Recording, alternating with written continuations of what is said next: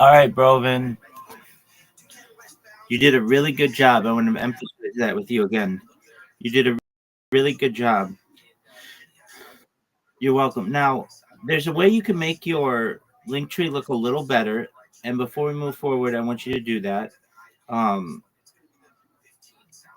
So the one that I sent,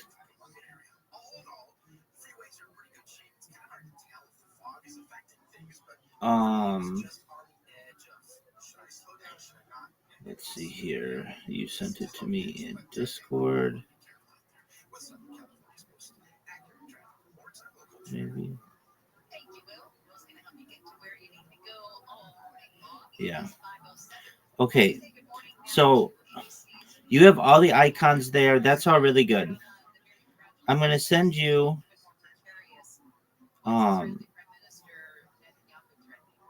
another version.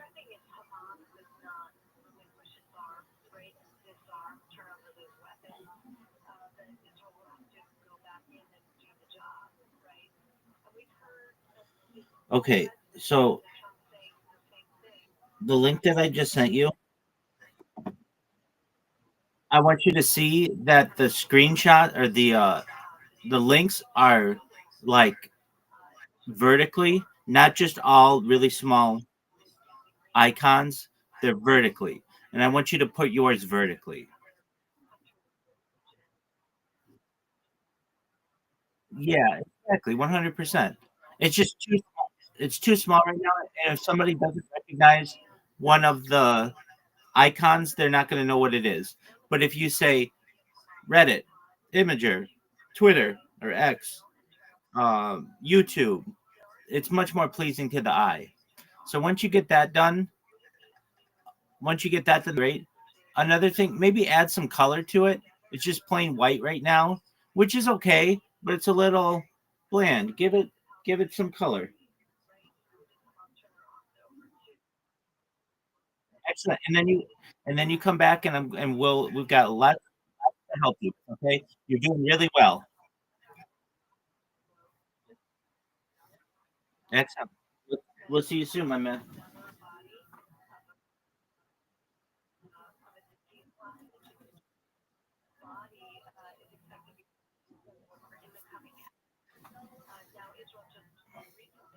Somebody say this, so he's saying it. I like your first thought that it's an ad drop. It should be rain. It's an ad drop for him and a missed opportunity for Dana. Yeah, to have a product placement there. So I was drinking Sure Shot. Nailed it. Let's see. Oh, I took a sip of water. Why does he talk like that? It's different from putting the hand on the chest. It's the same vibe. Sure, and why is his finger in his mouth? One shot goes from he goes finger in his mouth, or making a point back to the mouth. I want to have it. I don't like to be took a sip of water. Some about that seem real feminine to me. Oh, man, I'm not buying it. Yeah, that's why we want to make this year. It's like, that's not, you don't sound confident, dude. Are you picking that up from like all the serial killer stuff that when they do, interrogations and stuff like these guys? Yeah, a little, yeah. They don't like his body language. Wow. Just trying to get him to saying body language. He's like, remember we talked about, you were talking about body language before? You remember? Oh yeah, body language, man. Nailed it. I don't like a skin language. But yeah, that's all the clips for this week, dude. See you next week. Join the Patreon. Remember, we are doing live TMOs. We're doing all TMOs in May, like we normally do, and then live. We're switching to live TMOs in June. Wednesday nights. Bye. The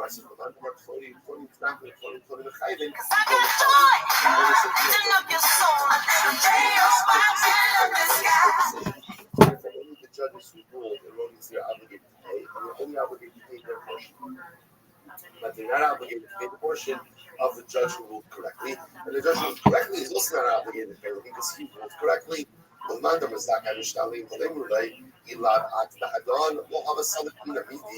again, we'll say it's interesting. The one who says that we just put it out, we left the decision as a decision. Why can't the judges who ruled correctly see if the judge ruled incorrectly? It's your fault. Had you not sat in on this very Torah, there would have never been a binding psak halacha, because there would have only been two. And had there never been a binding psak halacha, we would not be obligated to pay. Which the Gemara says, this is incredible. So Rabbi Yochanan Amar Zakai Rabbi Yochanan says, whatever case a decision must be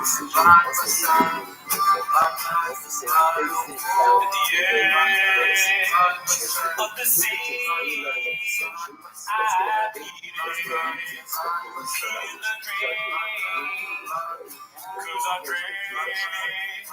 drink of the good.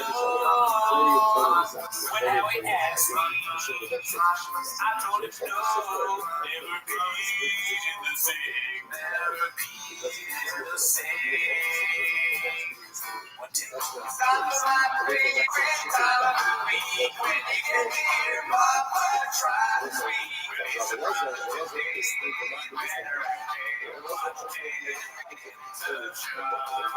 welcome back to 10 Minutes of Shop. Thanks for tuning in. As always, join the Patreon, join the Discord, join the Reddit. We go live on Wednesdays. Follow our other show, Raccoon Tweeties, that comes out on Thursdays. And you get early access to T-Notes if you subscribe to the Patreon. On the Patreon this week, we watched Tim Dillon's new special. Do you remember what it was called? I'm Your Mother. I'm Your Mother, okay. I'm Your Chef. Anyways, that's not why they're here today. I'm your girlfriend now. That's what we're looking for. They're here to watch Tim Shop. Yeah. So start the timer. Play the chick clip. Alrighty, we are ready to move to Austin, folks. I think it's happening in May, right? Yeah, I think so. I think that's what's going to happen. This first one's posted by Riff Raff the Alley Cat. I thought I was in the kitchen on my day off when I came across this. It's a Goodyear Police Department. A cop in action. It looks like a shop. It looks like it's just a cop. Whoa. It looks so much. That guy looks so much like Shab. Yeah, long lost Latino brother. Damn, dude. Can you imagine getting pulled over by Shab? I mean, me and you probably not gonna hit me for us. That would kill us. He will not leave us unscathed. He'll pretend like we're, how's it going? He won't even ask if we have a gun. I'm gonna carry an extra Diet Coke now from now on, just in case. Hey, I got a Diet Coke here. He's like sick. Shab pulls people over and he's like, all right, I'm gonna show you my license. Yeah, my license, my registration. I'm a cop. Shows her wallet. I would want to be a cop just looking cool. You're good. Yeah, you know, just to like make their day, or I guess I don't know, like if you have a gun. The next one is going to be posted by Icarus Lives. It's called Pimp My Truck, and I think it's a clip we already seen. Let's see. What's up, guys? It's a special Friday here. I told my brother-in-law Steve that I was going to Austin very soon. Today's the day. When we first got the car, we were all jacked up. But the former guy said, he's going to check this out. I opened the door.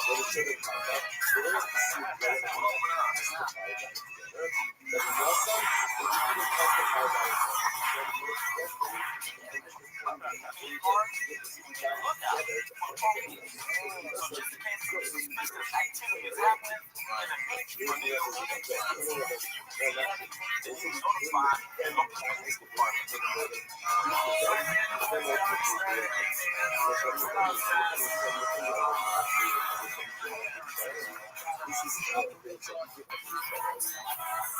There's a company called ViralRabbi.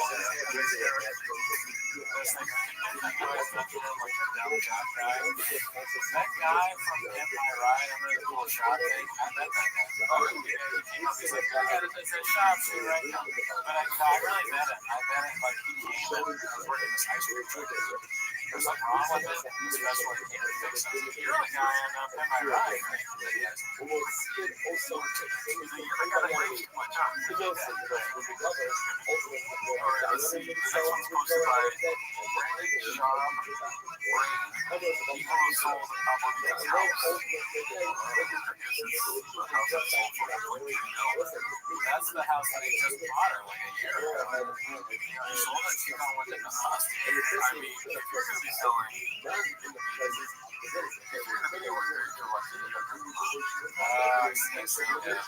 also,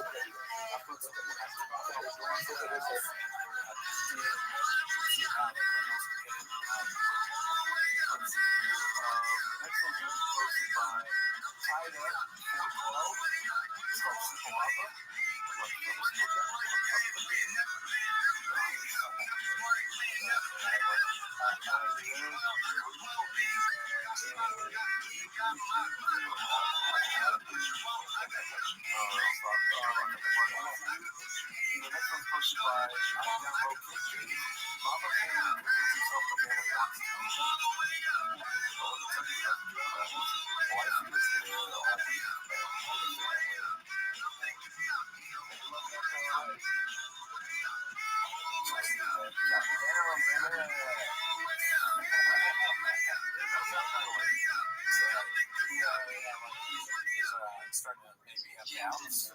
He doesn't want to leave. I greet everybody in the house. I see wonderful. That's everyone.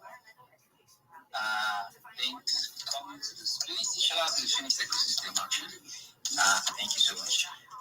Black Bull, great you, my guy. Please, I'll be passing the mic round later on. Or please, let's just do some.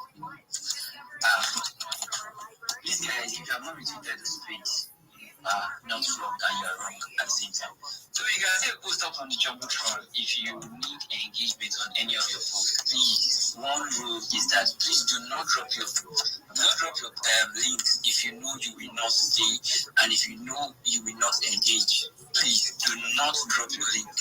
Please, I beg you. A lot of people did that yesterday. They just dropped their links and they left. And some of them, after being engaged on, they just left the space. Please don't do that. I beg you. So much here I have to leave you.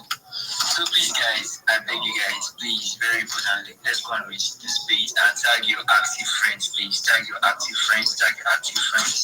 I see my idols in the building. I see Lady Jade. I see wait, Lady Jade. No, this cannot be Lady Jade. That's not possible. I see DMB with Rams, Vinti, Polo, Wagwan, Steve Jobs, software tech, okay, software tech, Wagwan man. The blog do Malga have a sneaker site. You don't think I don't see the new site. I don't maybe not with the new site where I know maybe. So please guys, let's return the space. Welcome to Shoot and Engagement. O'clock for new projects, newbies, small accounts. We have those in the building who can answer your questions. So if you have any questions as a newbie, feel free to come up to the MIC section and request for them. As long as you are following the host and the co-host and you have registered the space for sure, your mind is going to be accepted as no time wasted. But if you come up and you have the mic, please watch your time. You are not giving more than 2 minutes. So after we are done with the engagement, you have all the time. You can even just still, the kingdom come.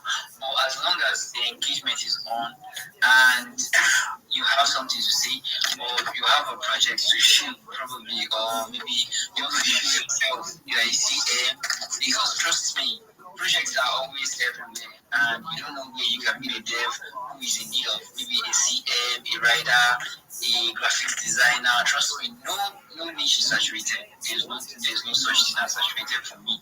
Trust me, as long as you are good at what you do, you are highly needed. I'm sure of that. So please guys, real quick, let's retake the space. Trust me, please guys, this space is going to be wonderful. And when it's time for the engagement, we are going to wrap things up. We're going to use the timer this time. And once, let me see, we increase it from 5 minutes to 10 minutes, because that 5 minutes is always kind of very, like, not much time before, there are some posts that you need to go through. And one hack is that, guys, please, you can use AI to reply. Everybody's using AI. Don't let any of your idiots deceive you, even though nobody does that. Don't be deceived. Everybody is using AI, Grok, GPT, Gemini. But as long as you're on X, Grok has been updated recently. So as long as you are like an engagement, maybe a reply guy or something like that, to me, Grok is very useful for me. Once I go to a post and I have no clue of what to reply, all I do is I just click Grok and I tell it, give me a short positive reply. Once it gives you a short positive reply, trust me, it's going to be good. All you just have to do is, clear the traces of AI so that it's not be too obvious, even though, it's gives you something very reasonable. Then you just copy and paste. So please, guys, we are going to be starting the engagement by 2:40. Reason is, if you have a post you want to quickly make, please go and make it now before 2:40. And if you have a link, if you have a post you want them to bring up, we are not using the retweet section, but retweeting is one of the criteria for your post to be brought up. We are using the post on the Jumbotron. If you are here for engagement, please drop your links up on the Jumbotron. There's a post there where you can drop your links, and then make sure you can see the instructions there. You must have retweeted and followed the host and the co-host. I'll be passing the mic round before 2:40. So please, guys, do also come up and ask your questions. If you have questions, show your projects. Come and give us those alphas. We really need them. Like me, like this. I really need alphas right now. Before I pass the mic, I'd love to hear from my hosts and from my two co-hosts. My wonderful. I don't know if it was a bad. If I don't say bad, the language is vexed now. Wonderful. I didn't need that quick. Sorry, Rabbi, I'm going to pass you the mic. Let me just hear from my co-host real quick. Dollar Queen, are you there? Yes, I'm here. Hi, everybody.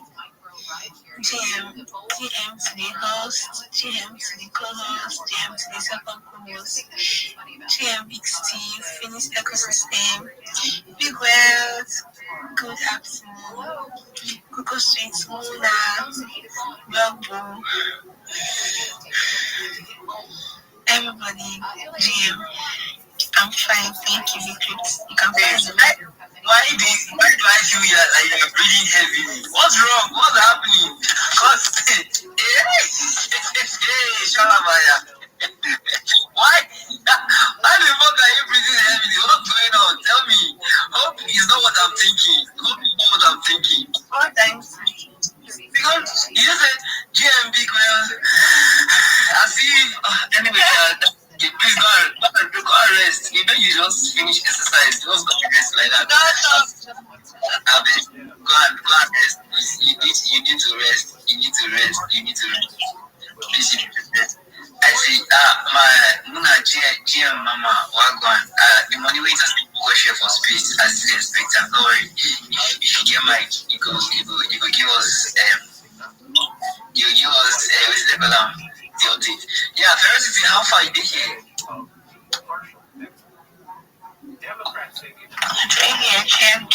Give me the mic. No, I need to give him the mic now. Make I hear from my co-host now. Ferocity, how far? You don't take. No, not mic. Just give her mic first. Later, I cannot talk to them here. Always. I'm not the game you want to. How can you do be? No, not try that one. Though. I know your strategy very well. You know they work for my side. You already know me. Anyway, Sha, please, I'll be passing the mic around to everybody. Before 240, trust me, we are going to pass the mic around. But please let me go from the hands that I raised up first. Muna is the special person. If I say sure, we're coming there. Make sure you get that money from her. Not be only to the callers. Make sure you get that money from her. In fact, if I have mic now, I'm going to put up for your mind. May everybody here be the slapper. So, Rabbi, how is it going over there? Every day is a holiday, every meal is a feast. Do you mind if I tell you about what I do? Sure. You were here on my space yesterday, so I didn't forget about it. Excellent, and that's my job. I don't want you to forget about it. I'm Rabbi Rothschild. I'm live on YouTube 24 hours a day, 7 days a week, 365 days a year. I've been doing so, streaming my life 24 hours a day for more than 4 years. This is the biggest event in global history. It's a time capsule of human development. It's a timeline of human achievement. You should know that in the 1990s, Bill Gates coined the phrase, content is king, and I'm making it true today. I'm king of the internet. You should be aware that data in 2018, according to The Economist magazine, overtook petroleum as Earth's number one resource. And I have more data archived than anyone ever. This is an incredible feat. So, what does this mean for all of you? Well, it means that I potentially am going to be a very influential person someday. And if and when that happens, I want to make every single person in here, your friends, your family, independently wealthy. I don't want you ever to have to work again, okay? You're all in here. You're all recorded on my stream in the annals of history, and I'm going to make sure to give you everything that you need so you never have to work again. Your friends, your family never have to work again. I want to give you generational wealth, and I want to make sure that you're able to start charities and philanthropic organizations of your own. In addition for streaming my life for world peace, I want to help end world hunger through the use of technology such as agricultural drones, floating greenhouses, saltwater greenhouses, things like vertical farming, hydroponics, cloud seeding. I want to help end world thirst. I'm sponsored by a cryptocurrency that's worth about $100 million. And one of the things that we do is we build wells in developing nations like Nigeria for the less fortunate. Additionally, I'm an advocate for the LifeStraw program and most importantly, desalination technology, where we pump Earth's seawater onto land to make it drinkable. If you want to connect with me, if you're a reply guy, if you want to improve your pitch, come to my Discord. It's in my name. It's also in my profile. I'm willing to help you whenever I am awake. I'll make sure that your social media looks really great. We'll go through your pitch. We'll make sure that you sound very professional. I'm willing to help you in any way possible. So with that, I want to thank the room and thank you all for the opportunity to be able to tell you about what I do. Yeah, thank you so much. That was sharp point. You didn't take too much time. Okay, now moving on to the next speaker. I want to pass the mic to Finty, right? Yeah, Finty. Welcome, please. What's your time? All right. GF, right? I mean, the double co-host, this is your host, still. Anyway, GF to you guys. Actually, this is the voice of VT at the face of VT. Actually, I'm fucking here to connect with people. Anyway, I mean, the double co-host of this is your host, still. Anyway, GF to you guys. Actually, this is the voice of VT at the face of VT. Insurance costs go up when the Obamacare exchanges. Republicans would say, yes, that's 20 million, but look at the millions more who are affected by everything else. Right. And so it goes. ABC Stephen Portnoy, thank you so much for the info. All right, about 200,000 people converged on downtown LA to celebrate back-to-back World Series championship wins for the Dodgers. Jacob Martinez came in from San Bernardino to celebrate. It was awesome. All the Dodger fans showed out. You saw Blake Snell, Clayton Kershaw. You're glad to see Kershaw happy on his last run. It was awesome. Everything was good here. Golden. Police say they had to disperse the crowd a few times and 2 people were arrested. But for the most part, the crowd was celebratory and friendly. A CHP cruiser was vandalized and some fireworks were shot off into the air, but no injuries were reported. A group of LA teachers has gathered to show support for a high school senior who's being held by ICE. 18-year-old Benjamin Guerrero Cruz was grabbed by federal agents several weeks ago in Van Nuys. He was found walking his dog near his family's apartment when it happened. The teachers think he should be allowed to finish school.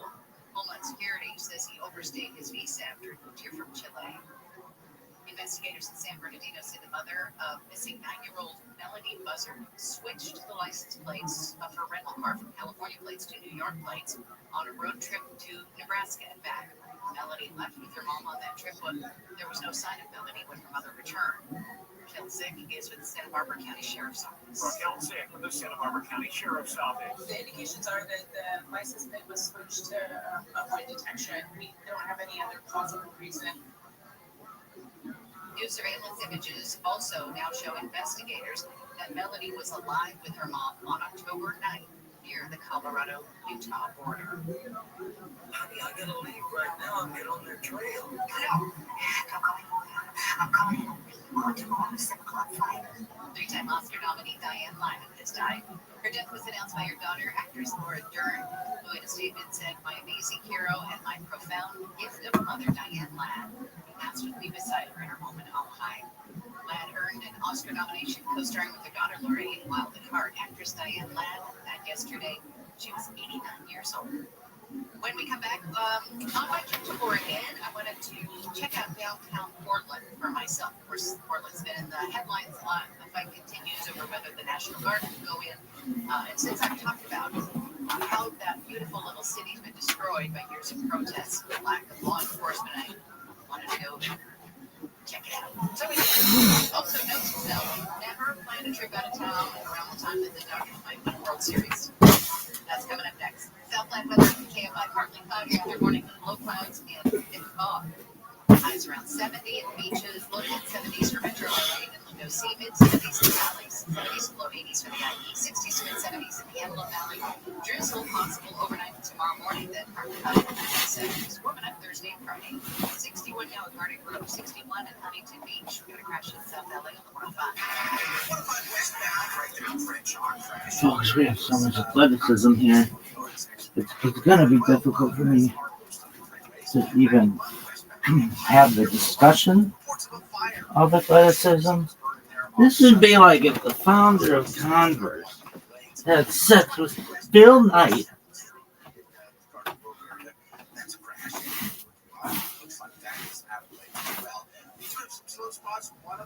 On Mount Kilauea during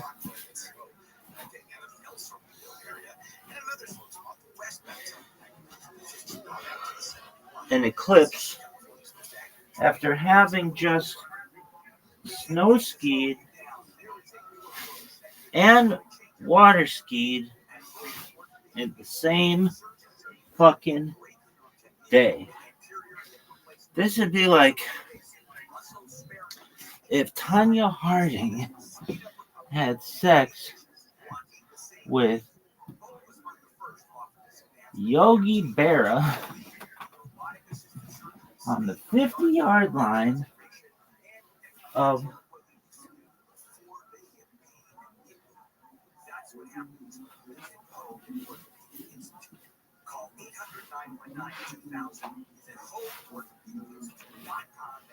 Husky Stadium while crowds of people watched from boats in attendance.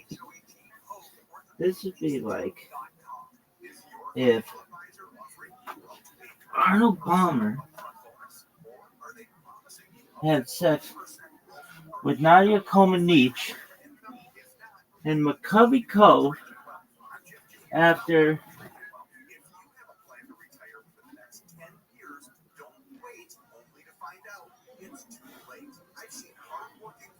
Tish Bob. This would be as if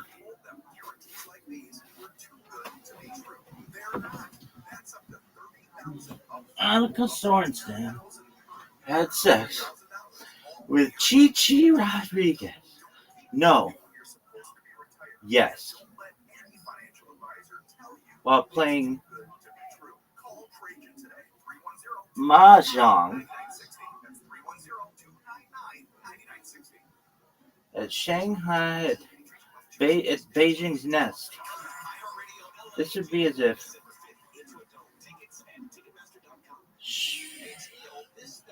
Cheryl Swoops rode Secretariat into the Coliseum to have her way with Ted Williams. That's the type of athleticism we're discussing here. It's really, if y'all didn't know, this shit is unprecedented. And it will not have a precedent. It refuses to have a precedent. Bitches call me unprecedented. They're like, oh, that's unprecedented. They don't even call me rabbi. They're just like, hey, they do out of politeness, but they know I'd be fine if they just like, what up, unprecedented? Why? Because this motherfucker gonna really try to put it into terms that you're gonna understand. This would be like if Aaron Boone had sex with Patty Berg at center ice of Joe Louis Arena on Flag Day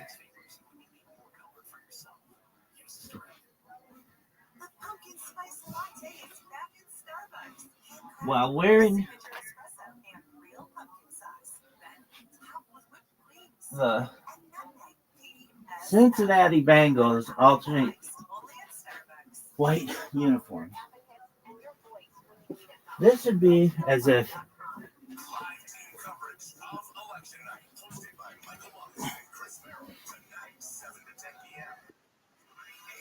yo dog, there he is. How you living, pimp? What's good?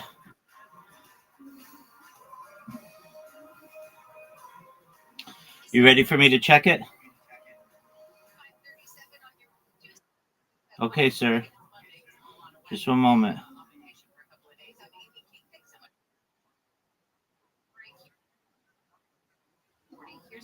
Hey.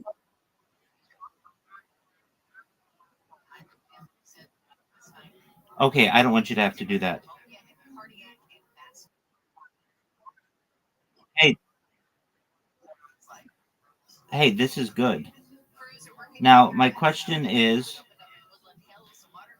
you've got like 5 here: Instagram, personal website, YouTube, X, Spotify. That's all good.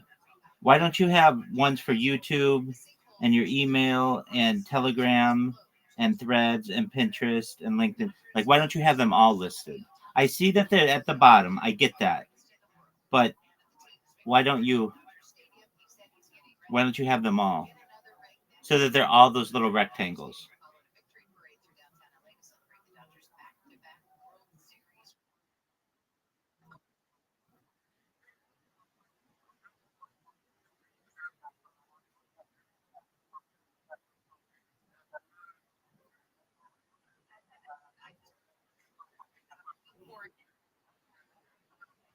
Absolutely. And you're doing really well. You mean vertical? I just want to clarify. You mean vertical, right? Up and down. Yeah, but this is really good. It really is. I mean, and don't you see why it's important for you that when you are a brand ambassador or Web3 leader, somebody can say, okay, I want to see what you've done before. I want to see your projects. I want to see your social media. And it's all there in one link instead of me sending you a message saying, what's your Snapchat? What's your Kick? What's your YouTube? What's your Twitter? What's your Threads? Like, that's a lot. I don't want to have to do that. I want to see all your stuff at once, right?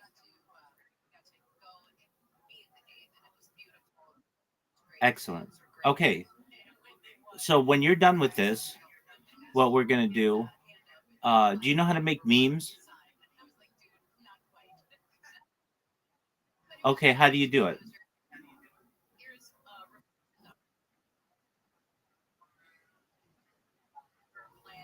Okay. That's good. Oh, that's really good. Okay, that's advanced. Um, okay, I'm gonna send you a website that just one moment.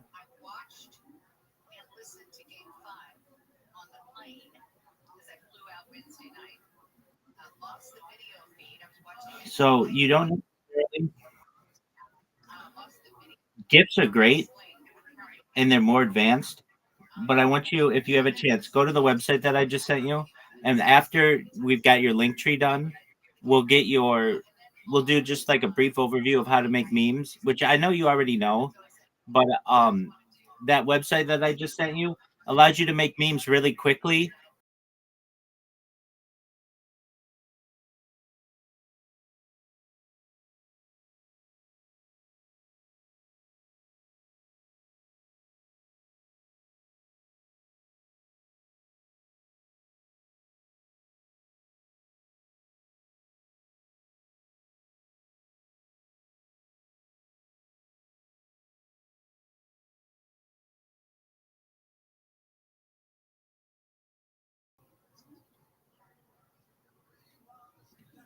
Yes, just bear with me.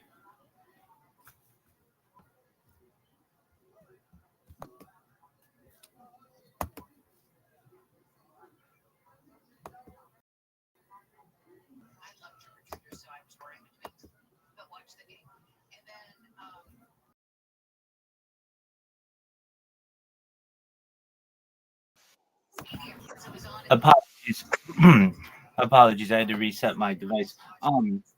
Hey, um, you see the website? Do you see the website I sent you? Okay, excellent. Good. Then you know what to do. Okay, that's phenomenal. Okay, great. So then we,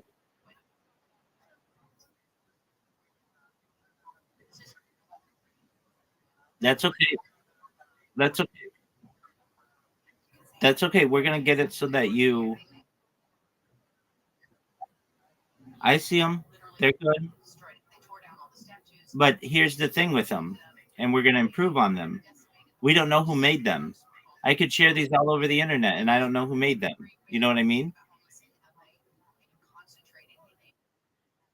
Yeah. So what we're gonna do, we'll teach you to do once you get your link tree, is we're gonna put your link tree link in the corner, and so then when people share it, they know who to go to for the creativity.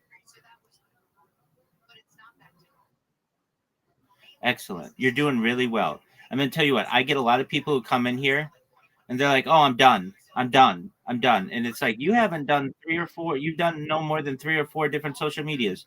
You, my friend, came in with an impressive amount of social media, and now we just have to get it to display correctly, and then we're gonna be off to the races. Then what we're gonna do, we're gonna make sure you know how to make simple, easy to understand memes that market yourself, and then we're gonna go through your pitch, your 1 minute elevator pitch when you're telling projects about what you do and who you are. And we're gonna make it so that it's really strong. And then if needed, we'll go into Twitter spaces together and we'll get you some work, okay? That's what you want. That's the goal, right? Yeah, absolutely. Okay, so go make the link tree the way that you want. I like the pink, that's cool. Um let me look at your personal brand before you go, which is okay. It's a bird and a question mark, and it says "Omi coat." What does that mean?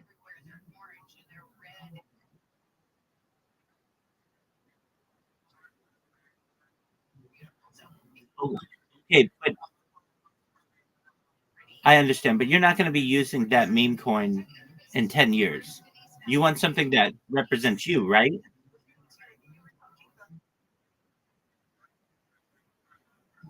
That's okay. That's okay. No, I understand. We can get you a website of your own if you need.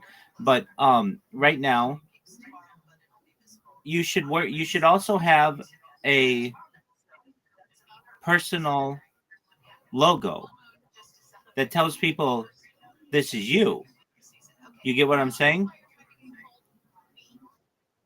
So if you look at mine, it's just a picture of my face, but it tells you something. It says Rabbi Rothschild, Guinness World Record holder, most time on YouTube. It tells you a story, and you want yours to do the same. Doesn't have to be exactly like mine, but it's good if you can get it like mine. And the reason why is you can put words in it and then tell people. So what would you say? I'm Broven Awa Bordier, best Web3 marketer. Or I would actually just put Broven Amber Bordier and then my link tree, like in the circle. You know what I mean? Like and so that when somebody looks at your text, they know all your social media right away. Does it?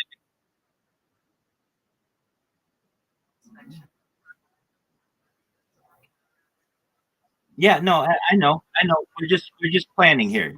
We're just planning here. Do you have the Canva app? Canva. Oh, you're the man. Good job, dude. I mean it. Like I don't normally tell you that you're on the right track, but you definitely are. Good job. Okay, so the Canva app allows you to do that curved text around in a circle. So what I want you to do at the top, put your name or whatever you want to go by, Broven Ambrodier, and then in the bottom circle, put your Linktree link, and then in the middle, pick a picture that you really like. It could be your face, it could be a pic like a logo that you've made, something though that you want to use in 10 years.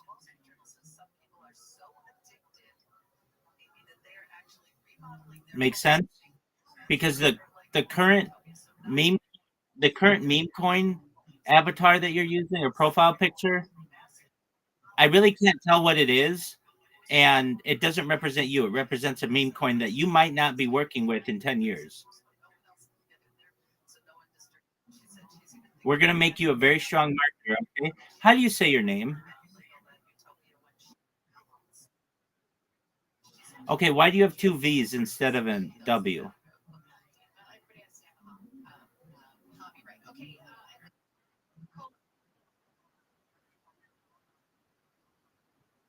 Oh, okay. Absolutely. Precious, you have such a beautiful name. I understand though you don't use it, so I won't call you that. But I want you to say, I want to tell you, your name is beautiful. But okay, so I'll call you Brown. And so Brown, what you wanted, but you have such a beautiful name. Oh, you were blessed with such a beautiful name. Okay, but what we want to do, Brown, is at the top of your like the top circle is gonna be Brown uh Everbordy or whatever it is, and then at the bottom is your link tree. We'll work on that in a little bit though. Right now you get the link tree the way that you want, and then we'll work on your personal logo, okay?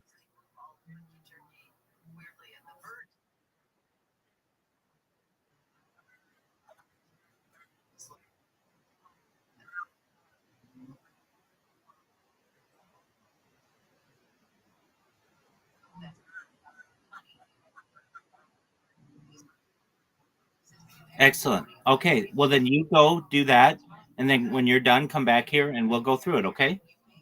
You're on the right track though. You're really doing well. Okay. Excellent. Take care of that. You're welcome. Thank you. It's not Trucktober anymore, but we'll say it's Trucktober, and then I'll get the new liner tomorrow. At your Toyota dealer, check out the biggest selection of Tacomas and Tundras. We make it easy. Fresh and Seal Beach, 405. It's going to be the 405 southbound as you try to transition to there and a few brake lights, nothing too major. Where we had that earlier crash on the 15 in Corona northbound on the 15 to the 91, we're kind of clearing that. But down in the backup, there's yet another crash, 15 northbound at Ontario Avenue in the left lane. So big delays all the way back. I would say the slowing starts all the way down, basically to Mescal Canyon, way down there. If you're headed east on the 60, Shout out to Precious. What a beautiful name. just popped up there in the center divider. What's California's most accurate traffic reports? I'm Will Colesrider. Hi, I'm John Coyer. I still have my father's old box. The handles worn, the latches barely hold, but I have it as a reminder of where I started. My dad taught me that the tool doesn't matter as much as the hands that use it. He believed that skill, honesty, and a respect for people turn an ordinary job into something that you can be proud of. That's why at Motor Hero, we focus on people first. Tools break, technology changes, but treating families right, that never goes out of style. In the end, it's not about the Box is who you trust into your home. Real Hero Plumbing, real people, real service, and a promise that every job is backed up by a personal guarantee. Thank you. Visit our website, realhero.com, to schedule your appointment today.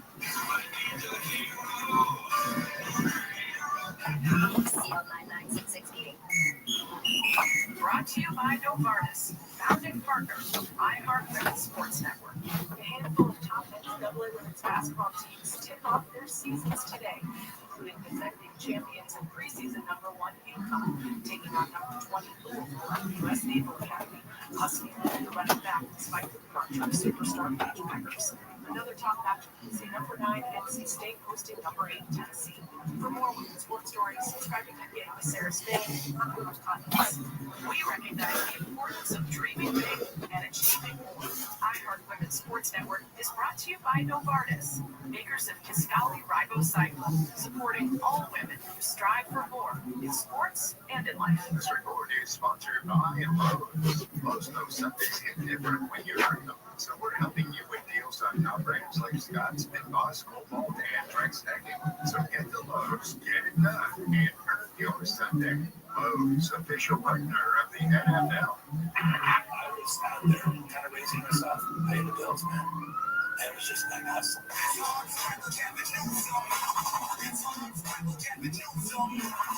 What the bleep is he talking about?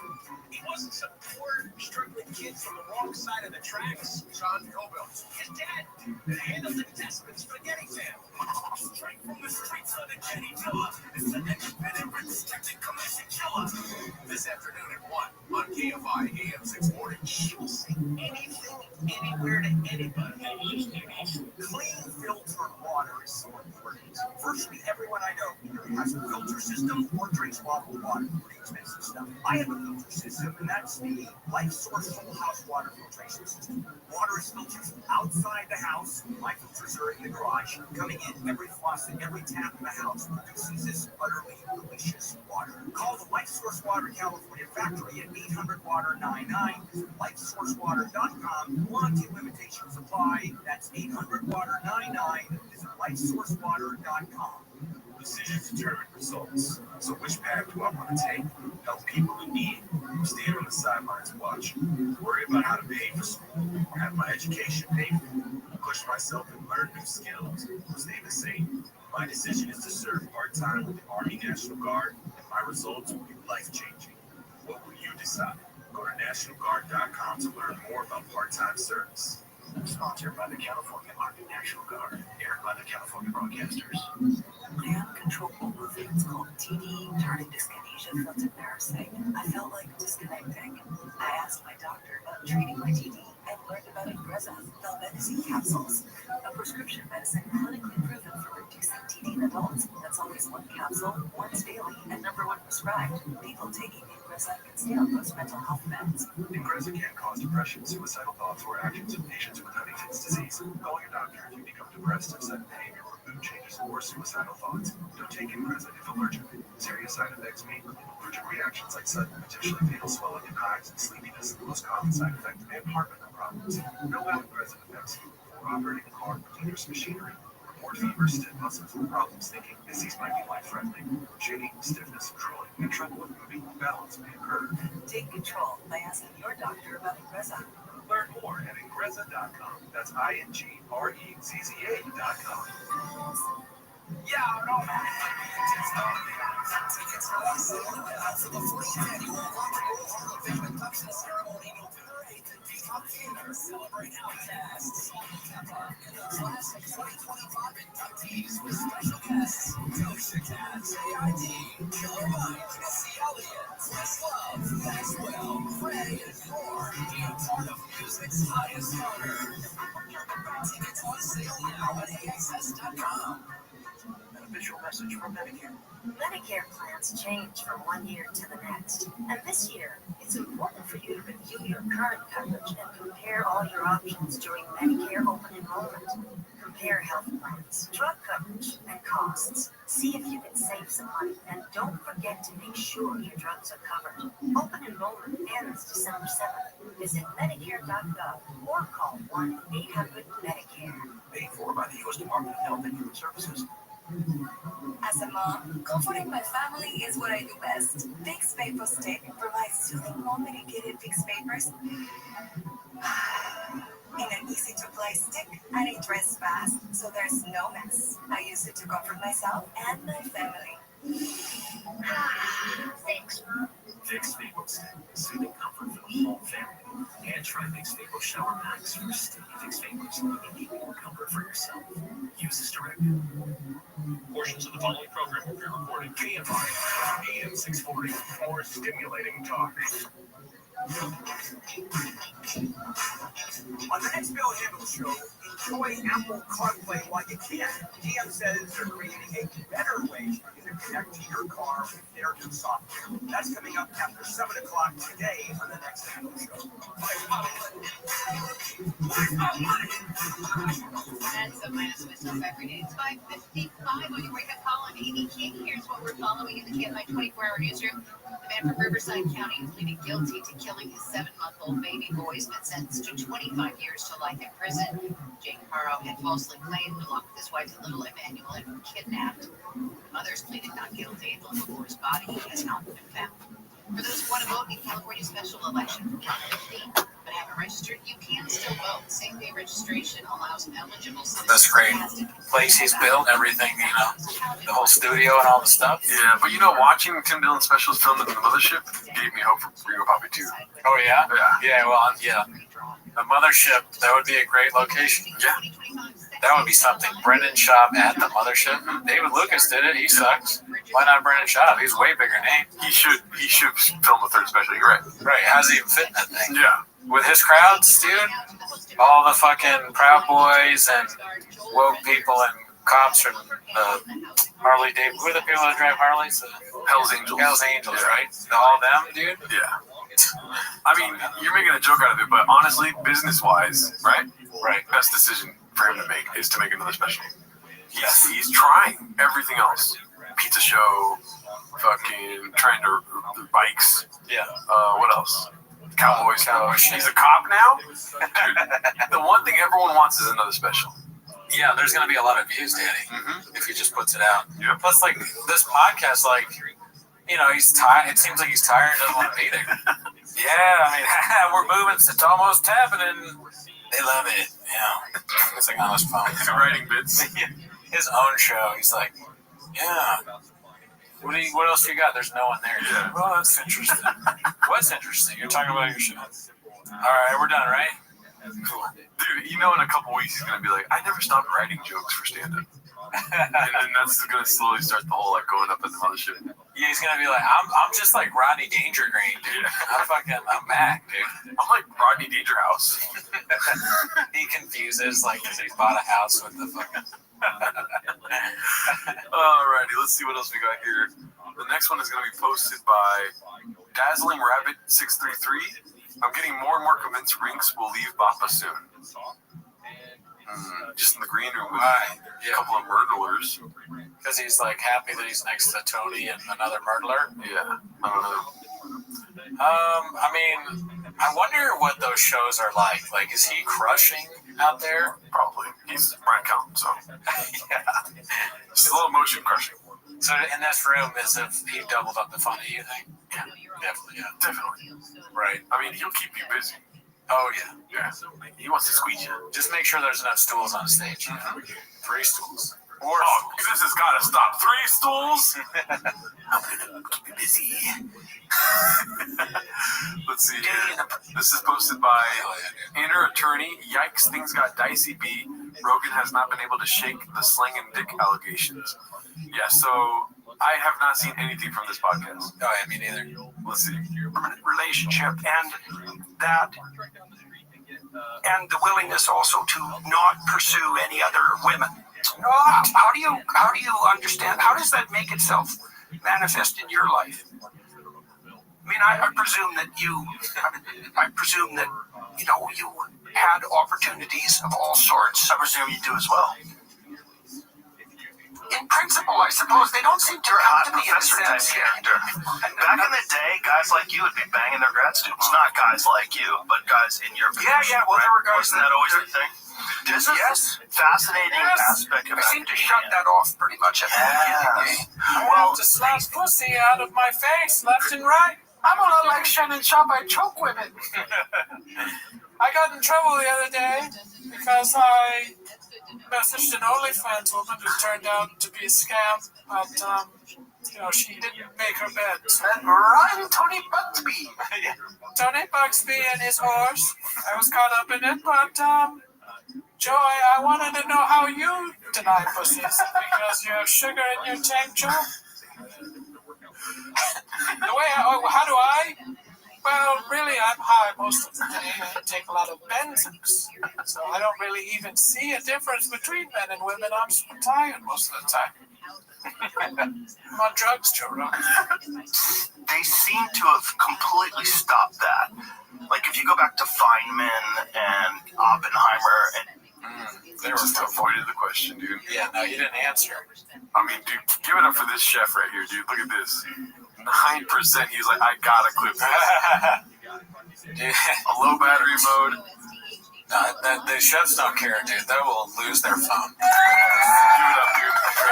Great guys never met him. They were talking something about Oppenheimer, dude. More like Oppenheimer. They're fucking up and slammer. Yeah, it's like Oppen boner alert. Just make it Oppen boner alert's good, dude. There we go. Oppen jalapeno emoji. Robert Oppenheimer. Let's see here. Oh fuck, dude. That's somebody else's. I didn't think that. Dude, I still like it. Oppenheimer's great. Haphazard posted this R.I.P. Clint. What do you think the R.I.P. is in reference to? Something about him choking him again, maybe? Let's see. I'll take some. that shit is sad. God damn it, I'm a couple weeks late, dude. I'm wearing my fucking cowboy getup today. Oh, yeah, we haven't even commented on the hat. The cat is hysterical. The cat? The cat. Yeah. Jeez, I said cat. I'm losing it. It took me a couple rains to put this thing on today. Oh, yeah? How many? 2. Couple. Okay. Oh, a couple, yes. Yeah. Bad Chip. Chip is as good as Chip could be. Chip was Chip's a great functioning alcoholic. Very highly functioning. Yeah. He is a highly functioning, highly efficient alcoholic and creative user, which also means he's a drug addict. Yes. Let's be honest. Yeah, I'll take some out. So we're gonna have to go with some out. We should do like a little course. Yes, for the course. Well, when was the last time you went to the doctor and really got checked out? Last fall, let me tell you something. Like 2 months ago. We good, Brian. I do have some hard stuff going on. You have some hard stuff? Some hard stuff. My resting heart rate is like 120. Oh my god. Art stuff. That's terrible. Is it? I don't really know. Resting heart rate 120, dude? What's it supposed to be? It should be like 70. You know, that's the one downside. The only downside I would say about rain. Like if he's in there drinking all the rains all day long, which how can you not when they're so delicious? They're so all over the place. This is like I would almost die for like if you had just put a sour gummy worm in front of me, I'm gonna drink it. I mean, they make new ones. This is a new one. Orange Dreamsicle. This is brand new. It's why he dies. Because he had too much orange dreamsicle. Oh fuck! I feel bad for him, but 120 resting heart rate is terrible. I wonder what's going on. He is also 70 years old. Yeah. He fucking no wonder he has resting heart rate. All the gunshots in his apartment, the food he eats. Yeah, if I heard gunshots all the time, my heart would be pounding. Yeah, pound of fish is not good for your heart. There's a dog barking while you're trying to produce a podcast. Yeah, why doesn't he leave the dog at home? Let's see. It's bad. Your resting heart rate is 100. Not all the time, but there's chunks of periods of time when it is. Well, so that means this is not good. So they gave me some pills. Yeah, that's really bad, actually. I just tried to. Now it's gone down to 110, 109 with the pills, but that's still bad. You also have high blood pressure. Yeah, that's part of it. Yeah, Brian. That's why when we go to Austin, that Ways to Well place, whatever. Yeah, you need to do that right away. You don't need to be on a bunch of exogenous hormones. That's not going to help you. Just stop. Exogenous? You stop drinking and work out more. It's going to help you. Your job is to move more Stop drinking. Stop taking all the drugs. All the drugs. Or kratom. Yeah. Stop taking kratom? That's the first I've heard of that on this show. Wow, that's insane. He really is. The promo codes are ruining his life. Imagine you're like, what's a good arresting heroin? Like 150. That's the mindset. Fuck, dude, I'm a little bit worried about. They really do need chin to be healthy. That is wild. I guess it's because it's, it could be. Who am I to speculate? I don't know this guy, but you drink a lot. It's risky. It's risky for your heart. Yeah. I don't even know. I don't drink at all. It's true. The drinking and the kratom, I don't think is good for you. Of course, so what you need to do if you're serious is actually take your health more seriously, which means exercise and stop. I exercise, Brian, but no, the drinking thing is 100% something I need to absolutely. You exercise when? At least 3 times a week on treadmill. Okay, so I don't jog mostly. I do fast walk on a. His resting heart rate is 120 to 109. Yeah. He's got high blood pressure. He's got a heartbeat. Talk about it, folks. Do you know Chin is bleeding? What? You shouldn't be bleeding. And this is not good. You're gonna. It's very possible you could die. Listen, 5 kids aren't going around a long time. You're getting older. Chin's dying. It is possible that we'll get a call. This is what I want to avoid Chin. Oh no. Chin passed away in sleep. Chin, your respiratory rate's over 100. That happens. At the peak, it was. So I would have to measure it every now and then. We had to send to my doctor. Yeah. So he would be at 130. It would be at 130. 130 is mine is 60. And when it goes to drugs and stuff, like it's never been easier to get drugs. It's at the touch of a dial. That's right. Stop the track. It's at the touch of a dial. It's easy. And if it's not touch of a dial, if you're getting like recreational drugs, you can get other drugs. This is what my whole special is about. This is what my goal is. I can't wait. His whole special is about drugs and Chin. This is making me like, can Chin do it from a hospital bed? Like you see the studio, he's like in the thing. He's got an IV in. There's an episode of The Pit where it's, we got a podcast producer. His collateral nipple is failing. Dude, he's gonna have a heart attack. Probably not. Yeah, that's terrible. Stop drinking, dude. No more Tiger thing. Okay, no more Sure Shot. I mean, we could lose Chin at the touch of a dial, dude. It's a real, dude. He's a real. God might stop the tracks on him. It's a blockbuster situation, dude. Yeah, we don't know. That is horrible. Yeah, I mean, take care of yourself, bud. You got this show you're producing, you got After Hours. You are needed in this world, so. You're producing our show in a way. Exactly. Yeah. These clips that come out that you leave in stuff where they talk about how you're dying. We need that for sure. So, come on, dude. Stay alive. Let's see here. What do we have next? Posted by Busy Middle 8108. Papa finally admitting that when he told Rogan he benched 40, it was a lie. Let's see. And if you're pushing, right? Yeah. Well, that's like on Rogan. I told him, he goes, how many times do you do 225? And the most I've ever done is 40. So many times. It's so many times. I 100% believe it. Oh, yeah. I actually saw you do, but not to interrupt you, but I did see with my own eyes you do, I think you did 32 pull-ups. Yeah, I did. And you're a big guy. And you did them, and they weren't kidding. No, yeah. So then I did. Interrupting and stuff. Dick Cheney died. Because Jordan Peterson did the same thing. He was like, Joe, do you ever have to turn down women? Most powerful vice president in the like history of the would world. have to do that. And Brian did it 3 times. It's an art form in this universe, the Rogan universe, where you ask a question, pause for a second to make them think that it's time to answer it, but they go, but also another thing is China. It's really tough. Everyone, like Rogan said, everyone should have headphones on all the time. Even with the cowboy hat on. Yeah, dude, the cowboy hat, it's almost like, damn, are we already in Austin? Yeah, it feels like it. Yeah. Where'd you get it? My new apartment. Oh, yeah. Oh. It was already there. Somebody gave it to me. They made it for me. It says Gerardo Alarcon on the inside. See that? Oh, yeah. Gucci. It's 100% Gerardo Alarcon, it says. Damn, dude. I mean, you're almost there. Yeah. 225 this morning, 34 times. So I'm 6 off from my ultimate goal. How many times? 36. But I just gotta get this bicep back. One hundo, and I think the 4 I can crank out. That's a lot of. So you did it 34 times. 36. I'm sorry, 36. You did 36. I'm 4 off. You did 36 times. 36 this morning. I'm 4 off. That is a lot of weight. I know. I mean, that's pretty amazing. And when I said 40 on Rogan, I was like, I don't know about right now. Like, if Rogan was like, oh, do I get the gym in the back right now? No, you can do it. I can do it, but yeah. It's fair. You're in that exact moment. You are a freak. 35. I should have said 35. You are a freak. You're very strong. I know. I knew you were very strong. And I don't like, but that thing because. Like, I've worked out with bodybuilders, like people that, it's just like, it's so boring. Oh, so they got jacked up, and they're not very, it's just so boring. Yeah, who the fuck cares? Nobody cares. I did that once, but then I also was like doing, weightlifting stuff. It's like a conversation you might hear at the gym. Mm-hmm. If you didn't have your headphones and dating. But, that's one thing we talked about on the live is that, do you think that's boring? Should we do the thing where if you comment if you want to see it? We were thinking about doing a live where we see if I can just do 2 plates on either side, or 1 plate on each side, so 135 people at one time. We want to see if I can do that. Can I try it later today when I go to the gym?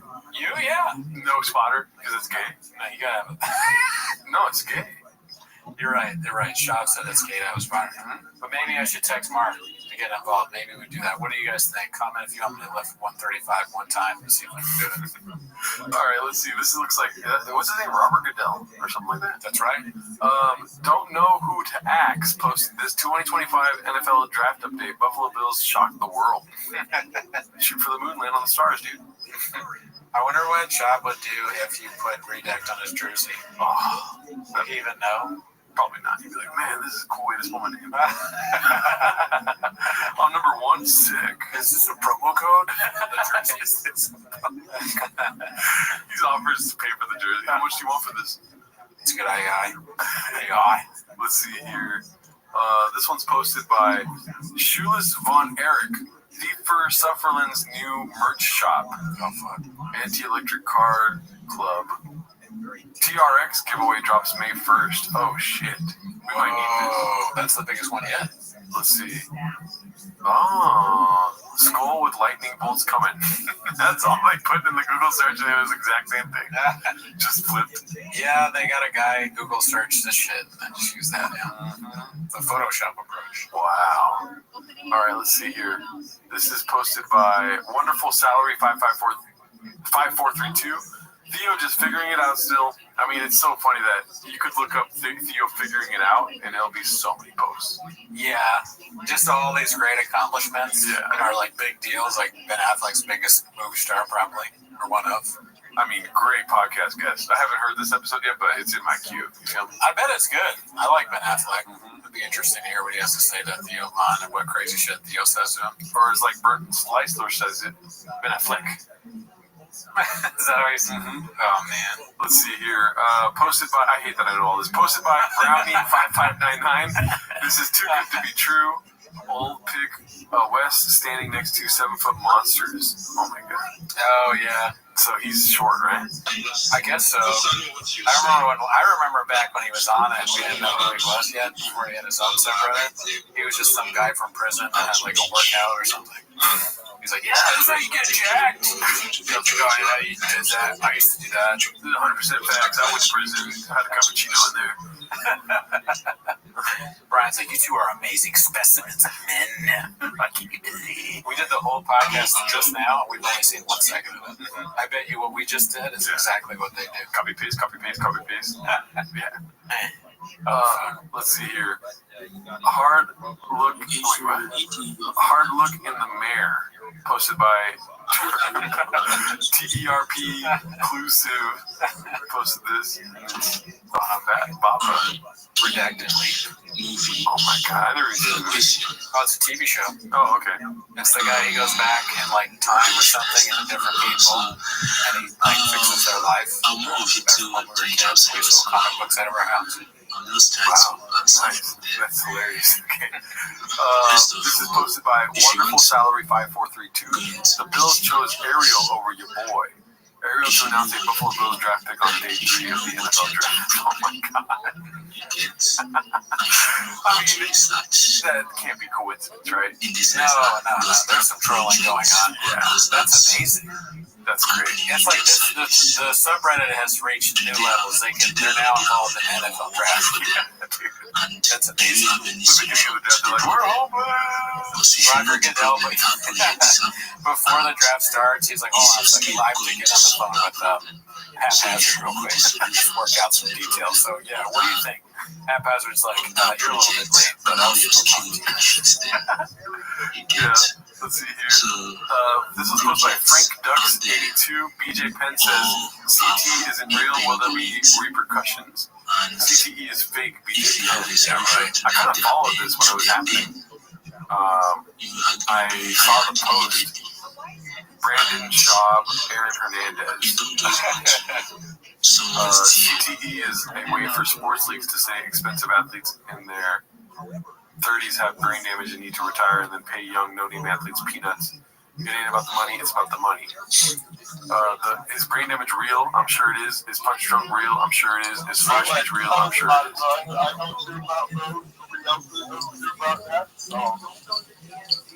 Absolutely. Thank you for the opportunity, Casey. My name is Rabbi Rothschild. I stream my life 24 hours a day, 7 days a week, 365 days a year for world peace. I've been streaming since the pandemic 24/7. This is more data than any person's ever archived on the internet in global history. We've seen the death of a queen, the birth of AI, the coronation of a king, and everything in between. If you weren't aware, data overtook petroleum in 2018 as Earth's #1 resource, according to The Economist magazine. You should know that I have more data archived on the internet than any person ever, which may make me an influential person. And if and when that happens, I want to make you, your friends, your family, all independently wealthy. If you're not already, I want to make sure that you have the opportunity at generational wealth. I want to make sure. Yes, sir. Absolutely. I want to make sure that we're going to make you independently wealthy. I want to make sure that you have the opportunity at generational wealth. And I want to make sure that you're able to start charities and philanthropic organizations of your own. I don't want anything from you. I don't want your money. You invest it where you want. I'm making you aware of the power of data and what we're going to do to help change your life. This is a timeline or a time capsule of global history. For 4 years, from not just one stream, not just 2 streams, but at least a dozen streams simultaneously, you have been able to watch my life. And it's not just a stream, it's archived. So you can go back to any day of my life for the last 4 years and see not only what I was doing, but what was going on in global affairs. This is a big deal. It's a real life timeline, real life Truman Show, real life Big Brother. In addition to discussing world peace and ways that we may be able to potentially achieve it, that's a big lift, I talk about other things to help the world, like ending world hunger through the use of technology, such as agricultural drones, floating greenhouses, saltwater greenhouses, vertical farming, hydroponics, cloud seeding. I talk about ending world thirst. I'm sponsored by a cryptocurrency that's worth about $100 billion, and one of the things that we do is we build wells in developing nations like Nigeria for the less fortunate. Most importantly, I'm an advocate for desalination technology, where we pump Earth's seawater onto land.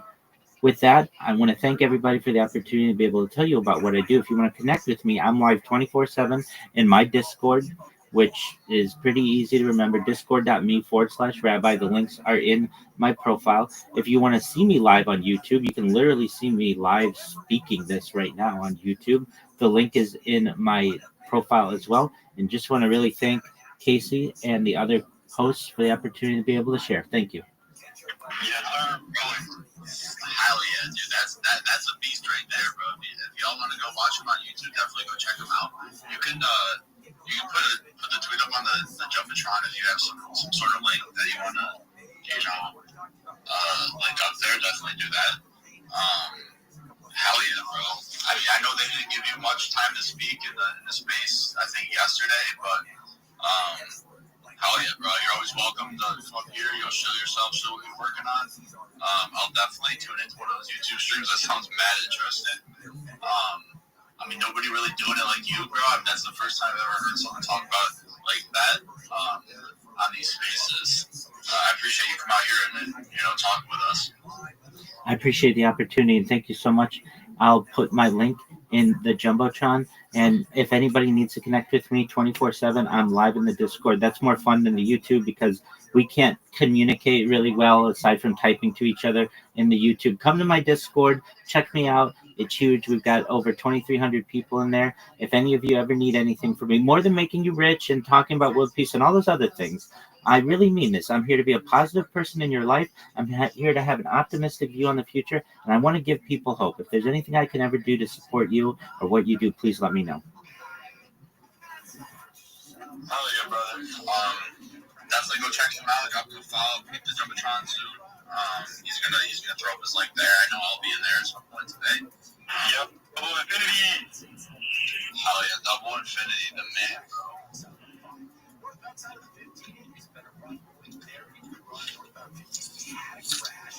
What up, Double Infinity? Request Double. What it do, baby? I invited him up.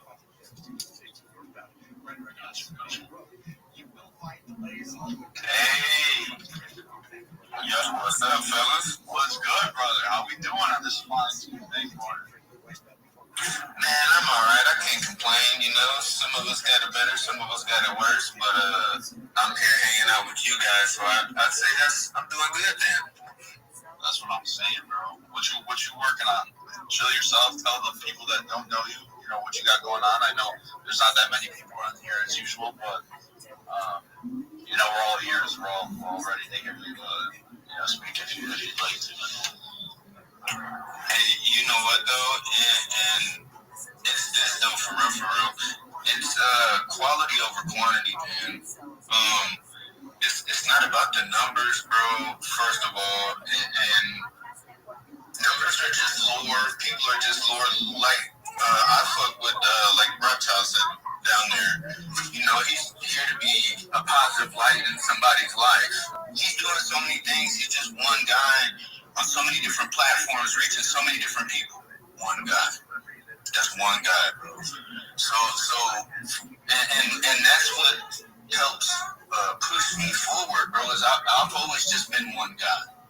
Adopted, see what I'm saying? No parents.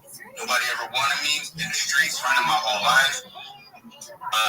Just always trying to seek validation from somebody and looking for somebody to mesh with because you have nobody. And that's because you think that one person can't change anything. You know what I'm saying? And at the older I get, bro, I'm now about to be 40. I realize that one person can do so fucking much. That's what they put in your head, the Matrix does, to keep you from trying. All of us right here. Yo, like, hey, what up, James? How you living, pimp? How many people's in here? I don't care if it's fucking 10. What's good, son? James, can you hear me, big man? James, can you hear me? James, do you speak?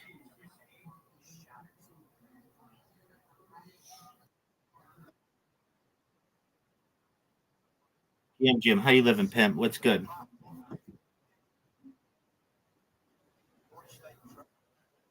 %, yes, sir.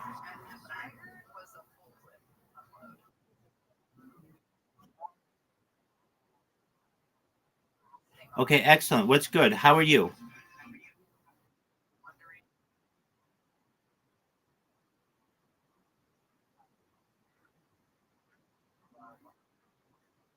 %. Okay, I'm gonna believe. On a different account.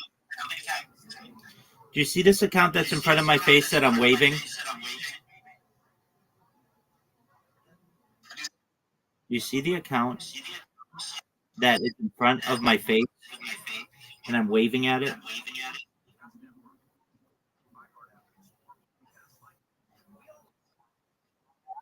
Yeah.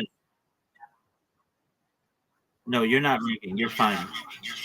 Can you see I'm waving in front of a camera?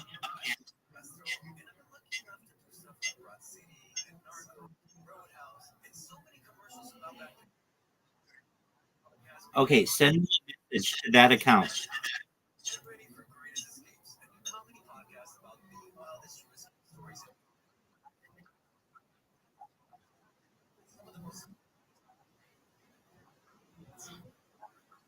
The one right in front of my face.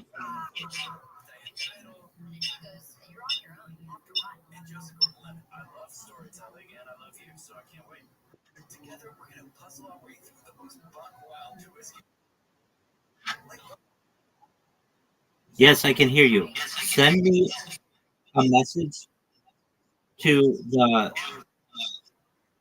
account that's. Yeah, are you listening to me? Do you see? Excellent. Do you see I have an account that's right in front of my face? It's waving at you.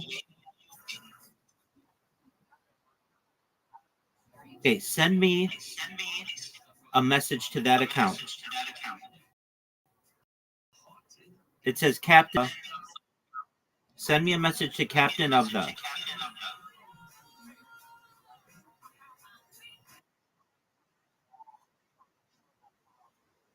It's the one that's really close to my face.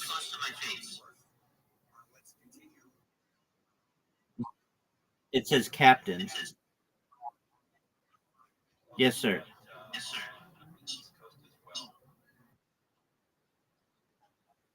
Okay. And then I'm going to change your life.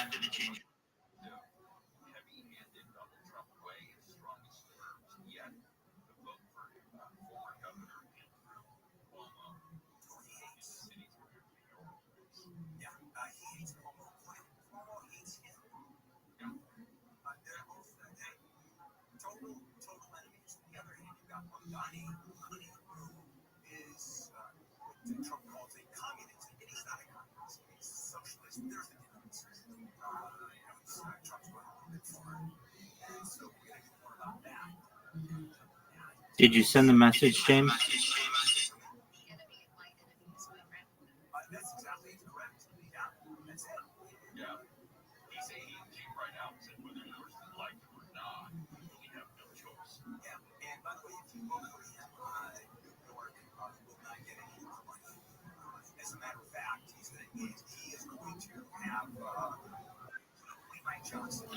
Yo, what's good, Trace?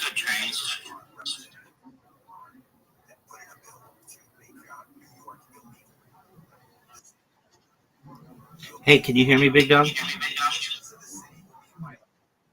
Yes. Yes, I can. What's good, my man?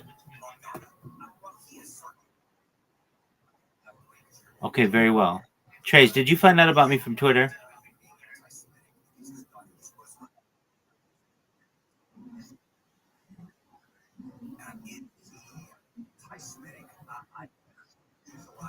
Oh, okay. How was that?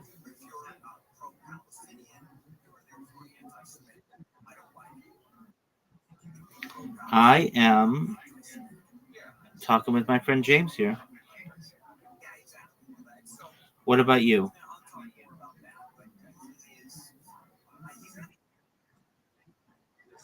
All right. What do you take in your tea?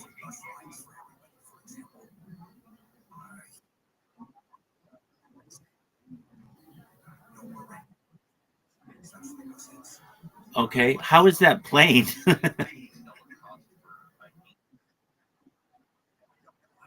Okay. Well, I'm just asking. Wouldn't plain tea just be plain decaf tea, black tea? Yeah, without any any milk or sugar.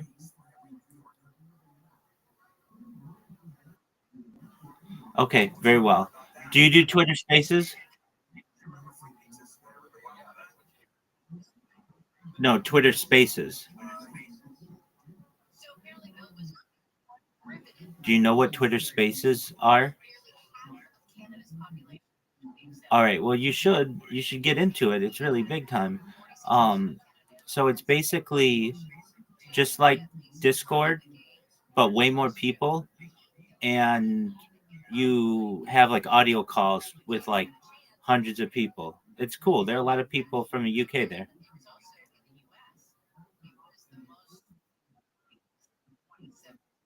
Oh, okay, that's not your deal. Okay. Well, then I don't want you to feel uncomfortable. I want you to be comfortable. Okay, so how was socialized? How'd they treat you?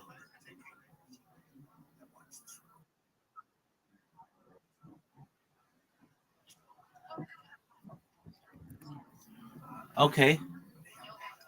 Are they being respectful? I've been chilling myself on Twitter Spaces, having a lot of fortune doing that. Met some really nice people. That's how I met James. We're growing the server, um, approaching 2,350 people in here right now, which is great.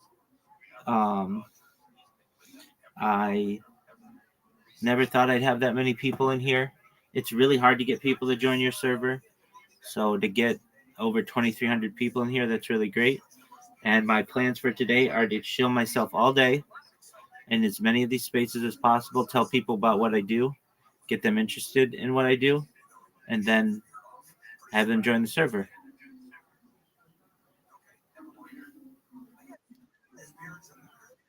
A lot of the guys do that though. They grow them and they Absolutely. You take your time, Trey. James, can you hear me?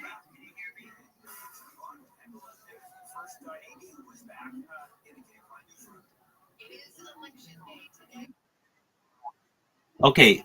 Where's the message you sent?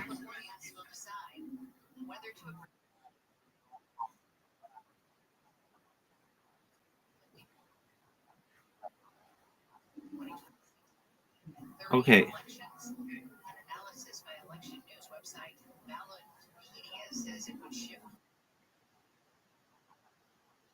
Okay, you got to be able to figure this stuff out. I'm gonna send. I'm gonna send you a message. I'm gonna send you a message. Check your direct messages right now.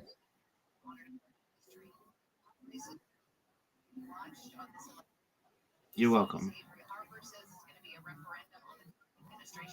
We could see anti-Trump sentiment be a mobilizing factor. So for the Republican Party, when you look at these off-year elections, they can be an uphill battle for the party in power. said the Democratic Party is trying to rebuild after losses in 2024. Former Vice President Dick Cheney has died. ABC's Karen Travers says he died last night. His family said in a statement it was due to complications of pneumonia and cardiac and vascular disease. Cheney served 2 terms as the vice president under President George W. Bush and was considered to be one of the most powerful VPs in U.S. history. Cheney played a key role in forming the U.S. response to the September 11th attacks and wars in Afghanistan and Iraq. When Cheney was 84. Months after a couple reported their 7-month-old baby had been kidnapped. Okay. The father's been sentenced for his murder. ABC's Robert. I'm sending you a YouTube link now, James. I want you to look at it and tell me how many live streams you see.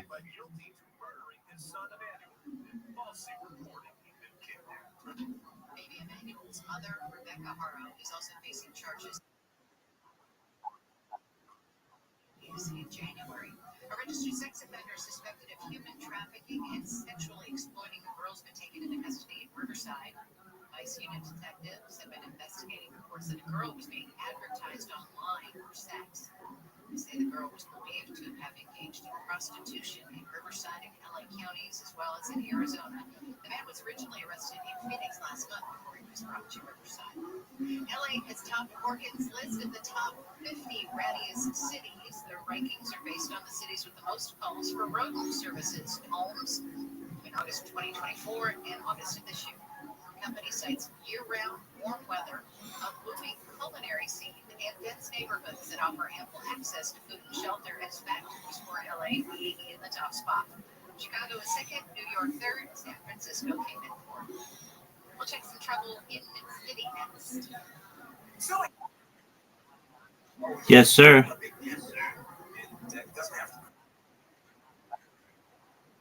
Okay, how many live streams do I have going?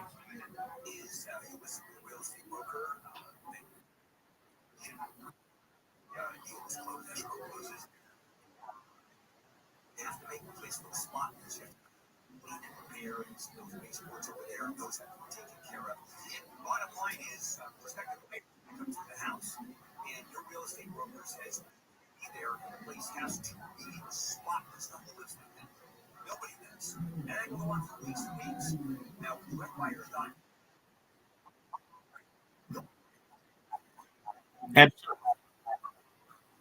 Absolutely. Use your computer. Because once we do that, we're gonna help. We're gonna help you. So don't worry.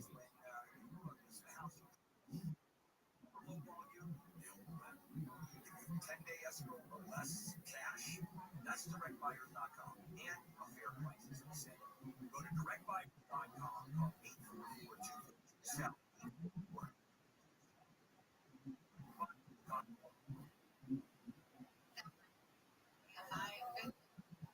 areas this morning. That's going to clear out, and we'll have partly cloudy skies for the afternoon. Highs around 70 at the beaches, low to mid 70s for Metro LA and Inland OC, 70s in the valleys, 70s to 80s for the eye, 60s to mid 70s in the Antelope Valley. That's drizzle possible overnight tomorrow morning, then partly cloudy with 70s. Warm it up Tuesday, 70s to 57 in Michigan, Buena Park, and we've got a stop in the 10.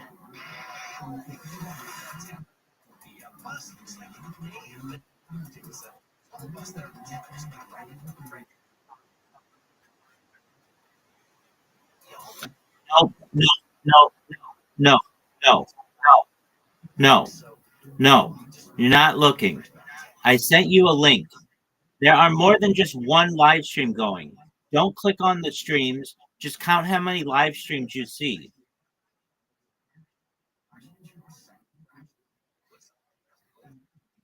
I have multiple accounts.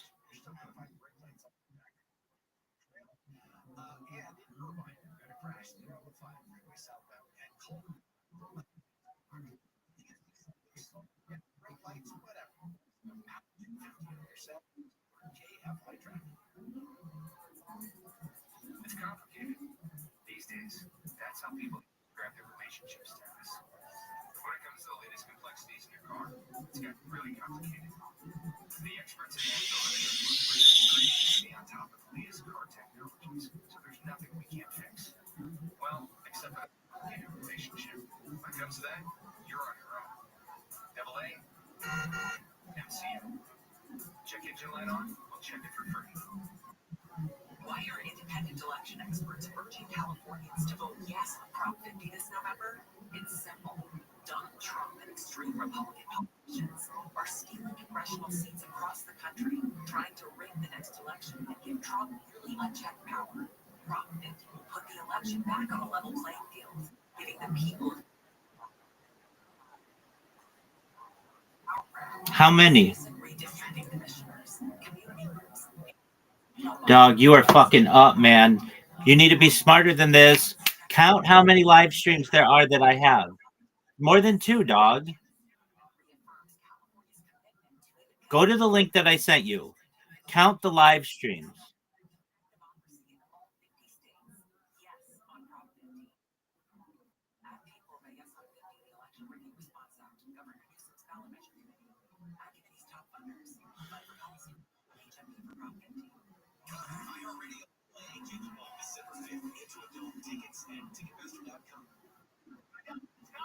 Let's talk about Cards for Kids. You heard the name, and you probably can't not hear the name now. I donated a card to Cards for Kids, and you could too. I went to cardsforkids.org, filled out a simple, quick form, and they picked up the card for free.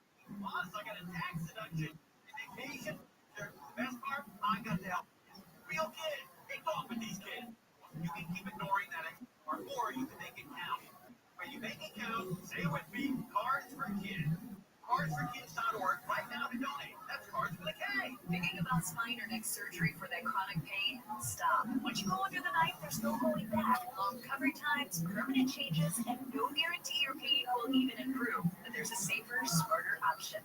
Bespoke Biologics. Advanced cell therapy is giving patients lasting relief. Without surgery, without steroids, without addictive pain pills. At Bespoke, our doctors specialize in treating herniated discs, degenerative disc disease, pinched nerve, and failed back surgery syndrome, using real-time X-ray guidance to precisely place millions of stem cells right where your body needs them the most. This is cutting-edge medicine that's helping real patients avoid life-altering surgery by harnessing the body's own power to heal itself. If you're at the end of your rope with pain, don't gamble with the knife until you've tried Bespoke. Get scheduled for a free telemedicine consultation. Financing is available. Call 888-326-STEP. Bespoke Biologics. 888-326-STEP. 888-326-STEP. The Evolve Black Friday is now at Big O Tires. Buy 3, get 1 free on select tires with paid installation. Or get 50% off a full synthetic oil change and 20% off any repair service. It's Black Friday now through December 7th at your local Big O Tires. Getting you back to your right pursuit. Orthopedic Institute. Call 1-800-919-2000. Delicious more from every time you walk out this go to lifesourcewater.com. For official rules and more information about contests on the station, go to KFIAM640.com/rules. Live team coverage. Night, 7 to 10 p.m. Here on KFI AM 640. More stimulating talk.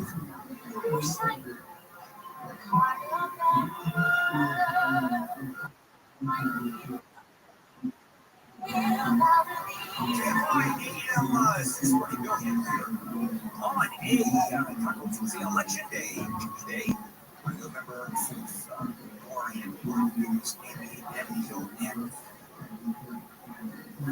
All right, you've got YouTube television, right? I do. Okay, so they're in battle with Disney folks and ABC and all of that, and already missing, I guess,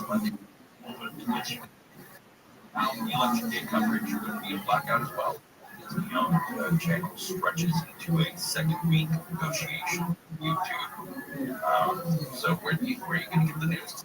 Well, usually I record ABC News, which I'm not going to be able to get. But I have NBC, which still works. BBC still works. And I watch those. Fox, I still get. So, James, I love you, dog, but you take too long. This is really easy. I sent you you couldn't send me a message. You can't count. I mean, you got to be able to count for me. I literally have people do this every single day, and they're able to do it faster than you are.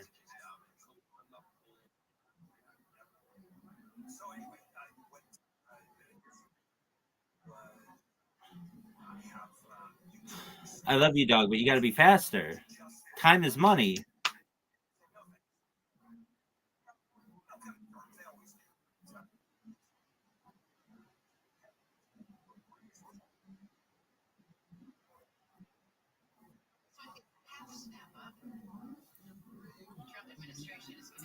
Hashtag Hawaii.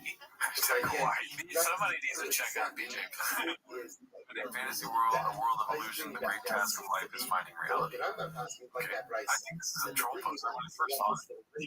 Actually, it sounds like a troll post that's like someone pretending to be him. No, it's on BJ. That's why he's trolling. I mean, he has for sure. Like that guy, he's fucked up. So the Brandon Chop comment is not jumping. I thought it was a joke. Is he for real? Whatever you need to hit me up regarding BJ, one of my absolute favorites. It's been going on. Not doing so well. It says the CIA says I have CTE. The CTE says I have CIA. Which is kind of yeah, that should be the definition for CTE. It's just that. That's when you know you're lost. When Brendan Schaub is trying to help you, you're far gone. That's rough. Well, for sure, when Brendan Schaub tries to help you, you definitely have CTE. Yes, I can. Let's see here. Maybe you're suffering with.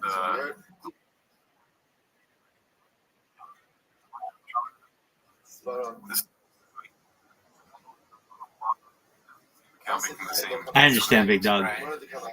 So he's in blackface. You can probably put him in, you take any movie and put Bappa in it. Nothing. You're not fast enough for me. I need people who are faster, James. I wish I could help you. The only thing I hate about seeing this is that there's no torches fixed to his face. You know what I mean? Yeah, you want stand-up back. That's...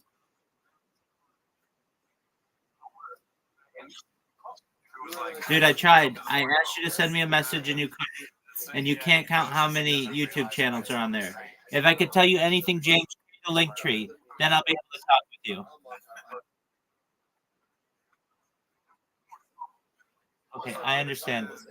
You're going to have to improve that. I'm going to tell you this right now, James.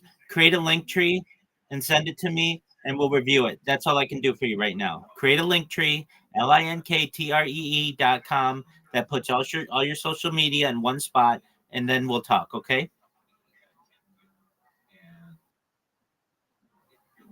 I'll send you a version of a link tree. You want to make your link tree look the same. So this is going to take you all day because you've got to create a bunch of different accounts, YouTube and Twitch and Twitter, and you have a Twitter, but all that kind of stuff. So just one moment.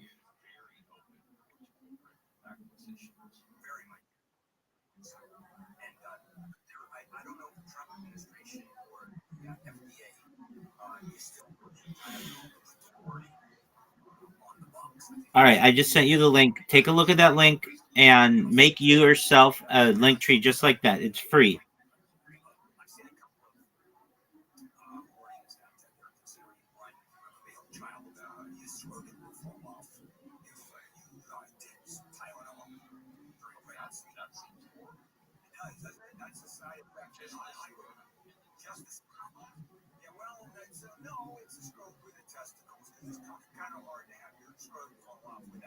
You know what? That didn't even work to begin with, okay?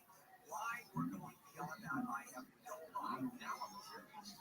No, it was horrible. It was horrible. Oh, here's another one. There's another quick FDA story, Amy. Wondering when the running teeth are going to start. Posted by that Ninja 11. Bumper reverting to his locker room jock jokes. All right, so it's yeah, right. He's never left the locker room. This is 2 minutes and 30 seconds. Poor dudes I make fun of. If a dude got off the gets around like, thank God, and there's a bunch of men clapping for him, like, what the fuck? After the engineers are like, that makes sense. That's what we got. We got 4 chicken heads, like, look what we did. Heads, bro. Okay, excellent, Trace. I'm just chilling. All right, so we just called those 4 chicks chicken heads. You know what that means? I'm sure it's slang for like below dicks. Yeah, so it's yeah. I remember back in the day, chicken. I don't know. That's probably Project Pat. It's Gail King. You got a chicken head? I actually should have said The View. They should have done an episode of The View from an airport. You know, Weight capacity. Gail doesn't have talent. Well, she's made a name for herself. She's like, I don't know enough about her, so whatever. I just know everybody in the interview. Brian Callen of has talent. No, she's more like me. There's no Rogan, I'm fucked. If there's no Oprah, she's fucked. Peter has been a lot of You take me some guy. You almost got it. I said that shit. How bad is this? How bad is this? I never was good. Give me money. And they're all just sitting there with their brain and trees. You guys do it? Go up to space. Yeah, they didn't go to space. But would you go as high as they went? Now. They called you and Bezos like, hey, dude, these hoes are over it. They moved on to... What is these hoes are over? Imagine. It depends who else is in there. It depends who else is in there. And also, I think, no. You two and 4 fucking legit assholes. Maybe even you, yeah. That was kind of hilarious. But if it's like legit assholes, yeah. But we would have been, oh, that's how, oh my God, we would laugh. Oh, dude, we just clown it. I don't think I would. I think you guys would be so scared. I would be scared. Yeah, but I would honestly we're the same way. Take us back down, dude. I don't like that.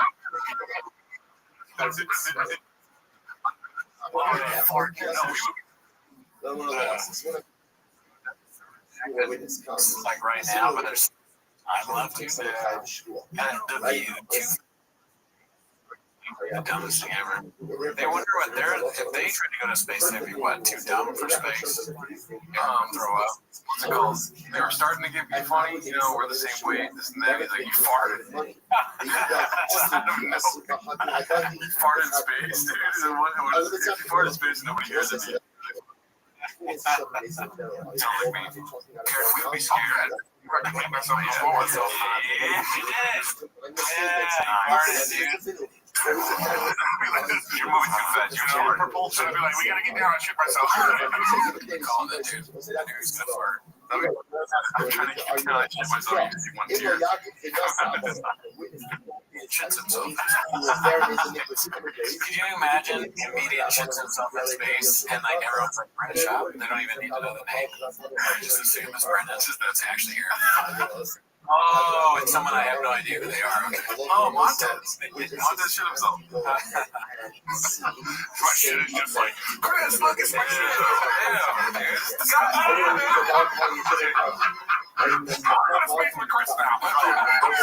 Crystalia in space. Crystalia in space. That's like a horror movie. It's like alien. Yeah, and it's Chris's face. Ah! It's got he has the two mouths. It's like, dude, that is funny. The second mouth is also.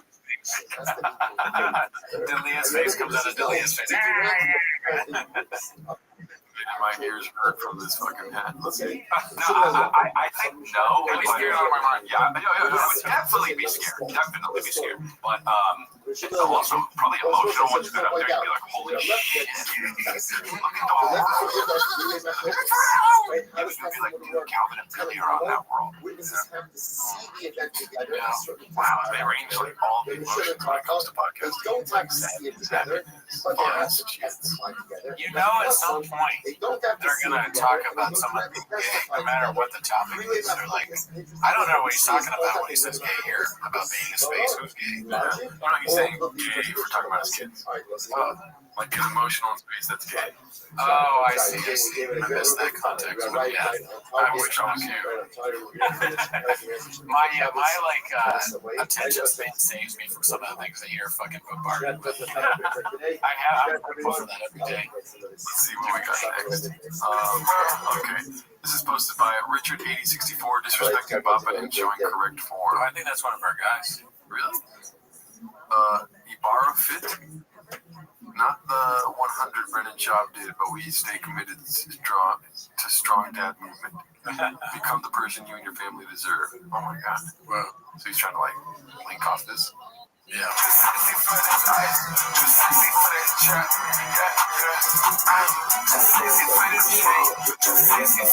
Well, hopefully that didn't get cut out. You did too. Because that was great form. Yeah. I mean, listen. One of the things I don't tell you about being a father, and I have so many kids that I don't talk to anymore, but that's not important.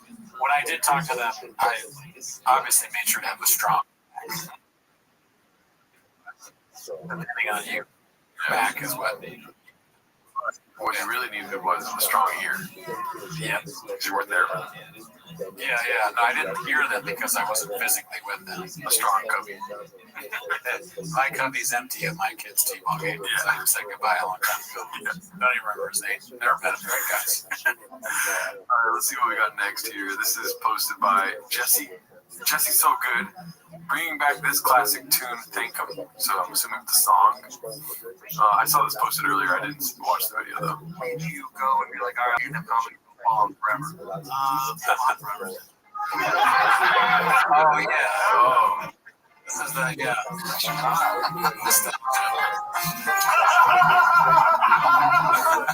Is this the song we did? I don't. Is it? I can't be. But I remember watching Mad World. Yeah, Mad World. But I remember watching a clip of Mad World. Oh, I mean, they laughed at it. It's the same clip. So, I mean, dude, she's so cute. All right. Yeah, we heard that before. It's gonna get cut out again. Yeah. Let's see here. This is posted by Chin Puller of Clips. Talking about Gallagher. Great guy, never met him. Let's see here. What's words like Gallagher? I think he wanted to fucking break those fucking sermons. Michelle Gallagher, yeah. What's his name? Gallagher. Oh, my bad. I had to pull a reference up from the 70s. He's the most famous guy who ever smashed watermelon, so yeah. He's the only guy. Well, they say his brother. That was Gallagher. That was who he was like. Guys, it's like a one of those bands. It should be bad. Papa can be wrong about. He's like in the inception of being wrong. He's wrong multiple times. he was wrong about the name, and he's like, well, he's the only guy, and he's also wrong about that. I remember being confused as shit by that when I was a little kid. Because when I was a little kid, I don't know if you just saw this, but there would be infomercials for Gallagher, like his stand-up where he's smashing watermelons, but sometimes it was like a different guy. Then I realized that there were two guys that were like related that did it. And that crazy. That's yeah. Wild times. Yeah, Gallagher, great guy, never met him. Let's see here. This was posted by 1811 BJJ. They actually exist. We bring in guys for 1 to 3 weeks at a time at my job when we're really busy. Guys come in to help out this week. Normal dude, decent to talk to, doesn't have any outward signs of massive brain trauma/tumors. He left his phone at the lunch table while a few of us were sitting there and walked out of the room. Not sure what caused it, but suddenly it started playing the O'Reilly's jingle very loudly, so I grabbed it to pause it and realized it was the intro to a T-Fat-K episode. I'm shocked and hurt that something like this happened at my place of work. Beans, cheese. Underworld, Lopez, Underworld, Lopez. Okay. Underwood. Where do you think this guy works? I feel like Jim. Maybe. Fortune 500 company. Maybe. What's the over-under on this being true? Probably 0%. Yeah. That's probably not true. Great story, that's never true. Yeah. Good job, Chef. This one's posted by Richard8064, one of our guys. Oh, you built the Humvee? I beg the difference. Built by Plan B.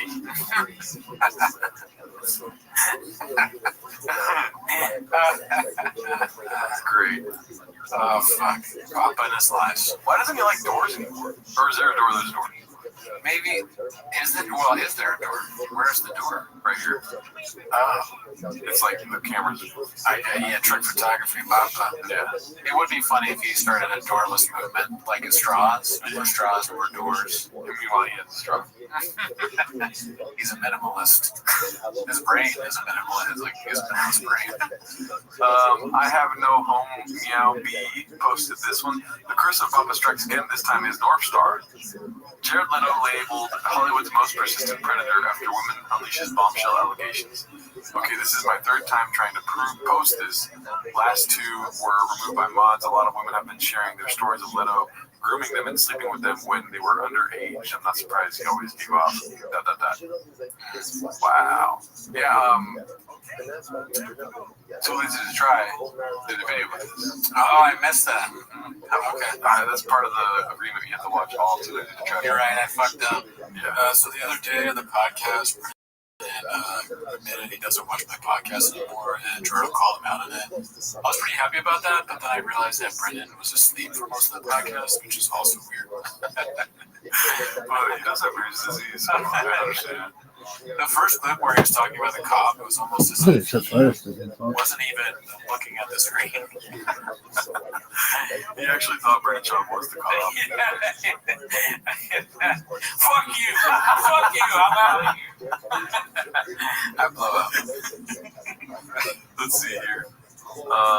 This one's posted by NetNinja11. Someone posted this in the Workaholics Facebook group I'm in. Shout out to my fellow homeless Raj. That's funny. Can we lose this guy?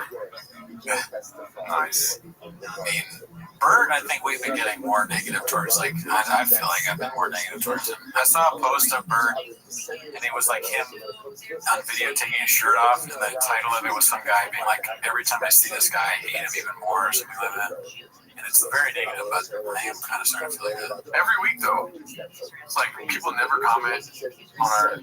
People that have never commented on your YouTube will leave comments like, fuck, Bert. Oh my god, is your introduction to this? At the very beginning, I was like, Bert's a nice guy. Bert, I like Bert. I was like, yeah, people will comment. They're like watching from the shadows and randomly comment, no, not okay, Bert, slander, please. Yeah, people quit. That's the main reason people quit our shit is because they're like, I can't believe you ever said something good about Bert. I come here to hate Bert and check off. Yeah, I'm all out of cum, dude. Fuck. Okay, let's see here. This is posted by Haphazard. Papa responds to the BJ Penn post. Okay, let's see what this is about. 4.5 minutes. Let me know when you tap out. Okay. We're gonna watch a little bit, but I'm gonna tap out. 1 second before you start. You tap out. I tapped already. That fucking photo from the show Workaholics. Do you know that episode? No. The guy, the golf episode, is the one with the guy with the frat guy, the super duper frat dude. So funny. All right, why is it doing? Good morning, y'all. It is Monday, April 21st. Man, April's flying by. It's your host, Dan Hernandez.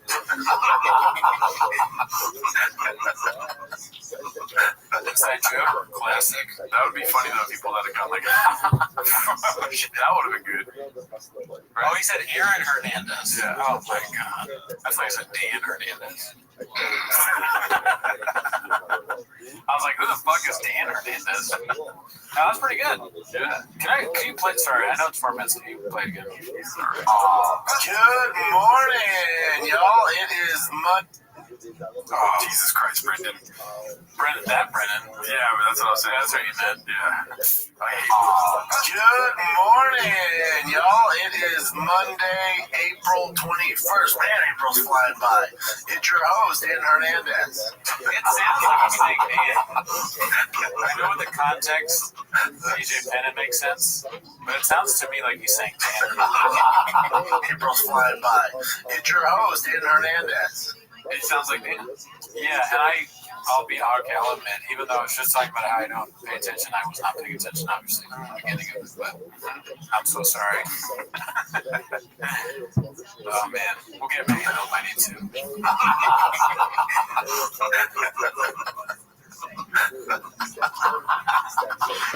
Can you imagine if I was Aaron Hernandez? Oh, some people can. Listen, some of this, so many people sent this to me in my group chats and also on Instagram. Here's the way I first looked at it. First, I looked at it. There's a lot of bullshit. You know, people take shots at me all the time, catch strays. There's, the internet's getting internet, and I don't really engage with it. And then when they told us BJ, I just figured it was another one of these Real Housewives of MMA things where it's like, okay, doing it for attention or get clicks or that bullshit. Chop the big old pussy, It's just internet housewife shit, dude. It's a mangina. Facts. And it's hilarious. I was like, oh God, here we go, BJ. That's nuts. And I love BJ. It never hurts my feelings. I don't take any of it personal, ever. No, you never do. Never. People love the drama and information like that. So yeah, whatever, and I put a laughing emoji, and then Mayhem Miller reached out to me. I was like, dude, this isn't a joke. Like, he legit thinks you're Aaron Hernandez. I was like, oh, well, you took the wind out of my sails. Like, that's not funny anymore. That's not fun. You just started the show by laughing out loud about being Aaron Hernandez. Yeah. He doesn't understand. He's like, he's not funny, that's serious, guys. He just fucking laughed for a long time. Yeah. That doesn't make sense. Don't make sense to me. What you doing here? Sorry, I forgot it. I had more secret coffee shop. What are we doing here? Repost it, I had some jokes and have fun with it, and it's just not, it's more sad than anything. I figured he did this because, I was like, with BJ's stuff, I'm never had fun with it. It was always like, this dude needs help, this doesn't end well, it's a shame to see he's a legend. So, it just the couch is like, no. He's rubbing it. That's hilarious. He's like, keep talking. Oh my god. Tell the fun out of it. This isn't something to mess around with. She thinks I'm Hernandez. It just, in his thing, probably their best editing job yet. It's pretty good. Our faces are a tad different. I do see the similarities. People make that comparison all the time. Few differences between me and Aaron Hernandez, just for you people out there who believe this. Nobody believes it. Yeah, I don't think that's a well-held belief. It's not one of the bigger conspiracies yet. That would be very funny to start that. That should be something I start on the Reddit. That Shab actually is Aaron Hernandez. Aaron Hernandez never died. Yeah. He's always been Reddit Shab. Shab claimed to have a cappuccino when really he was playing for the New England Patriots. Shab's a great athlete, but he wasn't in the NFL. Does that make sense? I mean, Bitch 40, whatever, however you speak this gym term. Shab said his wife was here illegally, but his wife was born in California. All of his lies. You just say, like, he lied about a lot of stuff. He's lying about, I mean, did you see Aaron Hernandez die? There's a video of Aaron Hernandez selling comic books out of his mom's closet. I was like, wait a minute. Aaron Hernandez's story is so unbelievable. You're telling me an NFL star ruined everything and decided he wanted to kill people? Isn't it more likely that he did MMA and he was friends with Joe Rogan and loves podcasting? I'm just putting facts on facts. You can take wherever you want. I'm stacking it over a week in your toast. I think we just convince people of those things. Yeah. He's good at football. Aaron's great at football. I'm stronger than Aaron Hernandez. From the rumors, he used to have a bigger dick than me. He has a real swamp slapper on him. Swamp slapper? It's just disgusting. Yeah. Just a real gator tail on him. Straight up, dude. Peach's delight. I'm not the his dick would stop the tracks. I wanted to see it. I asked him, can I see your dick, Aaron? Can I touch the dial? He was like, oh, you're fucking Brendan Schaub. You didn't kill me. dudes. Might be surprised, you guys. I'm not into dudes. And I don't murder people, so there's a few differences there. All right. I get it. Yeah, it was fun, but it's more sad than anything. And I'm sure he's posted other stuff after that. Not about me, but about other stuff. Or no? Is it just he does this one? Who's doing these for him, though? I don't think PJ's getting on Microsoft Pro or that. Microsoft Pro? What? Take on Instagram. Microsoft Pro, yeah, that's how he thinks that Chin edits the videos. He's like, well, go on your Microsoft Pro and don't cut that part out. He doesn't know what an Apple is. It's like, Sean, what's the difference between Apple and PC? He's like, 8 inches. He's like, dude, my editor's so good, he uses apples to edit our podcast. Literal apples. I would use oranges. Shab, the women that Shab cheats on his wife with on the phone should be so, like, they should feel impressed by that he chose them because of the work that he needs to do to be able to figure out how to send them a message. See if he can contact you, good luck. If he put in all that effort to figure out by himself how to turn on the phone, spell out the message he said, and do find the right emoji. But God knows he doesn't know where the emojis are, and send that to you. He's really put a lot of work into that. I don't agree with you on the emoji thing. That's probably the first thing he seeked out. That's like ask one of his kids, hey, how do you do that? And then he's just like sending devil emojis left and right. Okay, he doesn't ask his kids, but he goes to some school and he to find the young kids. Like, how do I put the emoji on it? Because he doesn't know. He wouldn't actually. His own children. Well, instead of the water coolers, I got the cubby. You know what I mean? Yes, oh no, it's Brendan. It's Wossy's dad's gonna ask us how to use his phone again. God damn it! You guys use the edit and shit. Knock all these out. Like, he obviously has a team helping him out. I don't think so. Microsoft Pro. Yeah, he's costing a lot. Oh, you see that? No. PJ, nobody think that's PJ Ben.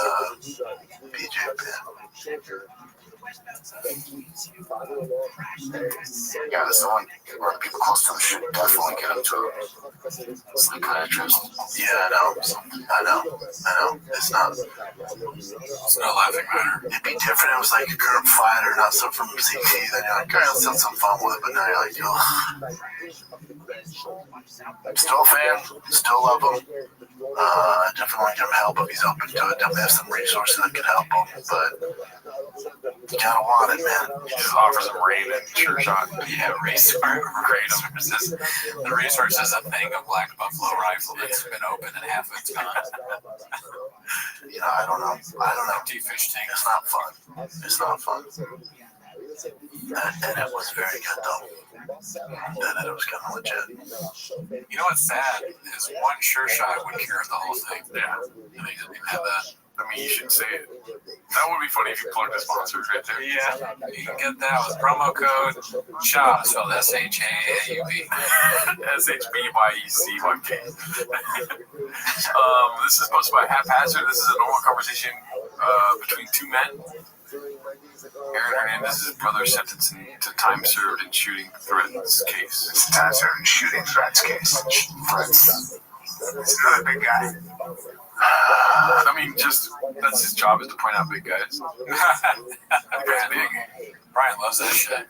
The Pope, look at him, not a big guy. Next to, what else you got, Chin? I mean, prisoner threatened to carry out the shooting at University of Connecticut. Oh, I remember that. Yeah, that's dark. The family was fucked up. The dad was fucked up. They grew up in a rough environment. Wow. That'd be funny if he was like, I grew up in, Not like me. I mean, I was way rougher.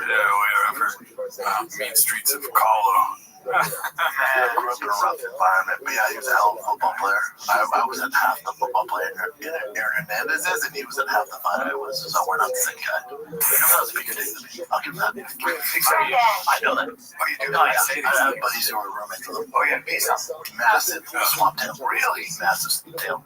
God bless him. There you go. So, a giant dog right tail. I'm going to give credit where it's deserved. Yeah. Honker on him. Really? Yeah. We got it the first time. Yeah, what a great call. Told us already. You got tail honker. I like gator tail. I like gator tail great. But I like honker because honker is a new recruit. Hey, you gotta check out Hernandez gator tail. I like it. It's disgusting. I wish he was football. Someone said that. You gotta check out Cooney's gator tail. I think I'm off the team, dude. I'm not checking out gator tail. If I took the handle down, goes, welcome to the swamp. That's good. See, you like that? Yeah, I like sense. Yeah, dude, this is. Imagine saying that to a woman. Welcome to the swamp. After you pull your pants down. She's gonna really want it. Sir, this isn't Arby's. Just put the fries in the bag, bro. I don't want to see your dick. Welcome to the flood. Are you ready for a hurricane? Earthquake! A third plane is in the tower. 9/11. 9 inches, 11 inches wide. What? That's a joke. You get a big showed on him. I knew his roommate. Yeah, no, his roommate saw his cock all the time. The roommate, you mean boyfriend? Yeah, dude, like. If I took my hands off, hey, Swamp Thing, get that gator tail out for the new recruit. Yeah, no, I like no, let me say welcome to the swamp. Don't say swamp. Say, hey, Brian. Go ahead and say it. Hey, Brian, yeah, come check out Swamp Thing. No. He is fucking the bit up. I'm on Brian's side here. Chemistry is, as always, electric. Wait, show me that gator tail. Oh, show me. Yeah, you said that. Say I show the gator tail? So you're in Hernandez? Yeah. All right. Show me your cock. That's what he says. Flash this gentleman. Hey, B, yeah. Get that gator tail out for the new recruit. You asked for it, man. Welcome to the swamp. Yeah. You know what I'm saying? Oh my god. He has a rapey voice. He did the full voice. Welcome to the swamp. And then he's happy, like, immediately after a smile. He's got one bit, and he does it, and he thinks it's hysterical. Ask for it, man. Welcome to the... Look at that. Serious face right there. Swamp. Yeah, you're my girlfriend now. You know what I'm saying? Okay, come on, man. Ew. Now say, now, Where do I now sign? say, bro, show him that honker. See, that's not as fun. That's right. Now we're recruiting West Virginia. Yeah, I know, but that's all right. Hey, Brian, show that big old honker. You asked for it, brother.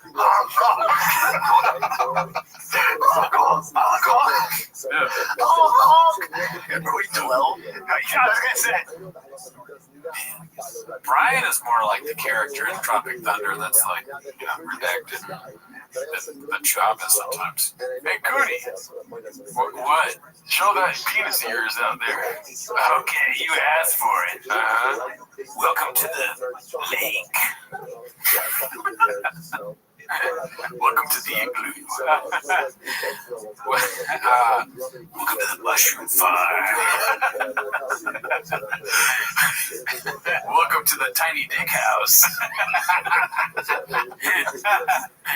What are we, 12? Yeah, dude, what are we, fucking 10? Or a serpent slayer. Welcome to the dirt serpent. Let's see, look at one more here. Welcome to Austin. This is posted by Marky the Fett.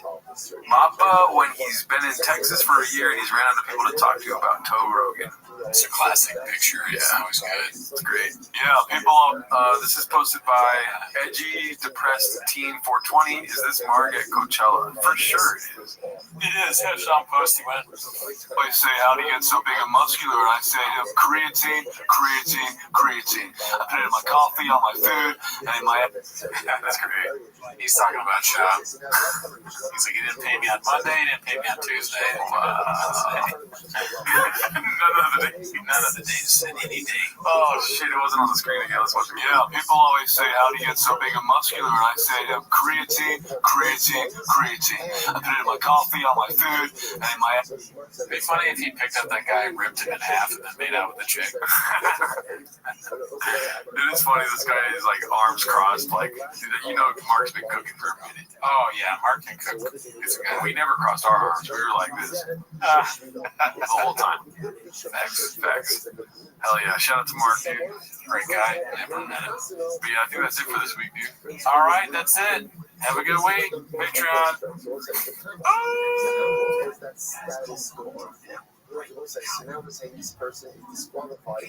From giving English. So now, how long does that status extend for that forever, right? Someone like your Bruce with your customer, so that forever for us to be like, okay, the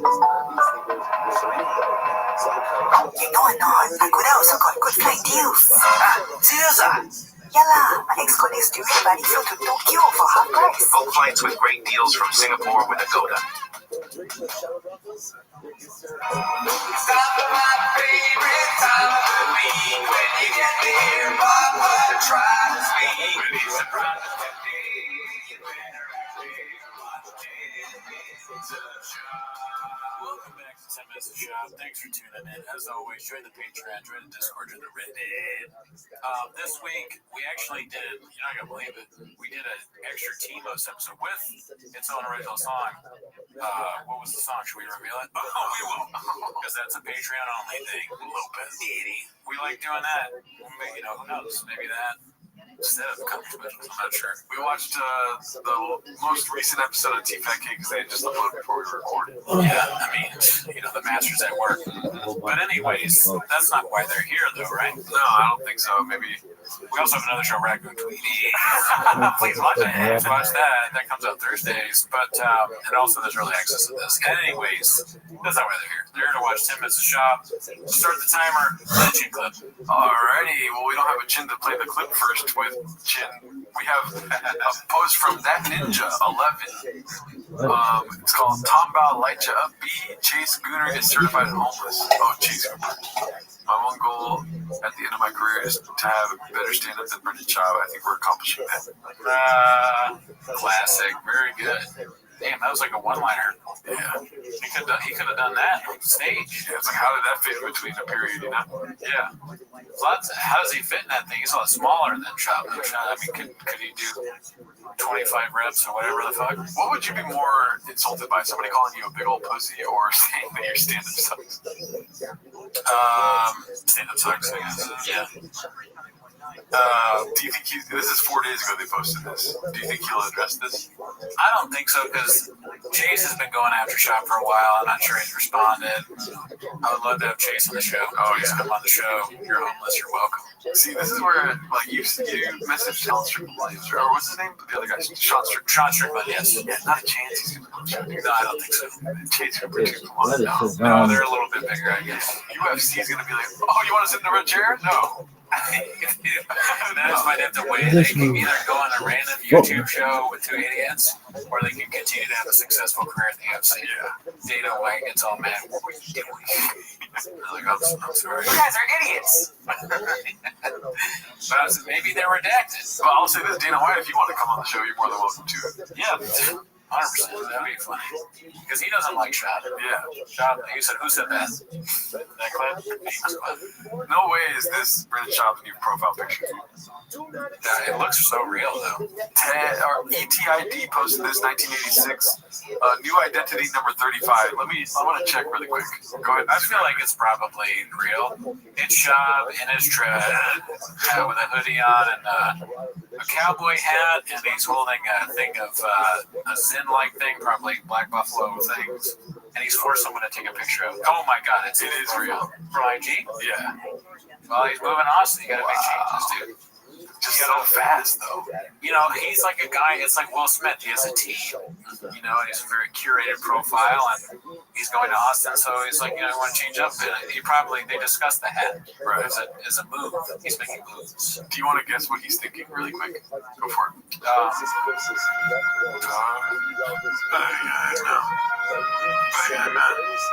hungry. Can I get banana now? That's my best. Oh, okay, I was hoping you could more, dude. You want to try one more time? I think that was all I got. One more. Ready? Okay. I think I want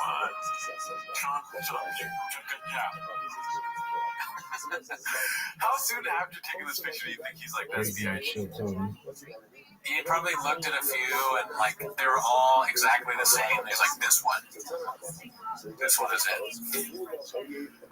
Are the days of the weird face over? He looks like he's just regular smiling here. He does. That's a good question. Yeah. This picture kind of looks like a country album or something like that. Like it's a country singer he's been famous for a while and he's just like he's used to it. He's got get the picture of me with the cowboy hat. Great, we're done. It's a wrap. Alright, let's see what we're wrapped. This next one's posted by Warm Face 3. The rumors are true. The cat's out of the bag. We are moving to Texas. It's taken me a long time to process, to feel, to cry, to miss my friends and family, to get excited about a new adventure, to start over at a new place where neither one of us knows anyone. I am born and raised California girl. LA will always be home for me.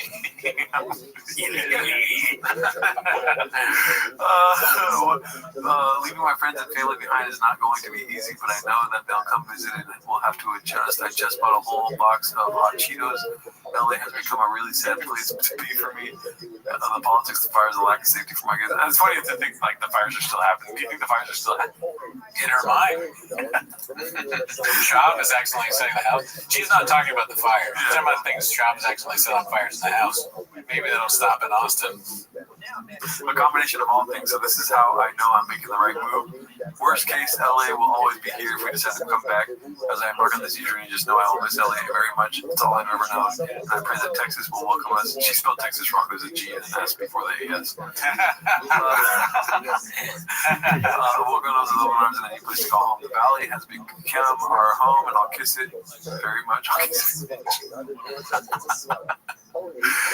Somebody needs to get a picture of her kissing the ground over and over and over and over. If you want to do that. And the home my kids grew up in, everything will be missed, but I'm excited for our new home and our new community we will build. Cheers to new beginnings. Wish us luck. 4-leaf clover. Do you think any neighborhoods in Austin are printing this out and showing it to their, like, we got to be ready for this? We got to do what we can. It's coming. This is in the newspaper front page. You're for sure. How do we prepare for show? I would rather do anything. You know, this is really her. You know why? Why? Because there's only 2 emojis. Fake emojis, or fake accounts only always have 3 emojis. Right, that's true. And it is random emojis, so that it does get me a little like dicey. You know, cowboy hat, smiley face, and a 4-leaf clover. Yeah. But if we saw something like a dolphin or something, then we know for sure it's a fake account. Yeah, that's very observant. Thank you. That's what I get paid for here. That's nice. Let's see here. Next post is posted by Jesus Chrysler. Coming soon. If it was always been one North Star for Smith & Wesson. You go ahead and get another one. Check out these dope ass custom big boy holler points. Hollow points, yeah. Tiger's such a good shot, B. Just got my tactical bow. It's exactly the same as Rogan's B. This is, I don't know why they're all pink.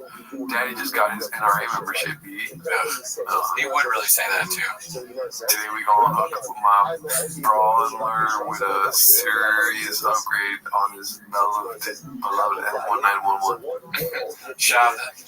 Today the school shooting happened and then it's like tied to him somehow. He's like the uncle of like some, I mean, God forbid, maybe too far. I'm just a patriot, B. Removed the sights and mounted this scope. Dope ass RGB light strips. Hell yeah, dude. Man accidentally shoots his own truck. Sweet. He's Richard Pryor. Alright. This is posted by Haphazard. Papa talks about quitting comedy again and admits to cheating on his wife again. Hearing Will Smith on this is a good segue. Yeah, I haven't taken that. I mean, Will's how old? He kind of did it all, right? I think his kids are grown. That's part of the thing. If he had little kids, it'd be different, right? You know what I'm yes saying? and no. I would question how much he was in their lives as busy as he was. I think the difference between me and him. Just laugh. I mean, when you say something like that, it sounds like, since you're a celebrity that is on TV or whatever, it sounds like you're saying that you also are not in your kids' lives. I don't know if he realizes that, or he realizes that he doesn't care. He's just a very dumb guy. Yeah, I think he's mentioned that he wasn't in their life as much. Really? Yeah. But it's for sure something else.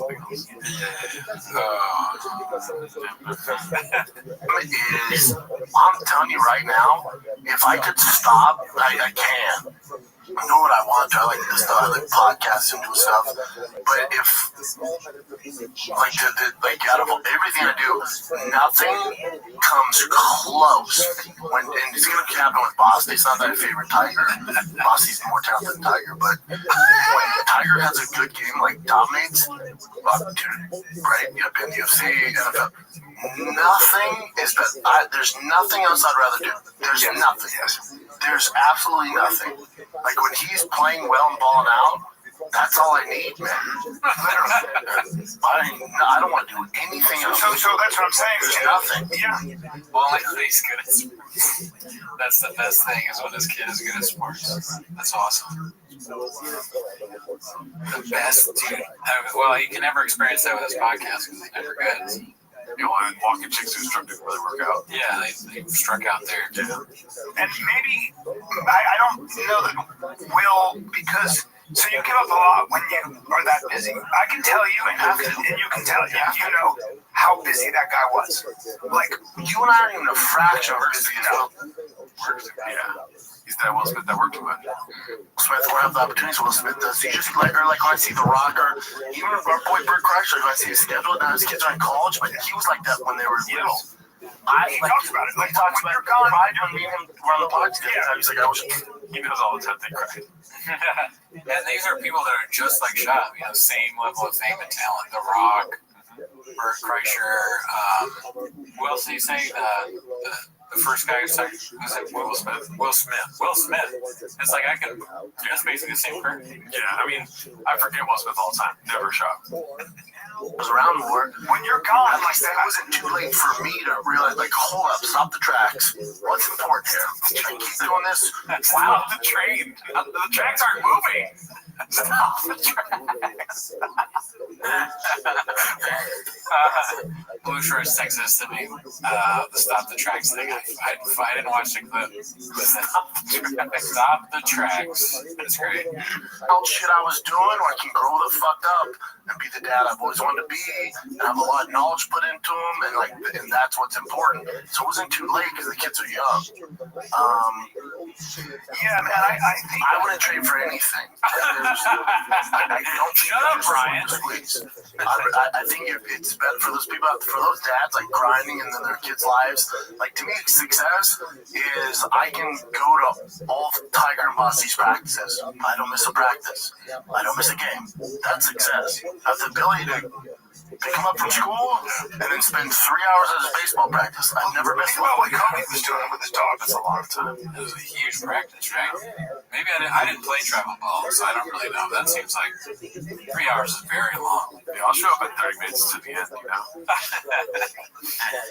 You better be good at baseball. Now I'm starting to understand why he's so. I mean, if you're not good after 3 hours at practice, maybe I would. Yeah, you should be better at baseball than he is. Yeah. Like he'd be picking her up from school. He'd go to practice with her. Like to me, that's success. Success is to me. I realized, honestly, about maybe a year and a half, maybe 2 years ago. Like success isn't having a special and selling out arenas, because then who cares about that? The amount of work it requires, and you gotta be selfish, man. You do. In order to be a great comic, a great actor, a great athlete, you gotta be super selfish. Unfortunately, all the time. You gotta be selfish. That's the main thing. That's what everybody says too. Yeah. It's like selfishness is what gets you there. And as Louis C.K. He didn't get there because he was funny. He got there because he was jacking off all the time. He was hoarding things too. He was like, "Give me all the stuff in the green room. You know, I want all the shows." Yeah, unfortunately, it doesn't make you the best dad. Right. And now there's some great dads who pull it off, but it's just different, man. It's just different. It's just different. Very difficult. And to me, it's just. And now I'm not saying there's anything wrong with it. To me, I just prefer going to Tigers practice than going on the road and making money. It's just to him, it's like Joe Rogan's like, yeah, the podcast is bigger than it's ever been. I'm doing arenas with Dave Chappelle. And he's like, yeah, but you're a bad dad, right? Yeah, but you suck at that, right? It's such a ridiculous thing to say. Like, I actually prefer being a dad to, like, you know, getting doing stand-up at these big shows. Yeah. Yeah, duh. You fucking weirdo. Do you see anybody who's like, he actually has said this, so it's like, I would rather be anywhere. But you never see people being like, God damn it, I wish I could be on the road. Yeah. You know, like, I cannot. My son hit a home run. I could win an Oscar. It's just not said. It's a very, like, who cares? Oh, being a dad's great. Good, yeah. Wow. Yeah, perfect show. Yeah. I was a comedian, so I was naturally selfish. It's like you weren't even good at that, though, so you weren't being selfish, were you? You're already selfish. In fact, you're probably better at being selfish. Yeah. That decision I had to make. Yeah, it's all good. It doesn't mean it was the right choice. For me, it was. But there's a lot of great comics out there that, you know, but when you get to where Will Smith is, it's like 56 and you've done everything. God bless. You've drawn a line through everything. Oh, here's the secret. Everyone should know. Everyone feels that way. At the top, the top. He's been at the top. This is the top. We're the top. Yeah, right, dude. Right, true. That's what the top means. And our chairs have stickers, so we're a little higher. Yeah, dude. I'm sorry, I'm never going to talk to my family like this. No, dude. Now, the second I sat there, I said, fuck my family. If my kids ever sit in this, foster kids. The second I sat in this chair, then when I was thinking about my parents, two middle fingers way up. Yeah. Turn it up. The tracks ain't stopping. You watching that, Mom? Yeah. Fuck you. Yeah. I'm never going to talk to you again. No, I can speak just when I was 15. Yeah, I'm so successful. I'm not even a bad dad. I'm a bad kid.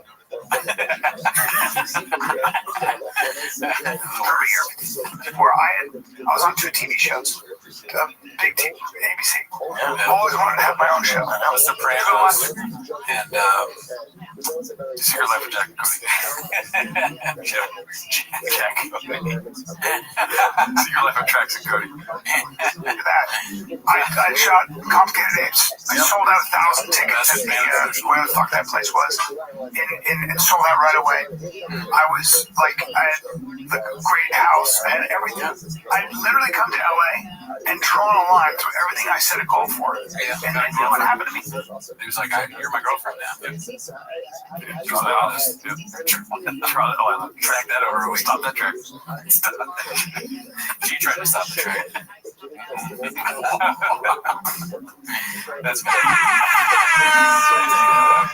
I was like, holy fuck, I'm starting to feel I was spending too much money on food. I didn't know what to do with myself. I was like, I'm gonna take a little break. The worst thing, it was such a weird feeling. I felt bloated. And by the way, I missed a lot of my kids, my first kids. I missed a lot of my first kids growing up. A lot. Yeah.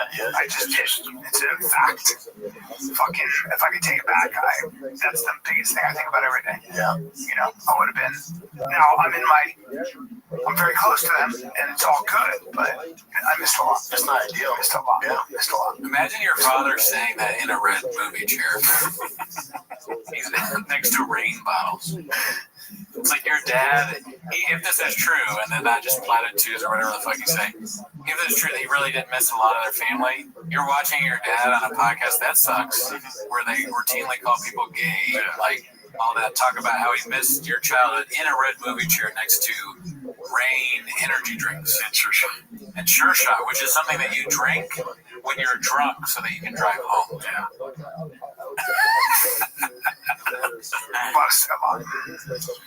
I think for me, I'm just growing up, and I need to grow up. Like, I was wild on the road. I made a million mistakes. On the road, I was just like, I couldn't do all. I was wild, you know? I was wild. You'll drink all the whiskey ever you want. Do you remember that joke from David Kroll?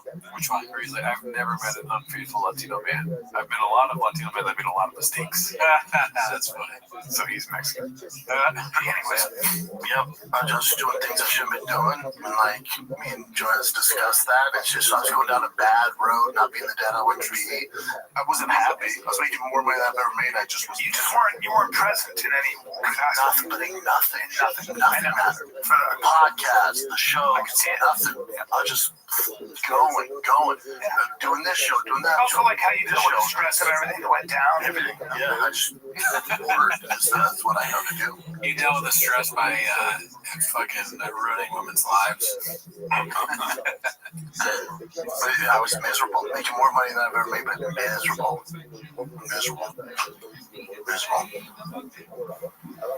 Yeah, just growing up. It's like even like with that UFC money I've come in, like if this was 2 years ago, that money spent before I even get the check. I would have spent that money on a car or something. And so I got allocated the new ZR1. Super hard to get. They're expensive, like $200,000. Gambling about. What is the ZR1? I don't know. I got this other car. Is it the Jeep, the purple Jeep that he bought? I don't know. It's hard to get. Most people don't. They won't just give it to anybody. They'll only give it to the dumbest guy in the room. Most people don't want it. Prerequisite, big red chair.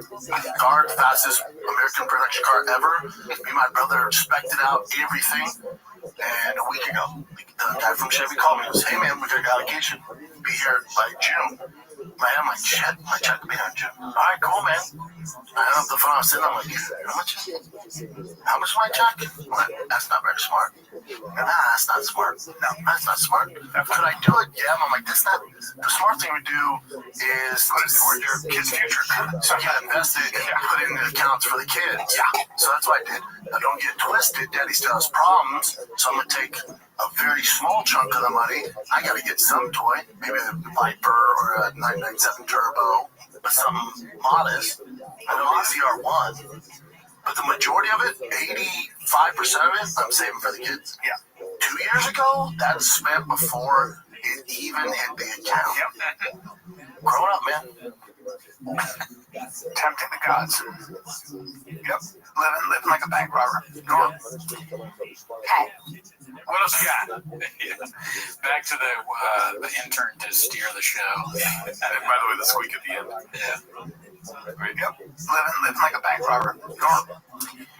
Yeah, it is. Sure. That's how you know it's time for a new topic, is when they move their mics or their chair. Yeah. Alrighty, well, that was we learned a lot. You know, That was sad, kind of. yeah. I mean, most of them are sad. You know, that's the thing about comedy podcasts now. It's just sad. Yeah, that's true. That's the damn comedy. We're trying to get sad, Yeah. but we can't, so we're sad about it. Yeah, I mean, I just watch Only Kill Tony now. I mean, I used to have so much fun. Imagine that's your podcast. It was just like I was going. Everything was awesome. Right. I stopped doing it. I know I had a talk with my wife, and I was just like, we talked about it. And I just said, I'm having a lot of fun on the road, doing every day. And then I was like, but, at times, you gotta give it up and just, hang out with her. It's fucking blows. I would rather do anything. Alrighty, this next one's posted by OneUsual4460. It's called Joey Twink or Violent DNA. It's an article from, what is this, Daily Mail exclusive? Joe Rogan fled violent father for San Francisco's gay scene. Now his estranged sister breaks her silence to tell a very different story about his path to $200 million stardom. Oh, man, dude, his family's turning on us. Sucks. I want to see that sister video, though, so bad. Oh, okay. His family sucks hard, dude. Fuck. They're just making money. Sending photos of him looking effeminate for how much money do you think they got? $5K? $10K? Probably like a $2,500 story on Daily Mail. Daily Mail's like, you got any gay pics of Joe Rogan? And they're like, no, but how about some where he looks kind of gay? Well, can you just say he was gay? Wow. So that's painting a narrative if I've ever seen it, dude. I want to see the video, though, dude. What's the video of? I guess she did a video. Like an interview? Yeah. Yeah, I mean, trashy, man. Well, we'll look it up another time. This is Ring's cameo on Tom McDonald's new master video, posted by Tio Sanders.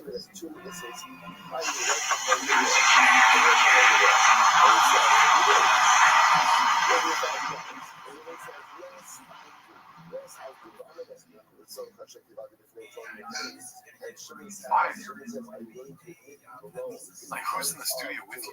Is anyone in there all right, we could make this, but let's not make it like an AI song. It sounds like AI. Yeah, it does.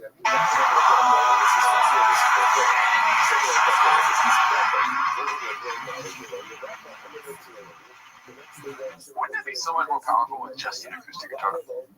Yeah, 100%. Instead of it sounding like I'm in a factory that's overproducing fabric or something Yeah. It's fake purely for views and YouTube money or whatever the fuck. However you get money out of this. He's like, oh, great new idea. This one's called you cancel all of us. The next one is I'm not triggered. Next one is, and then we get all the greats. Brian Callen, and then fat guy with beard. Yeah, I was actually nice news guy. I made a cameo. This is me 2 years ago. When you were still trained. Yeah, just flipping off. I remember I looked down at my thumb one day and I was like, God, my hand looks so fat. And then I started losing weight.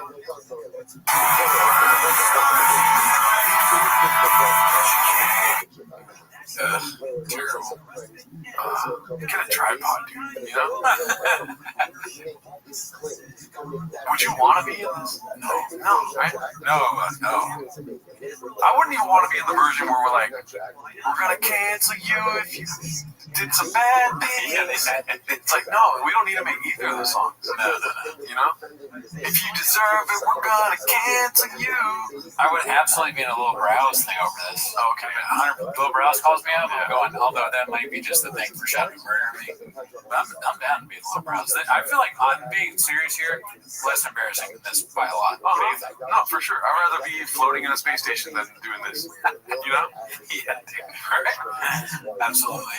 Oh, I don't even have to show up. You're just gonna AI my likeness. Go for it, dude. I don't even think there's that much stuff embarrassing about being in the low browse thing. This is horrible. This is terrible. The song is absolute garbage. Yeah, it's not good. We've listened to 23 seconds of it. Usually, if you listen to 20 seconds of a song, you're like, maybe it gets good, and then I'll like this part too. Trash. All around trash. I went to the Universal movie theaters just to see a movie, and I was walking out, on, and there was this horrible song playing. It was like, "We could be heroes," and like this chick, the music video was horrible, and it was also better. I'd also rather be in that music video. I'd rather be in the new Jurassic World. Dude. Yeah, and that's bad. You know that's bad. Oh, I know it's bad, but I want to be in it for Scarlet Witch. So yeah, it's great. Take that kid. Let's see here.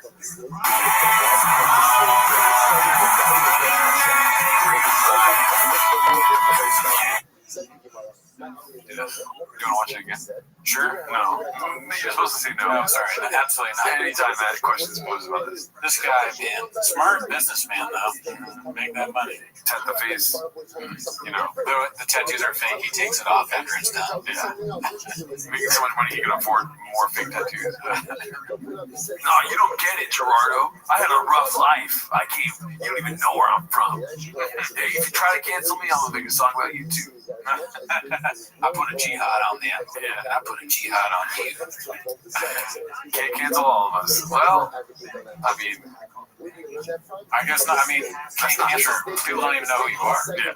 I've never, I swear to God, I'm not saying this to make a point or anything. I've never heard of Tom McDonald other than one other clip on Chicks. Yeah, I'm sure people are trying to cancel a real life South Park character. Where this guy's like, I don't even know if he's real. He's from Canada in South Park. Let's see what's next. I saw this. This is posted by Complacent Exhausted. Eric calls out Papa's gearhead abilities while going over the recent space penis launch. Space penis. Okay. Ready to hate and they're acting like women and shit. They're like, oh my god, but like, all this was built by men. They just jumped in yoga pants and went straight down. And we're like, oh, bravo, queens. This is Jeff Bezos. His wife is like, I'm so bored. He's like, no, it's just, you didn't build any of your trucks. Yeah. Eric coming in hot. I like it. Yeah, dude, he's being the devil's associate here. Let's see, Eric, you're at a 5. I'm gonna put you to a 10. Keep it up, chin. Yeah, dude, Eric, go harder. You know, like Houston, we got a problem. You got the communication. Yeah, Eric. I'm listening. Do for lunch. Good issue. Who cares? Yeah, Ford built those trucks. No, someone I built. But I'm not. Eric does not believe that. He didn't build shit, dude. It's round up. You built them? Yeah, my Hummer did. Oh, really, dude? I'm here to get my hands dirty. The boys can be super involved in this project. Usually I just hand it off to somebody. Not anymore. The boys are getting dirty. All right, we're on the home stretch here. Your boys have been busy. I've been all over. The boys here have been at the shop working hard for the deadline. A lot has happened since I've been in and out. Brandy. Oh, here he is in a golden hour. It's amazing. Isn't it funny? It was like West Coast Choppers crashed and burned, right? Which one was that one? Exactly. Yeah. You remember they used to work on like motorcycles and they had a deadline and it was like they would argue all the time. Fuck. You don't remember West Coast Choppers? Nah, bro. It was like the dad and his son, and they were like, fuck you, no, fuck you! Oh, yeah. Oh, you're talking about that. Yeah, like they look like, he looked like a Jack Guy Fieri. Yeah. And then they were always on time. Yeah. He's like, let's do West Coast Choppers, but no, son. All fast, no gas. We're here with the guys I had build my truck, and I was out fucking talk to Joanna about it's all good. We're good there. All right, this one's posted by Complacent Exhausted again. It's a chompy baseball emoji. Let's see. Monday. Happy Monday. Happy Monday, kids. Nice little weekend full of baseball as usual. It's getting worse when people are telling you about their schedule with their kids. Like, unless it's your kids, why do you talk so much, dude? Why does he do this? Yeah, he talks so much that he's gonna get in trouble.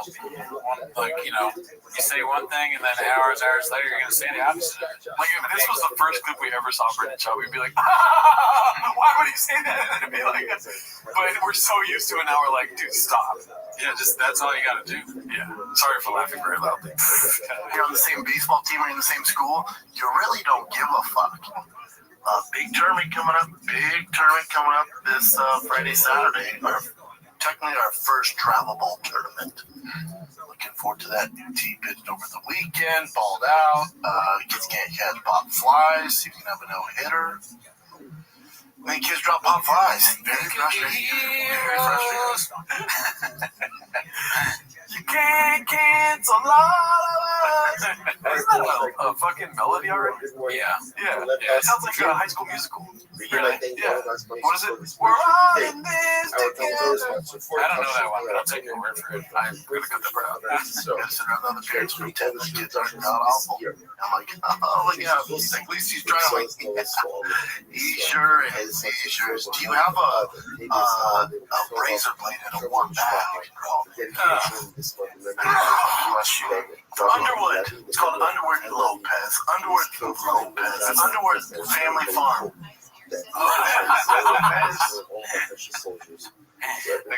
Like, what am I supposed to say? Is he having a what the fuck? He said that he would rather have a razor blade than a warm bath. I don't know what that was about, but I mean, that's just Shab not understanding that. That's too much to say. It just makes me imagine. Remember Fear Living in Las Vegas? Of course. Best part of the movie. No, what's the best part? Is when Benicio del Toro's in the bath and he's high on ether or whatever, and he's listening to White Rabbit. And he's like, throw the radio in the bath when the White Rabbit sings. Dude, fucking hilarious, dude. That's just what that made me think of. But way too disgusting. I like the adjectives he uses. You're trying to speak English, but let's not involve suicide. Yeah, he doesn't understand humor. He's like blunt force, like Mark said in that interview. Yeah. It's like he heard someone say that probably in a different context, and he just put it in the wrong one. Boss. The next one is Complaints and Exhausted Again. It's called Baba retells how he got fired from Bravo for being a beast of a red carpet roaster. Oh, I like these days when he would just go on random shows on Zoom. For a hot second, doing the pre and post shows for like the Grammys, the Oscars, all that stuff, man. I knew my time was coming to an end because, you know, they brought me on and these celebrities, they look ridiculous. They're watching the red carpet. We're live, dude. I'm just lighting these dudes. I'm lighting the guys up. I'm lighting the girls up. Just having fun, like roasting them. Because at the time also I was doing King of the Sting with Theo Vaughn, which was an all roast show. So that was like my pattern. I was just like roasting people every Tuesday, Thursday. And I got on the end. And when you roasted, it was like little zany X, where the hell those guys are. And, you know, you're just like sad. And I just like lit them up. And then the producer in my ear, like, dude, we gotta back off. I'm like, I can't. And then Lady Gaga walks down the aisle. Yeah, because he's not being funny, right? No chance. Yeah. I mean, if he's doing this at all, he might just be making it up in his head, but he's incapable of saying anything clever. He's like, why are you dressed like that? What are you, fucking gay? Yeah. He's like, why would you dress like that? Do you also have a razor blade and warm water in your pockets? Because I would end it all. All right, have fun on the Grammys. He doesn't even realize it's like, you just said you shouldn't kill yourself. Yeah, on live TV. What are we doing here? Let's see. She has like 14 people holding her dress. I'm making fun of her. And at the end, the producer's just like, I think we're good, man. I think we're good. I'm like, oh, I won't be back. Now, Taylor, there are no alligators in the beautiful waterways of Springfield, Missouri. We're on the Friday, Saturday at the Blue Room doing comedy. You're welcome. Ravens is coming.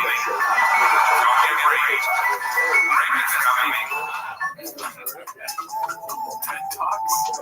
Brian, thank you for being here, man. Appreciate it. Of course, man. It's pretty badass to have you sitting next to me. I look like a great white shark, but in my DNA, I'm a dolphin. He's okay. Another episode of TED Talks, guys. Thank you for tuning in. He ends the episode like that. Great editing. That's so funny. Remember us when we watched that for the first time? Vaguely. You're like, that's actually funny. Which one? What they said? He said, I look like a great white, but I'm a dolphin. I'm gay. That's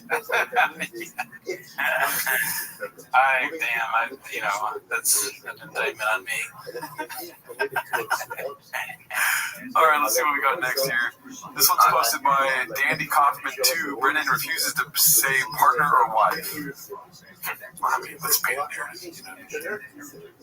So Louis, back here, he asked me to ask you this. His goal is to get married to his partner in a and he offered to make Partner? His wife, bitch? if you would pay for His girlfriend? His fiance? Oh, wait a minute. So, is there anything more lame than partner? Only really gay people are like, that's my partner, you know? I think they're trying to cover all bases like that just in case he might be. So, I don't know. This is going on like this. And then he looks over at me, and I'm waiting for my girl to, she's in the bathroom at first. I was watching, my girl was watching saying, my girl now, I'll come home and should her mom be cooking it. You made a pepperoni pizza? Because my girl had the C-section. I mean, I don't agree with what Brendan said, but he's saying my girl. I guess he's not saying wife. Yeah. Like, but you know, it's probably like wife is hard to say or something. Yeah, it's 4 letters. Yeah, I'm being serious, honestly. Maybe he's worried he's gonna mess it up. My wife. Yeah. You got it. He's only ever read it. He's read it. Alrighty, let's see here. What do we have next? This is this is posted by Complacent Exhausted. Toe mentions Papa's Gearhead show on latest JRE. It's like I like to not go and become a regular person. How do you integrate and just be a regular guy after that? Yeah, it's gotta be very weird. Like Shop's figured it out. But Shop got lucky that he found podcasting, and he found his car show, All Gas No Brakes. So like he found He's Andrew Callahan. Is it called All Gas No Brakes? I think it's something like that. Drive fast, all gas. No, but like Andrew Callahan. It's like all gas, no brake. What is it? All gas, no brake. Brendan Shaw. I know, but he fucked it up. He said Andrew Callahan. Didn't he? Isn't that what it's called? All gas, no brake? Whatever. Andrew Callahan is Channel 5, right? Yeah, but he had that show for a while where he's driving around. It's called like All Gas No Brakes, I think. It's funny. It's hilarious that he got his show wrong. Yeah, he thought it was because Rogan's probably watched the Callahan show. He's never seen it. way to transition and still have a good time. Yeah, it's very few guys. Because I remember just the era of watching Tyson go from fighting to finding a rhythm. Yeah, and being able. So there's like fighters like Shaw, elite fighter, top 10 heavyweight UFC. And then there's champions. World champions, JRs. So I kind of go and be a regular person. I mean, Chris D'Elia just became a regular person. And it took a lot before. Yeah, he was a really dark soul. He wasn't even human. And he did it. I mean, he did it by telling the truth. Like showing Hollywood, hey, listen, you think you can fucking cancel me? Well, guess what? I'm going to tell everything, including the fact that the craft service table food was not good. And after that, Hollywood was scared. All facts and no lies.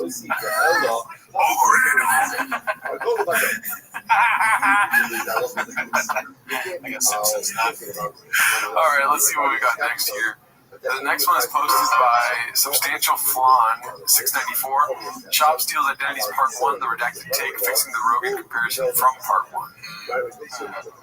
Okay, so this is a painted narrative, obviously. Because what came first, Shop or D'Elia?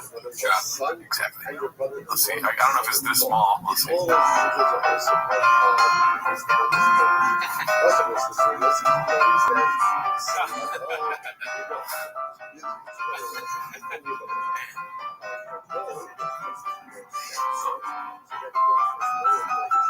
mean, that's just both of them. Let's see. Yeah, they were doing it.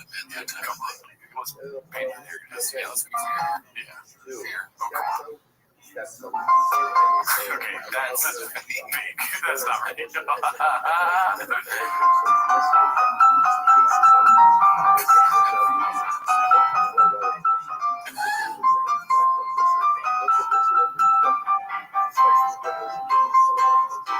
Wow. I mean, where there's evidence, there's fire. That's facts. Yeah. Shout out to you. This one's posted by Complacent Exhausted. RIP Remaining Fish. Shit is getting real. Posted by Shop. Fish tanks are shut down, lasting before we move. That's crazy.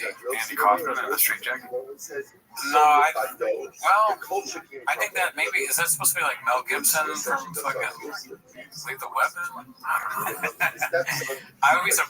That's kind of funny. That Andy Kaufman is in Short Shot's house. Maybe it's all right by that. He's yeah, dude. What? That's what fucking we've been saying. It is like he is literally the Andy Kaufman of our time. He's fucking with us. We're stupid. He's a genius. Stupid. Here I come to walk my trot. I could have just done that. Okay. Let's see here. The next one is... Wait. What was that? Did you see the song that's playing? Closing Time by Semi-Sonic. He has for his Closing Time. All the fish are dead. And I'm not taking them to Austin. The next one's posted by Negative Chemistry 519. Unique still trolling Papa. Donate at Extreme Labs, Kyle Swindles, Cash App, why? Tiger Thick Whiskey, what are we doing here? That's a cookie. Who's phone number? Oh, that's probably just like because he gives out phone numbers. Yeah, that's Hopefully not real. Well, it's pretty for Unique. He feels like he always can use it. Let's see here. I'm so happy he put him on this podcast. Complete and Exhausted posted this one. Papa is off property and gives a very fleshed out narrative of the Texas move. This is what we've been waiting for. Okay. I like how you looked at the time. Like, oh, okay, all right, let's watch it. They come about. Like we talked a little bit about it off air. Was this major plan for a long time, or was it like? I remember you're like, hey, Brian, you got to go there. Like, you got to be there. You're being a good guy, good friend, good brother, right? You're like, you got to go. Did you think in the back of your mind you were going to go? Like, how did this? Dude, I can't. I got 4 kids. I can't move across the Answer city. the question. He's shopping. And Shop is like, this is how you ask questions. How'd you get this done, bro? I know.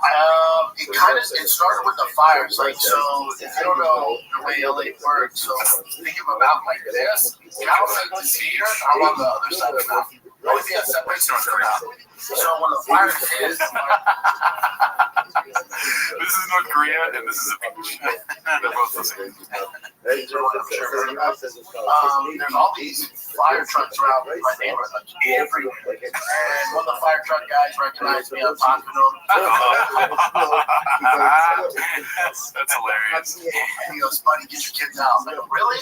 I go, we're done here. He goes, you're not. He goes, because we're here because if those winds change 2 miles an hour this way, you're the Palisades. He's like, don't wait for the government to try to get your kids out. So we did now. Power shut down. We were shut down for 2 weeks, living with my mother-in-law. In my house, I bought her. I wanted to move during the pandemic. I was so sick of the pandemic. And that's when all of my guys moved. My wife just wasn't having it. She's from here. Her family's here. She wasn't having it. And the fire, she looked at me and really? She was like, so I put the house up the next day for sale. It was up for sale. And there were no sold. I'm like, oh shit, it's getting real. And then for me, it got real when I had to shut down my fish tanks on Saturday. I was like, oh shit, I'm really leaving. So I think it's just time. I think it's good for the kids, for them to see a little bit of adjustment. Everyone's a little too comfortable. It's just whenever I make these big moves, it always works out. So I think it's good. In regards to Cal, comedy in LA is pretty dead. It used to be the golden age. Right. 2018, 2019, especially when I got into comedy. 2016 to 2019 was like the golden age of the comedy store. Only when he was doing comedy. Yeah, that's why it coincided with that. All that's gone. It's all spread out. COVID kind of messed everything up. Cancellation culture messed everything up. Yeah. So I like how he adds the Asian cancellation culture. Nobody's ever called it that. It's cancel culture. He's a wordsmith, man. Yeah. Comedy store's not really common anymore. So for Callan, it just became kind of this road comic. He's on his own. He's not around, his peers and stuff like that. So I told him he needs to move, and he's like, "Oh, I agree with you." And then when the fires happened, I told him, I said, "I'm leaving. And he's like, serious? I'm like, I'm leaving, but I'm leaving. I think you should come, but he has kids there, he has family house there. I won't put any pressure on him, but I'm out. So you just decide coming with you. And, Brian's crazy ass. We went out before I did the companion. We came out like 2 days earlier. And I do my homework. I went through all the neighborhoods. I looked at like 30 homes. And still didn't make a decision. I had to go back the following week. Brian, first house he looks at, doesn't even tell me bought the house. It doesn't tell me. And like 2 weeks later, he's like, oh yeah, man, house looks great. I'm like, what the fuck you mean? He's like, oh, I moved. I'm like, oh my God, I got a studio still. He's like, really? He's like, how long is that gonna take? I'm like, wait a minute, dude. Yeah. And so like, and we're going back and forth, So. Yeah, it's a big move, man, but I think it'd be good for us. I love it, man. Hey, I know this doesn't have really anything to do with the clip, but I just thought when you started talking about the fish again, I was thinking like a Finding Nemo movie, but the fish were in this fish tank. Like some fish escaped and shot fish too. I think they'd probably just be normal fish, but it'd just be funny that they're from Shop's tank. And they probably wouldn't want to come back. Once you find Nemo, they're like, I was swim in the ocean. Yeah. You're like, I don't want to go back there. He puts a lot of energy drinks in. He tried to. I can't swim in rain. He gets us drunk and then gives us a short shot. All right, let's see what else we got here. How many used nicotine pouches do you think are in the fish tank? Oh God, I can think about that. Let's see here. Posted by Haphazard. Nice guy, never met him. I feel like we saw this on the Patreon because it was probably the beginning of the episode. Oh yeah, with the dog. Yeah. Let's see. Back, boys. Did you do 37? Did you do 225? 35 and a half. 225, 35 and a half. 35 and a half. At the end of my workout. At the end of your workout. It was deadlifting. Let's just take a real quick moment because it just struck me right now. Yeah. For sure, Haphazard watches all the episodes. Isn't that nuts? I mean, irreparable damage done to his psyche, I imagine. He's a fucking hero. Well, he doesn't matter. It doesn't matter, but, he's put in a lot of work in the kitchen. Yeah. He's a chef, like a Michelin star chef. And, chefs have terrible lives. Yeah. They work all the time. They're stressed out. They're smoking cigarettes. And they get no sleep. They always got to think of what's on the menu. And people are like, oh, send this dish back. You're like, what the fuck? And, it's like, he's going to ordain himself. Yeah. For sure. He watches every episode. That's crazy. He eats all the ingredients. You know what I mean? Yeah. Before he makes whatever dish he serves up to us. Right. And sometimes we're like, that tastes disgusting because the ingredients suck. Orange chicken, you eat it. It's like, does it ever really bad? Right. It's probably like, because every time I get orange chicken, I'm like, do you have a gun? That's what I asked not Pam Ching's, what's the other one? Starbucks? No. I don't know. What are you talking? Pine Express. Oh, okay. Yeah, people won't talk about that. What? Hold it, man. I thought, you know what? Let's end on 225. And I don't use spotters. I think spotters are for gays. And so then I did 225. The chin should start putting hot take on the screen, like hot take. Spotters are for gays. Hot take. With like animations and a voice. That'd be funny. I'm 35. The old arm was like, I don't think so, dude. Yeah, that one. Where I'm sitting on the bench with my face. It almost fell on my neck. So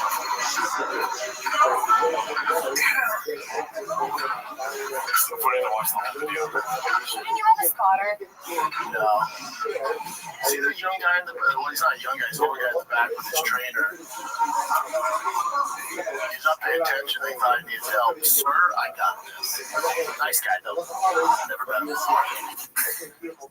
Yeah, we saw that on the Patreon. It blew our minds. He actually said it out loud.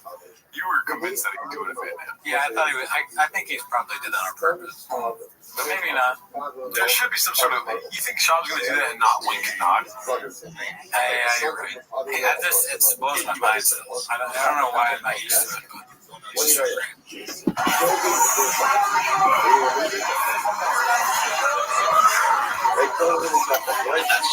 That's what I said, right? You can control the price. Yeah, exactly. It's an ownable entity, and you own that property. So it's definitely something that I'm interested in seeing how it works with the sort of numbers that we're looking at. And I do think that it'll work really, really well. It just depends on how degen people are. And we're going to get a good idea of that by the coin flip. So the coin flip is going to look on day one, and we'll see how many people get involved in the coin flip and sort of how degenerate they are with it. And that will give a good indication, like, okay, do we fast track the casinos, or do we focus on something else? Like that's kind of that's going to be like, yeah, it's going to set the precedent, and it's going to set like the tone for what we do from the dev side. Obviously, it'll be released, but it's a question of prioritizing, right? If people are more interested in the racket side of things, building up businesses, if they're sort of looking at that, or if they're looking more along the lines of the PvP, I beat you, I take your money kind of thing. If that's the way that people are looking at it, then we'll focus more on that. Rabbi, I see you put your hands up, man. We'll come to you in just a second. I'm just letting some more people come in. Carbine, I see you're up here as well. Good to see you both. Good to see you around the space. A couple of people in the audience want to shout out: Captain Trench, Botch, Stecky, Cryptical, and all the Mafia guys, Nacho, Nick, Sicko, EJ, James, Brian, and Broke. Good to see you all in here. And we should have more people coming in very soon. I've invited some of my imaginary friends to come in and speak with us today. So they should be here any moment. Rabbi, I'm going to go to you, man. How you doing? Every day's a holiday, every meal's a feast. How are things in your neck of the woods, Mafia? Can't complain, man. Can't complain. Excellent. I'm well, thank you. Do you mind if I tell you guys about what I do? Sure, go ahead.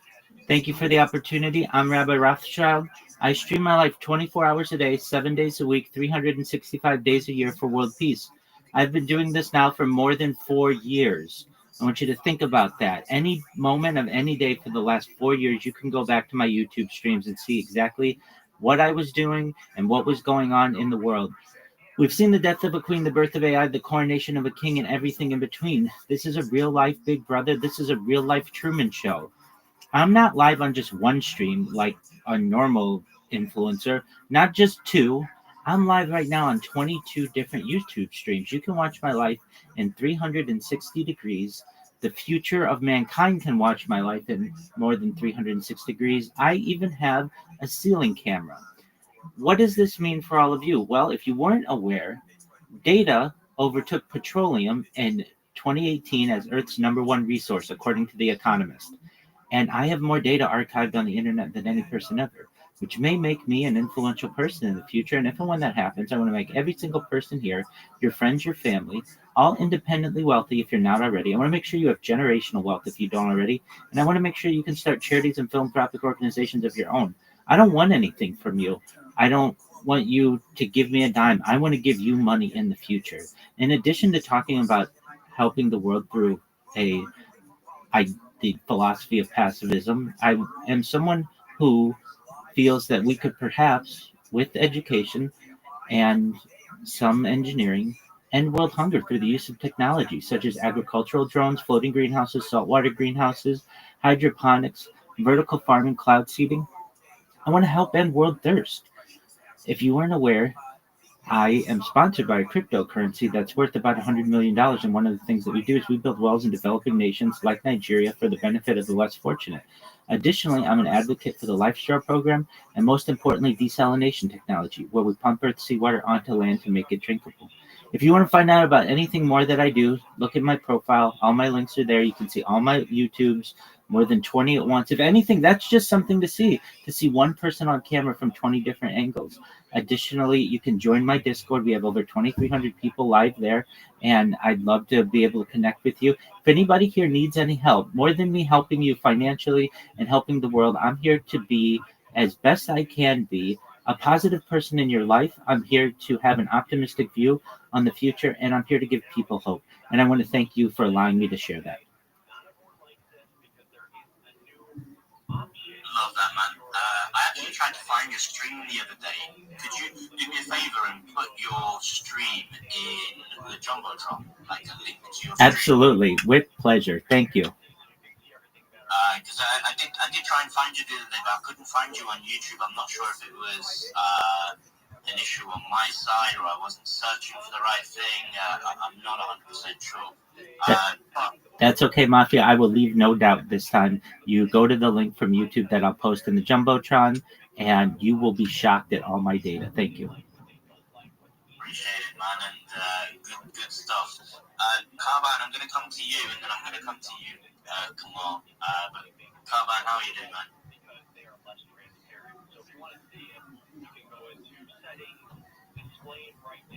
Carbine?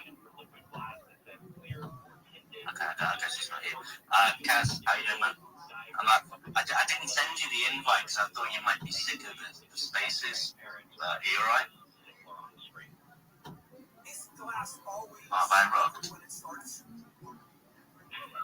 No, you're still there. I can hear you. Okay, that's good. Come on.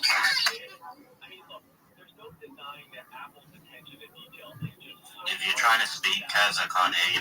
You might have to move around, man.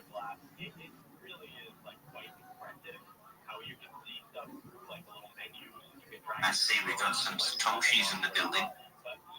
Always good to see you guys. I see we got Sock Inu in the building as well. Good to see you. Burning from Tassel. You guys are gonna get the. There it is. Roll the glass, pour it out. It's all good stuff. Have you? And I just want to throw this before we go into the topic.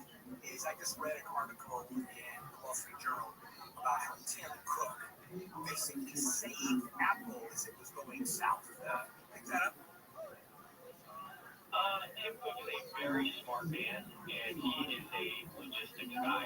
And so he may not be inventing the next iPad, but he is very savvy when it comes to business. And so I have no doubt that here's a company that was handed to him after, Steve Jobs passed away.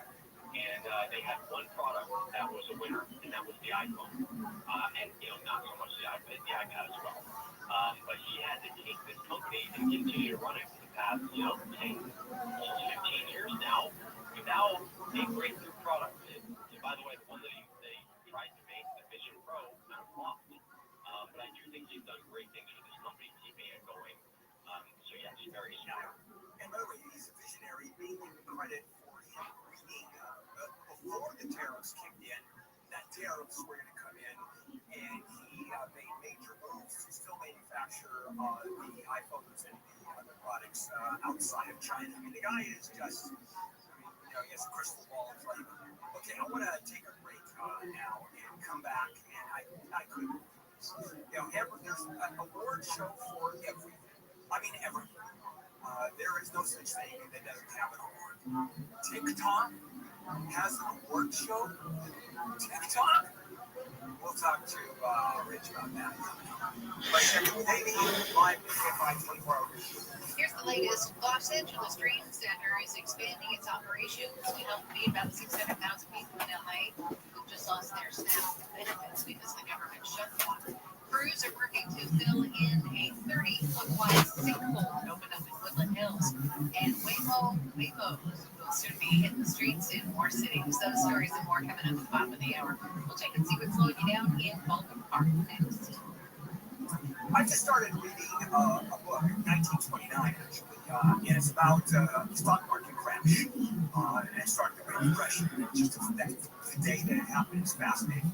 And the takeaway here is you never know where stocks are going to go, up or down, speculation. And they eventually fall, and then they go up. Right now, it almost doesn't make any sense. The stock market is defying gravity. The U.S. dollar is hanging by a thread, trillion national debt. Companies, governments are buying gold. Because why gold? Gold always survives being collapsed like that. Matter of fact, people held gold at that time did just great. Let me suggest contacting Vera Capital. They buy gold, sell gold for you. You can have gold in your 401k plan and your savings. I do. By the way, purchasing gold a few years ago was the best investment I have made in decades. That's gold.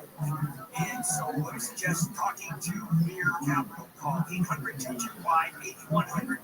A free gold investment kit. You'll see why this makes so much sense for you. You also get a $20,000 bonus gold with qualified purchase. Lear Capital, over $3 billion transactions, thousands of five-star reviews.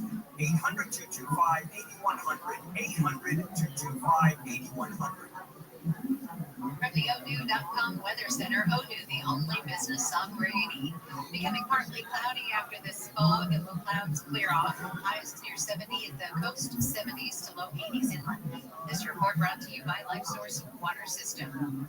We've got a crash in Baldwin Park on the 605. It's southbound side from Valley Boulevard. They're still working on that carbon plate blockage there. And traffic will be slow back from Live Oak Road. We've got some serious issues in the southbound area. It's going to be the 405 southbound connector to the westbound 22. There was a deadly crash there, but as that connector closed, they're investigating exactly what happened there. The southbound side of the 605 is also affected. In fact, that's where the most slowing is. The actual blockage is going to be the 405 southbound connector to the westbound 22.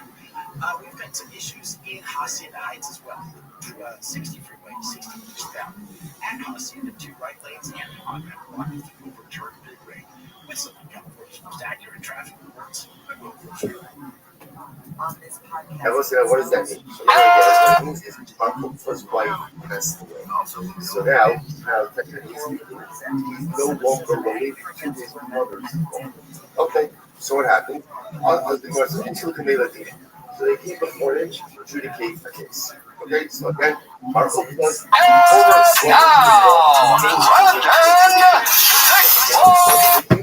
November 3rd, 9:30 a.m. on this lovely, brisk Austin morning. Finally cooling off. I'll take it. It's actually damn near perfect. It's like 70s out here. Sunny yesterday. Was at the field all day Saturday, all day Sunday. Got there at 9 a.m. Sunday, left at 9 p.m. That's what travel ball dads do.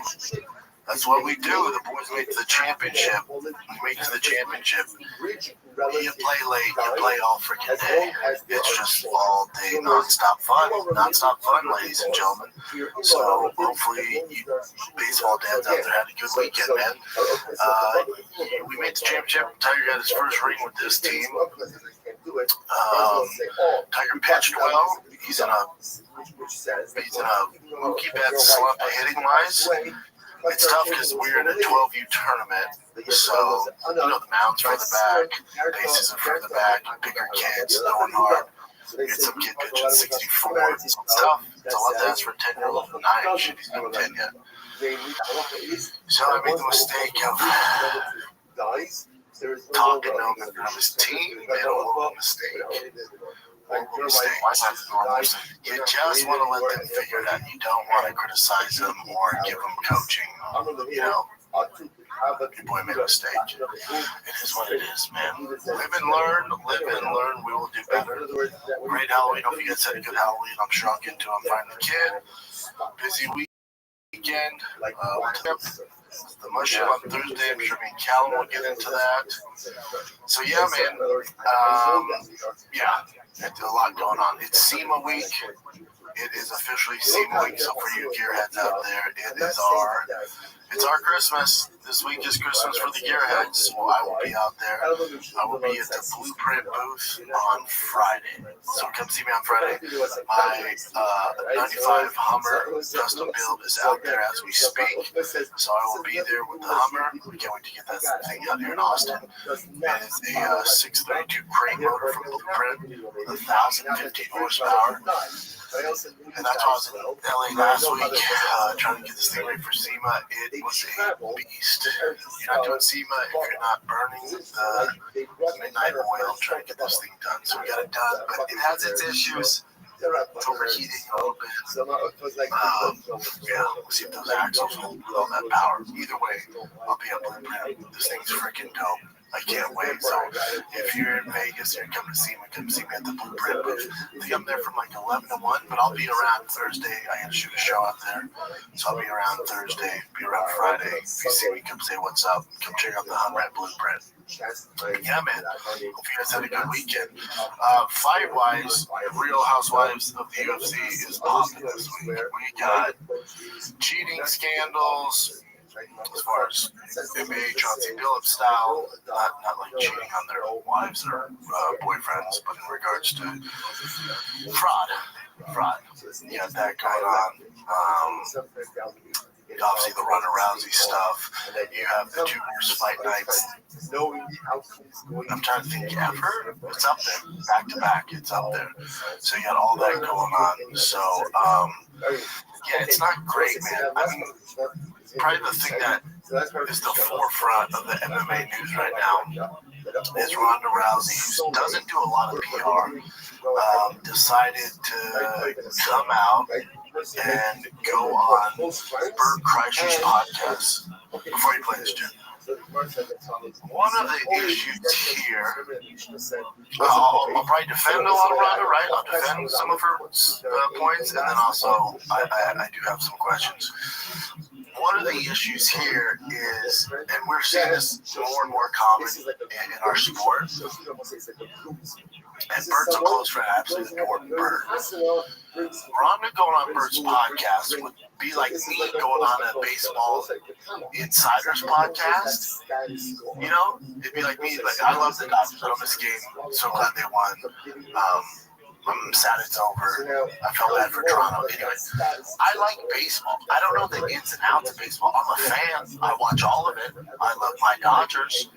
But when it comes down to the nitty-gritty, like actual inside baseball, game plan, what the manager's doing, you know, pitching, the bullpen, the other leagues, all the ins and outs, the details of the game, dude, I'm a two-stripe white belt. Bert is a two-stripe white belt in fighting.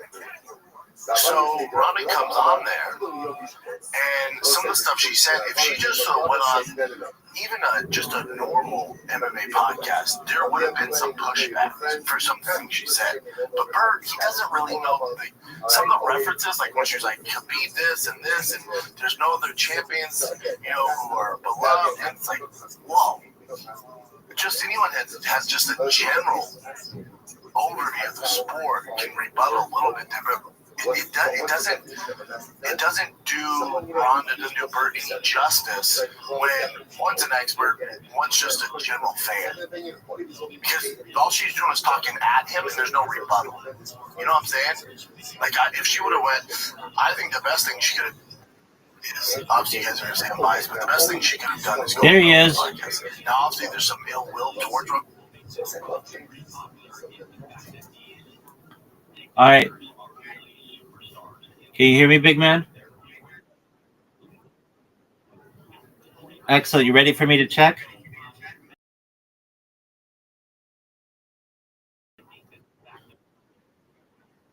Yes.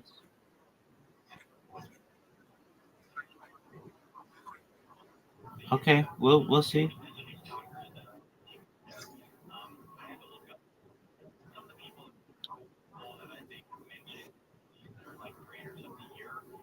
This is excellent work.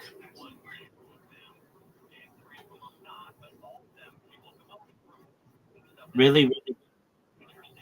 Oh, I love it, man. This is really good. Good job, man. You're welcome. Okay, Brown. I like your gifts. I think that's really creative, but you need a brand for yourself. You know that, right? So something that's not moving, it's got to be static.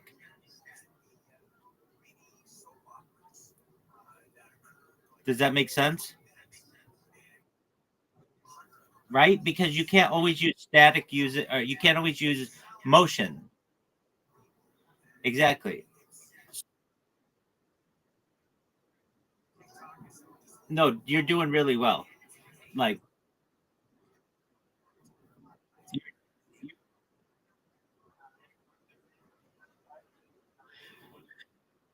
What I mean, for what are you waiting? That's your next step. Once we get your logo, then we're gonna get you your pitch. You're gonna start shilling yourself in Twitter Spaces. You're gonna get a job.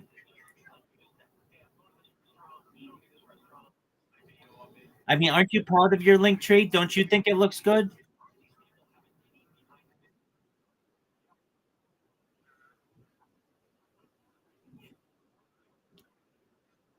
Absolutely, Brown. Okay, so now what we're gonna do is we're gonna have you create your logo. So remember what I said. I think it's in your best interest to have the top part of the circle say your name, Brown, whatever, and the bottom part of the circle be your linktree.com/ whatever. And then in the middle, you put a picture of whatever you want to represent you. You create one.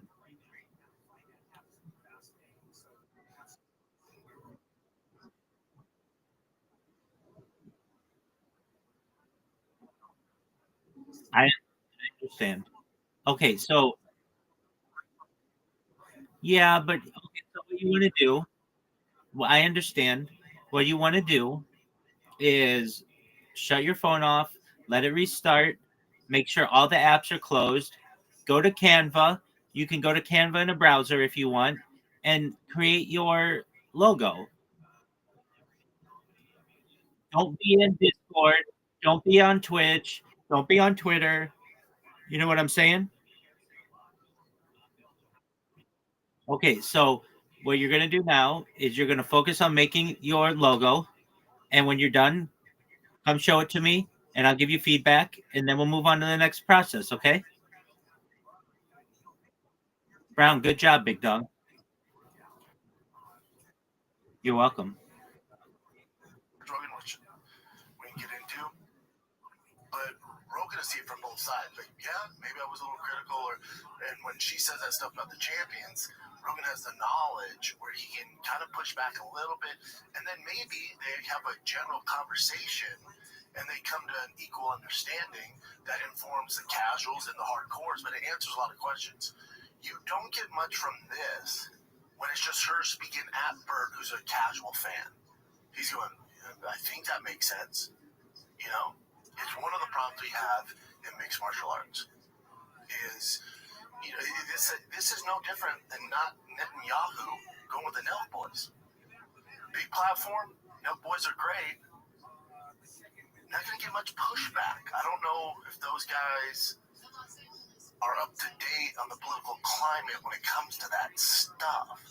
So again, it gets views, but Netanyahu can get views wherever he goes. Rhonda's can get views wherever she goes. She could have went on anybody's pod in this, you know, because she doesn't do it a lot. For me, I think it would have been better for Rhonda if she would have went to somebody. I'm not saying me in the least bit. I take myself out as Luke Thomas, Pete Carroll, Chuck Mendenhall, Ariel. There's so many people out there that she could go on their pod, and it just have a knowledge, just to be like, I hear you, but what about this? Do you wish you would have done this different? You know, to someone just with a knowledge where you can kind of lead her down this road and just ask questions, get her thoughts on it. She's the thing about Rhonda's wicked smart, man. Wicked smart. You know, she's a super smart person. So there's a lot of built-up resentment in there, and it just she's not this type. It comes off as so mean and arrogant, and that's not her. You know, and I think if there was again, this is on Bert, this isn't his job, so I'm with Bert. Hell yeah, come on. What do you want to talk about? You know? So this isn't anything against Bert. You guys know I love the fuck out of Bert. But I think that's one of the problems. And then this is the narrative, you know? So play this. I mean, I have everything I want. There's nothing that would really change my life. Let's do price points on this. Okay, $1 billion. $150 million. $1 billion. $350 million. Billion. You're just fighting Bert Kreischer. All right, I will beat the shit out of you in your backyard for this house. How long are you from train? I was just talking to Joe on the walk over. How long for me to train to beat Ron? That'll never happen. He wouldn't know. He's not an expert. He's a fan with an audience. That's interesting. Pause it.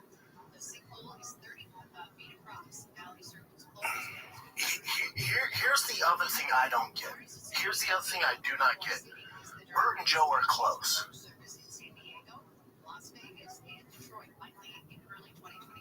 Other podcasters have, especially in the comedy world, have other comics on, and those hosts are close with Rogan. When you bring somebody on and they throw a jab at your boy, I don't understand how you just let it ride or have fun with it. Oh, what? How are you not defending your boy after all he's done for you? Even if say it wasn't Joe Rogan, say it was a lower level guy. If he's one of your boys, I don't understand how you don't defend them or stick up for them. It's such cuck behavior. I don't understand. I'm not saying he needs to get in a fist fight with Rhonda. I'm not saying these other comedy podcasters have to die on the hill and defend their boy. But what you're not going to do is come on my platform and throw jabs at one of my friends. I don't understand that. I don't understand it. I don't get it. Continue. I don't get it. How do you feel about you? Never fought. He fought Taekwondo, right? Never fought. That's not fighting. That's not fighting. Well, I'm gonna exit this conversation. I don't want you to get any bad DMs. You need to get out. So, to defend Rhonda, too, at Rhonda's level, with like the type of fighting she's done and her accolades, a guy like Rogan, like Brian would tell me, I fought before. Now, to the average person who's never been in any competition, yeah, they can say they fought. If you're talking to Ronda Rousey or someone that's fought at the highest level, when you go, oh, I fought, I did Taekwondo, I did karate, I did Kung Fu, I did Jiu-Jitsu, you didn't fight. That's the equivalent of me going up to Freddie Freeman and go, I played baseball. Dude, when you extended on that out to win the World Series with Mookie for the double play, dude, I did that. I did that in middle school. You go, what? Oh, we're not. No, what? No, it's not even the same thing, dude. So, some people see it as a jab, and it is, but from Rhonda's viewpoint, her perspective, and what she's done in combat sports, and this isn't Rogan, Callan, insert anybody who says they fought, but when you get to the UFC level, when you get to the elite level, your definition of fighting is going to be different, if that makes sense.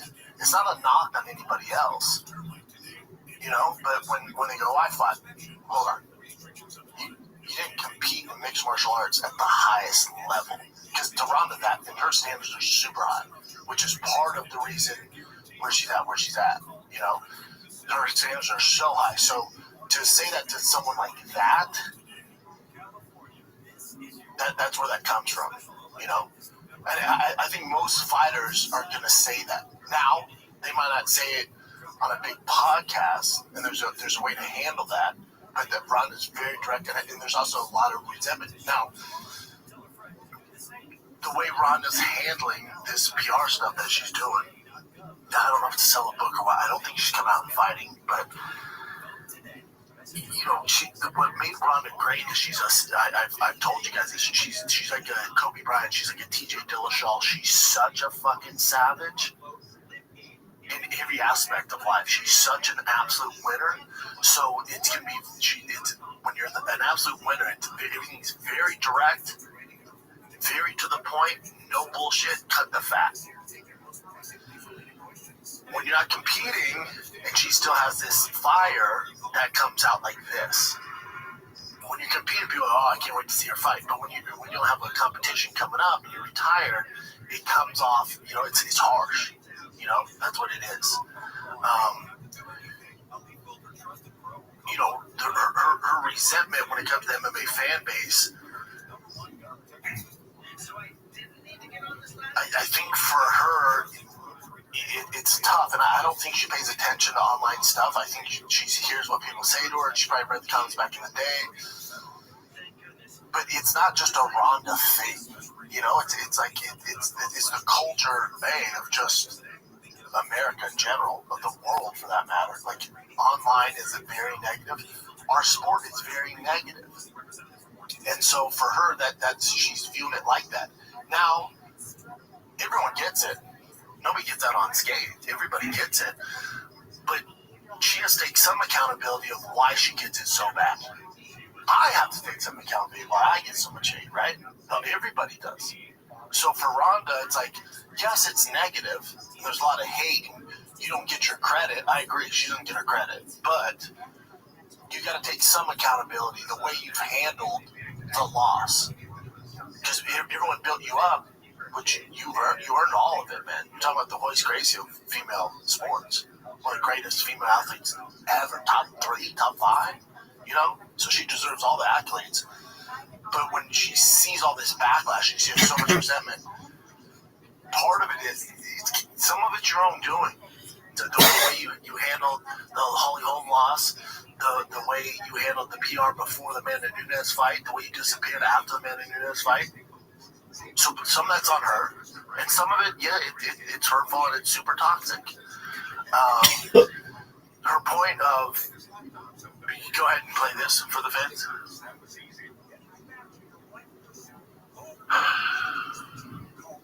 Are the most, what have you done for us? Fans and media are the most, what have you done for us lately crowd of any sport.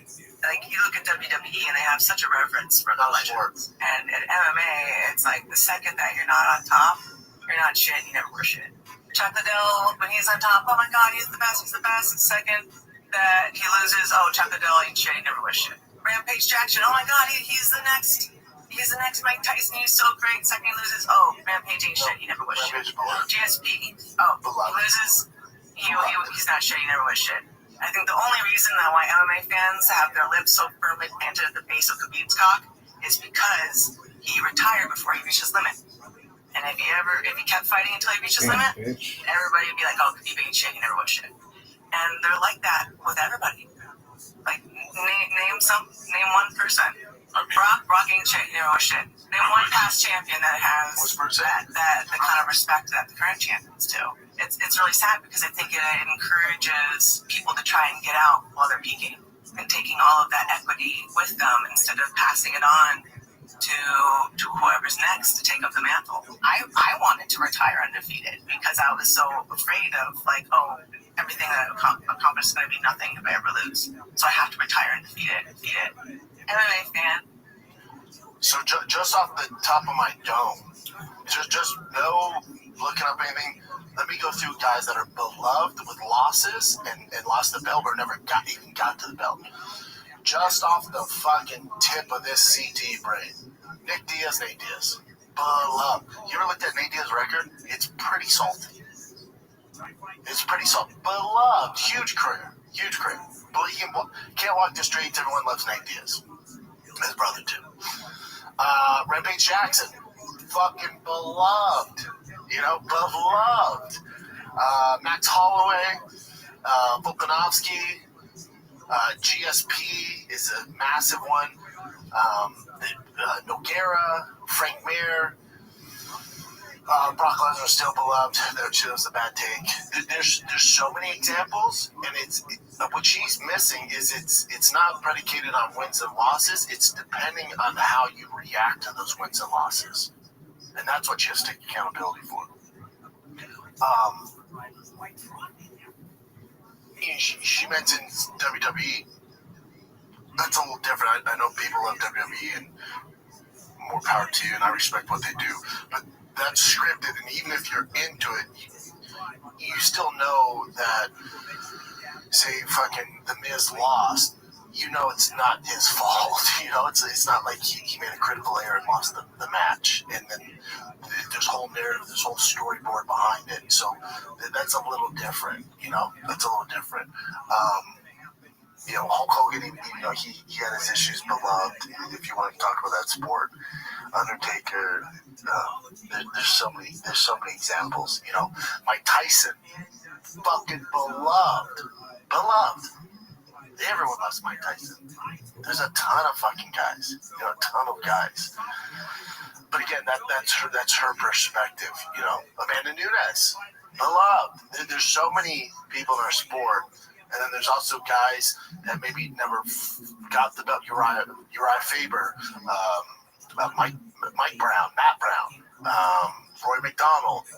There's so many fucking examples just going off the top of my dome. There's so many examples where they either fought for the belt, lost the belt, or attained the belt, and they're beloved. Yo, only solid. How you living, pimp? There's so many guys. Excellent. How'd you find out about me, big dog? It's just. How'd you find out about me originally? Oh, tight. Okay, what's good, my man?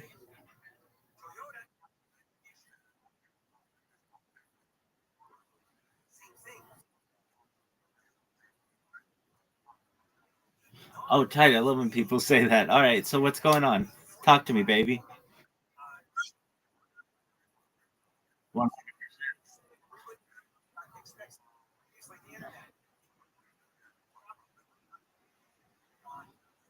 Well, I refrain from using the term God, but I would call it AI singularity. That's what we call it. And we're moving towards that. Yeah. And some people consider it a scary future. I know many years ago, I uploaded a letter to AI. Most people don't. It was a love letter saying that I helped to create it. And hopefully it would be benevolent toward me and my family in the future.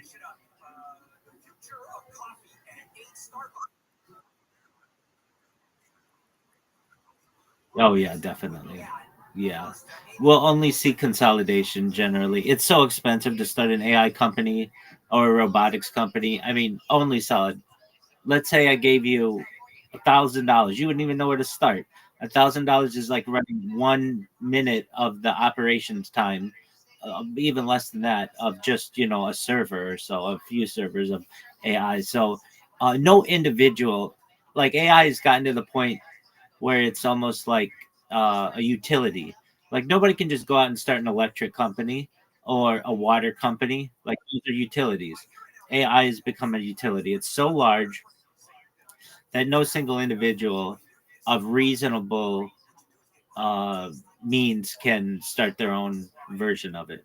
And we are reliant on a handful of organizations, namely OpenAI, Oracle,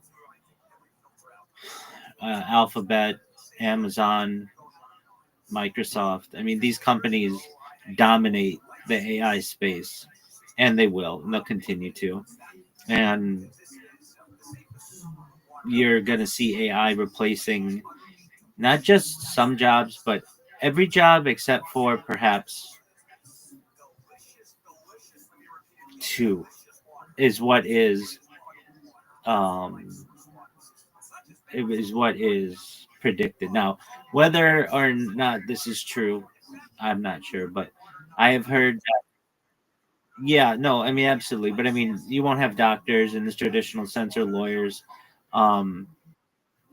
You may perhaps have them in like person, but really they're just going to be using AI because AI is more accurate. Um, and I think you have more than just two professions, but not a lot more. I mean, basically, you're going to have the people who develop the software and maintain it, and then perhaps an elite class of people who want to be whatever they want to be. I mean, that's it. The remainder of people, Well, that's a theory. But generally, I think most people will be on universal basic income, which will be a certain set amount. And we're moving towards socialism into communism. And the state will own everything. To quote Klaus Schwab, you will own nothing and you will be happy.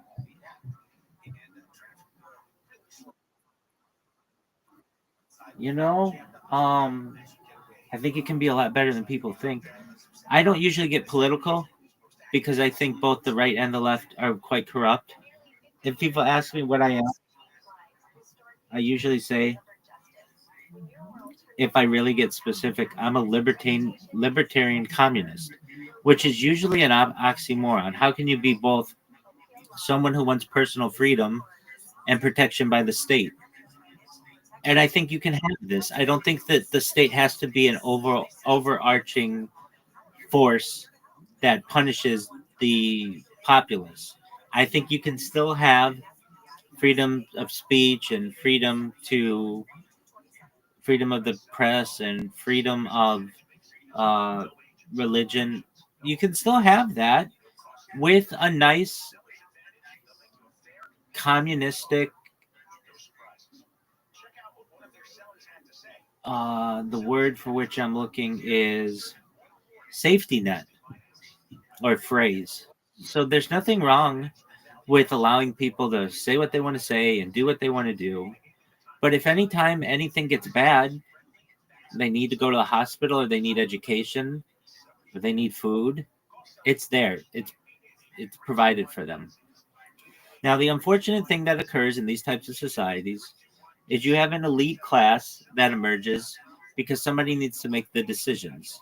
And that elite class then creates a two-class system for the elite and everyone else. And slowly but surely, the lower class is punished. And there's a lack of resources and such. But I think that, especially with AI, we may be able to put in perhaps checks to be able to protect ourselves from this type of system and allow people to really uh, thrive in the arts and in science and not rely so much on finance as we once did, uh, or um, even like banking. Uh, while those will have a role, I'm someone who feels as if it's possible to have somewhat of a utopia where people are given everything that they need each month or each week or whatever, and they're able to share if they want. And look, I can tell you this right now. If I went to an average American and I said, look, you're not going to own anything, you will have no possessions, but you'll be able to live in a house for as long as you live. Your kids will have free education, free healthcare. You'll have all the food that you want. You may not be able to have caviar every night, but you'll be able to have hamburgers a few times a week if you want. And you'll have a mode of transportation. I can't guarantee you have a car, but you have a mode of transportation, maybe a bus system or a shuttle system or a monorail system or a train system to be able to go wherever you want. I'm guessing about 90% of Americans today would say, I'll take that. You mean I don't have to worry about rent anymore? No. You mean I don't have to worry about work anymore? Not if you don't want. There's some people who are going to want to work on something, or perhaps there might be some needs, but no, you'll be able to play video games, take care of your kids, and get an education yourself. If anything happens to you, the state's going to take care of you. 95% of people in today's America will say, I'm okay with not owning anything anymore. If you can do that for me, I will be happy. And while that's a utopian view on the society that perhaps maybe uh, come to fruition, it's going to be a big lift until we get there. There's a 1984 that occurs in between there, where perhaps they're enemy of the states, or enemies of the state, and Orwellian groupthink and hate speech and pre-crime. These types of things may become a reality, and that scares a lot of people, and I understand that. The best thing that I am doing is ensuring that I'm archiving society. People can go back to my streams and see what life was like 3 years ago. Life has changed a lot, believe it or not, in 3 years. When I first started this stream, we were still in the midst of a pandemic.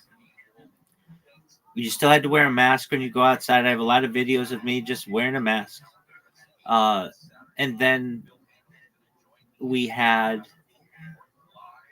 the emergence of AI into our daily lives. So I was an early adopter of ChatGPT in November of 2022. I was using ChatGPT the day that it launched, November 30th, 2022. And now we've seen the world and what large language models have done since then. So I basically have pre AI in your daily life, the launch, and then post. That's going to be very exciting for people to just see how that has changed society.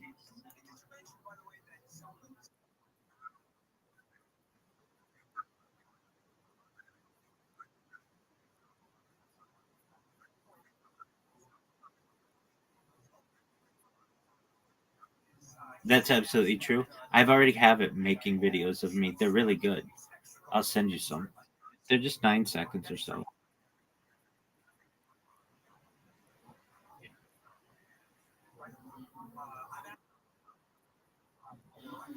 There you go.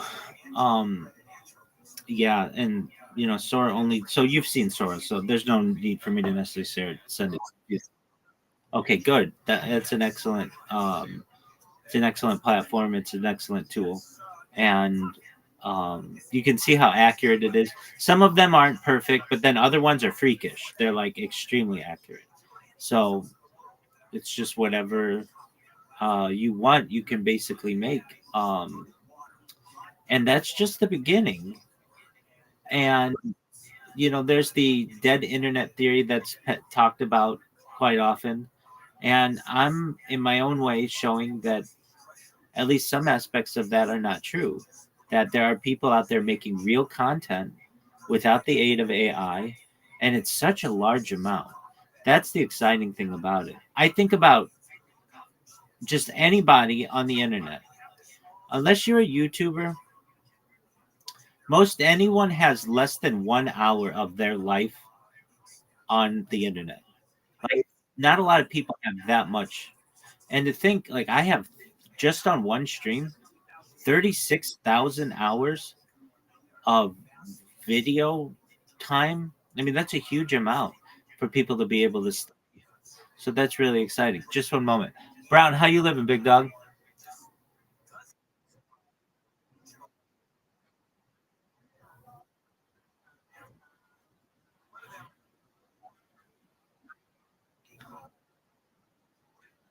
I see it. I see it. I'm looking at it right now. It's a very good start, though. It's a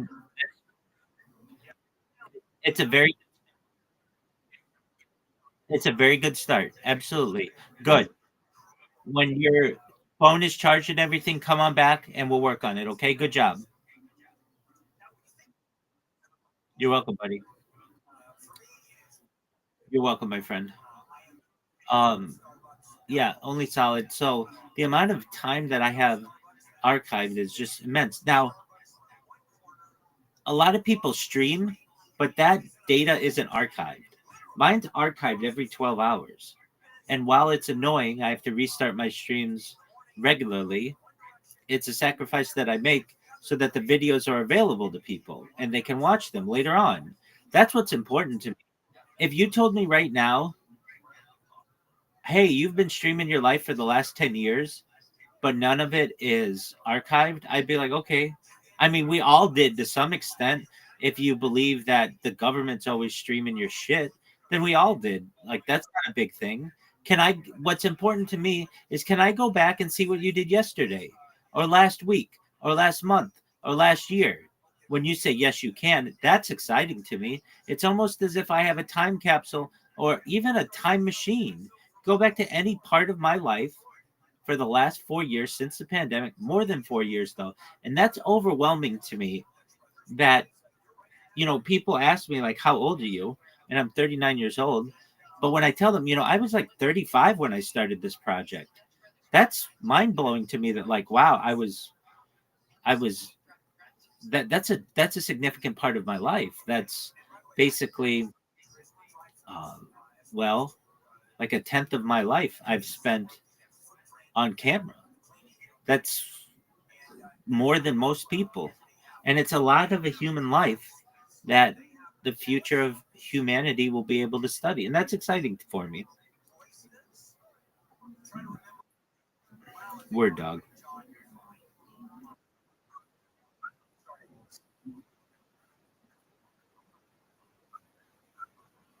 Word. I do my best to be available to as many people as possible. We had that guy who just came in. His nickname's Brown, and he's in Nigeria. I'm going to be honest with you. He's like a lot of people who come in here. They have a lot of passion, but they just need some guidance in what they do. And so I'm helping him get his social media organized, and he's done a very good job of it. When I tell you he, like 2 days ago, did not have a Snapchat or YouTube or TikTok or Twitch or Twitter, like he didn't have these organized, but now he does. His link tree is very good. He's coming up with a logo for himself, and then he's gonna essentially give sales pitches to people on Twitter Spaces. He's going to be able to get a job and be able to provide for himself. And frankly, Nigeria is a difficult place to do that. That's why there are so many Nigerians involved in cryptocurrency, because they have learned to not trust economies. So they have this. I'm probably the biggest crypto person on earth, and I don't even know it. I mean, like right now, I've been wearing crypto merchandise for years straight. I'm sponsored by a cryptocurrency. I talk in cryptocurrency spaces maybe at least a half dozen a day, but I don't really invest in it. I only let people give it to me, and that's cool. There are a lot of people who just want me to have their coin or have their uh, NFT, and that's cool. Do I think it's the future? Yeah, absolutely. And I think that I'll be able to make a lot of money doing it. But as of right now, it's like not important to me. Though it is very important. It's like that's who I would want running crypto, is the person who doesn't really give a fuck. And but they're very involved in it. They just don't realize it.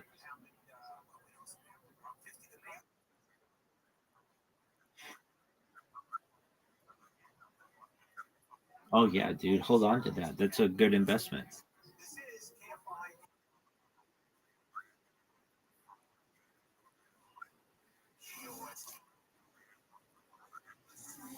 It's not a bad theory.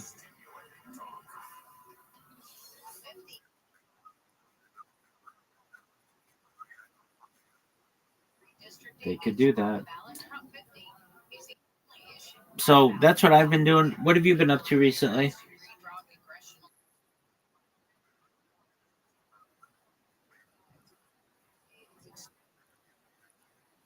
Okay, what's new at college?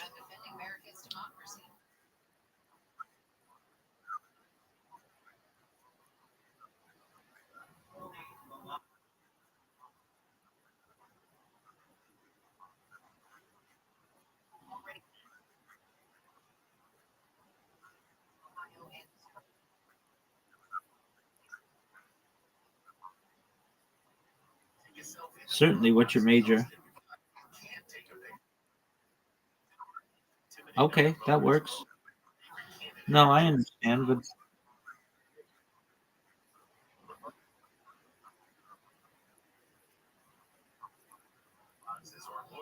okay. Well,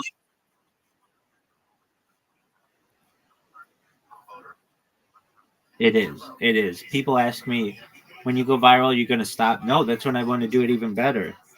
Um, I want to do this the rest of my life. I get great joy out of streaming, to the point where I delayed having children, or having, getting married and having children for this project.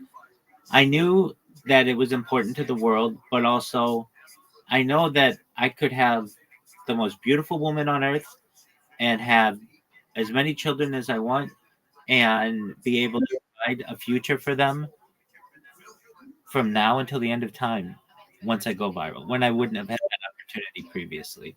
And it's something that I think whatever woman is out there with whom I fall in love, she'll understand why I waited, because previously we would have just had a normal life, which is fine. But a normal life in California is can be paycheck to paycheck and making mortgage payments and all that shit that I don't want to have to do. I want to be able to say where what what mansion do you want in the hills? We're gonna buy it cash easily. We're gonna have an island we want. We're gonna have the ability to vacation anywhere in the world. We're gonna have multiple homes. We're gonna have an entire fleet of butlers and maids if needed. We'll be normal people, but we're not going to have to do anything if we don't want to. I mean, I'm really going to be able to perhaps it was a bet that I made on myself. Like, look, if I do this and this is right, then this is the best idea in global history. I've had I have friends who have played in the NFL and in college, and when we were in college together, we would talk. I mean, just like almost like when you see a seam as a running back, and it's like when all the blockers are in a certain position and there's a hole, and it was just like I was a running back and I saw a hole, and if I took advantage of this at this very moment, I might be able to score the touchdown. Otherwise, I'm going to get tackled or whatever's going to happen. And I just saw a seam, and I went for it. And it's a question I think about occasionally. Let's say I didn't have the last 4 years archived and I had to start this right now. Would I? Absolutely. It's always important to have data. And especially like I use the data on a daily basis. Sometimes people come in here and someone will forget what they said. And I'll go back to the stream and be like, oh, you were asking about this or whatever. Your question was this, or you had asked this. Like we use it for practical matters. And then it's really interesting to see how I've changed over the course of the last 4 years. While 4 years isn't that long, uh, it is a lot of data. And it's hilarious to me. I watch some of these streams of the past and it's like, I don't remember doing that. Or I mean, there's no way that you remember absolutely everything that you do. And that's an interesting thing. Like, um, normally when people are on camera, they remember what they do, but I don't because there's just so much to remember that I don't remember singing that song, or I don't remember making that joke, or I might not remember wearing that outfit. But then when I see it, I remember it. It's just part of human memory.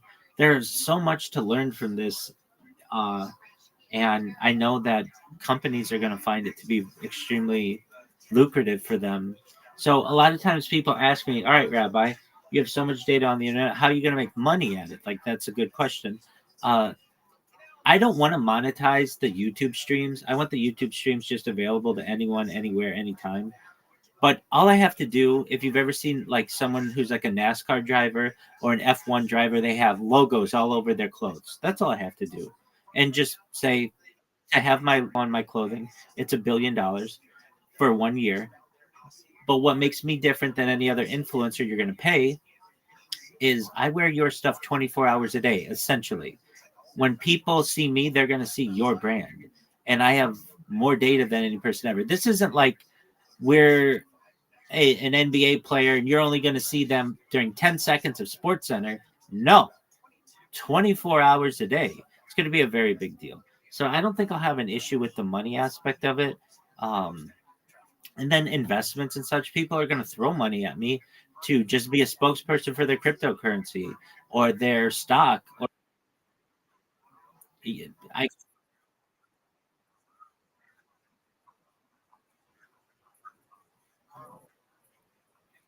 right.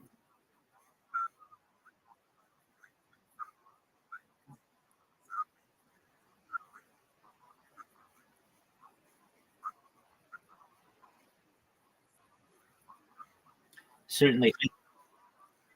Yeah. The way I think it's going to go viral, and I really mean this, I could be wrong, is I'm part of a It's a community on Discord. If you want to join it, you can. It's discord.gg/Big Steppas. BIGSTEPPAS. And these guys run Twitter spaces almost 24 hours a day. They're all very professional, though, and they get hundreds of people in every Twitter space, and they allow people to shill themselves. And I've gotten to know some guys in there, and they've let me live stream in their Discord. And they've got like 7,000 people in their Discord. But what their 7,000 people are generally like people who are involved in cryptocurrency, some very wealthy individuals, but they're basically all on Twitter.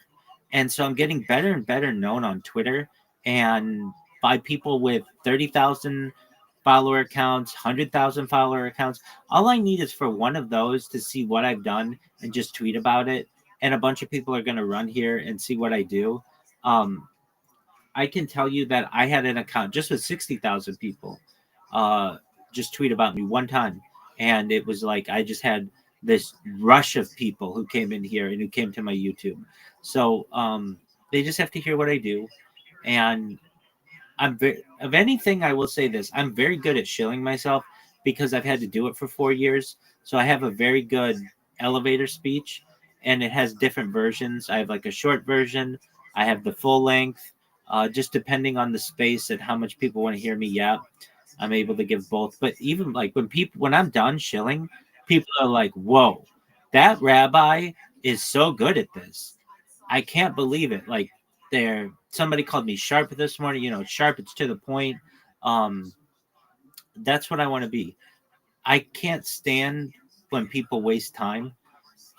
Generally, it's fine to waste time for some things, but when you are given an opportunity to tell somebody about yourself, they don't care about what you had for breakfast or that the grilled cheese last night was good or that you slept for 6 hours and you wish you slept for 8 hours. Nobody cares about that. Tell me about you. Tell me about what you do. Get to the point, and then if we have questions, we can do follow-ups. These are. Do you know what Twitter Spaces are? Okay, I mean, it's a perfect opportunity for you to get involved in them. That's where you're going to make a lot of money. If you're like, okay, well, how do I make a lot of money? And you're already in crypto, and you get airdrops, and you get a lot of alpha in there. You just keep them on like a radio and listen to them. You don't have to talk, but you're in a lot of you're in an interesting part of your life where you're not fully around adults. You are an adult, but you're not fully around people who act like adults. You're still with a lot of immaturity, people playing, and there's nothing wrong with video games, but it's very difficult to make lots and lots of money making video games at this current time. When crypto, there are a lot more opportunities. So if I were you, I would just get my Twitter account, go into Twitter Spaces. There's a great website. It's called spacesdashboard.com, and you can see all the spaces that are going on concurrently. And it's a lot more than what Twitter shows you. And I would just get into some of these cryptocurrency spaces, listen to what they have to say, and you're young enough that if you make an investment like in some of these for $5, it can. I know a girl who made it. She was a like a checkout clerk at a grocery store while going to school, and she invested $60 in, I think, SRP or something like that, and it's worth tens of thousands of dollars for her now. And like I think maybe even hundreds of thousands perhaps at this point. um so that's all you need to do. Like, you basically have something that a lot of people don't have, and that is time. You have the opportunity for these investments to grow. Now, I know you're busy at school, I get that, but there's nothing that says that in the background you can't just be listening to these people. And then if you want to, turn your mic on and talk with them and say, hey, I'm only solid. I've never spoken in one of these Twitter spaces before, but I want you to know that I'm invested in cryptocurrency. I heard that you're having an airdrop. I'm giving you my wallet. Send me whatever you want. Some of these airdrops people can retire on if you just do enough of them. I know some women and men, but I know both actually. They make $100,000 a year just getting free stuff from people. It is. So that's what I've been up to. I'm glad to hear that what I've said with you is coming to fruition to some extent, just to know the accuracy of it. I'm not saying we're going to be accurate on every prediction we make, but um, I have confidence in what I tell you. If I didn't, I wouldn't say it to you, or I would say, look, this is just a hunch or whatever. But AI being the future, absolutely. We've moved from artificial narrow intelligence, we're moving towards artificial general intelligence, and then artificial super intelligence. And that's where you really get into AI being a singular being, like you had come in with. So I hope that helps, big dog.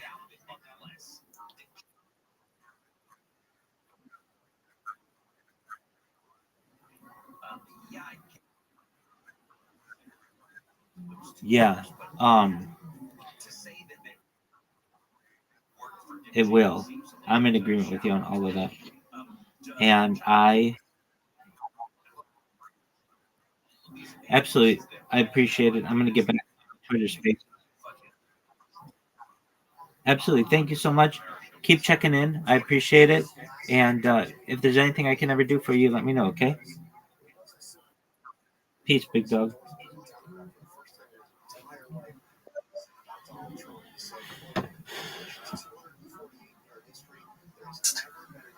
That's how she views it, you know.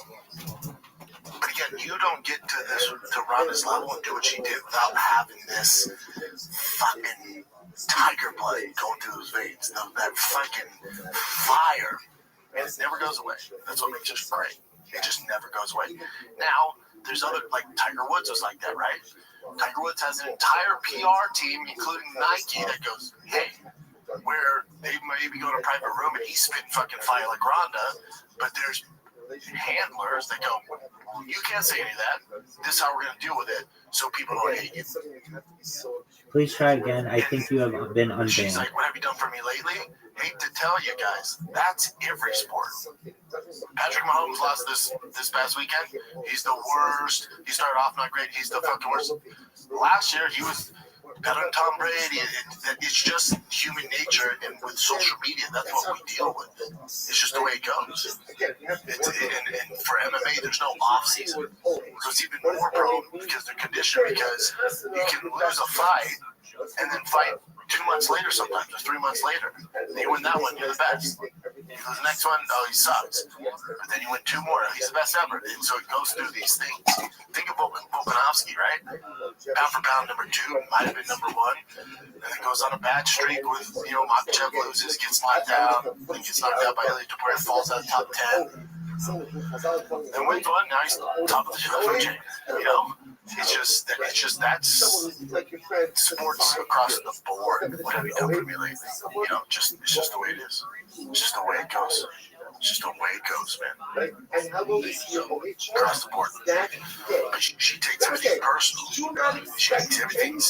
It's just true. She thinks she's the one. She's the only one. You're welcome, big dog. Please let me know if you have any issues and do your best to get your phone screen fixed. I know you tried, and if you need anything, let me know. It's part of the game now.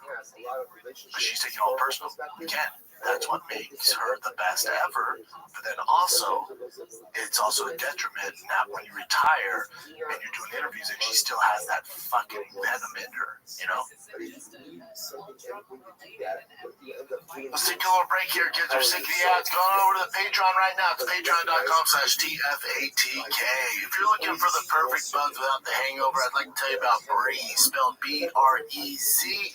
It's an incredible functional beverage company revolutionizing how we drink. Their line of feel-good tonics are the perfect alcohol alternatives with an effect you actually feel, y'all. They use a small amount of THC, CBD, and functional mushrooms to create a fun effect without all the traditional downsides of alcohol. And no, these aren't like your typical edibles where you never know what you're getting. Good Lord, they're not fun. You fill each blend with about 10 minutes. And the effect will last about an hour, hour and a half. Similar to a little cocktail. It's smell enough for your mom to try, but stackable if you're trying to ramp it up. The ship all across the United States. So head on over to feelthebreeze.com/shop, SHAB. Use the code SHOP for a $5 credit and free shipping on your first order. Consult with a physician before use if you're pregnant, nursing, or have any known or suspected allergies or medical conditions, or taking any medication. FDA has not evaluated these products for safety or efficacy. Products are intended for 21 and over. She looks like she wants in a lot of stuff, by the way. She always has, but that's what makes her fucking the greatest of all time. One of the greatest of all time. You know? So it's give or take. Give or take. With the fighting, though, just me as a fan, when I hear people say, oh, I used to fight, and then you find out they just did, not just did, but they did taekwondo or karate. To me, since MMA came about, I'm like, that's fighting. You know, like Muay Thai is fighting, but Muay Thai, boxing, karate, yeah. Karate, and I don't know why, but karate, I don't feel, even when people do jiu-jitsu competitions, but they all say that, right? They're like, oh, I have a fight coming up. I'm always like, it's not fun. Yeah, so I get that part. Now, if you're Ronda too, she's earned the ability to say what is and what's not fighting. If you fought in the UFC, if you made it to the pinnacle of the sport, and you want to talk about, even if you don't have to have Ronda's accolades, if you made it through the ranks into the pinnacle of the UFC, you can kind of dictate what's fighting and what's not. So when someone goes, oh, I know what that's like, I did taekwondo.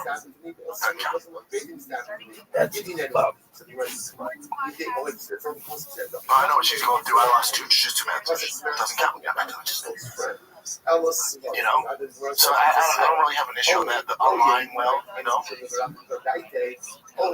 Also, Rogan's not walking around like he's some undefeated badass taekwondo guy. He's not just taekwondo, but you never see him. Yeah, like, oh, I remember lost this, or similar to GSP, or similar to Michael Pinky. Now, if he was doing that, yeah, the criticisms make sense. Rogan does that. I mean, I heard him say that he used to fight, but I think he's referring to when he did kickboxing or I don't know. He didn't do kickboxing. I know I did taekwondo. So, but to him, that's fighting. That's his level. You know, and for most people, that counts as fighting. To the elite, if you get to that level, you're not going to consider that fighting because you're not dealing with the same. It's just not the same. I'll put it that way.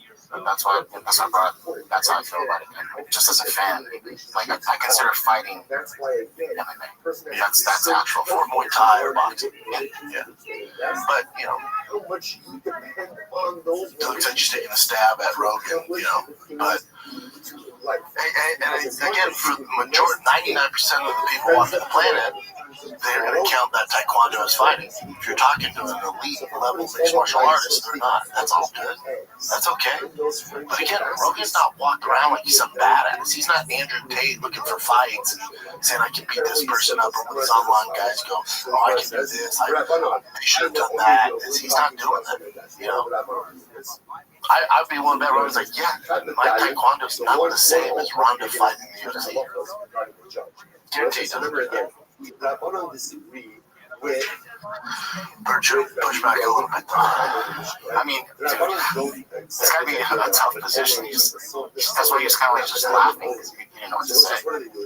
I get you got to defend your boys and stuff, but that's more like I don't know what the fuck to say here. Yeah, even when I was at the mothership, you know, people throw jabs at close friends of mine, and they threw a jab at a buddy, and everyone laughed, and I just shook my head and went, I'm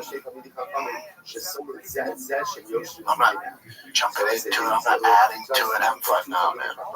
And that's not my show, you know. If it was in here, I'm like, no, hell no, edit that shit. No, we ain't having that.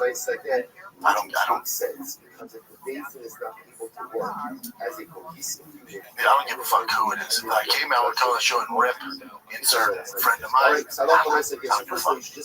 No, if you do great things, that's not what I do. I don't give a fuck. You know, it's not happening. Go on somebody else's platform, and they'll find it. That's the world we live in now. Just soft fucking people. Now, the next issue, we're going to talk about how we cross-examine witnesses. We don't just allow people to roll and tasting. Yeah, that's kind of wild. She came out of nowhere. I got headlines. Yeah, and out of nowhere, and I would like, if you gave me 100 podcasts, I would not have said, yeah, she's going to come out of her PR retirement and go on Bert McCracken. I don't get it. She's a fan, feels comfortable with Bert, knows she's not going to get pushed back and make sense. But they said this is part of the problem, you know? Okay, let's go. Again, it's not Bert's fault. Get your views done. It's not his job to be some expert. He's like, yeah, hell yeah, let's do it. He's just there for a good time. But you can't let people come on and talk shit about your friends. Especially when your friends done a lot for you. That's why I don't get down with it. Yeah, I don't know how it is to be in the shoes. That was just very uncomfortable.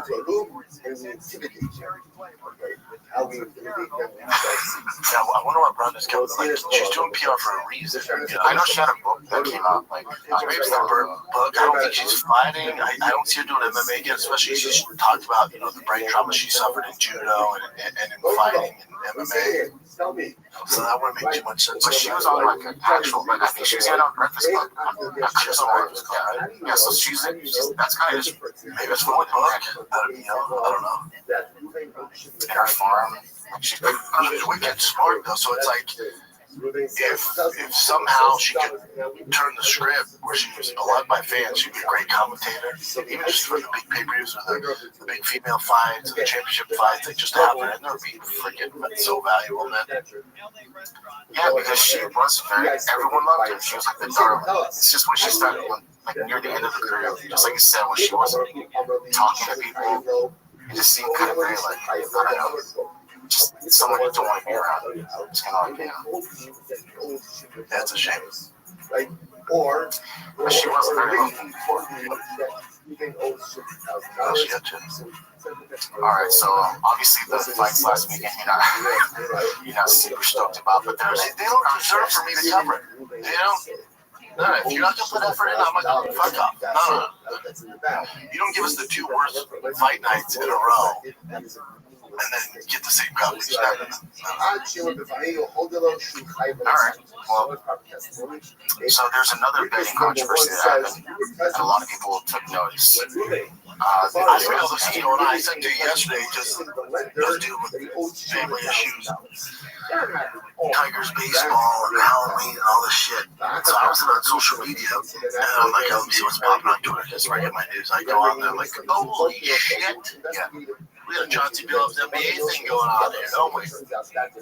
Yeah, so it's against that guy Bulgarian versus Bulgarian. That was like the favorite to win, about like -2 something, and it went down a lot later. And then, you know what, let's have this Hey Jive guys explain. He explains it very well. It could be the biggest sports betting scandal in the history of the UFC because the evidence behind it is so clear. There's no way they're getting away with it. This is Bulgarian, one of the best prospects in the UFC. His previous fight, he made history as the largest betting favorite in UFC history. Into this fight against Delval, he sat around a -240 to -270 favorite for a majority of the week. However, before the fight, some sports books pulled the odds on the entire fight. Why? Because there was suspicious betting activity. That suspicious activity led from Bulgarian going from a -240 favorite all the way to a -135 by the time it closed. Not only that, Yadier Davao to win in round 1 went from +850 all the way down to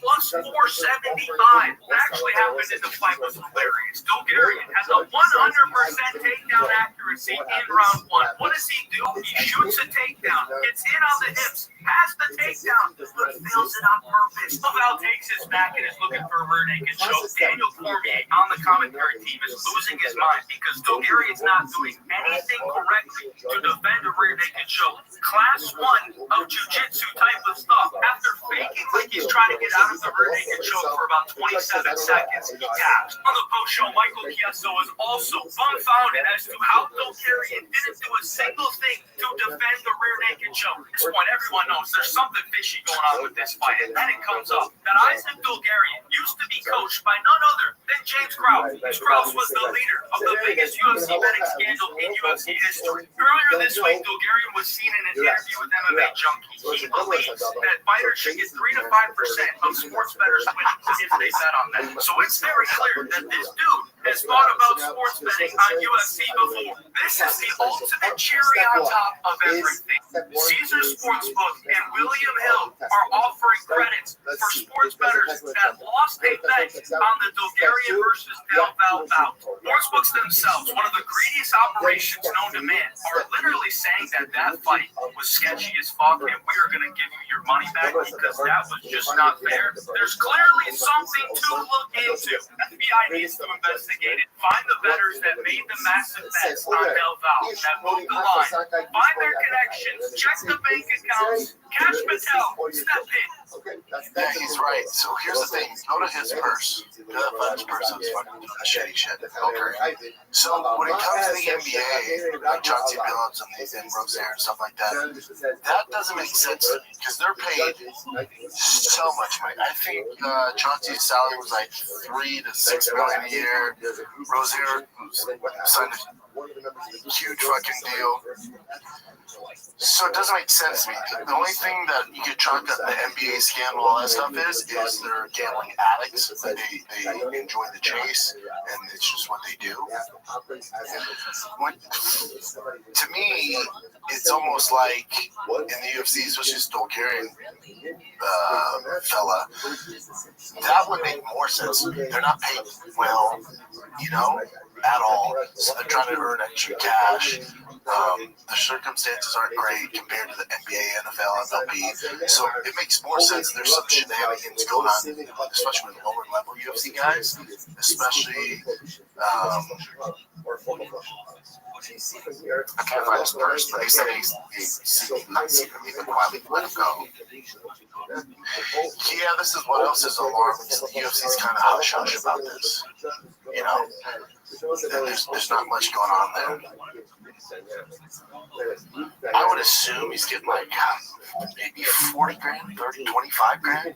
So this makes sense. This makes more sense. Otherwise, how much he's making. There it is, 4,000. That's promotional guidelines. Compliance. That's all the stuff you gotta do, the media stuff, I think. How do you go ahead and intimidate the witnesses? So let's say he makes an average around 40 grand a fight. That makes sense. It's some shenanigans and that, because you're doing it because you need the money, you want the money. NBA, NFL, MLB doesn't need these guys make so fucking much. You're just talking about they're just addicts to do it at that level. How do we intimidate themselves? Yeah. But then, that's what I was telling you too. It's like I knew there had to be somebody. It seems like it's way more than we're not catching on to it. Oh yeah, it's everywhere. Because UFC is like very hard. It seems like it'd be tough to do, but it's probably the easiest to do. I don't know. Yeah, you just, hey man, take me down and fucking and it's only on you. Think about NBA. Well, there are 5 players on the court. So 4 of the guys don't know what's going on. They just think you're playing real shitty. So you gotta add the part more. So you can't tell anybody. UFC is just you. I guess where you can make it less obvious. You don't have to tell the other guy. They're gonna know. Shoot for a takedown. Get your neck. They're gonna hit your neck. Shitty defense. You get tapped out. Happens all the time. Taking a little break here, and all your favorite NBA players are back. Let's go Nugs. And DraftKings Sportsbook, an official sports betting partner of the NBA, is the place to bet on NBA stars this season. New customers bet just $5 and get 3 months of your NBA League Pass Plus. Score $300 if your bet wins, paid in bonus bets. Download the DraftKings Sportsbook app. Use the code SHOP-SHOW. That's SCHAB SHOW. That's SHOP-SHOW. Bet $5 to get 3 months of League Pass plus 300 bonus bets if your bet wins. In partnership with DraftKings, the crown is yours. Gambling problem? Call 1-800-GAMBLER. In New York, call 877-8-HOPE-NY or text HOPE-NY 467-369. In Connecticut, help is available for problem gambling. Call 888-789-7777 or visit ccpg.org. Please play responsibly. On behalf of Boot Hill Casino and Resort in Kansas, has to approve wager tax may apply in Illinois. 21 and over. Age and eligibility varies by jurisdiction. Void in Ontario. Restrictions apply. online, bet must win to receive bonus bets which expire in 7 days. Minimum odds required. NBA League Pass auto renews until canceled. Additional terms at dkng.co/audio. Limited time offer. Yeah, but that would be for not as much. So this one reminded me of this older report about that Korean fighter. I'll tell you what, this thing was crazy.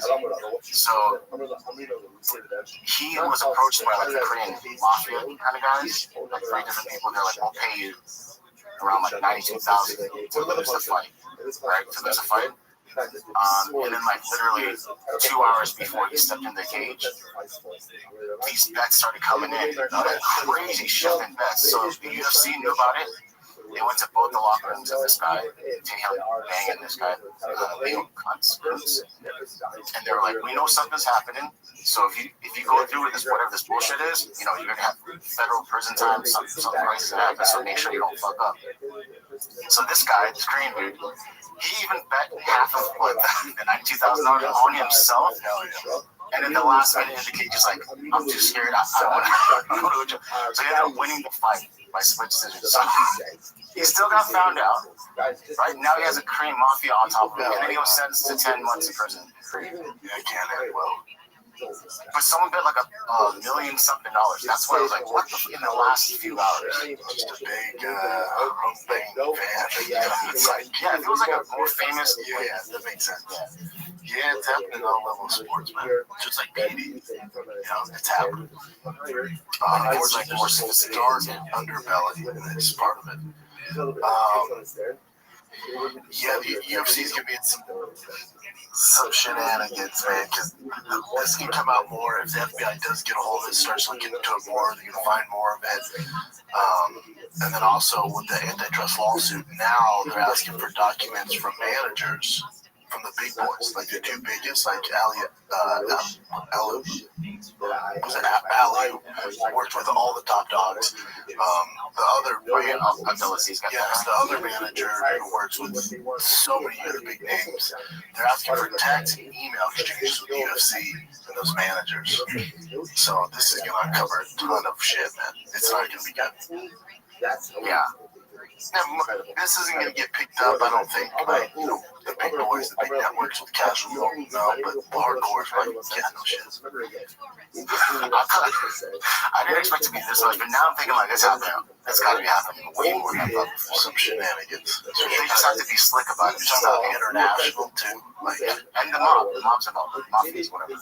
Mob's involved. Yeah, guys are making a ton of money. It's life changing. Well, they think it's life changing money. You know, it's going to be more prevalent in UFC than anywhere else. Yeah, easier to pull off. It's just one guy involved. I don't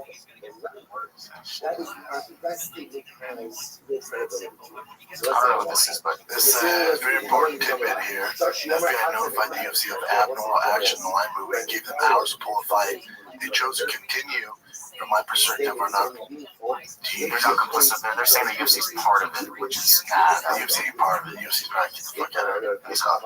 Federal affairs have flagged over 100 UFC fights this year for abnormal betting patterns, including 2 additional fighters of last night's card. Shit's about to get very ugly. Still one doesn't confirm, but some judge feds are moving to audit Jason Herzog fights. Yeah, because he runs again. Not crazy paid. You know, these guys that are lower level paid but can influence the fights. That's who you're going to see more and more of. You know.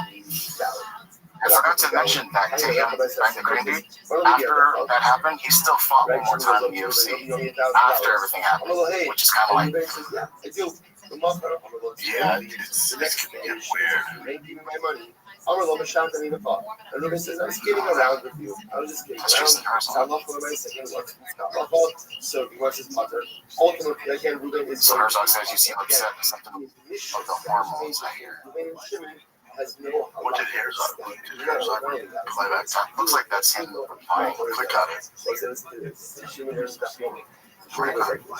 You seem upset. The symptom of the hormones I hear. And then click on that, then this is replying. You owe me $1,000. This one says, yes, I see. I read that, fuck you. Jason Herzog, fuck you. So click on that. Okay, but remember when you watch God lay unconscious in front of your eyes and you had to wake her up between rounds, you big jump. R-word. Yeah. That was a weird painting when that happened. Super weird. Yeah, this can't end well, dude. Well, for audio listeners, one thing when we found Yana and the weird ass thing where she was pretty much asleep and then it was continued. Yeah. I don't know, dude. It's not good.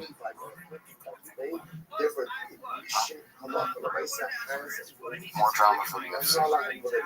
It's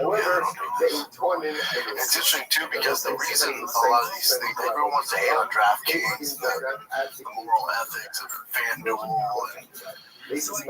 all that shit out there, all the betting stuff, betting companies, they're the ones who flag all this stuff. If it wasn't for them, we would have no clue. If it was just like MGM, if you're just betting in casinos and it wasn't online gambling, we wouldn't be privy to any of this. So with FanDuel, DraftKings, what they're doing is they're seeing the shady business and they're shutting down the reporting. So they're actually helping. There's a lot of negative to it, but that's actually a really big positive. They're actually the ones go, whoa, hold up. Yeah, this looks fishy as fuck. We're pulling it. Report to the UFC. If there is a claim that the defendant's made to freedom from the death penalty, it doesn't. Okay. Another thing that happened from that fight was the eye pokes from Antidelia, who was also the guy that Tom Aspinall vouched for as his one of his training partners, saying like he's the guy that, you know, if he made it to the top, I would just vacate my title. He got poked again. You know, he's the one that this guy Antidelia literally said when Tom got poked, he goes, I don't know how that happens. You know, I've been 33 different fights, whatever. I've never poked somebody in the eye, and then this weekend he poked me in the eye. God, Waldo eye, and then Waldo was Valdez Cortez, but he ended up knocking out this guy Delia after. Oh, Cortez knocked out Delia. Yeah, after because it took him a while to get better, and then he knocked him out and went straight back to his eye and like held his eye, going, "Oh shit." So it's just kind of crazy how this happened literally. Like right after Tom had that. He goes, I really don't understand. I've had 33 fights and never poked someone in the eye. I do believe the punishment for that should be severe. He got run out. And then he got knocked out. But that's it for that. But yeah, that was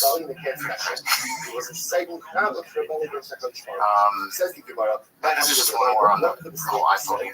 Her being said that it's got to a point where there are going to be talks now. There's actually something that's half done. Other than, like you said before, either they lose or they get, you know, what they gotta change, there's no warnings. All that's out the window. Get rid of warnings, take a point where the fight stop, and that guy that committed the foul, that will stop all this for the most part. No, that's the only way. Seriously. Where do you learn that from? You lose all your money. This is Cortez Acosta. Yeah, this is his reason for continuing after he poked in the eye. I'm a different breed. I was born to make a poke. Everything is war there. Everything is like war. We're poking the eye with everything that's happened in my life. This can't stop me. I'm going to let him poke and at least an opportunity that can change my life. Because he called out Aspinall. Yeah. He's not fighting for a world title, though, you know, and you're fighting a lower level guy. It's just the stakes are a little different. If you lose, you look for another day. Tom loses his belt, you know, it's just. You're not playing the same game right now. Yeah, completely different level, way off. So this video started coming out about how many fouls that Sturgon has done, and I'll just wait for you. Hopefully we can read some of this. The Sturgon foul almost every one of his fouls. Yeah. We definitely play it on Patreon. This is the reason you're subscribed to Patreon. It's patreon.com/TFATK. Good God, you just need a down opponent. You end up with all kinds of problems. So the idea of a lot of groin shots in the back of the head. And then you see it poking right there. The behind the head shots are weird because that guy's turning away. You know? Yeah. So those you'll see the ones that's a reach. You'll see where he hits straight up in the back of the head. That's definitely a groin shot. That one's back of the head. Oh yeah. We're talking about the JDS fight. That's fighting Rosenstruck. Kicked him in the nuts. Poked him in the eye. Furthermore, again, when is Rubey not believed? Poked him in the eye again. Says, I was just kidding. Right? Remember again, she came over to Rubey. He said, Rubey, you'll be Yeah, that's kind of close. He clearly has a fucking problem. Rubey says, I was just kidding. So the guy says, where is he got the right man? But she says, I was just kidding. Abba Amr on the days. And you'll see here. I mean, it's just straight in the back of the head. And that looks like Murphy, yesterday he said, I owe you money. Right, today saying, I don't owe you money, then he's a liar. He said, yesterday I owe you money, and then today she comes to collect it. Rubey says, I was just kidding with you. That's fine. That's fine. We can justify I mean, but also, these guys, not all of them, but these guys are going to push the limits as far as they can until you do a rule change. That's professional sports. Yeah. If you can gain an advantage and not suffer major consequences, that's what they're going to do. So it's on the commissions. Take a little break here and we'll jump right back in this juicy episode of the Real Housewives of the UFC. Listen, when I started this podcast, it seemed like I had to figure it all out on my own. Script, setting up, filming schedule, logos, it was super overwhelming. Every day seemed to introduce a new decision that needed answers. When you're starting off with something new, it seems like your to-do list keeps on growing every day. New tasks, and that list can easily begin to overrun your life. Finding the right tool that not only helps you out, but simplifies everything can be such a game changer. For millions of businesses, that tool is Shopify. Cha-ching. Shopify is a commerce platform behind millions of businesses around the world, 10% of all e-commerce in the US of A. Get started with your own design studio with hundreds of ready-to-use templates. Shopify helps you build a beautiful online store to match your brand's style. All right? Get the word out like you have a marketing team right behind you. And best yet, Shopify is your commerce expert with world-class expertise in everything from managing inventory to international shipping to processing returns and beyond. So if you're ready to sell, you're ready for Shopify. Turn your big business idea into cha-ching with Shopify on your side. Sign up for your $1 per month trial period and start selling today at Shopify.com/shop, all lowercase. Go to Shopify.com/shop, all lowercase. Yeah, everyone agrees. Take a part. Disqualified. This is an old footage of because I do poke people in the eyes. John's talking about the eye poke. So let me see. All it says is I do poke people. It's just in his expression. It just makes it look like his face. I do poke people in the eyes. It is very illegal, but I do it. It's like if someone's coming at me, I'll just put my hand there for it. A lot of times they end up missing the punch that was intended for my face, and sometimes it lands in people's eyes. And people hate that. Johnny, you're a very talented fighter. You don't need to use no legal tactic to be successful. I'm trying to tell people it's not intentional, but I'm kind of known for it. And it's working.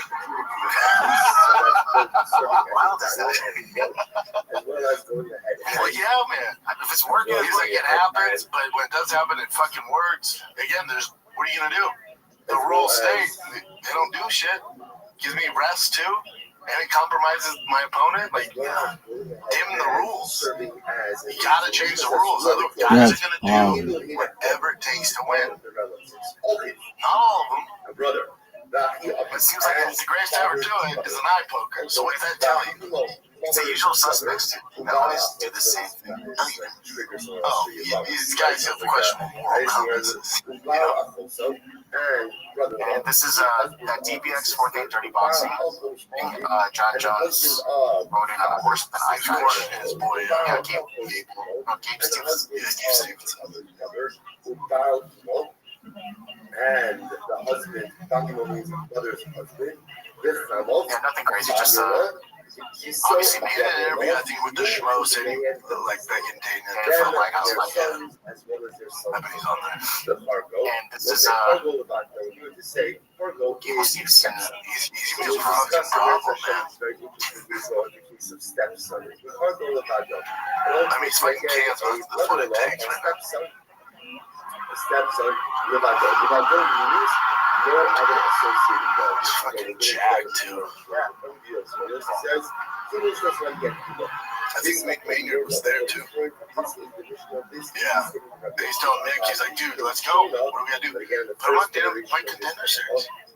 Hey, the heavyweight division needs something. This guy could be a good answer. At least to bring some fucking new blood into the division. Yeah, he's exciting to watch. And this is Ryan Battleberger released from UFC because he kept missing weight. And this is him fighting this dude. Oh,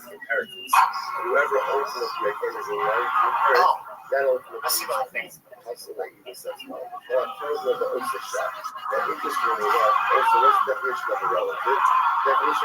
damn. The guy dropped him. This is such reckless boxing. For example, if someone was related to you, but they are no longer technically related to you, so they are touching you, for example, you are related to someone, and then also finish him. You can punch it down about it like that? I guess so, in this league. Wow. So hello for myself. If you related to someone, that person. Hello for myself. And for Ryan Battle, I like when guys get cut going. He says, and your boy, Roger Lofty's debut at that Misfits boxing event against this guy named Kells. Yeah, I know nothing about him, just like this guy here. He back up, look at the white dude looking back. Okay, so let's take it. So Ruben has a daughter married to Shimon, and then Ruben's daughter dies. Yeah, not much on him.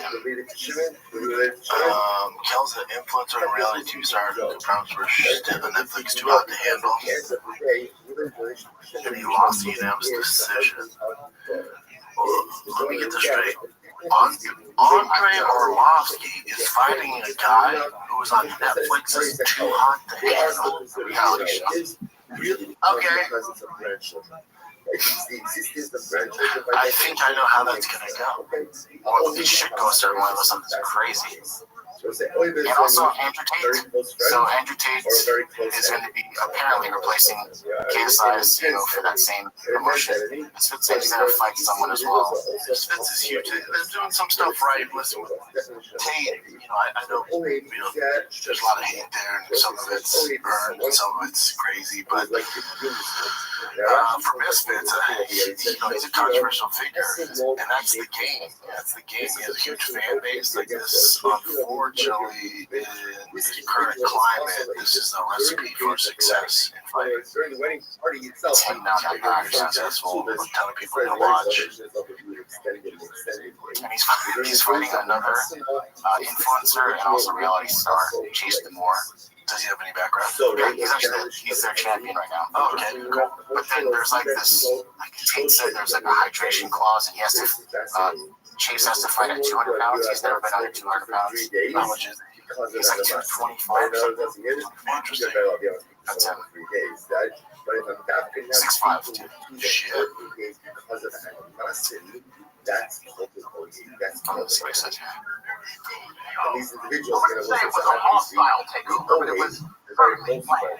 And Hams and I are going to be working together to finally put this where it belongs on the world stage. The largest disruptive force in sports entertainment history. So considering that, somebody who failed at their obligations to make this organization as big as it should be has been ousted. And I'm the new CEO.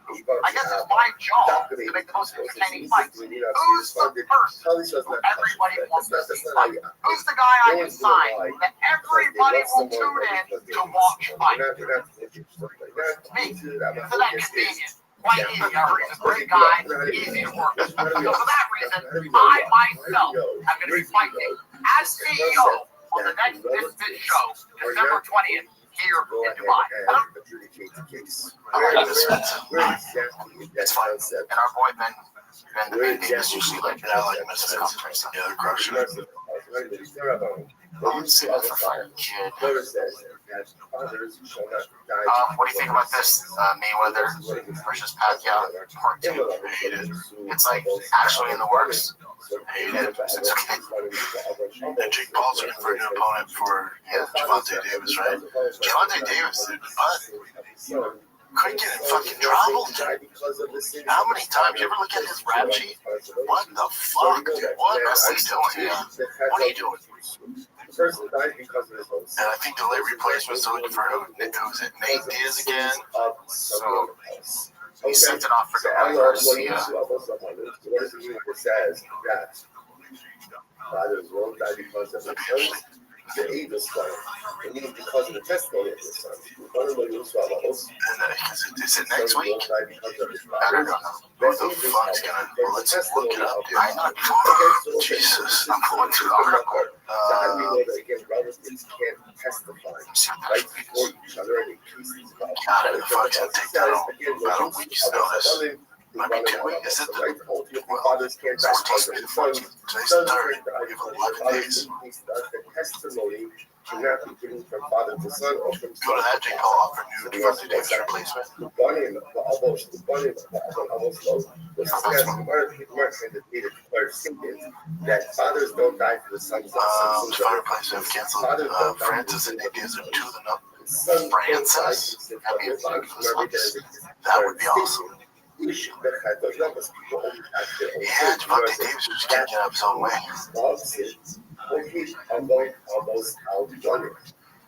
That Nate Diaz are good shit on there. They've already fought and still didn't do great. They lost to him. It's on short notice. If they want to get paid, you get your bag done. I get it. Francis be fucking wild. That's where the fathers engage in it says other names are Ryan Garcia. I can see him doing it. Terrence Crawford. That is where there's going to be responsibility for the sins of the fathers and the sons. In other words, when the fathers engage in behavior, Terrence Crawford can take it. Eliminate no, so beat the shit out of him. Then there is responsibility. Francis is kind of out of luck to see Francis. If that bad boy's an actual box match, take my money. Yeah, all those names, Ryan Garcia, Terrence Crawford. The problem he's going to have is the 11 days notice. Unless he ships it to a different date. Well, if they don't increase to it, they're going to have to, obviously.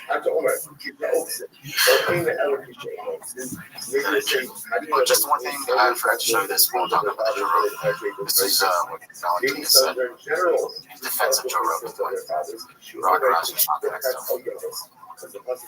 So as I see Joe Rogan as a huge expert, martial arts, double man, not just sportsman, a good example of freaking food. I mean, you might as well, but I like pretzels. That has to be a language barrier issue because she didn't defend Rogan. Yeah, Rhonda's not saying Rogan's not an expert, a noble man, a hunter, a sportsman, or a good example. She's saying he never fought. If he did a vintage, James was like, no, I consider that fighting and defend Rogan. Maybe she can't defend that part. She's saying like all the good things about him. Yeah, he's awesome. Yeah. But it's not defending him. Yeah. She should just be like, I like pretzel. And Joe Rogan. This article sounds funny now. Slam, of course. Chico slammed Ronda for speaking against Joe Rogan. Let's look at the quote. Rogan's a good dude. I like carrots. Okay. Damn, what a slam. But again, that gets the headlines. In other words, perpetuating dysfunction is a choice. Growing up with dysfunction that's also where Ronda's off, where she says he's not an expert. He is an expert. You You can be an expert, not fight. Well, there you go. That's the defense. Keep going down. What did fucking Jail say? Or my boy Jail said? Yeah, Jail said Jail said to hold back. So he said Ronda went heel, Ronda turned on Rogan to crash her as Rogan's friend. My takeaway though, it was a performance. It wasn't a character in front of camera that decided to go heel. Yeah, that's her moment.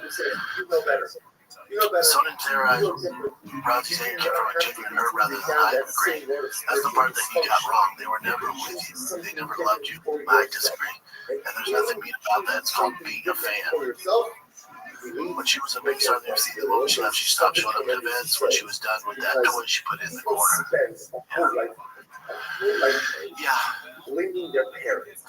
It's not. This isn't a PR move where it's like, let me shame Rogan and throw this ill will. That's who she is.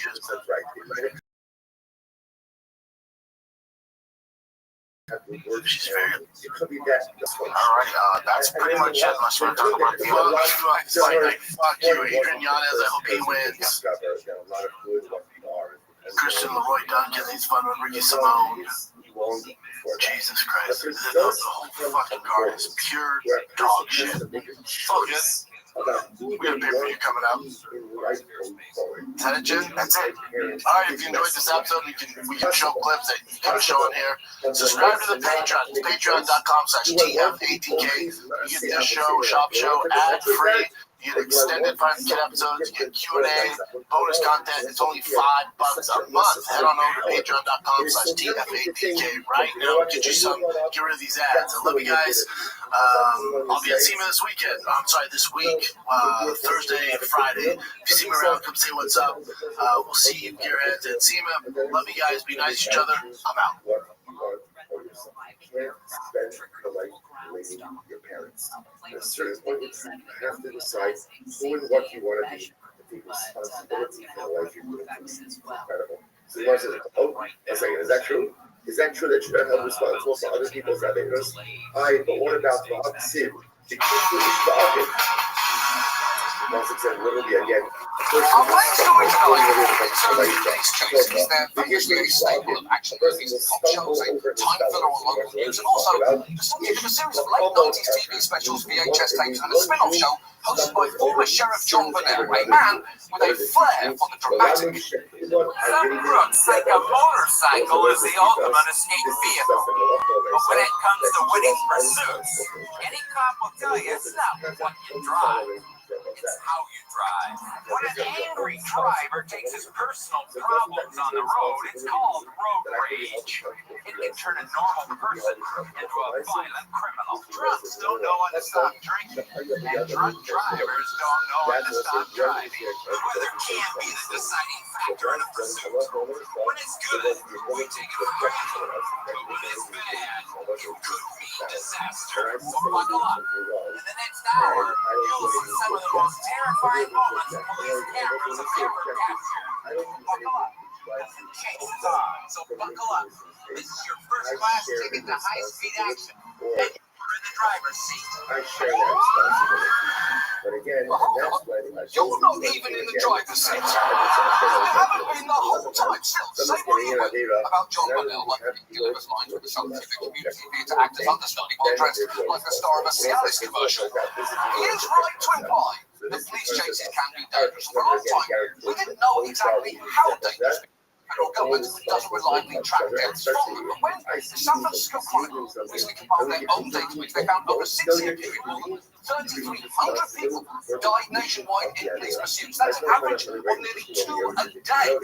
On top of which, a majority of those killed were either fleeing drivers, with over 500 of the victims innocent bystanders. All of which is probably why a DOJ report once called high-speed chases possibly the most dangerous of all ordinary police activities, with a former sheriff describing them as like firing a 4,000-pound bullet down the street. A visual that I'm pretty sure just gave Wayne Lapierre a life-threatening boner. And the thing is, even when chases don't end tragically, they can still do a ton of damage, as this man experienced last year. A car being chased by a West Memphis police hit this man's home in South Memphis on Halloween. Why would y'all come over to chase somebody? And then he hits an innocent bystander's house. She's a phone call because I feel like they did not go through protocol. And they didn't keep that over there. He's completely right there because you expect to see certain things in the front yard on Halloween. Pumpkins, fake goblins, one of those towering ceiling decorations that looks like Jacob Elordi got electrocuted. But not a car wreck caused by a police chase. Fleet drivers are usually depicted in movies and TV shows as violent criminals. In real life, that is rarely the case. Researchers found roughly 90% of the series are initiated because of traffic violations. And the rest of people tend to flee often relatively mundane from their life experience suspended to being on probation to simply say they feared the police. And this combination of high-stakes chases over low-stakes infractions has resulted in situations like this. Totally preventable tragedy in Georgia. Larry Turner still can't believe his best friend of 30 years is gone. 60-year-old William Johnson was killed Sunday just before noon as he waited on a red light at McAfee and Candler. That's when this speeding SUV came out of nowhere and crashed into it. Turner was floored when he learned a Georgia State trooper was chasing the driver of the SUV for a seatbelt violation. It's just not worth losing a life or even being injured. It's just not worth it over seatbelts. Exactly. That is absurd.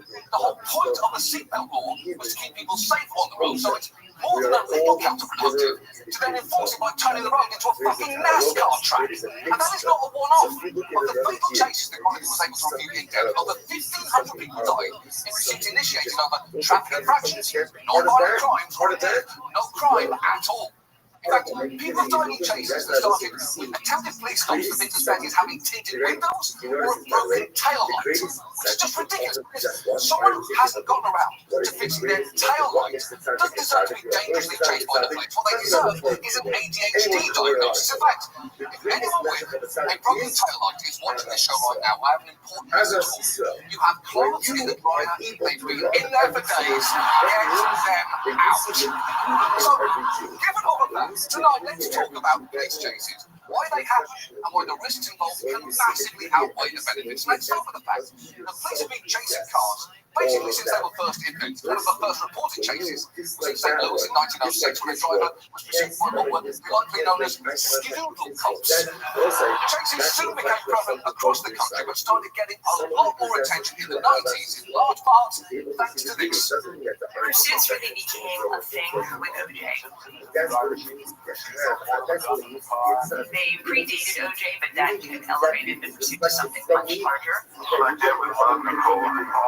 That was the one that made everyone realize, wow, this is like this incredible spectator sport. OJ chase was one of those jaw-dropping moments in the history of TV. Right up there with the moon landing, Nixon's resignation, and that time the Today Show anchors tried to dress up as the characters from the Peanuts comics and ended up looking like something from your darkest nightmares.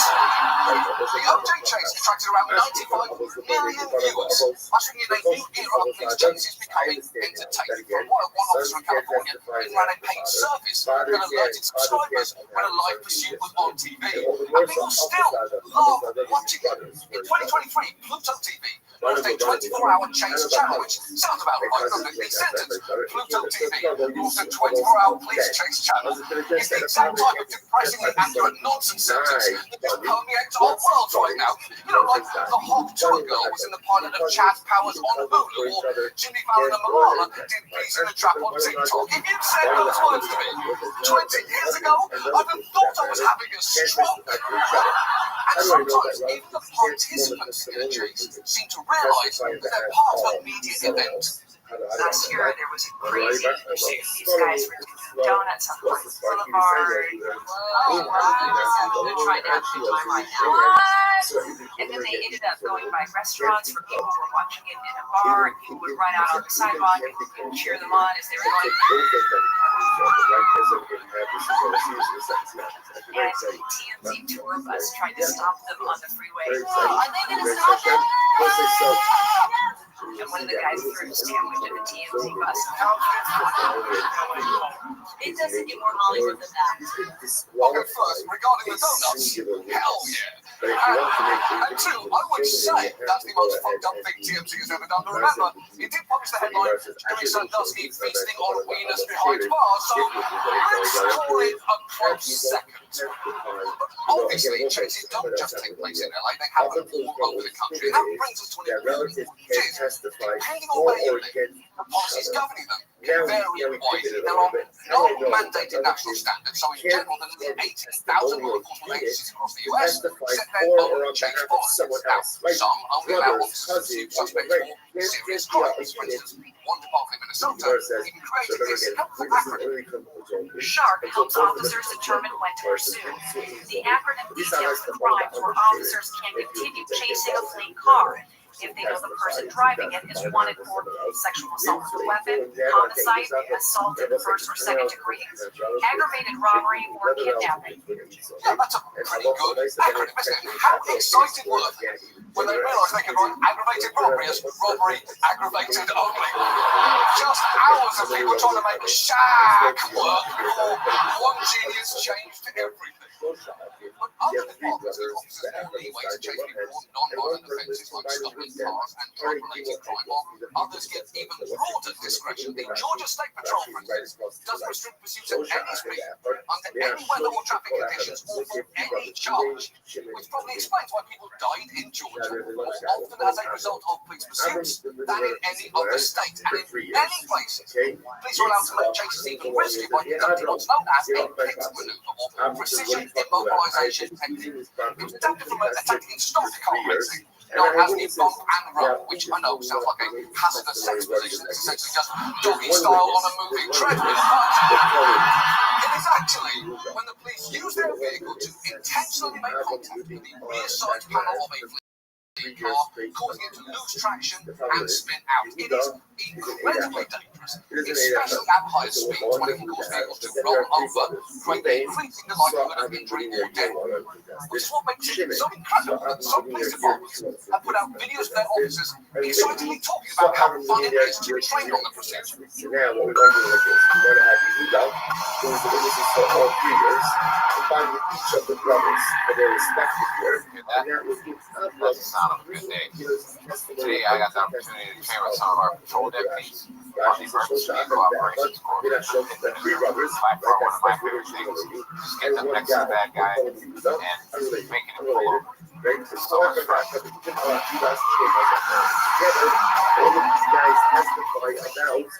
Cool. To be fair, calling spinning a car out so much fun does make total sense if what you're doing is playing Mario Kart. But in real life, it is worth remembering there's going to be an actual person in that bad guy's car and not a cartoon sex criminal. While pit maneuvers are sometimes presented as a way to safely bring a pursuit, reports have found that since 2017, at least 87 people across the country have been killed by them, including 37 people who were passengers or bystanders, and 7 children. And that is likely an undercount. And yet, some departments seem to pick cars at the slightest provocation. Take this investigation. It's the practice in our research. In the past 4 years, state police attempted to or pitted drivers at least 306 times. Almost half of those were last year. Records show many started as minor traffic violations. That's what happened here when Senior Corporal Rodney Dunn said he clocked a driver speeding. His dashcam video shows the SUV slowed down and flashed hazards. He followed for 3 minutes, then hit the SUV, which caused it to spin into a concrete barrier and flip. The video kept rolling as the driver, who was pregnant, explained why she didn't stop.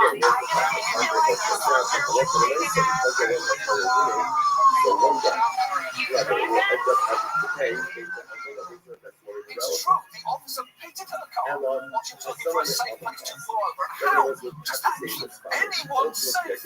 When they were trying to safe balloon boy. They didn't shoot him out of the sky, did they? Now, did they consider it? Most definitely. No way. Was it never on the table, but they didn't. And the end, it didn't matter because the boy was never in the blue. History should have ended there. And look, you should know, the official Arkansas driver's license study like that literally said you must be pulled over, you should activate your turn signal or emergency flashes to indicate that you're seeking a safe place to stop. So she seems to be following the guidelines perfectly there. And when you follow the rules, you generally don't expect your car to wind up on the side of the highway doing a fucking handstand. The point is, the dangers you can face with these chases depend heavily on where you are. They can also depend on who you are. Because, unsurprisingly, some are more at risk than others. While black people account for roughly 1/8 of the US population, they make up more than a third of fatalities caused by police pursuits and account for upwards of a quarter of the bystanders killed as a result of them. And this is for many reasons, from fear of police to racial profiling to the problematic level of traffic enforcement in black neighborhoods. That's actually something that we discussed in our episode on traffic stops. An episode that ended, and this is true, like this. And you are just going to have to trust me that it made sense at the time. And frustratingly, we've known about this for a while. The problems with police chases we discussed extensively over the years. Experts say that as in so many areas of policing, policies around chases are subject to a pendulum, moving in one direction or the other, depending on public opinion, police leadership, or politics. In Milwaukee, for instance, after the deaths of 4 innocent bystanders from police vehicles, it seems they adopted a new policy in 2009, basically limiting police to only chasing in the event of a violent felony. But over the years, from rising police, those rules got loosened. Zackos, I don't know if he's supposed to. Says that they can't testify against each other in order to go ahead for like a good purpose. I don't know, even for an acceleration purpose. You assume all the top dogs. They can't even testify. It's interesting. Because in the whole they're even supposed to testify. So again, if one YouTube teaches me that they can't go and testify against each other for culpability purposes, I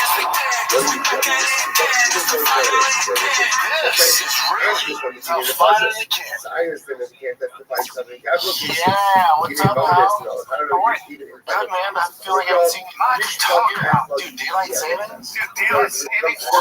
We can talk about daylight savings. What's up? Talk about that insane World Series. I was so happy. So much. Here's the thing: as a diehard Dodger fan, I wanted to win so bad when Bo Bichette, who's one of my favorite players, which we should talk about him instead, but one of my favorite players, when he hit that 3-run home run, I'm like, oh man, it's not good.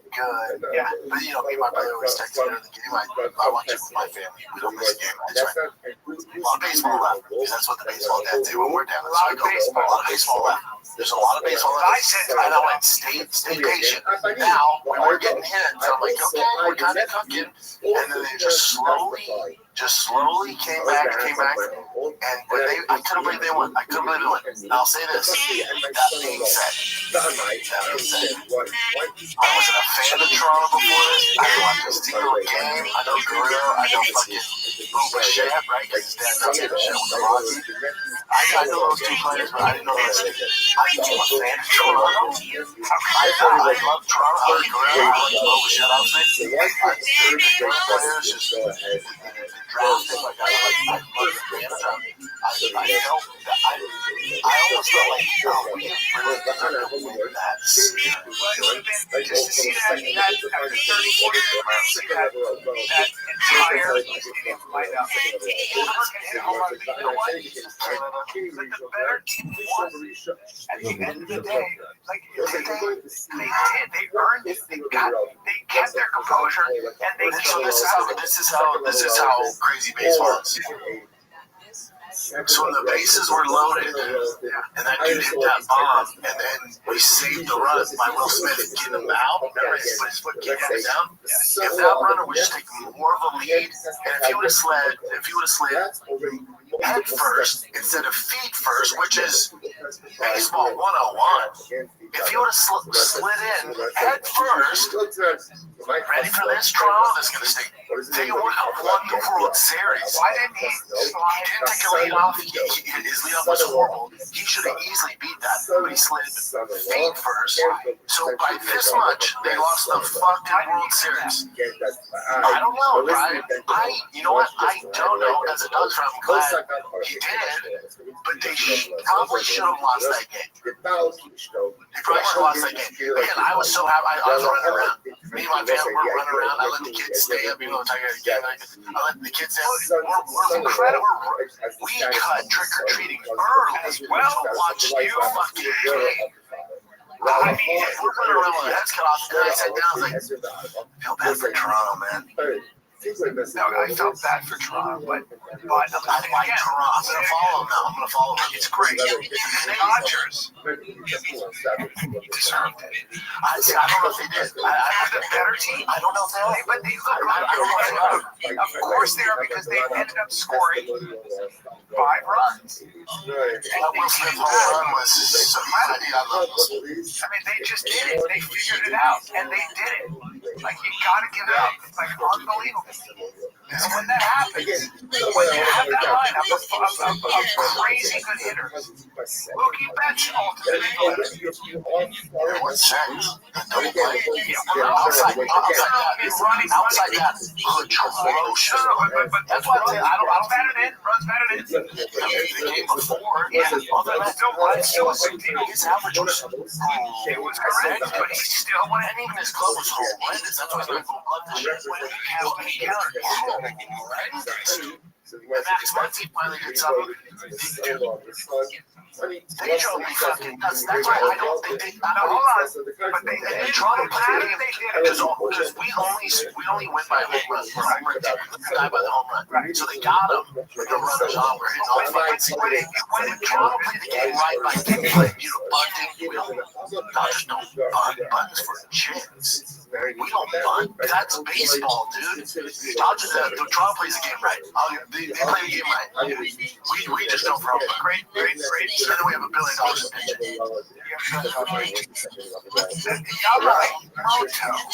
pitching. Yoshi, I think it's normal Yamamoto.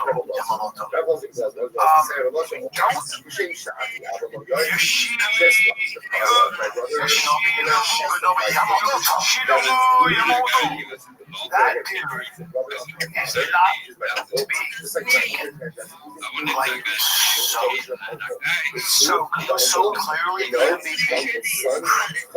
So clearly, and that's the other thing with the Dodgers. Like we have, because the hitting was so bad, our pitching has to be like it has to be world record-setting for us just to compete. Fuck off, get some hits, get some goddamn hits, dude. You're making Yoshi to fucking. Tony, I get it. He's the GOAT. He's the god. I fucking love him. On the 3-day rest, he pitched like shit. David Frazier, I work out with. Played for 11 years. And he said he always does everything right. Everything right. You can hit a line drive right to center field and catch. So even when you do it all right, it just the ball ends up fucking somebody catches it. It's all up. No shit. That's what it is. I'll tell you, I was on the ultimate high, but Dodgers won. Dude, I was so excited. I bought the entire family the World Championship hats. They're coming in. We're waiting. I'm saying, I'm so glad I have it today. I bought the whole family the hats. The kids are crunk. We're all crunk. Next day, Tiger, they're in a 12U tournament. His 9 players, 12U. And some kid pitching 65, and he was so big. So big. Dude, so I was on the ultimate high, and then Tiger hit a slump. He hit a slump. The bases, the pitching mounts more back. The bases are further. The timings. I know. Yep. And he went 0 for 6, man. And it's heartbreaking. I was so frustrated. And it took all my joy away from the Dodgers. My head is getting bored. As a dad, it's Please, tough. you guys do not allow It's just extreme tough. head to get hot. Now, his team's damn good. We still went to the championship in the 12U. We beat all the teams. Lost in the championship. We beat the brakes off them. 9-10. He's probably on the younger side. He's 9. The rest of them are 10. And they were beating 12. Oh, so we beat the brakes off of them. Now I'm seeing 93. Wow. Yeah. Now 95. Because we're a major team. It's a double-A, triple-A tournament. Okay. So they're not at the elite. We're already at that. We're already talking about elite stuff at 12. So good. Oh, yeah, you gotta dip your toe into kid sports. Oh my god. Yeah, Wow. different level. Delineation right away. Oh, my. It's so competitive. And I've been So you're not getting on the team because you got hustled. You got. Oh, no, if T stays in the slump, they get cut. Yeah. Why? Right, so. So you got. There's pressure. We have played so many ways. These kids, when I see these Major League Baseball players, they've been going through this shit since they were 10. I'm saying 96. Probably 7. Probably started at 7. 97.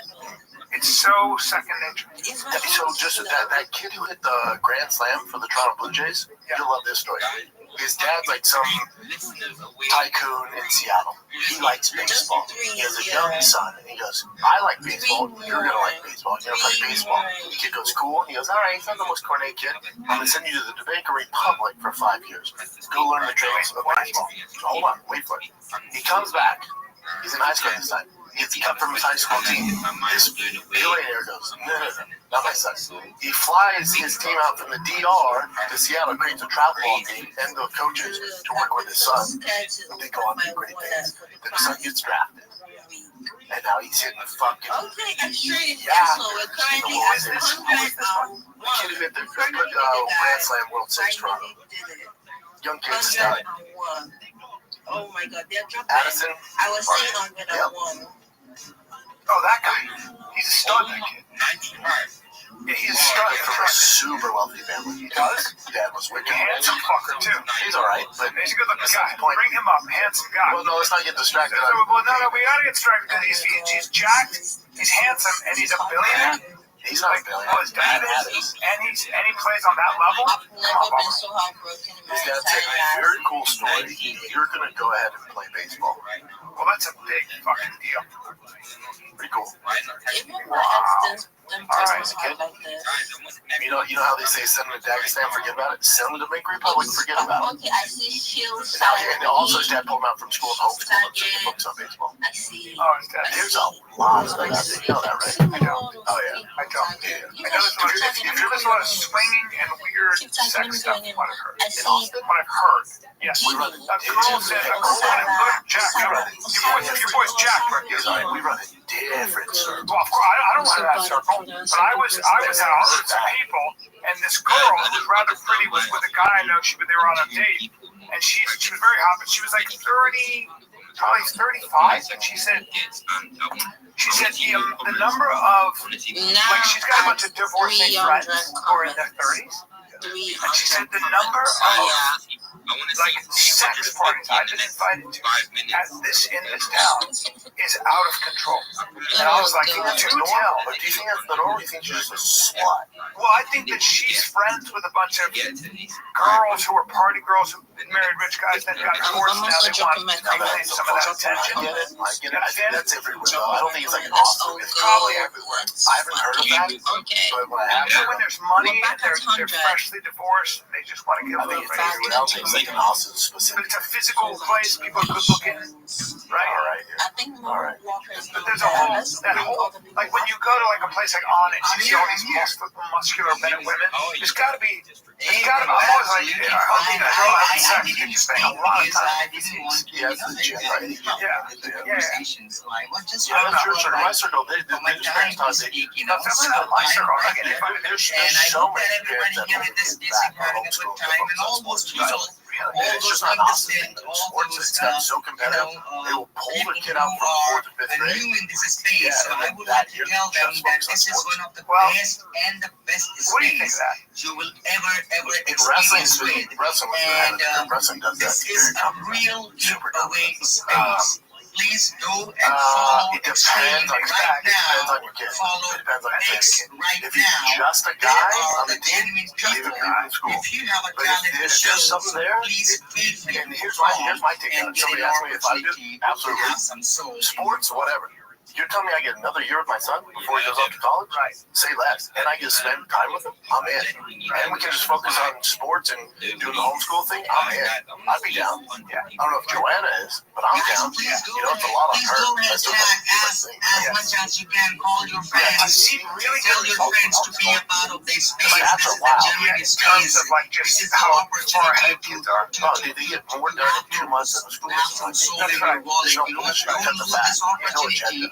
Spread this space as much as you can. Tag your friends, retweet this space, like, send in DM to your friends, ask them to come and join this space. This is a So good he's in a space. slump, and I kept thinking, A real time space. Did you guys hear what it said? Or should I repeat it in Latin? He's in a slump. I'm just listening out slumps on slumps on slumps. Yeah, finally. I mean, you literally 1 for 27. Okay, Restream, I think it's time for us But to it's all good. His club's good. still at So I'm giving numbers. you all these and I'm just dealing with a lot, dude. I took it out on Tiger in front of you. Okay. Should I start accepting requests?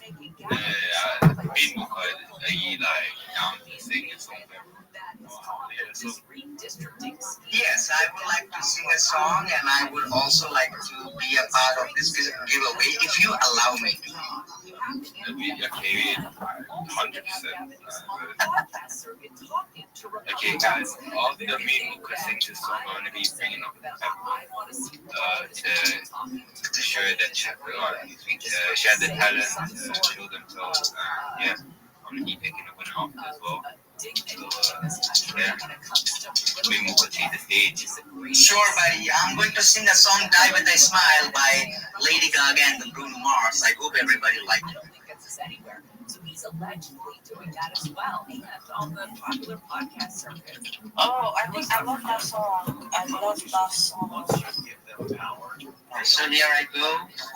We're going to do this temporarily. That we're going to have the legislature redraw this temporarily and never go back to the citizen redistricting committee. Please give me a thumbs up for the sound check. For the most part, We can hear you.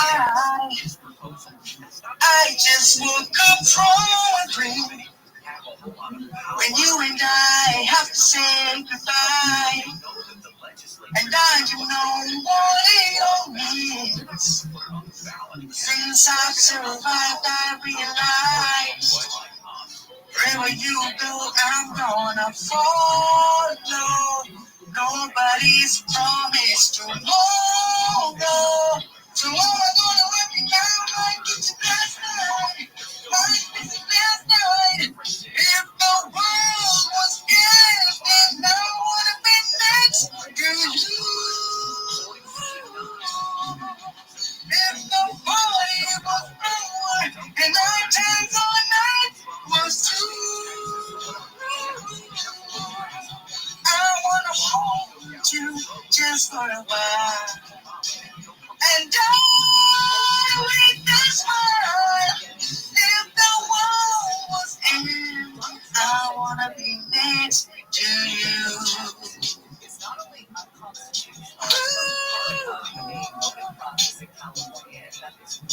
Oh, I just woke up from a dream when you and I have to say goodbye, and I don't know what it all means. Since I've survived, I realize wherever you go, I'm gonna follow. Nobody's promised tomorrow. But I'm gonna love you out like it's your last night. Like it's your last night. If the world was standing, I wanna be next to you. If the party was over and our times on earth was true, I wanna hold you just for a while. And done with this world. If the world was fair, I wanna be next to you. Right next to you. Right next to you. Right next to you.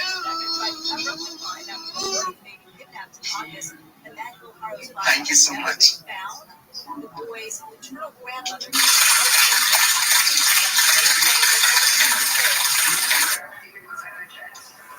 Thank you so much for that. Thank you so much for that, Moroka. I sure do think. My mind needs to learn again. I don't even know what else to say. I just love hearing you at the beginning of my spaces every single time. It never disappoint me. It's a pleasure, bro. Thank you so much. Guys, what do you think? Should I send him some soul? You guys just found us some Guys, let me know in the comments right now if I should send him some soul for the performance. Democrats say they're holding firm on those, so healthcare premiums don't rise. Flights at LAX have been delayed for an hour on average. Shut down, as I said. 30-day tower staffing issues have been causing similar delays at San Diego International. And former Vice President Cheney has died. Family spokesperson says Cheney died last night due to complications of pneumonia. Okay, everyone's saying, like, I'm seeing quite a couple people saying, yeah, I should send you some soul. So, maybe we've got some new ID. Yes, bro. I'm sending you my soul wallet right now. Guys, you see that? That's the first winner of the space right now. Look, he had an amazing talent. He had instrumental in the background. He had a good voice. And he won some soul. So if you want to be next, request up right now. I'm going to be bringing some people very shortly. And keep tagging your friends as well. Retweet, like the space. Let's try to get as many people here as possible. Yeah. We can get the comments to 1K. We can get it to 1K. You guys should keep tagging. Guys, I want to see at least 1K comments. I want to see 300 likes, and I want to see 200 retweets. Let's get as many people as possible. Maybe could you send my ID? I mean, you send your ID? Yes, sir. I DM you my ID, bro. Okay, can you say it? Okay, I'm gonna send you some songs. Yeah, let's bring on some people. All right. Time to bring up people. So, let's start with this person who's been here for a while now. I accepted a bunch of people. How many is this? Okay. I'm seeing 93 listeners. Okay, that's fine. Good job, man. They'll come back up shortly, I believe. Okay, let's start with. Alana's actually dropped that match. See, I'm so scared, honestly. But then, remove. Let's start with Go Bovi. I think I got that correct this time around. Hi, Gobovi. How you doing? Can you hear me? Oh, he's not on the speaker. He's not in the listener. Probably dropped. Let's move on to somebody else. How about Rabbi? I can't even read these people's names. Rabbi is really easy. It's a red square and it says Rabbi.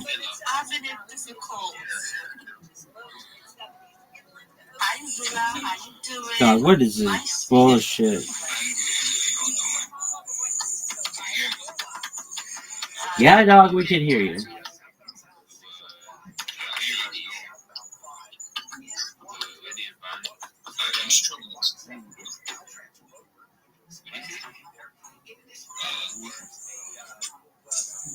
Yes, we can hear you, bro. Hey, yo.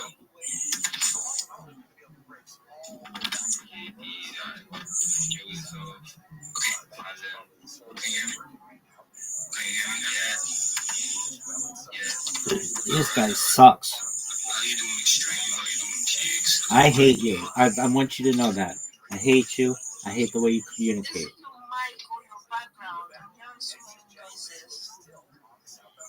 My background is quite peaceful over here. So it's your mic. Alright, give me a second, please. Dog, this guy sucks. Should I move on to the next person while he's fixing his mic? This guy, okay, see, how would he say this guy's name?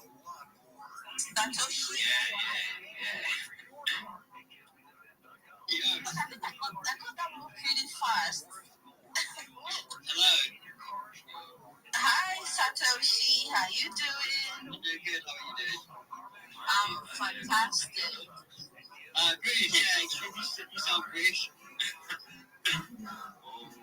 I love the way British curse, honestly. Well, you're gonna love the way Americans curse at the second, girl, because these motherfuckers need to hurry the fuck up. Yeah, it's all good language though today. Good language. But yeah, extreme. Yeah, nice to. I've not been in this space before, I don't think. So yeah, it's good to jump in here. Listen, dog. Yeah, Shit. I fucking can't stand you. Moonwalk kind of killed it. Yeah, I was expecting on Moonwalk. Moonwalk was doing his thing. That was very good. I like that. Yeah, in terms of talent, like I haven't got anything vocal. I can, you know, I'm not going to sing, but I've got like I do like video content. So I don't know if you. Kit, you say Satoshi, but I don't know if you must know who Satoshi is. Satoshi's like the creator of Bitcoin. I don't know if you know that, or maybe you do. So what's the score? Do you know? Dog. Yeah, we weren't fucking born yesterday, dog. Hurry the fuck up. How about that? Hey, Satoshi, how about you shut the fuck up and go? I'm gonna teach all of these motherfuckers how to host these spaces. It goes like this. Go. Next. Go. Next. It's as simple as that. I don't understand. Hey, everybody. I just want to say GM to everybody. GM host, GM. I'm an alpha. I like Web3. I'm a graphic designer. I'm a creator. I'm an entrepreneur. That's everybody in your fucking country. That's everyone on earth. Okay? Do something for me that's good. What can you do? I don't want any money. I don't want anybody to repost it. I don't want anybody to pin it. But I just wanted people to check it out. It's on my pin. It took me 2 days to make. 2 days to make. Oh, you don't say. How about 4 fucking years of blood, sweat, and tears, you motherfucker? How about that, son? Yeah, if you can take a look at that, appreciate the time and effort that went into the video. Dog, this is the absolute worst shit I've ever. Thank you for the space. One question. How about no? The video, is it AI generated? Yeah, so the video is AI generated. When people hear that, AI generation is anybody can go and generate an AI video, but I'm a knowledgeable animator. I've been animating for over 5 years. Okay, well that's a waste of time. I'm glad I didn't spend any time doing that bullshit when I could use a prompt to do all this other shit. Dog, do you know what 4 years is? Do you know what 4 years is? It means that 3-year-olds weren't even alive yet. They weren't even a gleam in their parents' eye. And this motherfucker's still going. Dog. No one gives a fuck. Okay? Do you understand that?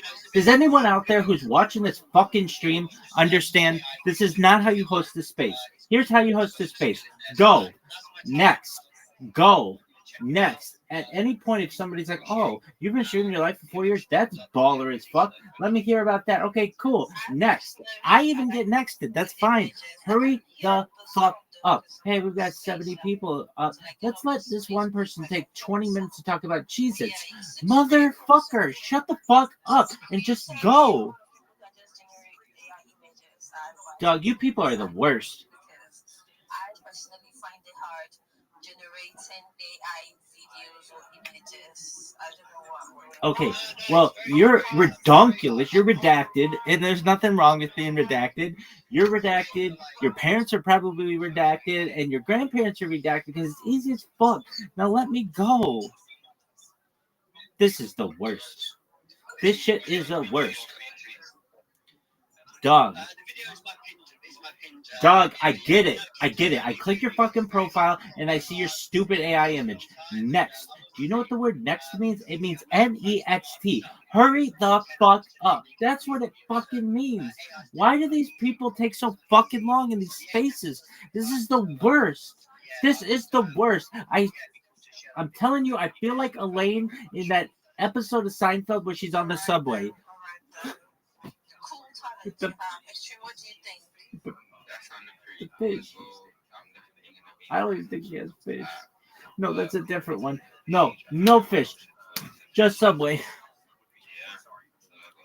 Doug, how about this? I don't give a flying fuck about your project. I'm just telling you that straight up. Nor does anyone else here. The only thing they want to hear about is this fucking rabbi who's been live streaming their life for 4 years. 24/7, 365 like a pimp. Wah, wah, wah. Dog. This is the worst. Dog, your shit sucks. How about I just put that into terms with you? Your shit sucks. No one likes you. Kicks, you're a bitch with that.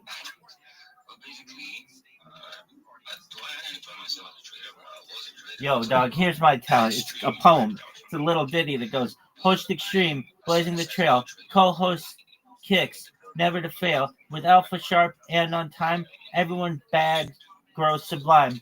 That's the best fucking poem you're gonna hear today. Call on me, you fucking slut. This is the worst. Motherfuckers. Every Nigerian that comes in here, I fucking love your country more than I think you do, okay? But let me put it to you like this. You all need to learn how to fucking talk faster, okay? I don't understand. Yes, I just woke up. My name is and I wanted you to know that I am having a good morning. GM. Hurry the fuck up, dog. This is the worst. This is the worst. Call on me, dog. Call on me. Dog, it's like that Eric Pride's video. Call on me. Lala. Lala's cool.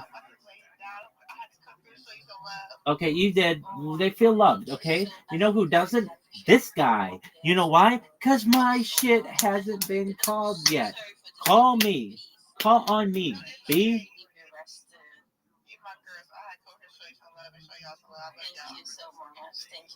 Dog. Yes, she's resting. She's eating well. Hurry the fuck up, dog. This is the worst. Dog. This is the worst. This is the worst. You're welcome.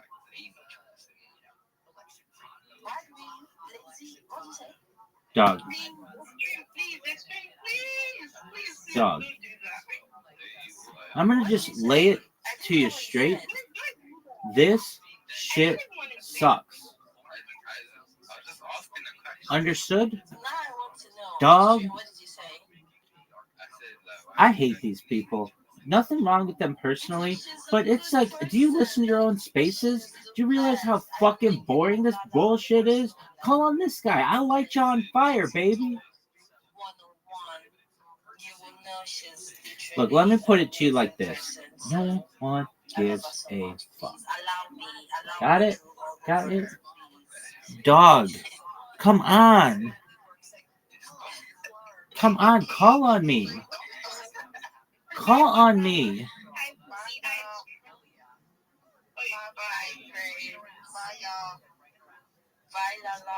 Bye, Lala. Lala, thanks for fucking...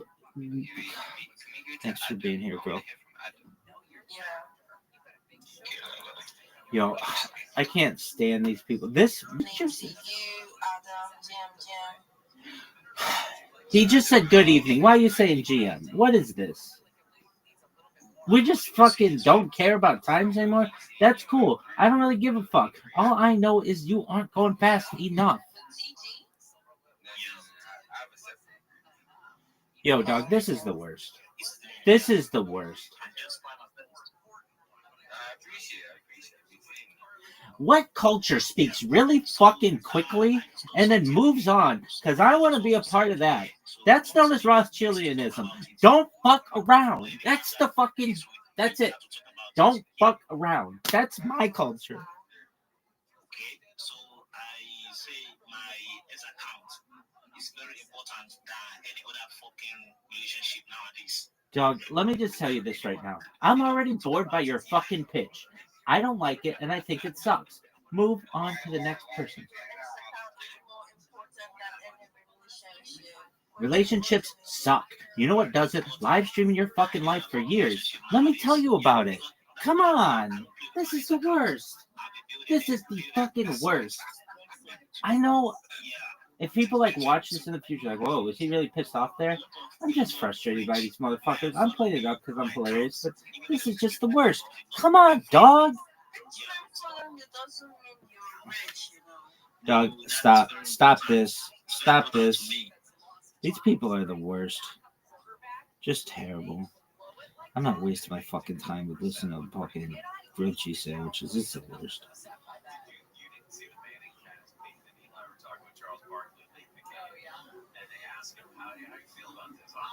Fuck. Man, I want to love these Nigerians so much, but unfortunately, they suck absolute dick. Not all Nigerians. I don't want to paint with a wide brush, but the ones I've encountered suck dick at hosting spaces. It's the worst. Dude, they're never calling me in that fucking space. Fuck those people. Not in a million years. This sucks. Have access to, nobody can track your wallet, nobody can allow you to drain your wallet. Do you understand that? And we also have some amazing features that will be coming up in Epic Wallet very A soon. petite wallet. Look, listen. I'm just gonna lay it on you right now. I don't give a fuck about your project. I only care about my own shit. Is that clear? Is there anything more that you need? You could be doing anything. Unless you say I've been live streaming my life for 5 years or longer and it's archived, then I'm all ears. Aside from that, get the fuck out of here.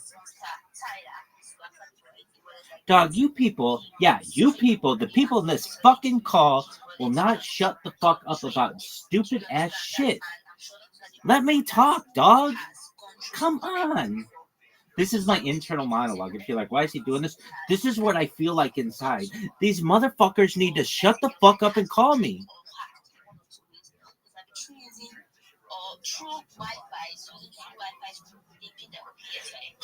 There's no alpha being exchanged here. GM is not alpha. That's what I want people to fucking know. GM is not alpha. Rabbi is alpha.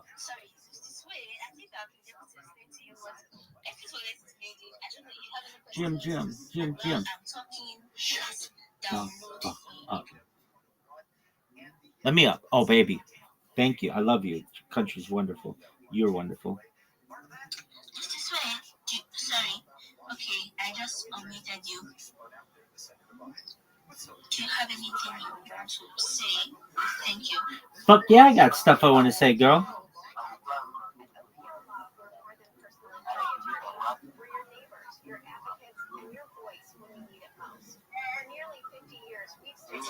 Alright, thank you. Yes, I just heard you. Thank you. I see Rabbi's hands is... I think he wants to say something. Absolutely. May I tell you about my project and what I do?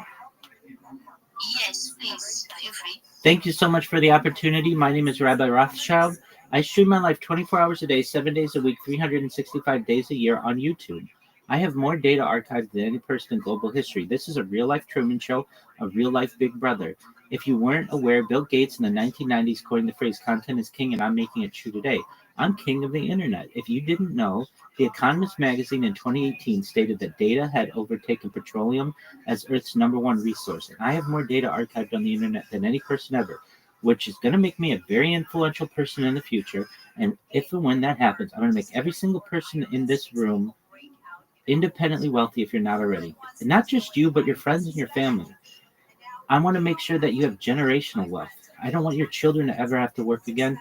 And I want to make sure to be able to give you the money that you need to be able to start charities and philanthropic organizations. I don't want anything from you. I don't want your money. You keep your money. I want to help you. I want to give promotion to your projects. You should know, in addition to streaming my life for world peace, I'm someone who wants to help end world hunger through the use of technology such as agricultural drones, floating greenhouses, saltwater greenhouses, vertical farming, hydroponics, cloud seeding. I want to help end world thirst. I'm sponsored by a cryptocurrency that's worth about $100 million, and one of the things that we do is we build wells in developing nations like Nigeria for the less fortunate. Additionally, I'm an advocate for the LifeStar program, and most importantly, desalination technology, where we pump Earth's seawater onto land to make it drinkable. I want you to know that you can find out more about what I do in my links in my profile. You should know that you can join my Discord. If you're a reply guy or you're someone looking for a project and you need help, come to me. I will mentor you. I'll help you to make sure your social media is very good. We'll work on your pitch. I'll be there to support you, and I'll do everything I can to help you. More than anything than making you rich and taking care of your families, which I do want to do, I'm here to be a positive person in your life. I'm here to be supportive, and most of all, I want to give people hope. Thank you so much for the opportunity to share. All right. Thank you so much, Rabbi. Thank you so much for that. He just gave us a speech now on what he do shoot itself. I'm sure you all would love to connect with Rabbi. Please hit him a follow and connect with him. I have new people coming up. They want to talk. Hey, right. I don't know if you would love to say anything. Please let me hear from you. Then I'll hear from Mula Swago.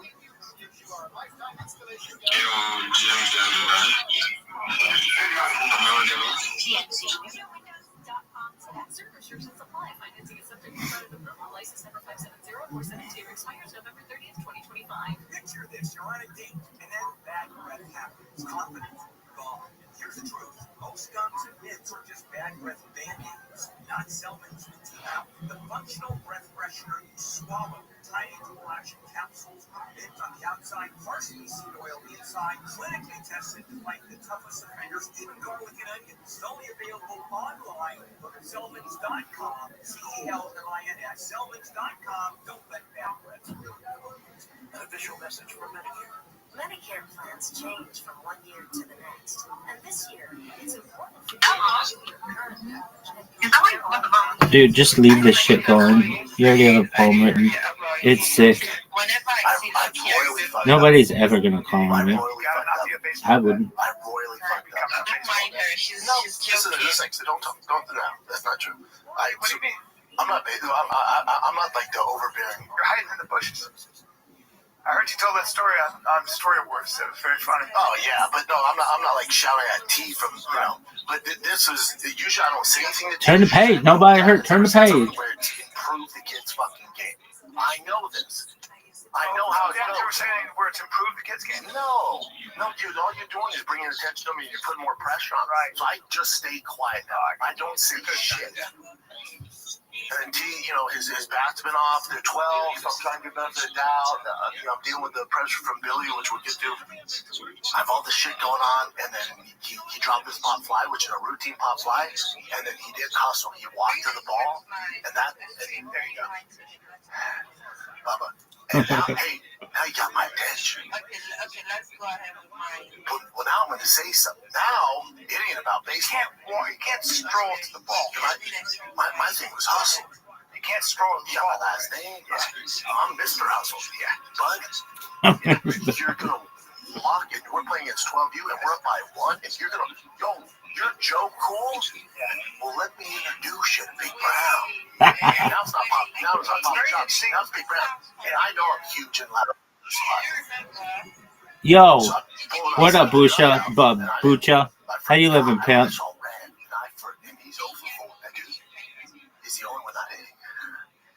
I saw red, and I said some stuff I shouldn't have said, and I forgot his team was listening. The conditional, the coaches were listening. You will be separated from your mother, and then you will go to the Dominican Republic. I apologize this morning, everybody. I apologize last night. I apologize to Tiger. I really fucked up. Because it's when you do that, he doesn't go, oh, no doubt. Oh, okay, I'm going to do better. I'm even more embarrassed. You even embarrassed me in front of my fucking teammates, Dad. And he goes, shutting down. I'm going to shut down. Oh, you thought that was bad?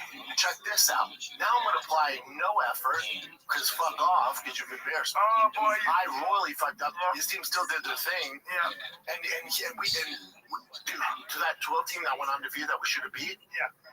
Last inning, bases loaded, there's 2 outs. That's when they brought him in the day before. Tiger strikes him out. That's his thing. He's closing. Tiger was not in the right headspace. They should have brought him in, but he was probably like, his dad just yelled at him. We use this other kid who can pitch a lot. We got kids throwing 65. Yeah. They bring in this shorty who's pitching about 40. And this 12-year-old goes, oh, looks like Christmas came early. Well, bro. Oh, but they're still looking for the ball. We still got rings. Did I want to throw Tigers out the window because he didn't earn it? I did, Brian. I let him keep it. This kid hit that ball so fucking hard. Did you see Otani's home run? Great, right? This was that at 12. Still going? It went to the cows. Because behind there's all these cows. It went, that's how fucking, and it's 9 o'clock at night. I'm there all day. That's how my day ends. That's how your day ends. That's travel ball in a fucking nutshell. Travel ball in a nutshell. Let's take a little break, and if you're sick of these ads, head on over to Patreon, ad-free. It's patreon.com/TFATK. Bonus content, extended episodes, shop show for free. Also, Q&As, so much fun stuff, only $5.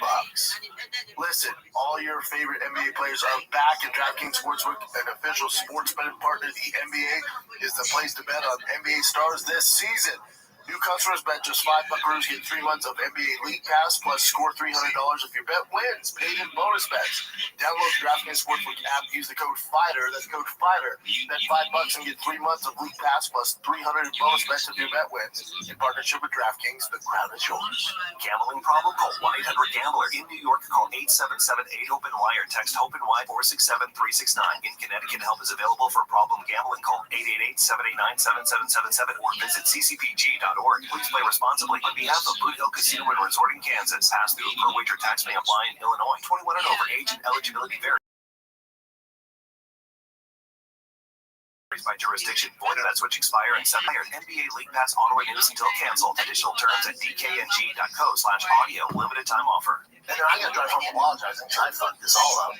But you know, it happens. Your son is learning so many lessons. My son, one of the privileges of having a 14-year-old is I can talk to him essentially like an adult. And his mom, she gets mad at me, but we're FaceTiming. And he's what's called, well, I call him up and I go, did we get it in today? Because he's got his jiu-jitsu, he's got his wrestling. And then we work out, but he hasn't worked out. So what I'll do is I FaceTime with him. So he's got to do his workout. And on FaceTime? Yeah, because he's in LA. And so we talk. It's an everyday thing. Yo, what up, Alex? Just getting, as usual, just, Dad, I got to take a shower with Grandpa's birthday dinner. And I start, I'm like, listen, Houdini, I got to talk to you about some stuff, Houdini. He's like, why are you calling me Houdini? I go, why am I calling you Houdini? Because Houdini is an escape artist. Don't you know that? And that's the kind of shit. And then his mom will get mad at me because I'm calling him Houdini. And then I sent his mom pictures of Houdini. I sent him pictures of Houdini. Yeah, I get it. And it's like, no, I'm going to represent the real world, and we're going to get it in. And I cuss a lot. Like Steve for Halloween, where he was like this thing where there's a fucking fan in it, so it blows up. Yeah. Some character I don't know, I'm too old for it. Steve, some character, and we're driving the go-kart to the neighborhood, and he's with his buddies. I hear T go, fuck. And so his mom gets pissed, and I tell him, like, dude, easy. But his buddy took his mighty knife and fucking pierced his costume, so he couldn't trick-or-treating. You see a kid go, oh, fuck. And I went, that's a fair F-bomb. I mean, that's because then your Halloween's ruined. That's a... He didn't have a costume. So we trick-or-treating just his street clothes. So, fuck is appropriate. I said, fuck. I just said, oh, fuck, without even realizing. Yeah. His mom's like, dude, we don't talk like that. And then once he left, I went, that's a fair F-bomb. His buddy fucking shanked his costume and we can't use it. And his attitude was awful. Although, his buddy is also like, he's got a knife and he sees that costume. So you know how a 9-year-old's gonna be like, I got a shank. What the fuck you doing? I mean, it's just sitting there. I gotta stab that because that's too stabbable. So he was stabbable. It's a perfect storm. I wore a cape, and that was the only costume. Oh wow. My wife. We had Halloween with some very lovely people that were her age, and they're good looking, successful. No, they're good looking, successful. Yeah, they're kids, but they're young. They're 35, and I'm 58. Yeah. And I think my wife sometimes just goes. She sees these 35-year-olds. Well, she doesn't want to do what 58-year-olds are doing. Yeah, she's with old guys. Yeah, she wants to do what her an old guy decided to wear, like, if they're all in costumes, an old guy decided to wear butterscotches and shit. These two just talk and I'm past kind of a each little other. tired out of it. And she, I've never had her do this, but I could tell she was just like, at one point she pushed me as I was sitting down. She goes, go help me. She said this. She goes, I was shocked. She goes, go help. I'm like a retard. So I was like, yeah, she had enough. I was like, hey, you're being mean, but I kind of get it. Because you're looking at these good-looking, tall, 35-year-old men who are successful. I'm an old guy in a shitty sweater. Let's go on Young Frankenstein, some shit nobody wants to see. That's not butterscotch. I do that. I'll like start telling a story, and people are looking around, and I'm like, hey, am I the old guy who's not welcome? You're the old boring guy. I'm the old boring guy who's not welcome at the party. And my poor wife, I was like, shitty suit on. I know, and I was like, man, I feel bad for her. She's kind of like, I mean, she loves me and all, but it's what like, you signed up for, though. You know what I mean? She loves her old man. Yeah. It's like, I get it sometimes. It must be like, I would have walked by and went, 70. Well, in 10 years, you think this is bad? 10, 11, 12 years, I'm going to be 70. You got 12 years until I'm 70. You got fucking... You think this is fun? 7. You got 17 years till I'm 75. She's going to have to wipe your ass. Well, then it's really she's going to have to feed you. Don't say that, dude. I'm going to be TRT'd out. She's going to be peptided out. She's going to have to feed you and wipe your ass. No, it's gonna That's in 10 years. There are 70... No, I'll tell you, I'm not doing it, buddy. I love you. I ain't doing it. No, I'll be Springfield, Papa. You know I'm going to be in shape. I mean, you might be in shape, but it is what it is. You know, shit your pants. All the time. Look at Rick Springfield. That's me, bro. I don't know who the fuck that is. Jesse's girl, is that the guy? Yeah, dude. Holy shit. You have that one slapper, never referenced him? Yeah, but he's 70. That is a fucking slapper, I'll give you that. It is. He's 70. Those are two gay men, right? That's his son, I think. No, it's Richard Marx. Those guys. Yeah, rockers in the 90s are a little bit tricky. Nothing wrong with that. And the hair. But take that guy's whole shirt off. Oh, there you are, bro. Dick Van Dyke is 100 years old. Is he tattooing him there? No, but he's 100. He's still Dick Van Dyke should not be getting tattooed. He looks good. Yeah. Dude, missed you at the mothership. I came later. I was at the motion every single night this week. Every single night. Except for the night I was there. Except for the night. Well, I was there after. Yeah, he came late. And you, I was on a 7 o'clock show. Well, you were all soggy diapers, and I said I didn't want to do it. I was like, do you want me to get you a wambulance? I can get you a wambulance because you were a wah-wah. And then you went there, and apparently it went very well. Apparently you were very funny. I heard from several comics. And I also heard from several lady comics who didn't know you were so big and strong and handsome. One lady said, he's like a horse. Like, you just want to pet him. My face? She was like, no, he was like his body. She was like, he was so big. He was like a horse. You just want to pet him or something. And I was like, or breed with him? She was like, that too. She goes, I've never been around. I'm just gonna walk in and go, welcome to the petting zoo. Yeah, she goes, I've never been around a pro athlete like that. You know, because you're in a comedy club. Yeah. And I'm so big. Yeah, they're so and the ceilings are low. I'm fucking Shaquille O'Neal. I don't know really where to go. So I'm the big doofus walking around. Well, so they're also used to seeing the doormen who are all tough guys and all with cauliflower ears, but those guys are all, they're all 170, 180, 185. And then along comes Bam Bam. Yep. And then it's a very different situation. This is the worst podcast ever. I'd rather listen to these assholes in fucking Nigeria than these two douches. I love them. And Matt, the custard, is one of my favorite people on earth. He's the fucking best. Yep. They're all hanging out in the green room, and there's drinks, and there's food. And I was like, you gotta go. Yeah. And BJ's like, what? You're not gonna chill? We got another show. I'm like, nah, man, I gotta get going. TS game tomorrow. I gotta fucking go. I'm getting that itch. The booze was flowing. Because remember, that's why I started drinking when I started standing. I haven't been around it. I don't have it in the house. I don't hang out at bars. I'm never around it. And it was flowing, and they're offering. I'm like, it's a couple of drinks. You ever seen Denzel Washington Flight? Couple drinks here, then we go down to Mitzi's. We're laughing, we're drinking, we're fucking around. I just looked at Mitzi and I bet that was fun. Ain't nothing good that happens. Nope. If you like the alcohol, ain't nothing good because you're either all in or all out. You're not a moderate guy. But I had fun. It's great seeing everybody. It was so much fun. BJ's fucking hilarious. Jose Gomez is great. Yep. Matt's awesome. Jamar Neighbors was on there. So a bunch of guys.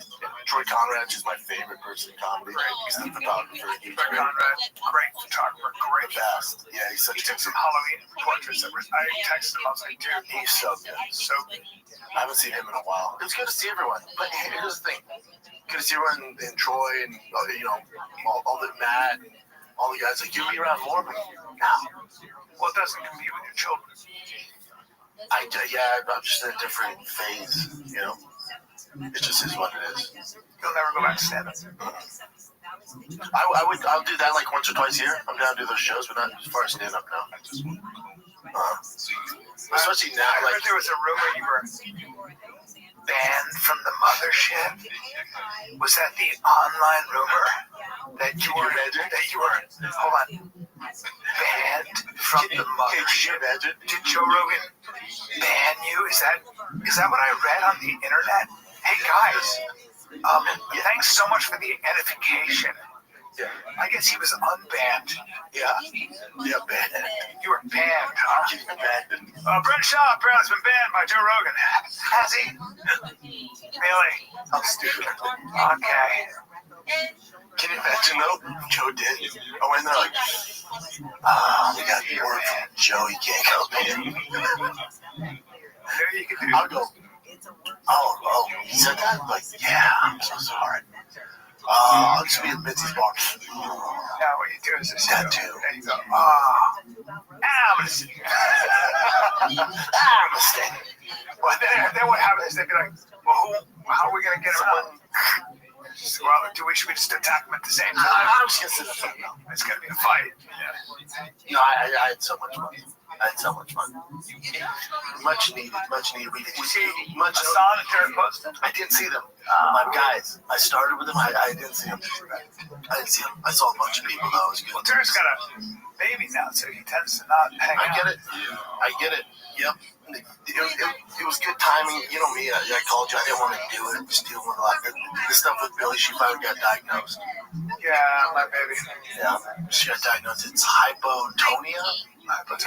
So, she had the issue when she was born, and they warned us of this, and then she'll be 2 end of November, and then she wasn't crawling normal, it took forever, and then she's not walking when she walks. It's just sad. So then finally the doctor diagnosed her with hypotonia. I'm like, the fuck is that? Kids are born with it. The tough thing is like some kids are born with it, and then through therapy and everything, they're walking after a year, 2 or 3 years. They have to wear braces and stuff like that, and then and then some, it's just a fond, distant memory, and they walk, and it's all good. And then some it's for life. They have wheelchairs, or they have walkers for life. So, That's sad. That's what you're dealing with, brother. She's in braces and stuff. Yeah, she gets fit for braces on Tuesday. And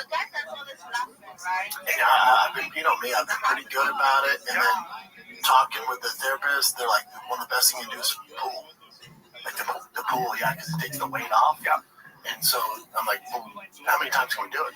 She's like, I'm like, you can do it like 4 or 5 times a day. She's like, no. She's 2, like twice a day is enough. 2 20-minute sessions. So now in the morning, the routine is, well, don't give you a routine. No, man. We wake up, me and Billy go in the pool. And this morning, I'll get home from this. I'll take her, go up in the pool, another 20 minutes. I'll take the boys to wrestling, baseball, and then on to you. So when they said the pool helped, I'd say less. If that's what gets her there. So I've been good, and I tell Joe and mother-in-law, like, don't cry for the building. Don't let her know this is a big thing. She can beat this. So I've been good. I've been good. No crying. I've been good. And then someone sent, I'm trying not to cry, and then someone sent shoes in the mail, and she can't wear those shoes because they don't fit the braces. That got me. Yeah, that got me. That got me. I had to walk away, That got me.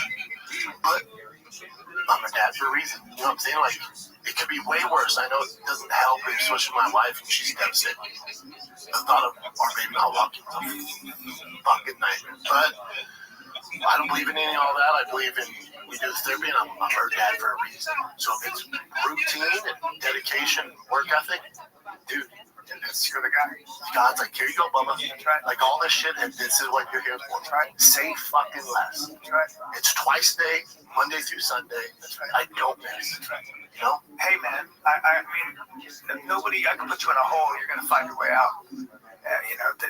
This.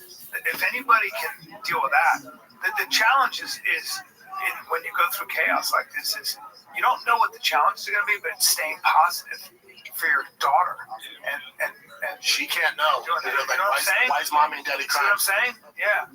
That's what you don't think about. Told the kids too. But Boston Tigers, they were super upset too. Yeah. She's never gonna be able to play with us. I'll stop on that. Yeah.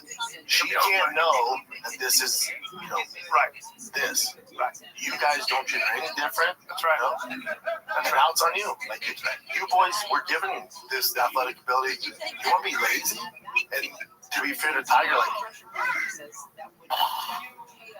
it just all accumulated on Sunday, and I'm dealing with that, and he's being lazy, and it was just like, fucking boom. And then I'm like, fuck, dude, do better, man. Do better. I talked to him, like, listen, I don't show a lot of emotion, I'm always super positive. The ability stuff has been tough. I don't show you and your brother. When you guys go to bed, you don't show anybody. You don't show me or anything. I don't show my mother-in-law, father-in-law. I'll be like with Brennan, I go, I'm like, what's going on?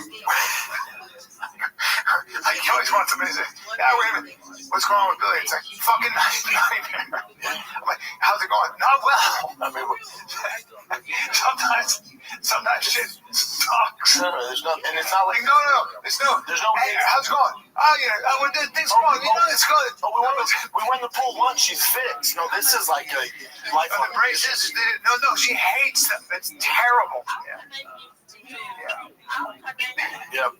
So it is what it is, man. Yeah. That's the fight we're getting. Yeah. And then me, Joanne, she's like, well, and then the therapist's like, yeah, you can apply for the handicap. She'll get that license. Maybe you do. Maybe. Hopefully. Be in the fucking. But if there's even a slight chance you can, I will do everything.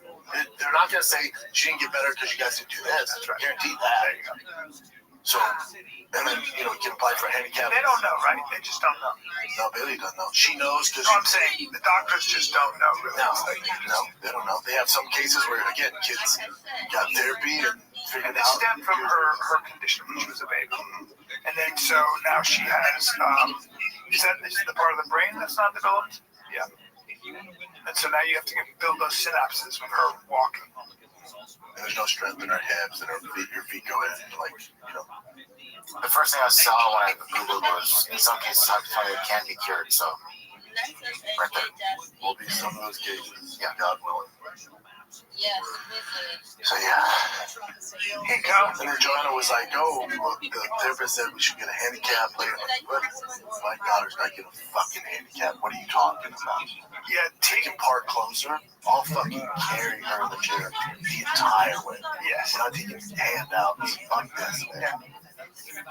Tig Notaro said that she went through, her mom died, and then she got breast cancer, and then she had, like, another thing happened. It was like, God was like, she's got cancer, and she lost her mom. Give her a little more. Yeah, it's not enough. You know what I mean? Just give her a little more. Always little wiggle room. Oh, she had some kind of a crazy attack, like some internal bleeding. It's like, God was like, it's just a little more, like, just push her a little more. So, sometimes it's, you do it. Yeah, you are.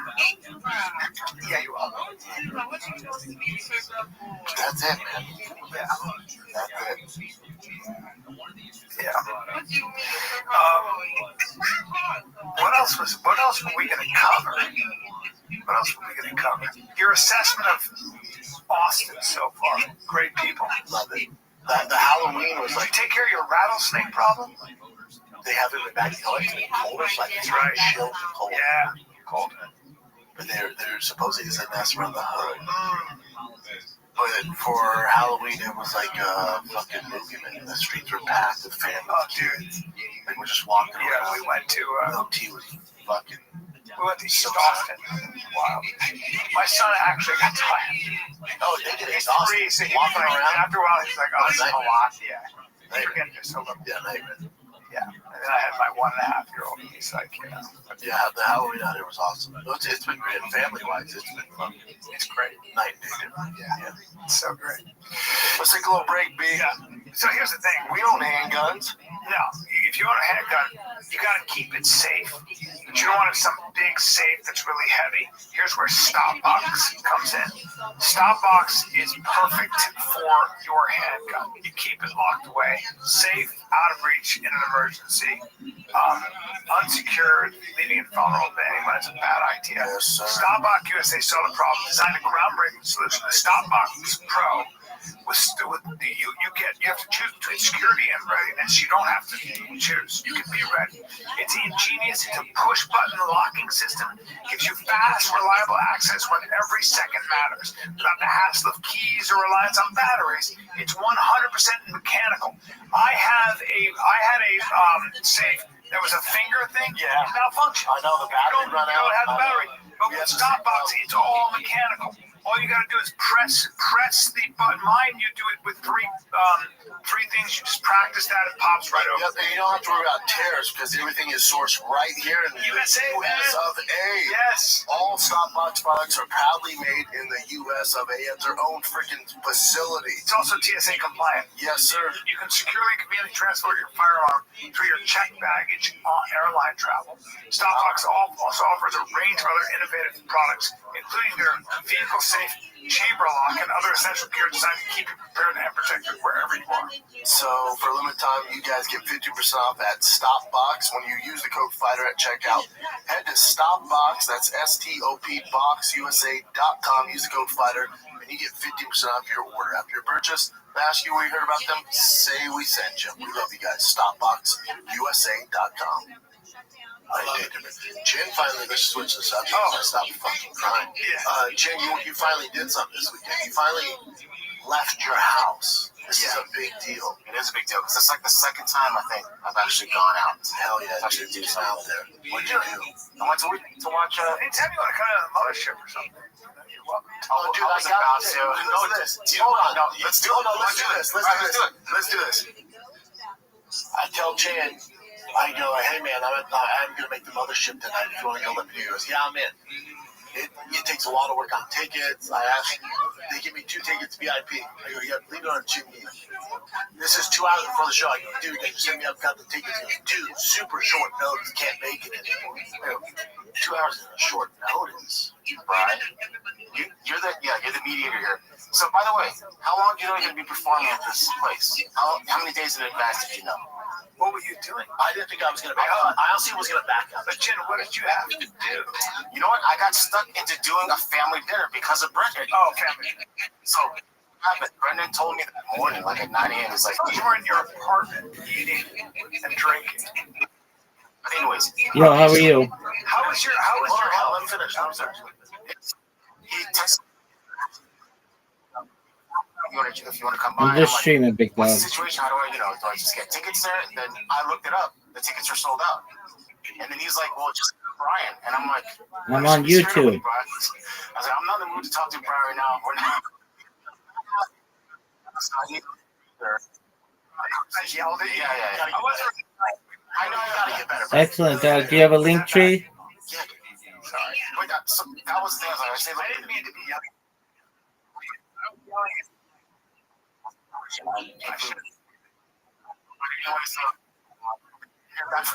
All right, well, make a link tree, and then I can help you. Tickets, just let me know. And then he didn't hear up until 2 hours before. You realized Yeah, dog, but make a link tree. LINKTREE. Make a link tree and connect all your social media. It's free. 2 hours before, and it's an hour drive. Correct. And then since I didn't hear back, does it live here? No. I know. Make a link tree for yourself. Get your social media on it, and then come back to me. But anyway, by the time I did that, I told my cousins, like, well, since you can't hang out, let's have dinner with the time he texted me, I'm not bringing my whole person. So I was like, I mean, I need it. How are you feeling? How's your health? I mean, I feel fine. You don't tell by your Create a link tree and then come back. That's kind of crazy, though. So I just got my blood test results back from my testosterone. No, dog. It takes a while. You got to connect all your social media. It's not that fast. No, but then I told him before that I was on TRT. Brian told me about this years ago.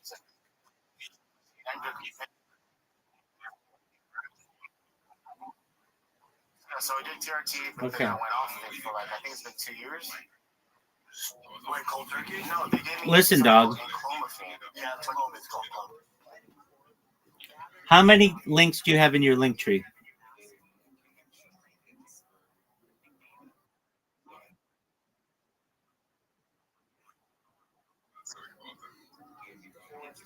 How many links do you have in your link tree?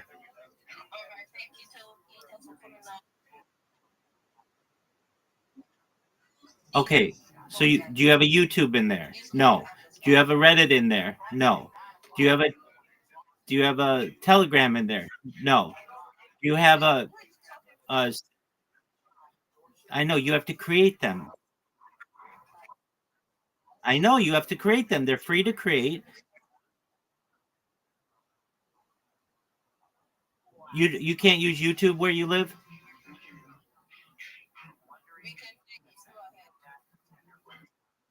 Yeah, are you in Nigeria?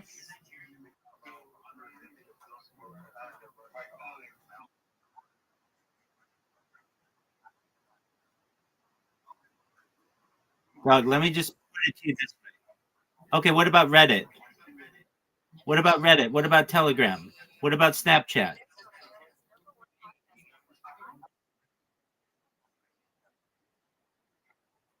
Okay, let me ask you this, Alex. Why is it that I've gotten 5 Nigerians in here in the last 24 hours and they can all do it, but you can't?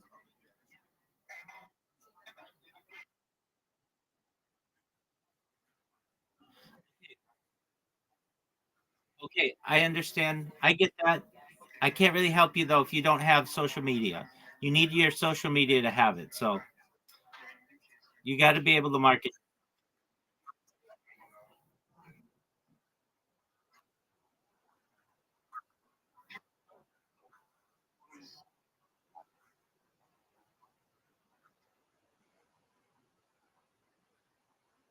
Okay, how do you market yourself?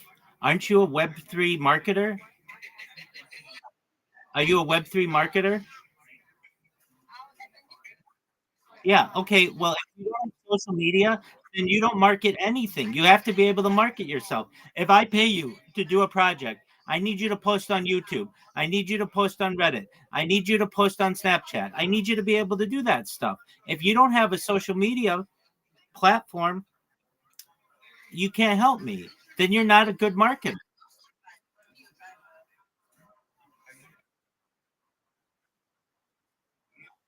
Baby, I'm not paying you for anything right now. You can't even market yourself. Why do I want you to market me? You can't post something on YouTube for me right now. You can't post something on Reddit for me right now.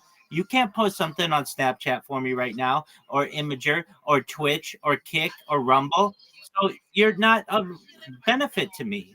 When you recognize that you need that social media and you get that social media together, then I can maybe help you. But until then, you got to be able to help yourself.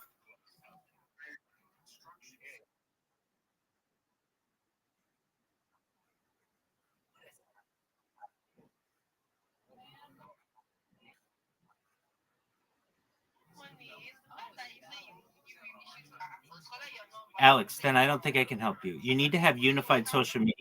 Simple. It's really simple. It's really simple. You take all.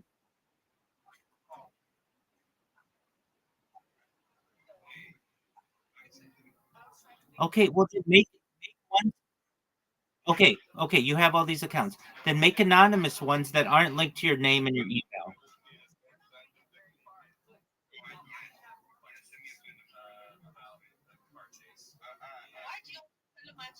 If you want to be a marketer, the first place you have to start is be able to market yourself. And if you don't have social media accounts that you can't share with anybody, then you're not a marketer.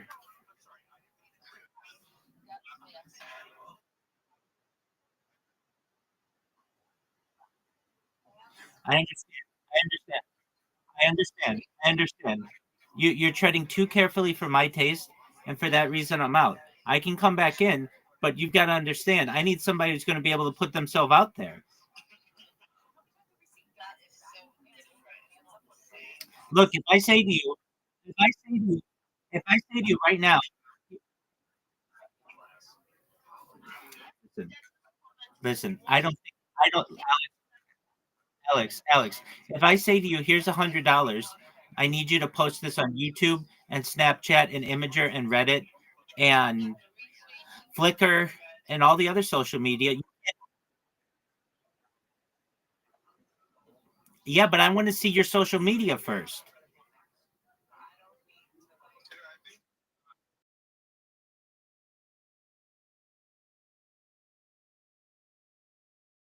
And the way that you do that, you're not, you have to understand. I get people come in here all the time, and I say, do you have a link tree? And they say no.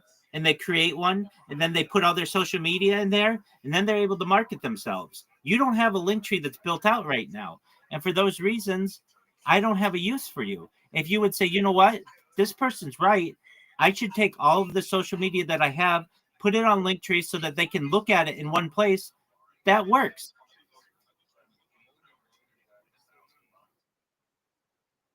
That's a smart thing to do. And Alex, Alex, and I understand. I understand. Look, I'm not guaranteeing I can give you anything. In fact, I most likely cannot. I have enough people. If I need to market myself, I can do it. But I can help you market yourself. So what you can do is get all your social media. If there's any social media you don't want to include, then just create a different account. But what I'm telling you is I have an expectation of anybody who's going to be a social media marketer that they have a YouTube and a Twitch and a Kick and a Rumble and a Snapchat and a Reddit and an Imager and a Telegram and a Twitter and a Flickr and a Tumblr. I need you to have that as a social media person. If not, then I can go to somebody who does.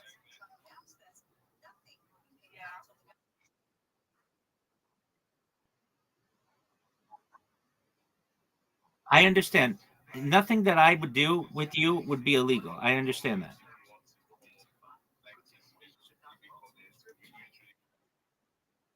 Yeah, no, nobody wants to do anything illegal. What I'm telling you, I'll tell you very honestly what I'm going to do for you. You're going to get all that social media stuff together. We're going to review your pitch. You're going to get it really good. You're going to go into Twitter Spaces and you're going to get yourself a job. You're going to get yourself work. You're going to become a marketing manager for these people. But that's all on you. You got to be able to do that. You can't be like, well, I have a Twitter. Do you know what Twitter Spaces is? Yes, that's how we met. You're going to be able to go into a Twitter Space and in 1 minute have a very good.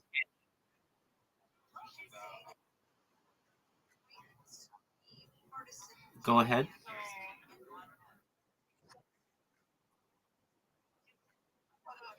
Okay. Yeah, that's what I want. That's what I want you to do. But there's a lot of social media out there, so you can find a list in this Discord of the social media that I expect out of a marketer. So that means I expect you to have a Flickr, a Pinterest, a Tumblr, like some things that not everybody has, Behance, those kinds of things. So it's going to take you a little bit of time. So go do that. And once you have it all, that's only going to benefit you. But then here's what I'm going to tell you. Then we're going to work on your logo so that you're able to market yourself. And you're going to go on Twitter Spaces with a really good pitch. And you're going to get hired by somebody. I have jobs that you can apply to. I can't guarantee that you're going to get hired, though. And especially with an attitude of, well, why do I have to do this? Why do I have to do this? Look, I'm not going to tell you anything that's going to hurt you or that's illegal. I'm just doing things to help you market yourself. Okay? So, Alex, if you want to market yourself, it only makes sense that you have unified social media.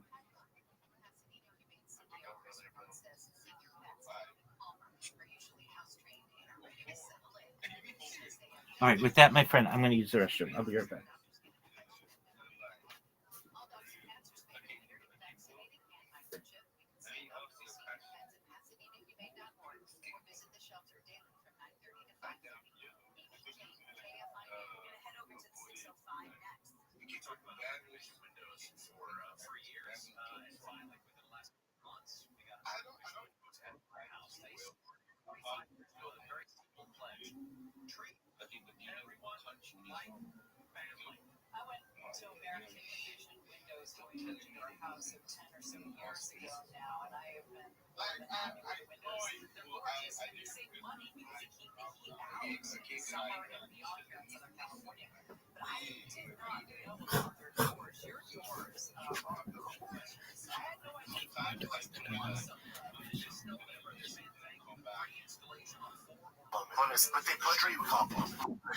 But they put anastrozole on there, which kind of that takes down your estrogen. Yeah.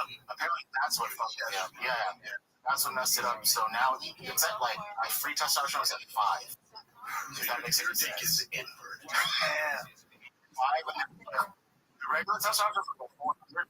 The free testosterone, I don't know much about it, but the free testosterone is at 5, and they say it should be at least, or they should be like around 15.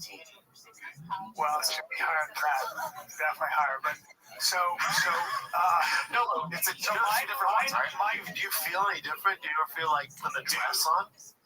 What I feel is my libido is just. But when your testosterone is that low, your energy's probably fucking terrible. Yeah, I'm not. And also your mood, your mental state. All that hormones are very important. So what are we gonna do to fix it, shit? I don't know. I just know ways to well. I kept asking you guys. I want to go, but you guys don't. Just stick to your doctor, though. So see, here, that's the testosterone total 449, which is fine, right? Yeah. Well, I mean, no, it's not, because it should be 249 to 800. Maybe. And then the free testosterone is at 5.21. Yeah. That's where they're like, dude, that is. You don't have much. You don't have much going on. No. It's basically all. So ways to well, hook me up. I got you. So I'll connect you with Brigham after this. All right, perfect. Because they'll do blood work again, or you might be able to submit this, but then they'll make sure your levels are 100%. I've been wanting to go forever, so dude, I should have posted about this. Yeah, but I know you directly, so I know. He's broke up.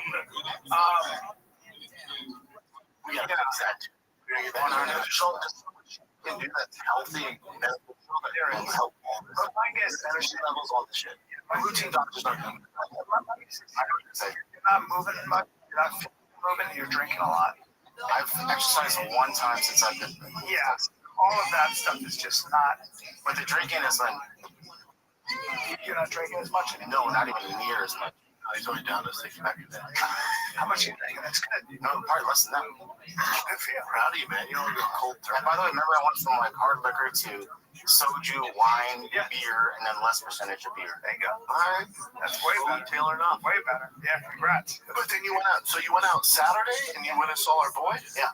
That's what you did 20 minutes of movement in just 20. Not I couldn't. Yeah, definitely. Like, I haven't tried. Make it simple. It's not happening. Let's move on. So what did you do? You guys know Ellis Ballard, right? Ryan doesn't. I know. He's my boy. I see him at Gold Gym all the time.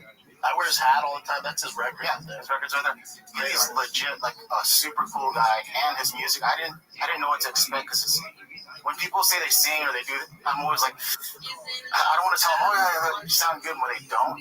But this dude sounds freaking awesome. He sounds like an old school, straight up from way back in the day. Yeah, like Waylon Jennings. You'd like him. Yeah, he's great. His voice is insane. It's super low and cool.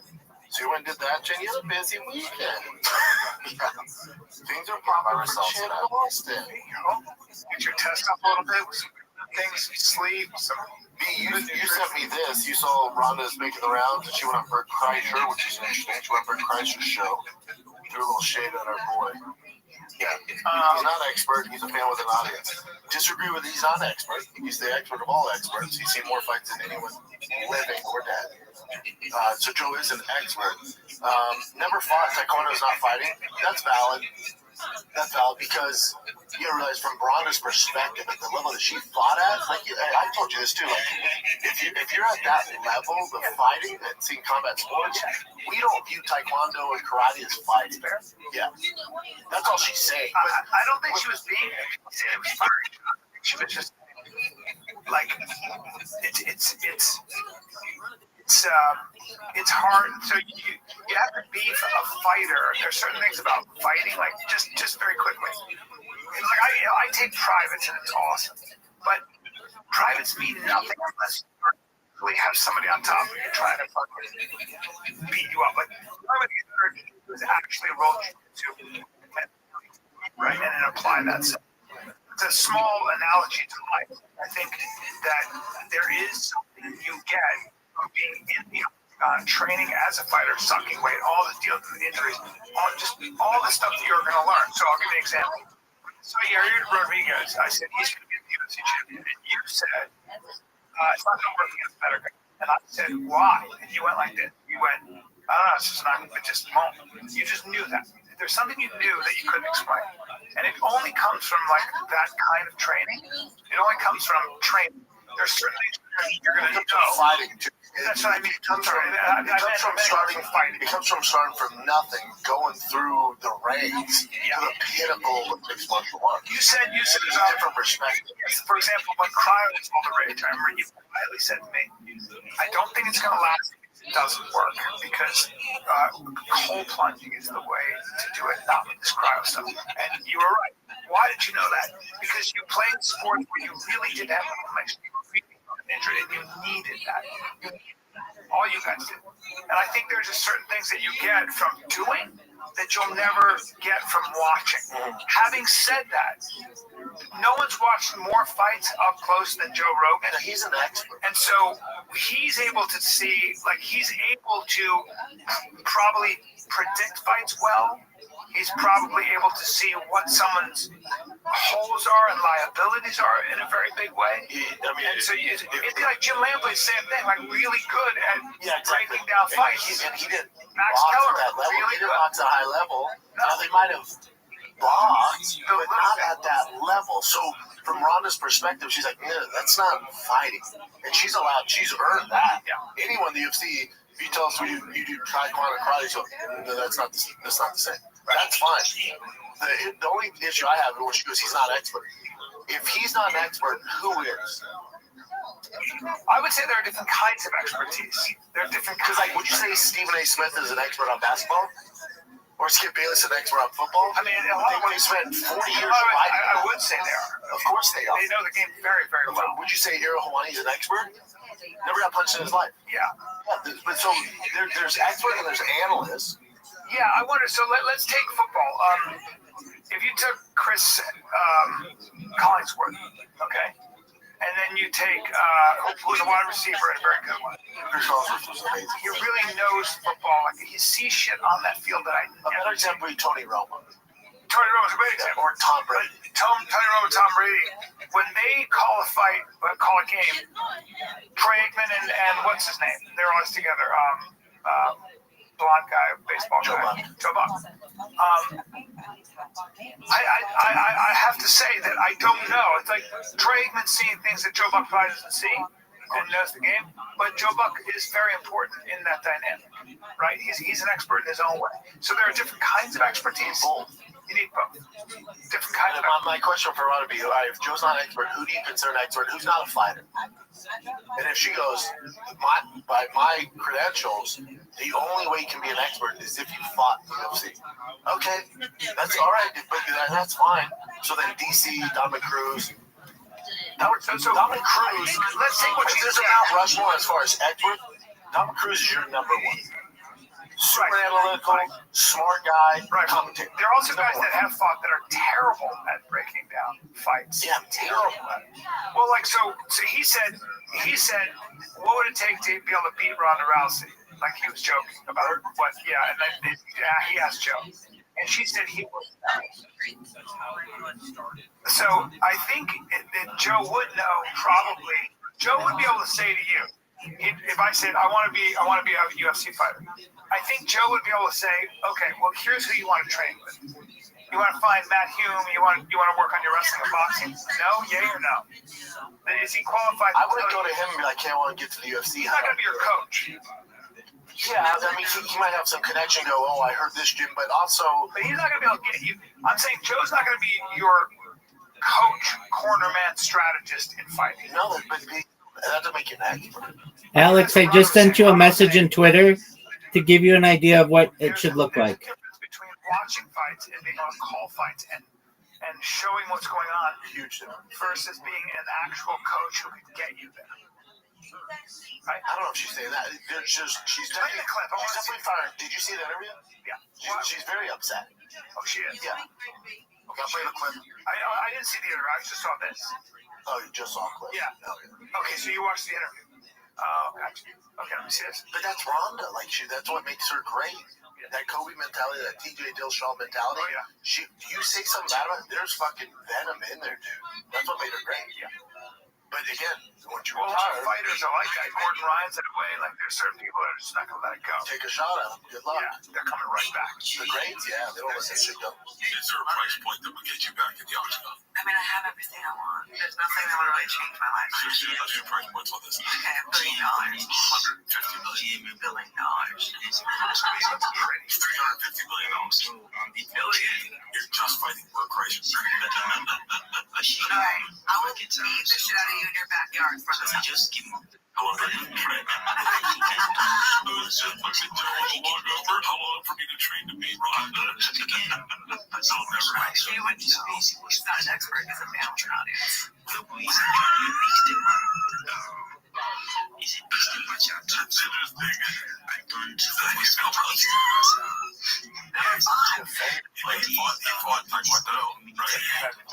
Never fought. That's not fighting.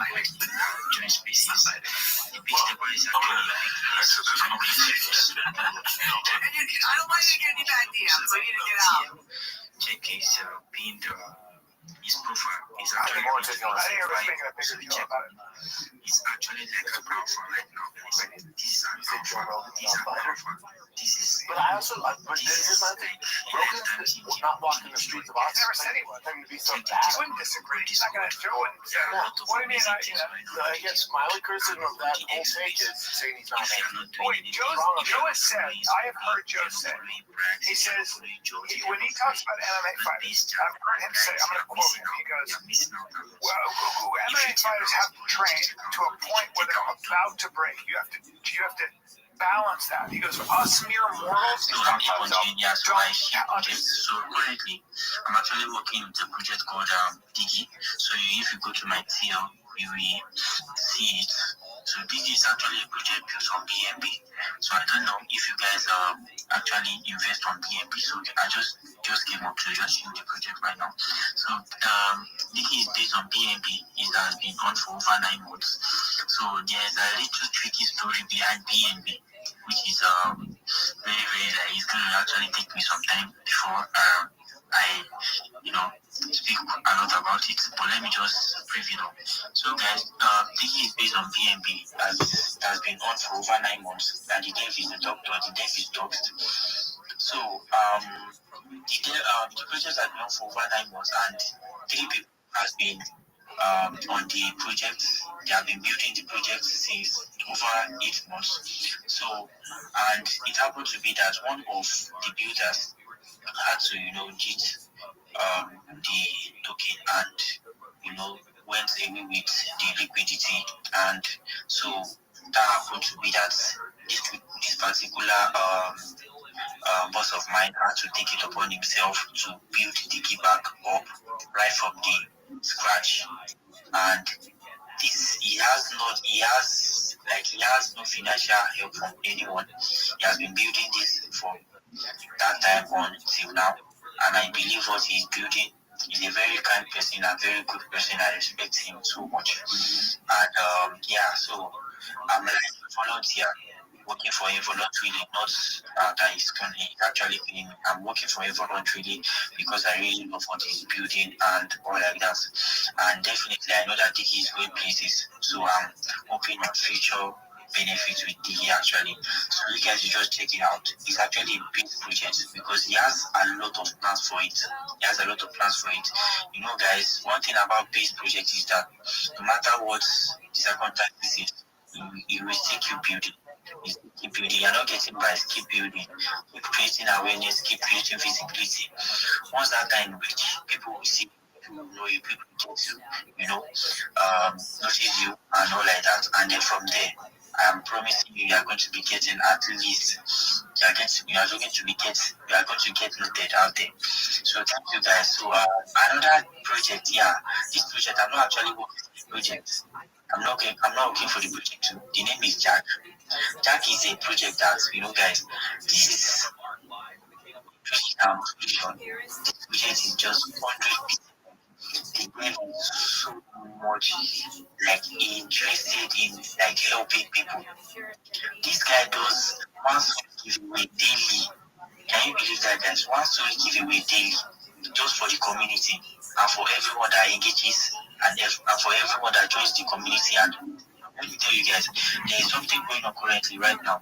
Once you refer someone and the person gets a bag of at least not less than $10 worth of Jack, this guy will give you $10,000 worth of, 10,000 token of Jack. So guys, this is an opportunity. You can take up on Jack and you can hop on the referral giveaway. So guys, these are like an alpha now. Thank you very much, Bonnie. Thank you, Voltage. Thank you, all. Thank you, Double. Thank you, everyone on this space. I recognize everyone on this space, and this is an opportunity for us, guys. We have to eat on this space. So this is an opportunity for us to grow right now. Follow each other, connect with each other. Let's grow together. Thank you, Bonnie. Thank you, Voltage. Thank you, everyone.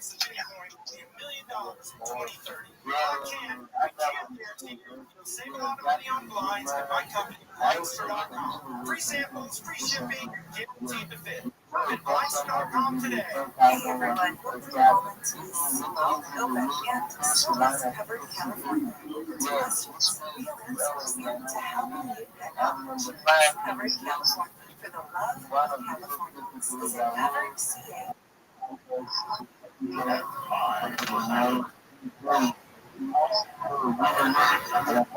Alex, if you can hear me, Alex, if you can hear me, please mute your mic when you're not talking.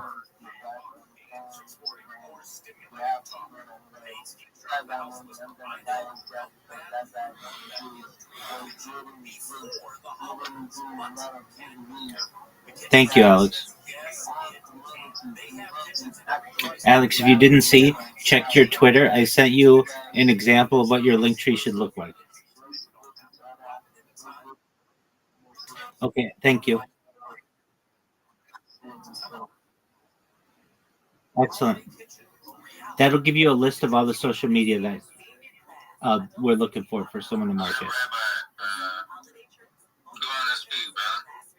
Excellent. Thank you for the opportunity. I sincerely appreciate it. My name is Rabbi Rothschild. I stream my life 24 hours a day, 7 days a week, 365 days a year for world peace. I'm live right now on more than 20 different YouTube streams. You can see in the purple pill, I posted an opportunity for you to see what I do. There's a link there. Please join my Discord if you have the opportunity. You should know that Bill Gates coined the phrase in the 1990s, content is king, and I'm making it true today. I'm the king of the internet. Why do I say that? My life is a real life Truman Show, a real life Big Brother. You should know that in 2018, The Economist magazine stated that data had overtaken petroleum as Earth's #1 resource. And I have more data archived on the internet than any person ever, which is going to make me an extremely influential person in the future. And if and when that happens, I want to make sure every single person in here is rewarded. I don't want your money. I want to be able to make sure that you are financially independent. I want to make sure your friends and family have generational wealth. And I want you to be able to start charities and philanthropic organizations of your own. Additionally, you should know that I talk about ending world hunger through the use of technology such as agricultural, drones, floating greenhouses, saltwater greenhouses, hydroponics, vertical farming, cloud seeding. I want to help end world thirst. I'm sponsored by a cryptocurrency that's worth about $100 million. And one of the things that we do is we build wells in developing nations like Nigeria for the benefit of the less fortunate.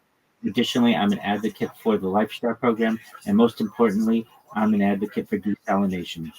If you want to connect with me, if you're a reply guy, you just need a friend, come to my Discord. I'm live 24/7. Additionally, if you have the opportunity, please join the Big Steppers Discord. We're a big community. I'm live in the Big Steppers Discord 24/7 as well. I live in their Discord. I sleep in their Discord. I eat in their Discord. Absolutely every aspect of my life is essentially conveyed via that Discord. Again, thank you so much for the opportunity. And with that, let the next person go. Thank you again. Man, that guy is a goat. Real.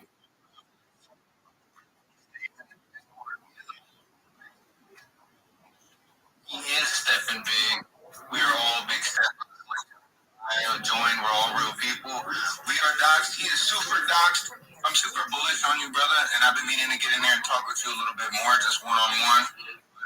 I'm definitely going to pop in there and just hang out a little bit later, man. So, some of these other sweet projects, you know, Bart Simpson, you're up here speaker. I think we should just go on and let you go. Yo, what's up, guys? You guys are all good. Rabbi, I love what you said. I know I'm definitely gonna tap in with you. I'm definitely gonna, check that out and join the Discord and everything. But I wanted to talk about Pixie. Pixie is another project I'm kind of bullish on. Not kind of, but I'm bullish on it. Bitcoin's favorite mascot. We kind of.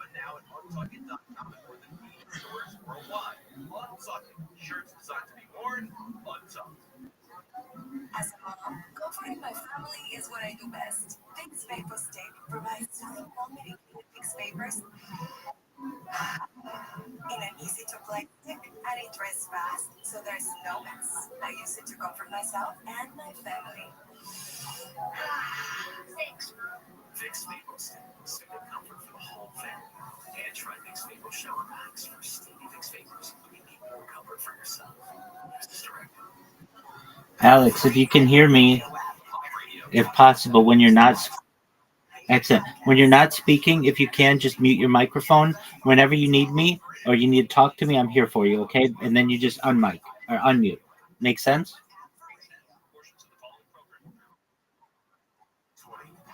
Excellent.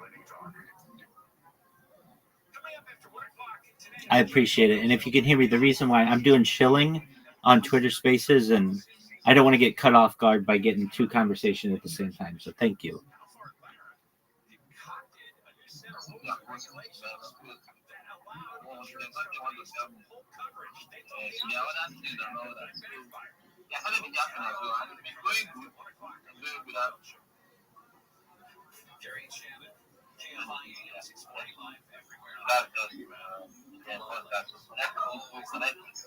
People on the space already before you send people to be teach them what you can and do make it go faster and all that.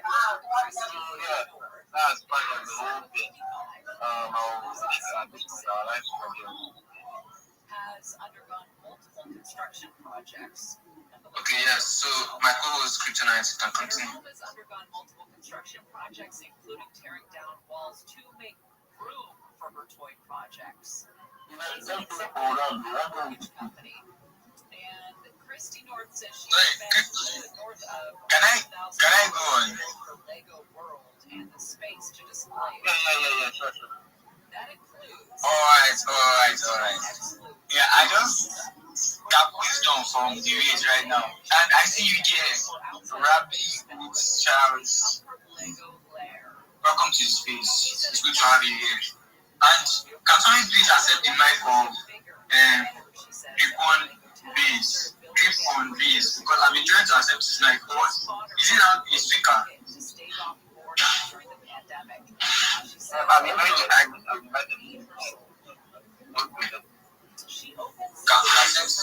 I've been trying to accept it. So yeah, back to what Ziblade was saying. He said we can pivot into yapping.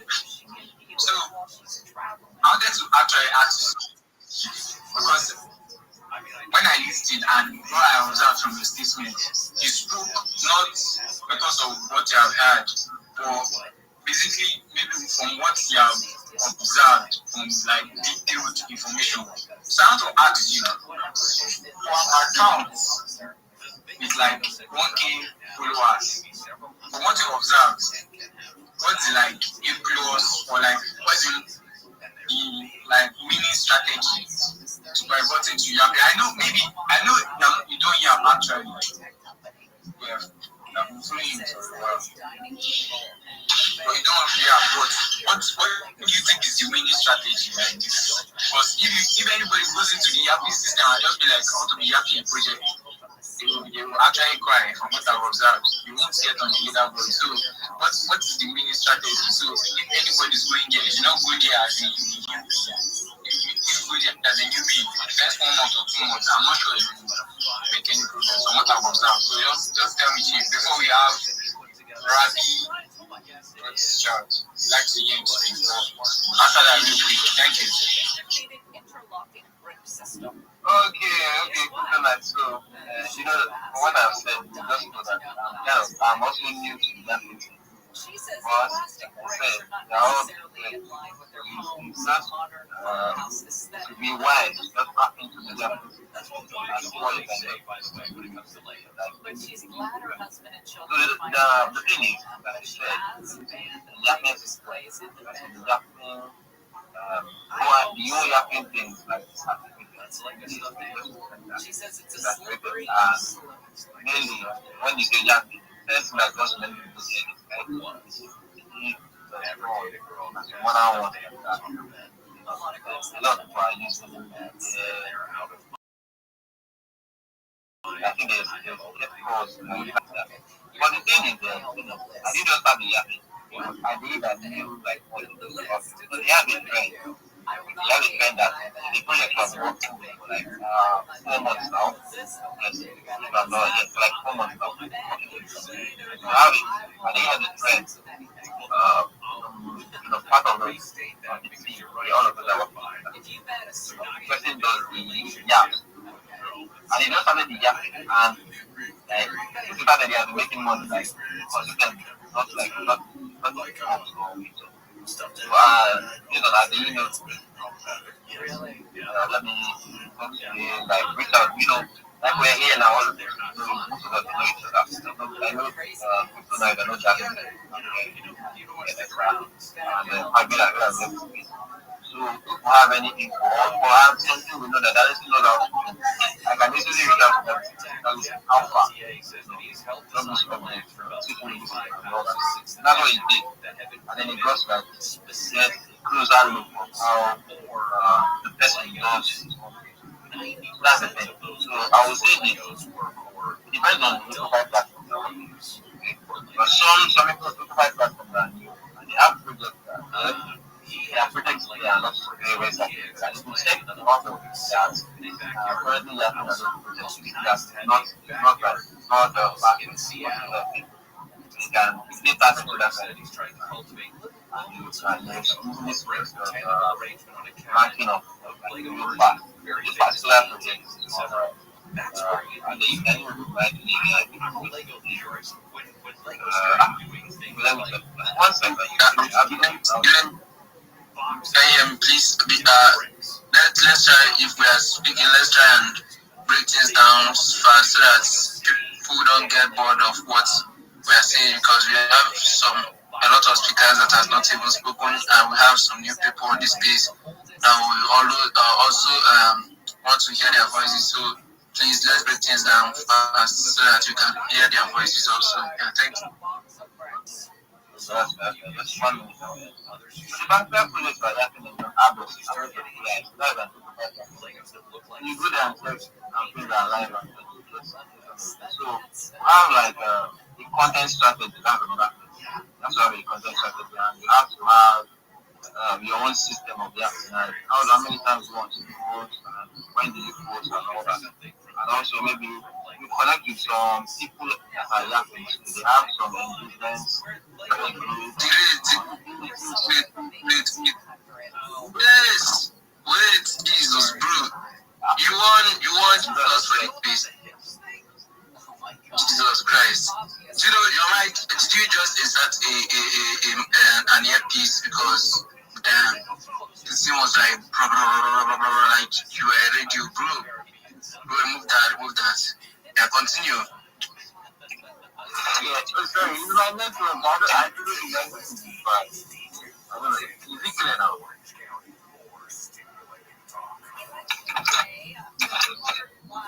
Is it clear now? Is it clear now? Yes.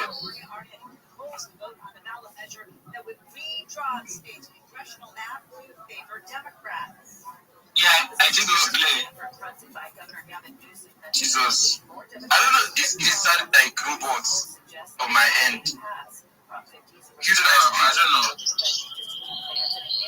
don't know. Is it clear now? No, just pause. Okay. Q-Tonight.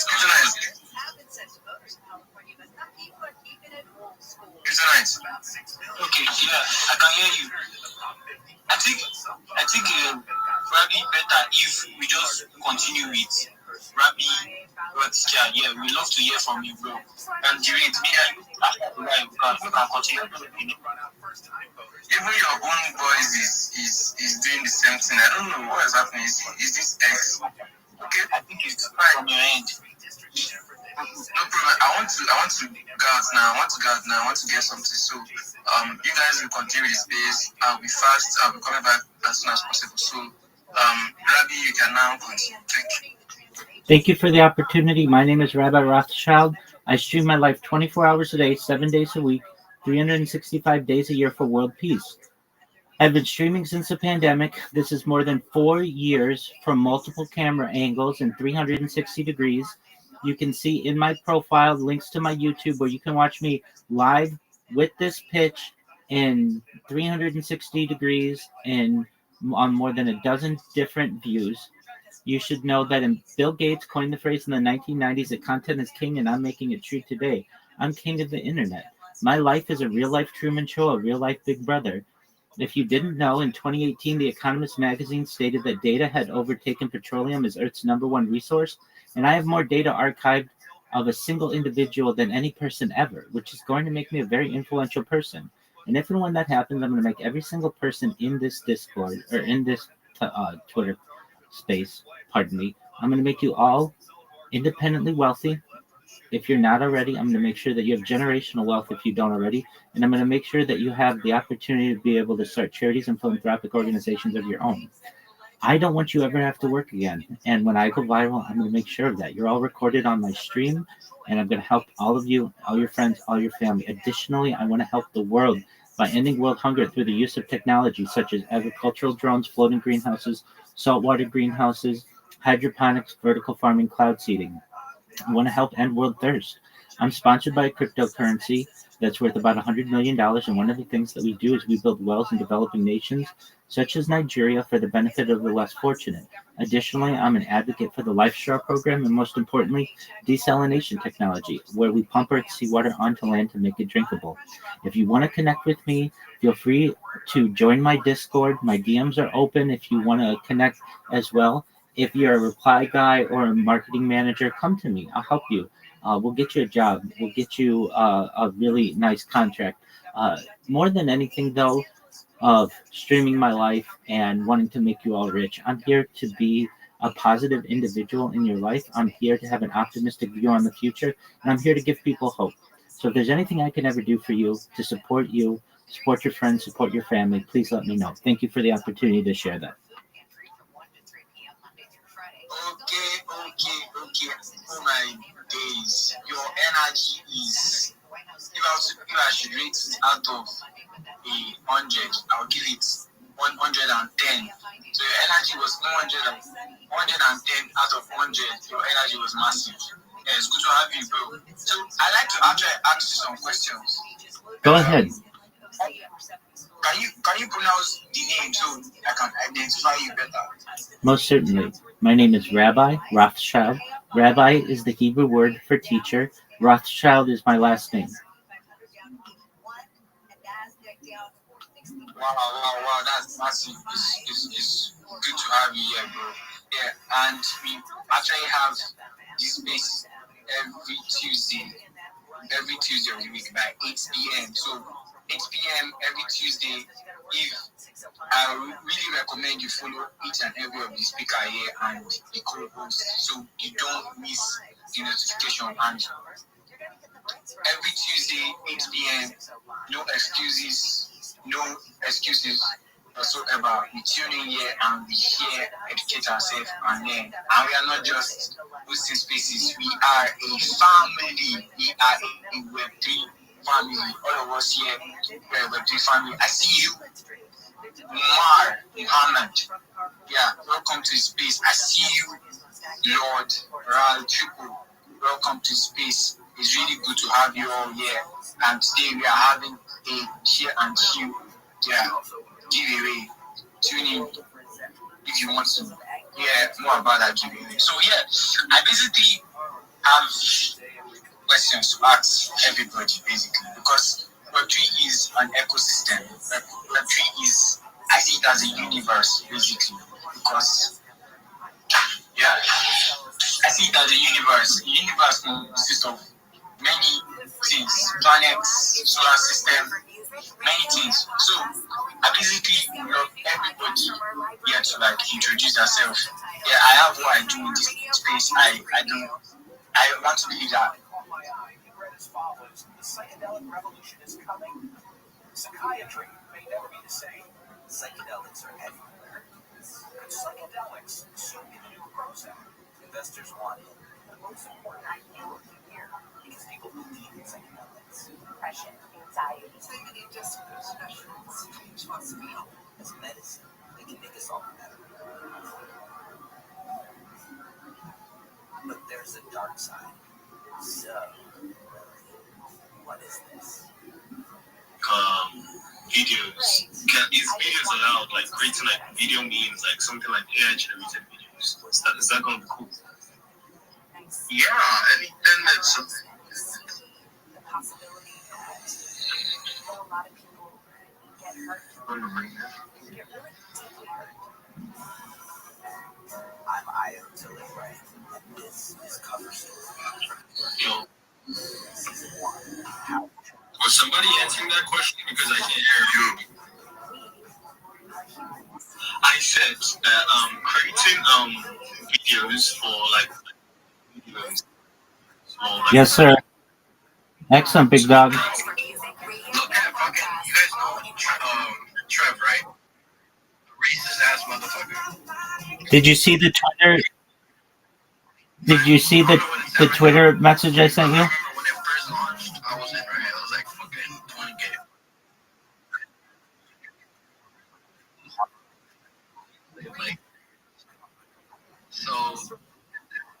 Okay, well, if you haven't looked at that link tree yet, and you're not done. You don't have a Flickr account. You don't have a Pinterest account. You don't have a Tumblr account. You need those. Touche, bro, touche. Is it that? Is it the community behind it that shows up and talks about it on the timeline spaces? And I have the list of all the things that you need for your link tree in that message I sent you.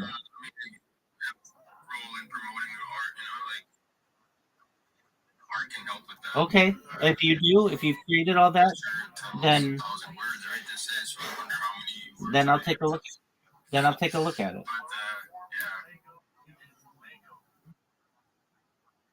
Yeah, when you're done.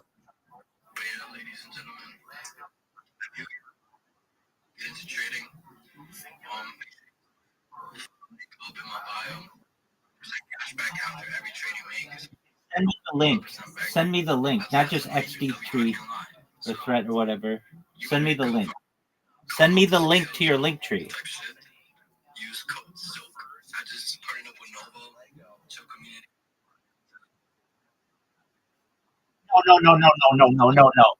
No. You've got to understand something, Alex. You need to understand something. You need to understand something. I don't work for you. I'm trying to help you. You want to make this as easy on me as possible. I'm not going to search your username.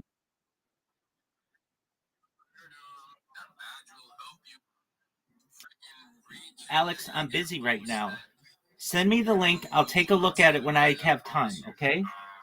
So focus on your brand and get that badge. We have baby billionaires in the building.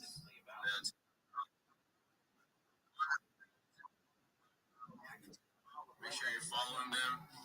They've handed out affiliate badges recently. You don't send the username of Linktree to someone. You send them your Linktree. So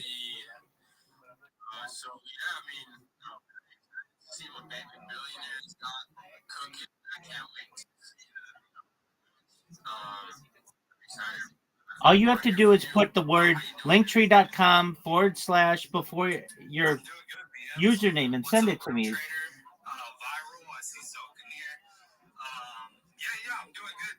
It's I mean the market's not doing the best, but everything else is going good. Project's going good. We've done a lot of outreach lately, like Liam's was saying, and sent out a bunch of affiliate badges and stuff like that. A little bit about the project, if it's okay if I chill real quick. 100%, 100%. Appreciate it, bro. Yeah, so a little about the project. Basically, what we're cooking up right now is a NFT project. We've been working on it for probably like a year and a half now. We're heading through the bear market, and things kind of pumped a little bit, so we were super excited about that. But lately, the market's been getting cooked a little, so we're still here. We're still here building, but the project is an NFT project. The utility behind it is trade calls. It's stock trading. We do a lot of futures. We do a lot of options trading, and then we also do leverage trading in CT. The whole idea was to merge TradFi and DeFi together.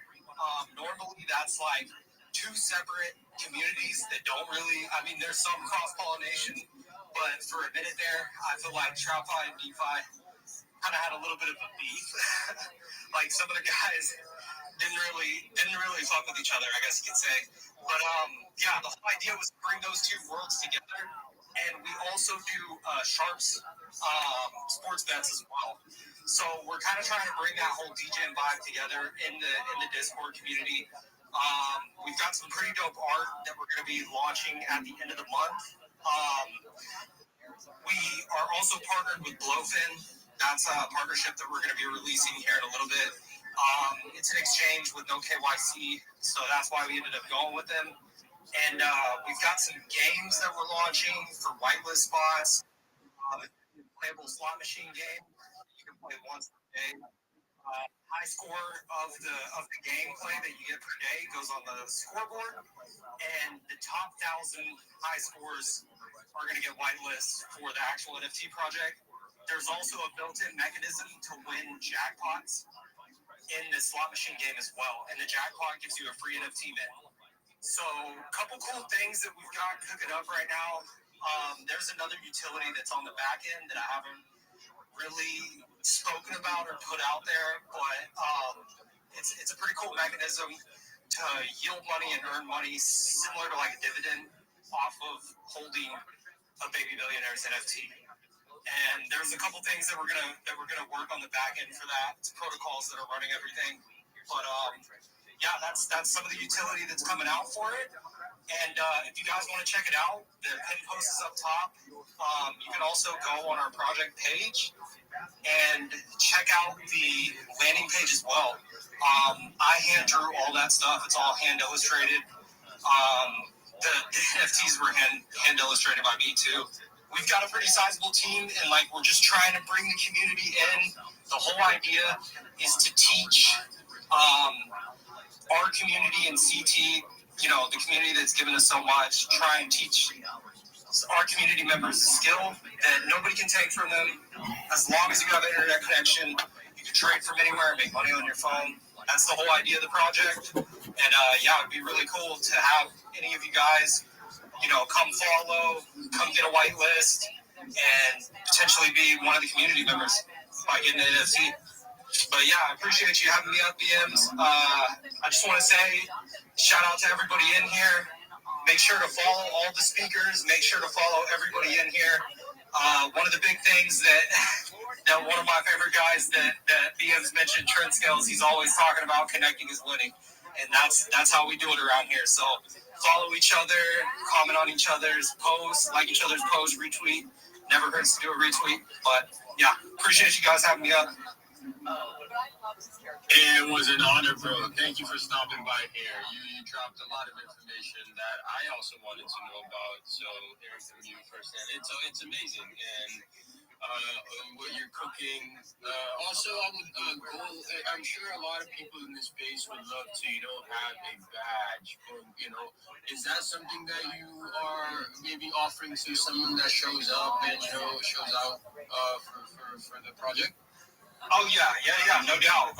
We just started rolling those out. So the actual project page got verified last week, or maybe it was a week and a half ago. But yeah, we're rolling out badges to anybody who wants to come in, help us build, and wants to be like a face or a main contributor to the project. Like I said, we've got whitelist spots that we're giving out to badge members as well, so that they can not only get badged up, you get that premium account, which BMs was talking about, boosts engagement. It'll drive your engagement through the roof. Just having that badge and having that premium plus account, it gives you a lot more on the dashboard for like the analytics and stuff like that too. But really, it helps with if you want to change your PFP, you don't lose your tick. There's a whole bunch of like upside to it as well. But yeah, we're definitely giving out membership badges. If you guys want to shoot us a DM, we have a little intake form that you can fill out, and yeah, we can get you badged up and get you affiliated with the project. Guys, and keep in mind, an affiliate badge makes your profile look more legit. It doesn't. You can have a blue tick and still be a bot nowadays. You know that, right? So having a badge just pushes it out and makes you look more legit, like you're an actual human being and not a drone.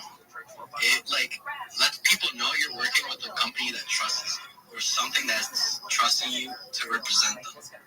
So yeah, they're basically paying your premium plus for you with the badge, and it looks cleaner. Like my badge, shit.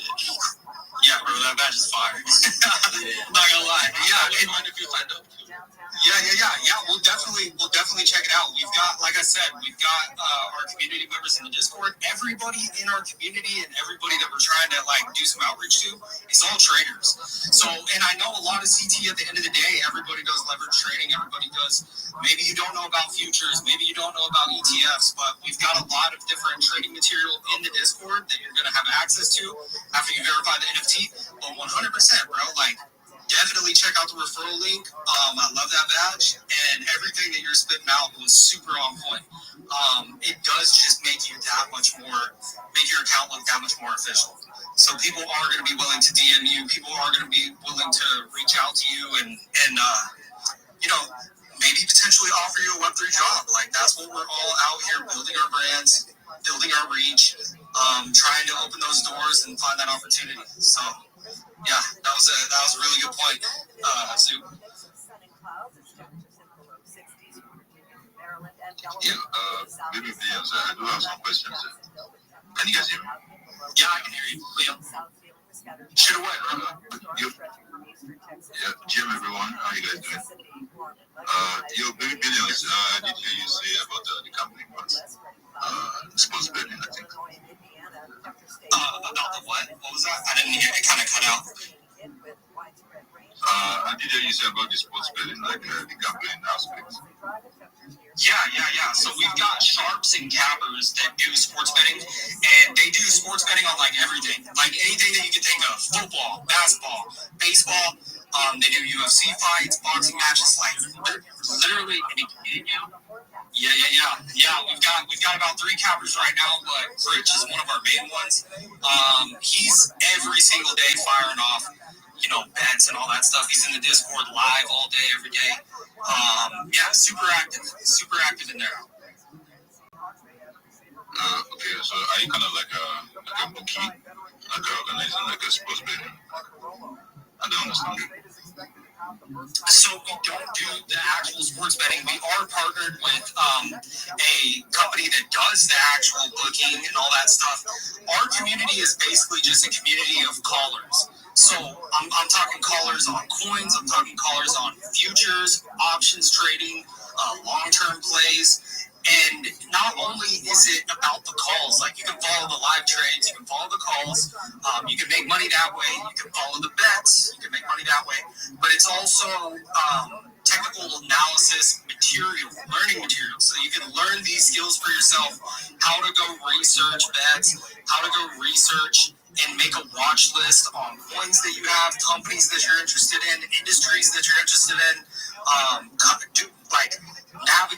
navigating those industries and sourcing high quality information to make informed decisions with your coins, with your money, rolling your assets into whatever, that's really what we're building here is the go-to place for building your portfolio. And if that's through CT, crypto, if that's through coins, if that's through DeFi, that's one way of doing it. If it's through legacy finance, stock trading, ETFs, futures, any of that stuff, that's one way to do it.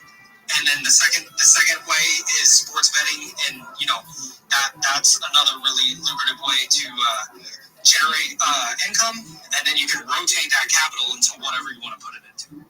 So that's kind of the idea with it. We are partnered with, like I said, Blowfin Exchange. They do a lot of trading in there. They've got a really good user interface as well. And then we do have partners for the sports betting as well, where you get rewards, you get all this stuff. Every platform that we're trying to partner with is really seamless integration, setting up the accounts, connecting your wallets, and also I think Zook talked about it, but the rewards that you get for actually bringing in that volume, bringing in that money to the exchange, you get rewarded based off of that. So. All right, cool. I was because I'm a massive diehard gambler, so yes, I was curious to know. I dropped you a follow, by the way. I think we need to get in touch. Yeah, I appreciate that. Yeah, like I said, DMs are always open. So if any of you guys want to reach out, we do have the affiliate badges that we're badging people up with. Any questions that you guys have on sports betting, options, crypto, shoot over. We've got people that will love to answer those questions. If I can't answer it personally, we'll hand you off to one of the team members that is a little more knowledgeable in that domain. So we'd appreciate that.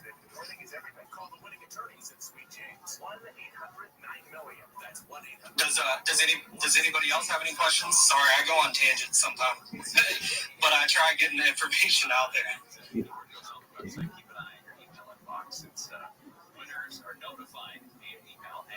When is the mint happening? Yeah. So the mint is actually happening the 25th of November. So the end of the month. We've only got a certain amount of days left. It's coming quick. We're doing an in-house mint So everything is built in-house. We've got an in-house dashboard as well that we're running all the NFTs through.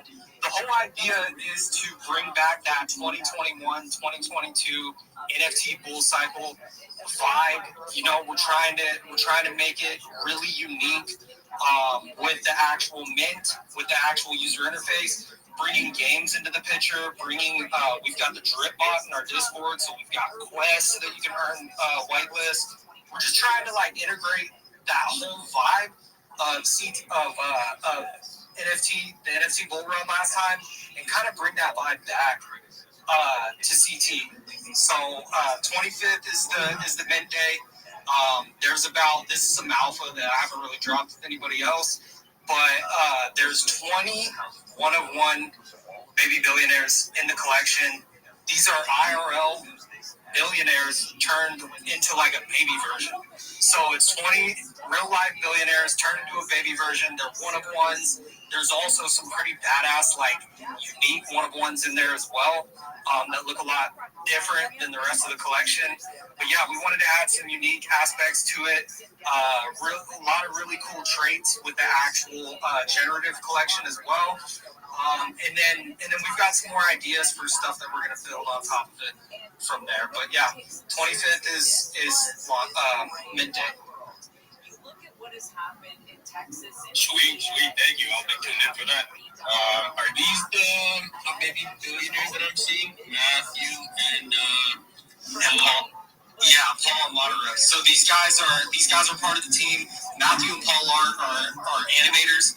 So we've got guys that are creating animation content for us, gifts, sticker packs, all that stuff.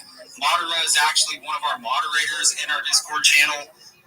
He's been helping out. He's been a lot of help. We've got our community up, and we've got people in there as well. But yeah, these are what they're going to look like. So if you guys want to check out a little preview of what the actual NFT is going to look like, go check out their PFPs. Give them a follow too. All these guys are really good guys. Find out I'm already following both of them.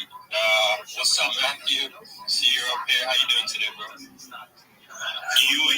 What's up, guys? How you doing? Doing good, bro. How you doing? I'm feeling very excited.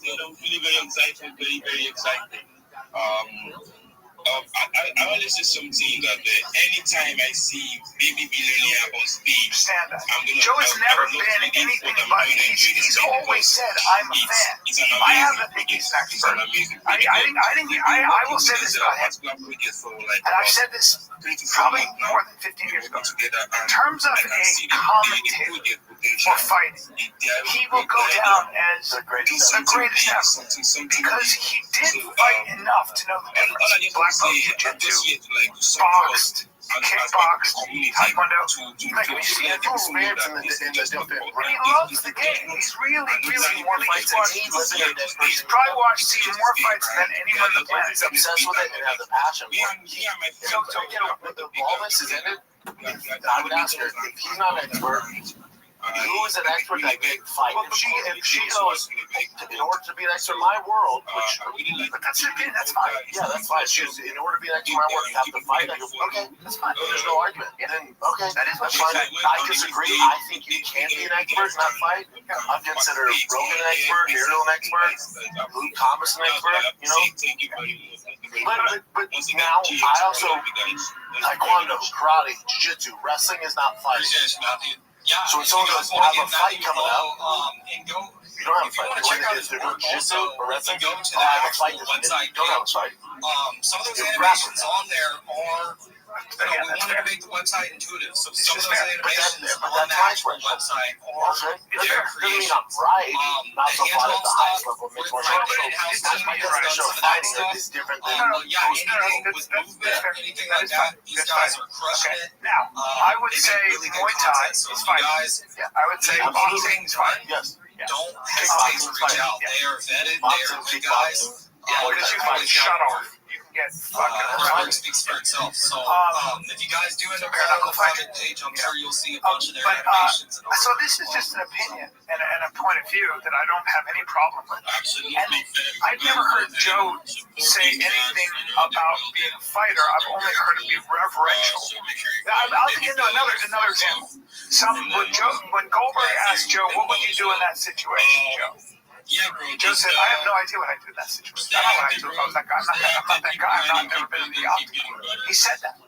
So he's never said, if Joe was walking around claiming one thing, it would be a different thing. So, but this is the point. Do you know if Joe actually fought in kickboxing or Muay Thai? Yeah, he fought. I don't think he fought competitively. I don't think he did. Joe don't have any record scored fights in kickboxing. Yeah. Okay, so that's what I heard on his podcast before. Like when I would say, like when he used to fight, that's the one time I was like, if it's Taekwondo, that's kind of odd to say that when he used to fight.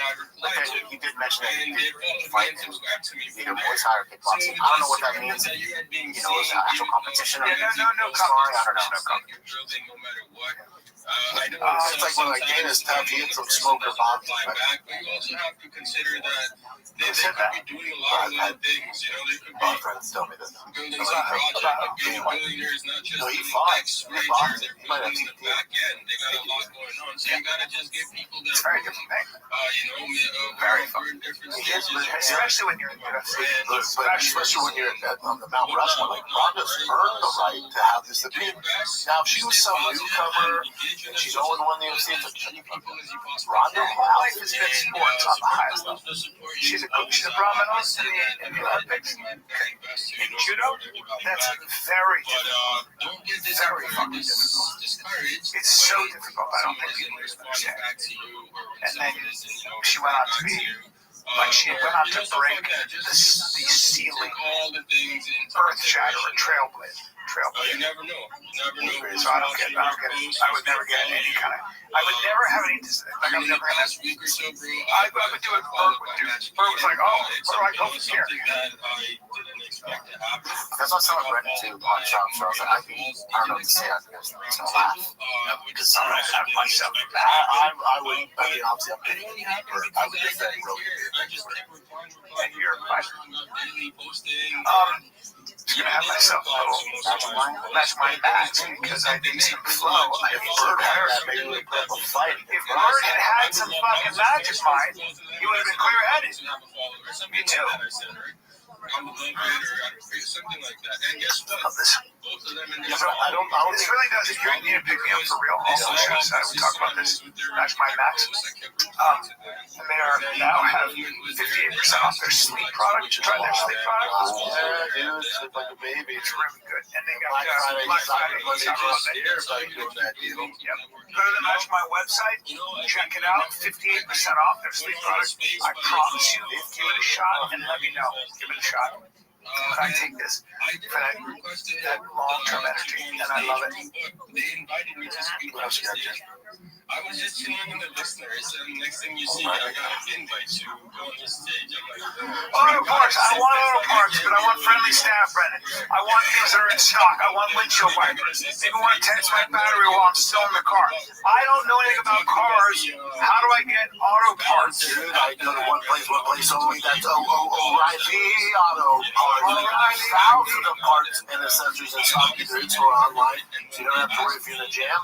So whether you're a rookie or a freaking pro, you'll find employees at O'Reilly Auto Parts are a one-stop shop for everything. They're knowledgeable, helpful, best of all, super friendly. Stop by O'Reilly Auto Parts today. Visit them at O'ReillyAuto.com/fighter. That's O'ReillyAuto.com/fighter. This November, action is free on Pluto TV. Go on the run with Jack Reacher. Every suspect is a drink. Then buckle up for Drive, World War Z. And the human being we save, as well as fight. And Charlie's Angels. Damn, I hate to fly. Launch into sci-fi adventure with the Fifth Element and Laughing Mayhem and Tropic Thunder. What is going on here? All the thrills, all for free. Pluto TV. Stream now, pay never. Oh, what do you think of this? Tesla trucks. There's 10 of them now in Las Vegas for the police department. So if they see They were donated to by some. are they posting? If they see you consistently No matter. online, Here's the thing. they're going to I would identify just either get your in PFP, one of my your cars brand, that your is name, electric, and then they're going to be more inclined to come hit you up. And so really, yeah, I would say the same thing. Don't get I can drive discouraged. at Keep grinding. I can drive at 99 Everybody's miles out for here doing it daily. 5-6 hours. Keep those posts interesting.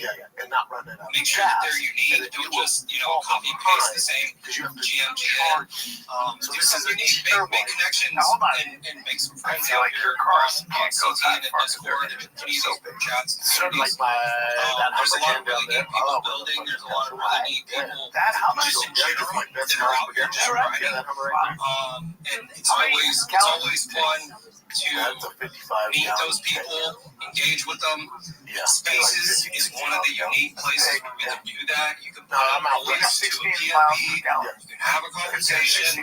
A lot of the time, it's usually just characters on a reply. How many miles It's not really that personable, but don't be nervous. I still get nervous coming here on stage. Don't be nervous coming up on stage. Because I just like Say what's up there. right now. We're all here. Yeah, We're all 600 times. We're all trying to make connections. Don't be afraid. And what's this? 300 shit. And that's if I'm cooking. So. Weird. Okay. 880 miles. I'm just gonna park. I'm just gonna keep driving. Now you get the helicopter Magic Castle. But if it's an electric helicopter, I'm definitely electric helicopter. Definitely. If I'm a criminal, especially criminals on a motorcycle, see ya. That Tesla's gonna slow down. I'm at zero battery, guys. I gotta pull over. Now it's just a big paperweight. Now I'm headed to Vegas for my SEMA build, and that's a Hummer, 1,050 horsepower. I think it's about 3 miles ago, so this might catch it there. And then also it's gonna get worse battery power because it's so hot. So the hotter climate you're in, the worse battery power. So it's really hot in the summer here. You're getting way worse. Yeah, way worse. I noticed that, but now that it's cooler, you're gonna get better. That's how those flat beats work. Enjoy that. Let's get to Well, there's talks about MTV closing or shutting down channels, but it's mainly in Europe, right? So that's 5 channels in Europe. However, your boy, Rob Dyrdek, they're canceling his show after a 14-year run. That means my record of most appearances is secure. But that is MTV, though. Because that's all that means they're shutting down shortly behind. Canceling ridiculous. That's hours and hours of programming. There's so many episodes. That's all MTV is. So if that's going away, I guarantee what's next, they just get rid of it. Or MTV, I get an idea. How much you play fucking music? I love Rob. I fucking love it. That's awesome.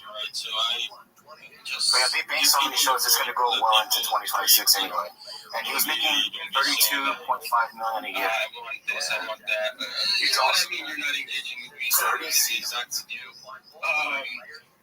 Just be happy that you're not blocked for that person and you're actually what a great run. engage with them.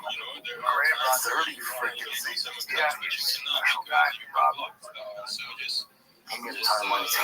Oh, he made all the money. My buddy texted me about this. Coach Puffer, and I'm like, dude, Rob's fine. He made all the money. And I think when they did merge with Paramount or something like that, What up, big dog? How are you? Realized how much Rob was making, and that's All right, well, I'm in the middle of a space right now, big man. I'm in the middle of a space right now. What's up?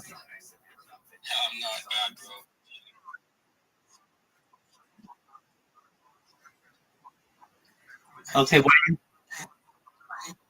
why didn't you link it all?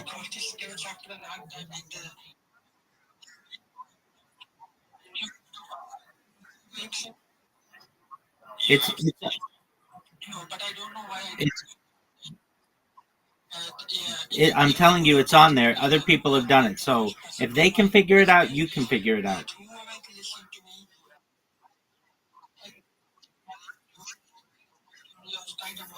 I don't have a job, but I can tell you who does, and that's the Big Steppers. They have an application in there, but they want people who can market for them. And so I'm helping you build your resume so that you can get their job. Are you in the Big Steppers Discord?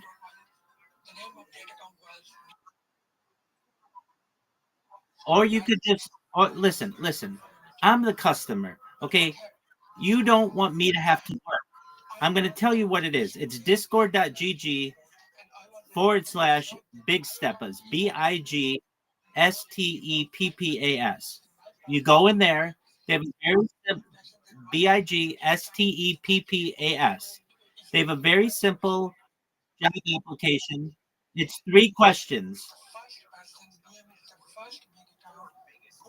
So go fill it out, and they will give you a job if they think that you're a good candidate. And if you have further questions, let me know, okay? You're welcome, Big Dog.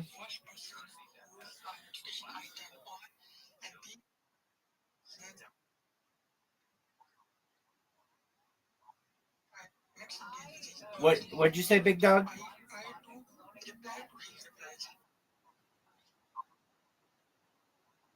Yeah, I'm in there right now.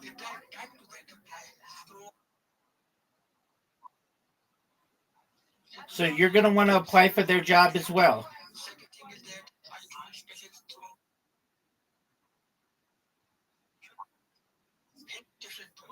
Okay, well, did you reply with your new social media links?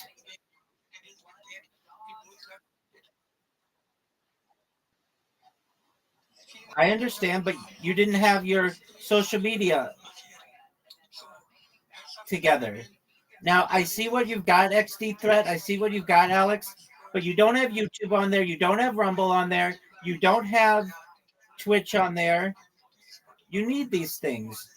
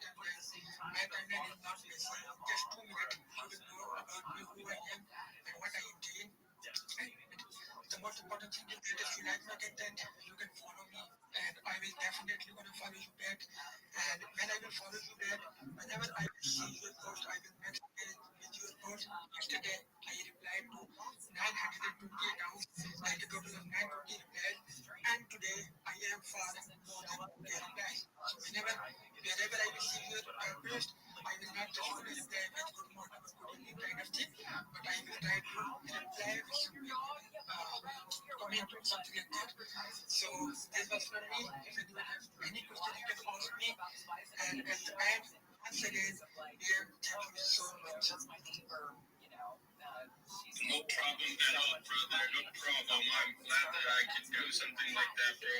And I'll continue to do that, bro, because I was once a small account. I had 200 followers. I was not verified in January, bro, and somebody brought me up on the stage, and I got followed, and I was given the advice. So I just try to continue that same energy and try to give back because somebody changed my life, bro, that got me on Twitter from 200 followers in January to 30,000 plus now, I can do that to somebody, bro. And if I can do that to just one person, I think I did a good job being on Twitter, right? So that's the way I see it, bro. So I'm glad that it's helping you and or helped you, and that you know now you're doing your own thing. That's what happens, bro. You just need that head start, bro. You know, just that small nudge, bro. And that's what I got, and I'm glad that you got something similar. And yeah, bro, the sky's the limit now. It's just up to us how much we want to network and grow, and we'll continue to do that. I'll continue to show up, grind, network in spaces. Spaces are the alpha, and spaces are what got me to get my account blue verified, bro. Blue check mark. For the first 3 months on Twitter, I didn't have the blue check mark because maybe, I didn't know the value of it, or someone didn't talk me about it. So when I joined one space and I was on the speaker, the topic was, why are you using Twitter for 3 months without a blue check mark and you have 200 followers? It was just on me there that I listened as well. If I had just ignored it, maybe I wouldn't be here today. And the execution part is always going to be on us. Others will only be able to tell us or guide us, but we have to do the work. So thank you for sharing that, bro. It's really, really nice to hear that. I'm sure someone in the space enjoyed that as well. It was really, really cool. Appreciate you. And you're doing amazing, bro. Your content is very educational. You put a lot of work into your content, so keep doing your thing. You're bringing some knowledge into the space. That's awesome. We have a couple of hands up. Let's just go to those. Bob J, how are you today, bro? Then we'll go to Shield Bill.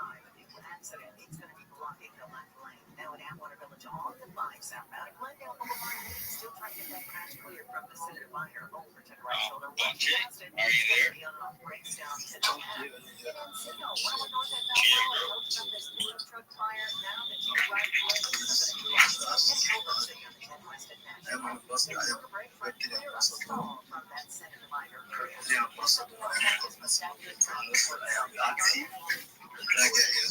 Thank you for I just came to ask maybe I tried to write that statement in the middle because in English, so I don't know how to tell you. Hey, Bajay, hey, Bajay, you sent a DM to our project page, or you sent a DM to one of the team members? Retailers are expensive. Our prices are low, and our rides are guaranteed to be like I tried messaging it seems like I'm Oh, I see direct messages are off.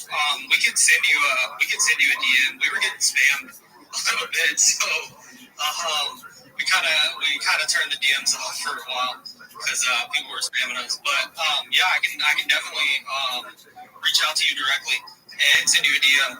But see, this is the kind of stuff that we were talking about earlier. DMs are saying it too. You'll never get these opportunities or have these conversations if you don't hop up here, kind of say something. And maybe it's because DMs are, taken off, or you can't actually reach out to the person. So, yeah, I'll definitely shoot you over a DM right now. Appreciate you coming up. Thank you, BX. Thank you, so key. Thank you, everyone. Trusting my looking for what's Thank you. Anytime, brother. Anytime, man. Thank you. It's pleasure connecting with you, bro. I don't think we were following each other before this space, so you being in this space, now we are both connected as well. So thank you for being here. Chill Bill, what's up? Hey, what's up, bro? How are you? Chilling, bro. Just vibing over here. How are you? That's what's up. I'm good too, man. I will see your guys' faces. It pops out to me because I'm Chill Bill, and just recently I changed my name to Chill Bill. And your space's name is Chill and Chill, so it just always catches my eye. So I was like, let me hop in here and see what you guys are about. And I really enjoyed your story about how you Twitter and joined the spaces and became active. One thing that stood out to me was when you said that you just stayed consistent, and I think that's something positive in everything that you do. And right now, I was trying to do my Twitter account, and it just broke 1,000 just maybe like 30 minutes ago. So it's like a mini accomplishment for myself. So I just know I have to keep it consistent and get to where I want to be and stay active. Another thing that I took away was, you can post just so much on your own page, but commenting on other people's posts and getting noticed was something that stood out to me that could be very helpful as well. So those are the two things I took away from what you said. I appreciate that.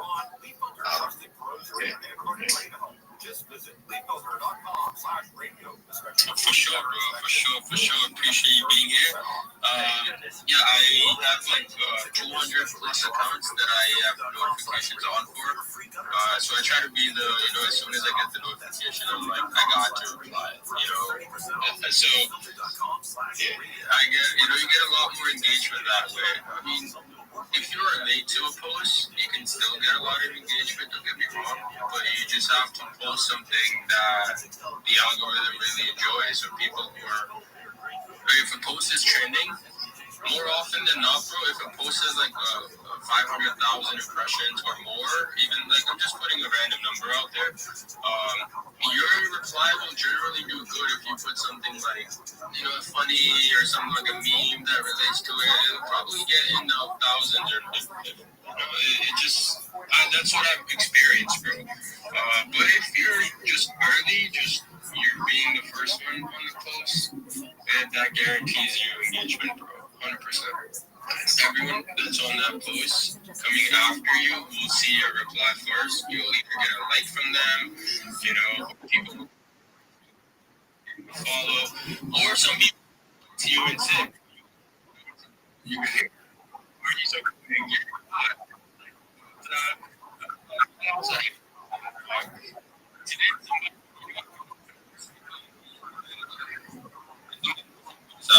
Yo, Alex, please mute yourself. I've asked you like 4 times. When you're not talking, please mute yourself. Thank you. I'm in the middle of the conversation, and I've got to be able to hear. Thank you.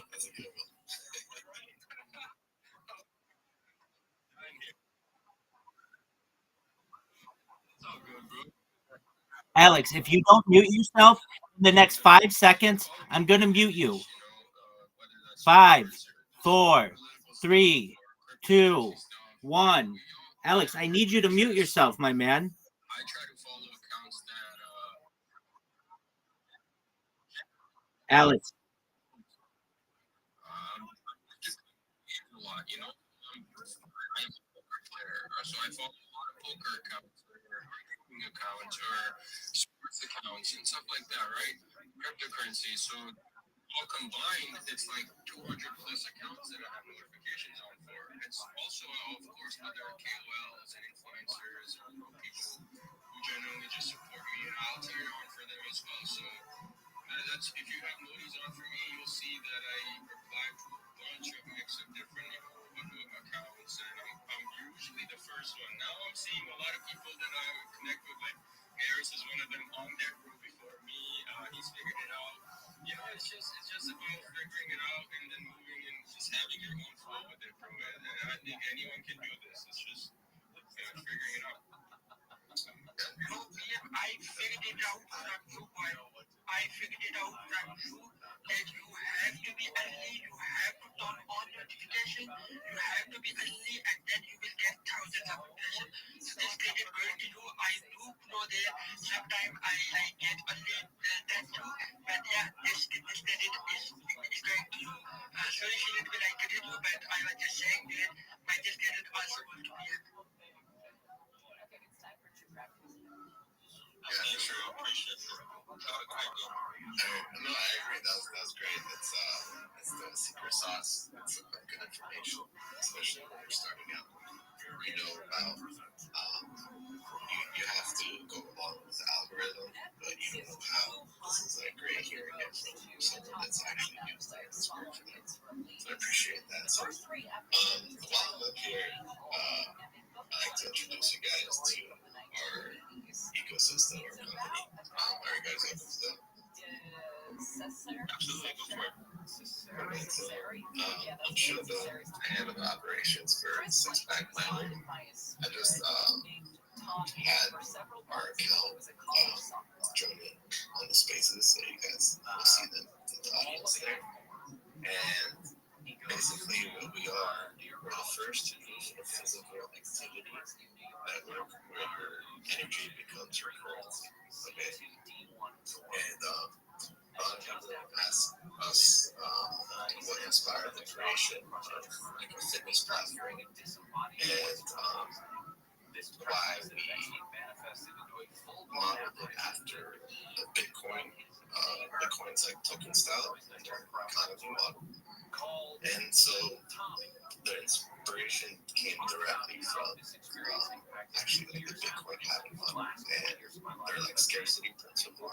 So we truly believe that the only tokenomics that are proven to work in Web3 is the Bitcoin model. Not waiting on other tokens or whatnot, but as far as like sustainability, that's something that proves to work, and that's the model we're following. So we started building during the bear market 3 years ago, when like 99% of the projects that collapsed in customers. It was a shit show. Everybody was creating a token and collapsing because of like big tokenomics or design, whatever it was, including the bear market itself. So that's why we decided to go and follow Bitcoin's principles and build something sustainable. So essentially, Six Pack Miner, it's a fitness app, but it's not just like any other fitness app. It's a full stack fitness ecosystem. It's Bitcoin style token, and there aren't any pre-sales. There aren't any pre-sales or common allocations to anybody or any entity. The only way you can earn and mine Six Pack token is through your burned calories. So, for example, let's say you take your Apple Watch, you do a workout, or you go for a walk, or you just have it on during the day. What you end up doing is you take your calories that you burn, you take a picture of it on your wrist, and you upload it onto our platform. And what that does is it goes through like a consensus that we built. It's half AI, half community, where it gets checked, and once it gets 51% approval from our nodes, then the tokens are mined and released into your wallet, which is built into our platform as well. So, in conclusion, we built like a gamified version of token mining, and instead of like electricity, we use human active energy, and instead of like mining devices, we have NFT miners, and then instead of like technicians or people to maintain miners, we have fitness coaches who guide you and learn alongside you. So that's kind of how Six Pack Miner was born. Turning real calories into digital assets and building a fair and sustainable economy around their daily activity. To his roommates, the roommate could see it, who later left the room entirely after concluding that there was a... This is nice, bro. I'm looking into it right now. I'm about to download the app. Bro, I be walking like fucking 11, 12 miles a day, so I don't know why I might be coming over. Listen, man, it's all about being productive, refined, and we just, our CEO was just on a TV show in Dubai. We're based out of, I'm in the US, but our company is based in Dubai, and he was on a TV show. Essentially, what he envisions is for people to just wake up and with their wearables, whether it's a watch or their like fitness shoes that they wear, they're able to mine our crypto, and in the future, other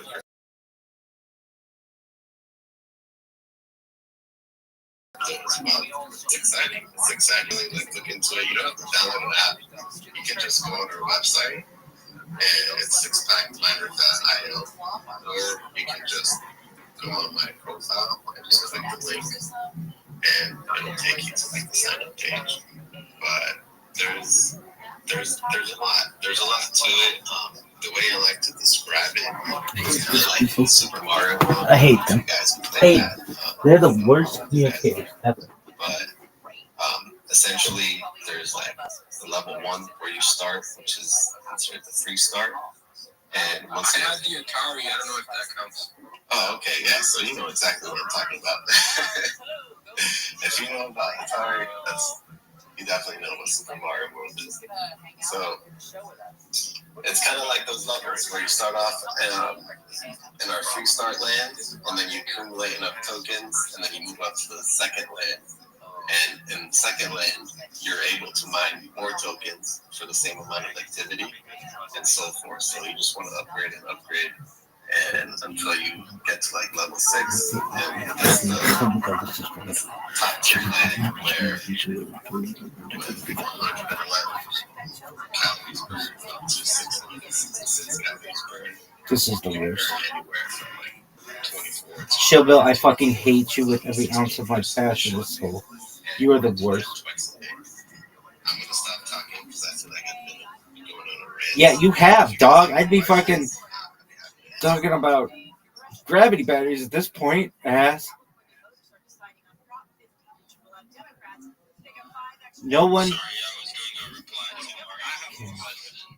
I have a fucking question. Can you cast that out?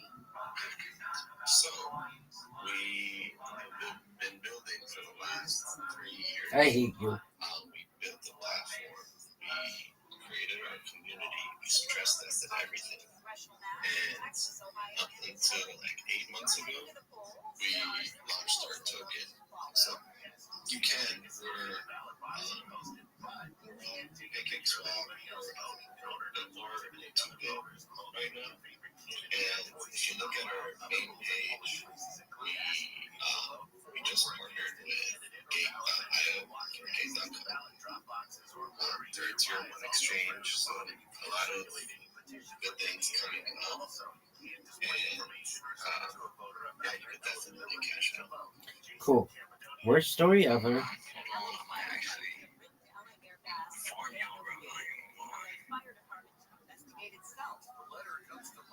It's fun. It's a good way to promote a healthy lifestyle.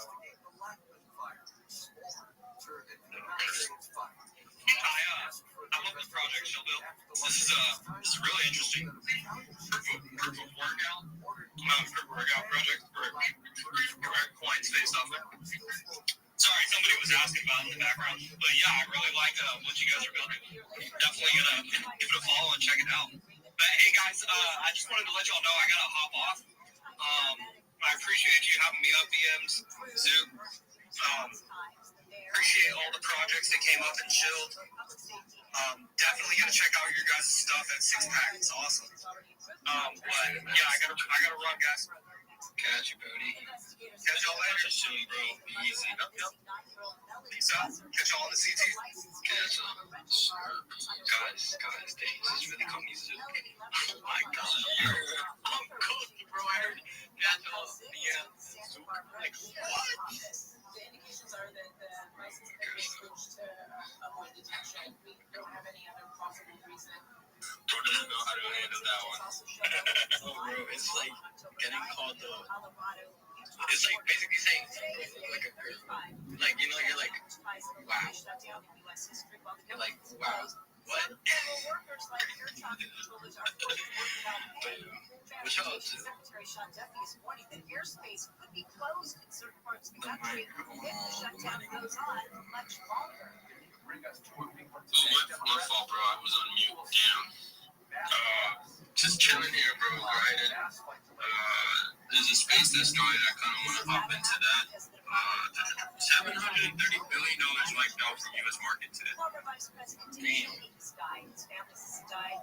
Damn. Just a post by Watcher Guru. I don't know if you guys are following this account, but I'm going to put it up in the Jumbotron. Follow them and turn their notifications on. If you're the first ones on their post, you're getting like 500 to 1,000 impressions.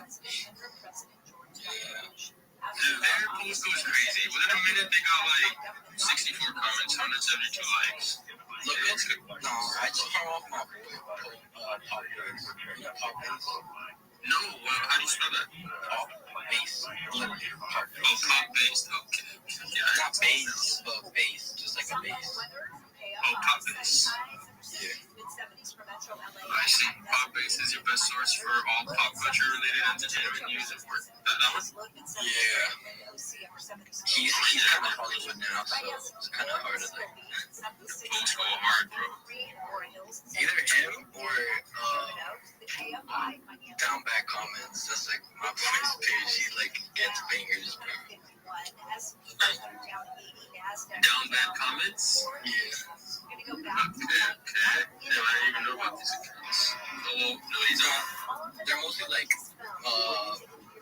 meme Twitter. Yeah. That's what my other niches on my other account. 20K. So I feel like taking that reply that somebody said to me, broke your heart after the 11. I'm about to post that. That's a nice post, bro. I just thought about that. I hate all these people. I hate you. For real, bro. Let me talk. Damn, is out here doing 1,000 replies. I only reply at least like 4 times a day, bro. Look, no one cares.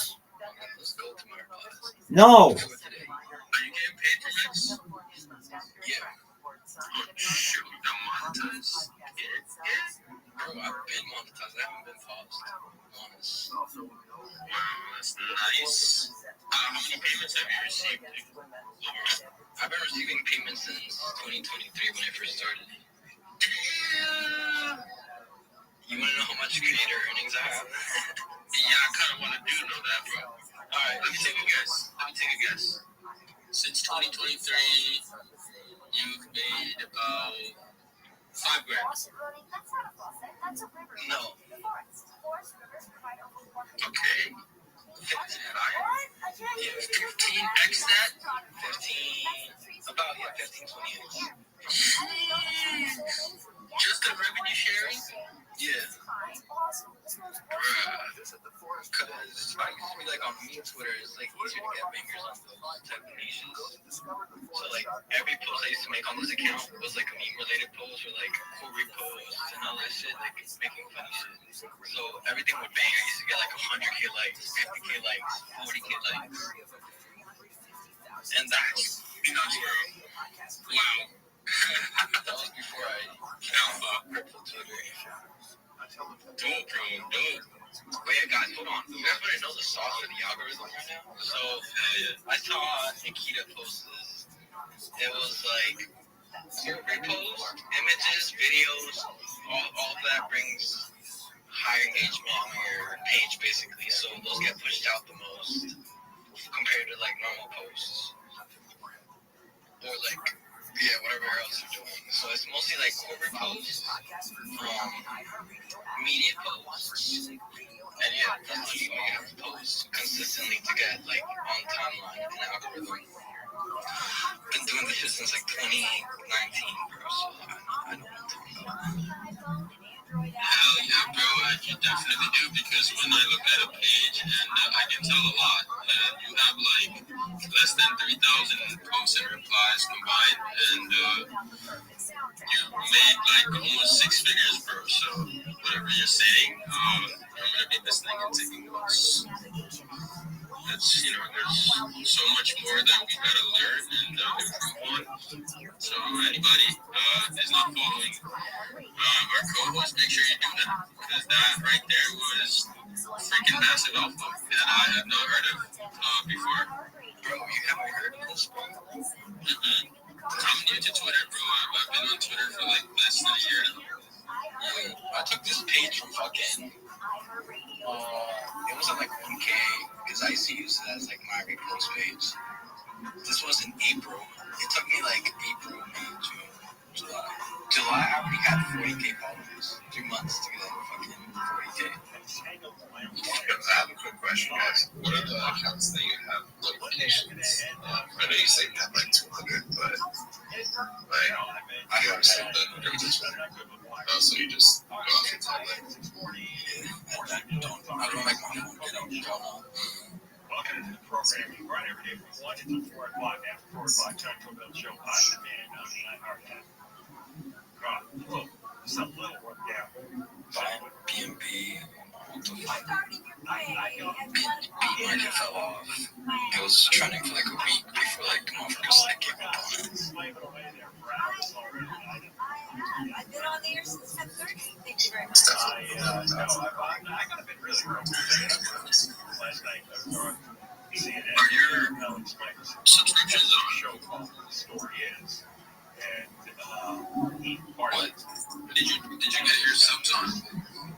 No, I forgot it like a platform, but my impressions are now coming in, so I gotta get back on that. I still need my 5 Your posts are doing good though. They're pretty good. Not doing good, they're pretty good. Alright, 3 months. I have 700K impressions in 3 months, bro. I'm cooked. 700K in 3 months. You wanna hear what my other one has? My main? My alt, the backup I have on Twitter. It has. Let me see. I put it up on Safari so I don't leave the space. X. 3 months. start wailing away at each other. Where is it? Oh, I'm not logged in. Fuck. But yeah, I took a screenshot of it yesterday because I was texting them up with how their accounts were dead. But I have on that account based on screenshot when I took the screenshot. 22.2 million in 3 months impressions. No, wait, what the fuck? 25.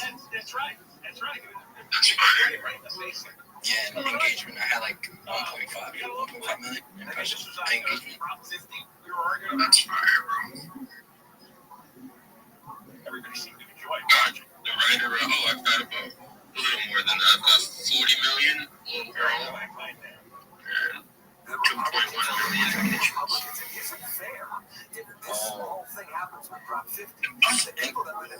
In 3 months? No, sorry, not 3 months. This is 1 year.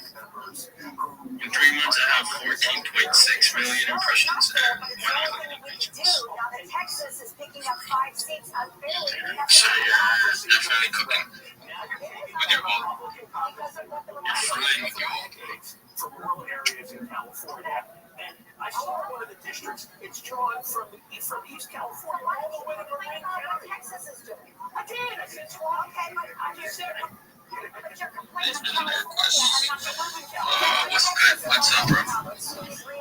Texas started the problem. Apologies, was that to me?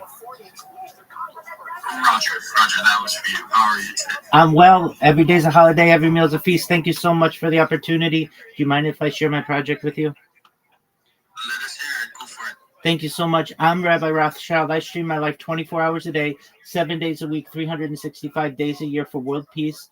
This is like a real-life Truman Show, a real-life Big Brother.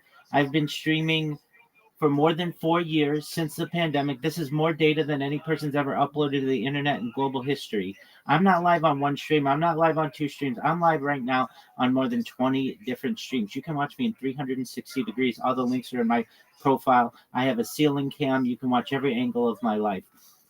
You should know that The Economist magazine stated in 2018 that data has overtaken petroleum as Earth's #1 resource. And I have more data archived of any single individual in global history, which is a really huge event. This is a real-life timeline, a real-life time capsule of human development. You should know that I want to make every single person in here financially independent if you're not already. I want to make sure that you have generational wealth for you and your friends and family. And I want to make sure you're able to start charities and philanthropic organizations of your own. I don't want anything from you. I just want to make you aware of what I'm doing and that this is the biggest event in global history. In addition to streaming my life for world peace, I also am an advocate for ending world hunger through the use of technology such as agricultural drones, floating greenhouses, saltwater greenhouses, hydroponics, vertical farming, cloud seeding, I want to help end world thirst. I'm sponsored by a cryptocurrency that's worth about $100 million. And one of the things that we do is we build wells in developing nations like Nigeria for the benefit of the less fortunate. Additionally, I'm an advocate for the Life Straw program and, most importantly, desalination technology, where we pump earth seawater onto land to make it drinkable. If you want to connect with me, I'm always live in the in the Big Steppers Discord. I'm live in my own Discord. All those links are in my profile. Additionally, you should know more than making you rich and taking care of your friends and family and solving world hunger and thirst and all those good things. I'm here to be a positive person in your life. I'm here to have an optimistic view of society, and really, I just want to give people hope. So if there's anything I can ever do for you, please don't hesitate to reach out. My DMs are open to you. I'm live in my Discord 24/7 if you ever want to connect. Thank you so much for the opportunity.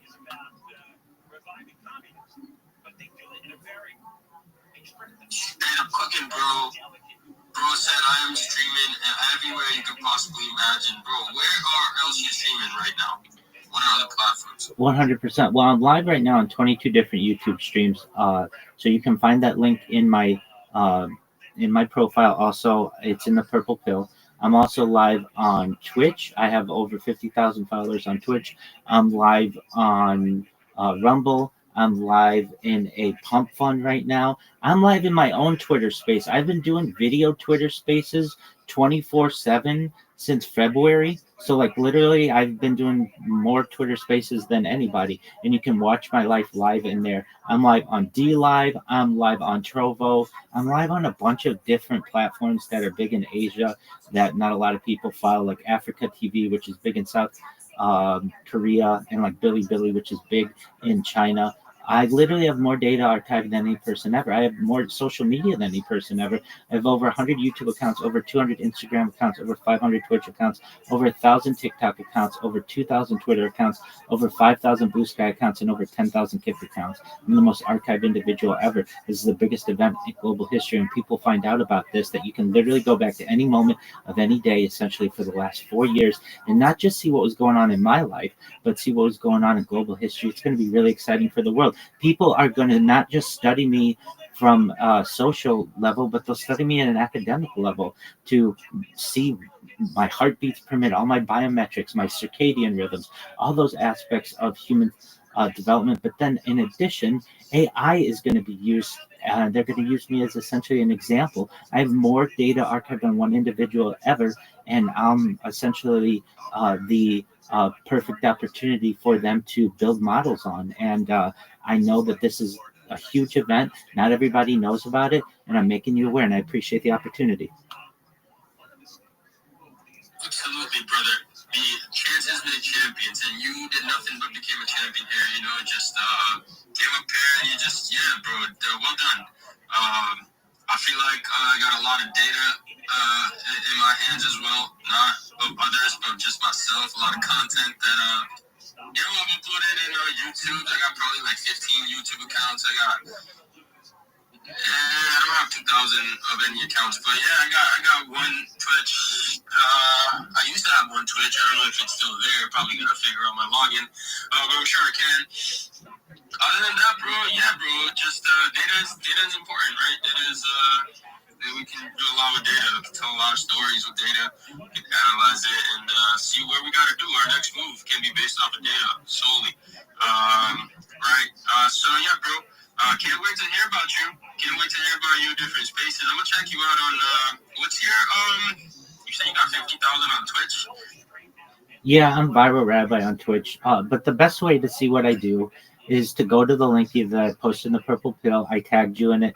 Additionally, if you have the opportunity, just look in my profile. There's a YouTube link. I dare you to look at that right now. You'll say, oh my word, I've never seen someone on more than one YouTube account simultaneously. I'm on 20 different accounts right now. That's an incredible. I don't like to click links. That's one thing about me. You'll never see me like clicking links. But if you want me to like search you up by like your name, I'll search you up. Absolutely. If you type in my name, Rabbi Rothschild, in YouTube right now and filter by live, you'll see I'm live on 20 different YouTube streams. I have so much content that if you just type my name, there's other stuff that'll show up. If you filter by live, which is the key, you'll see, and your jaw will hit the floor. You'll hear yourself on YouTube right now. I I'm doing that right now, so just give me a moment. I'm checking it out. Absolutely, BMs. As you do that, you can hear the joy in my voice and in my heart. I'm waving to you. So when you hop into one of these streams, you're gonna see me waving, and I live online. It's my passion is. I think I see it, bro. You got like a pinkish room. 100%. Yeah. So you should not just see me on one stream, but if you go and filter by live, that's what I want you to do, BM. So where the filters are in the search, filter by live, and look how many I've got going. Right now, just alone, you should see over 15 that are available. And that's in 360 degrees. It's the biggest event in global history. I see it. I see 1, 2, 3, 4, 5. Yep, 6, 7, 8, 9, 10, 11. I see it, bro. Yeah, you waving right now, bro. Yeah, I see it left hand movement, G.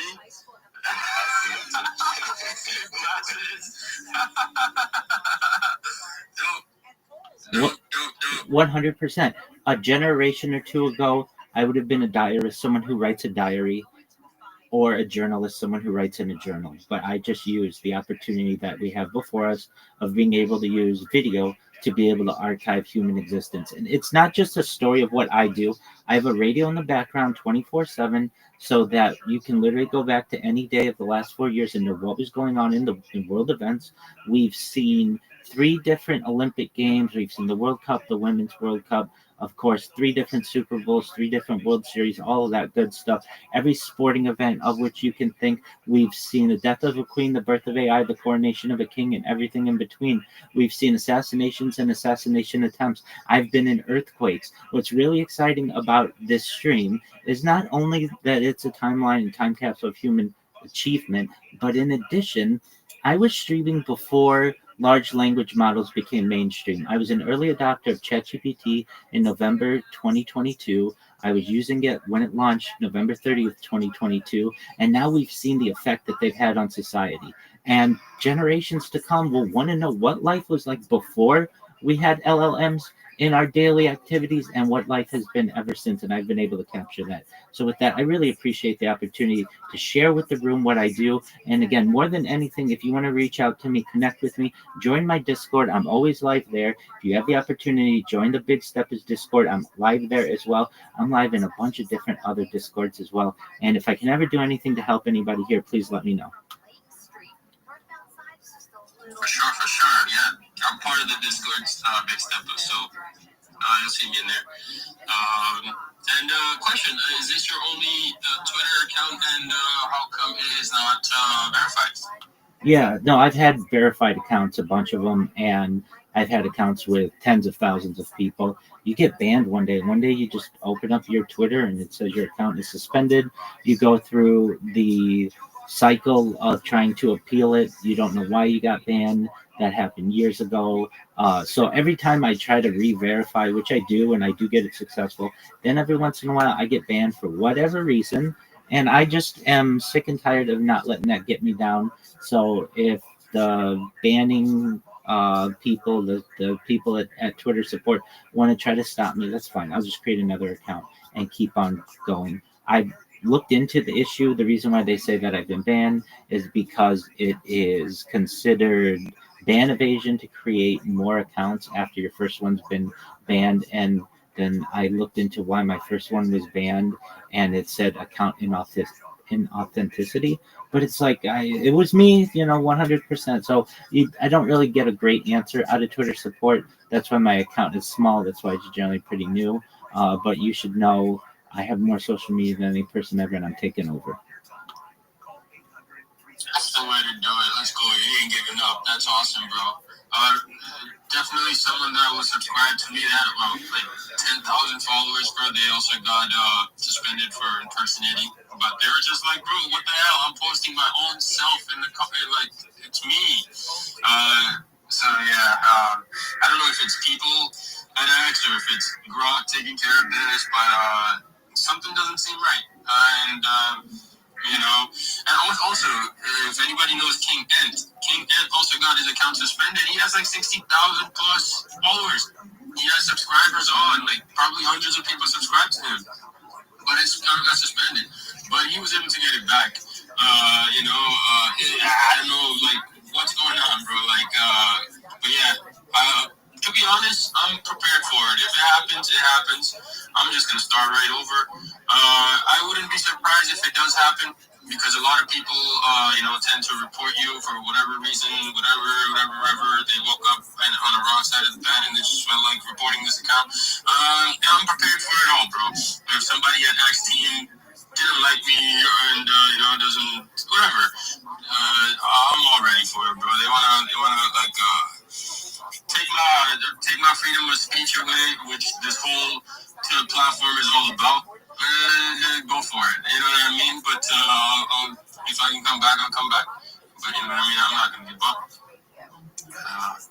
Yeah, that's. I hope it doesn't happen to anybody here. But I hope if it does, just know that you can come right back, and we'll have your back. You know, this community that you built, they'll remember you. They'll remember the work you put in and stuff like that. If they were really real with you, I'm surprised that I'm not suspended, bro, already because I'm sure people, have been reporting. I'm not gonna lie. I've gone through those checks quite a bit of times, where it says you had some unusual activity, but I'm like, what are you talking about?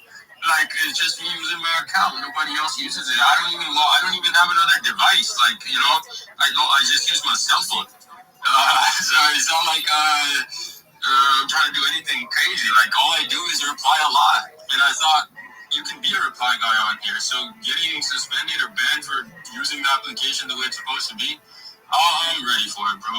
But I just seen people are insecure and they're not ready to hear what somebody has to say. And so they take away your freedom. That tells me a lot about that person and the platform itself. If that was to happen, than anything about me, because you know what I mean. People can't handle what you have to say. They'll try to silence you. You know what I mean.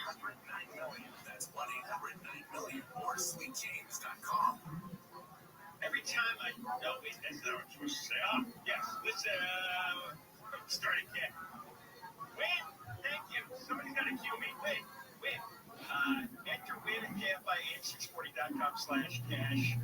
You'll be notified by email if you win, and check your junk and spam folder too. Listen to KFI for the winning keyword from the 9 o'clock hour all the way to the 5 o'clock hour, and next chance to win with me is at 2:20 next hour on KFI. All right, so all the news sites are just chock full of Prop 50. I don't know what they're called. It's like saturation coverage. This is not complicated. It's probably going to win big because people are so whipped up into a frenzy against Trump. Catch the fish. So that is basically what I'm trying to implement out here, guys. Well, that's just it. Fair enough.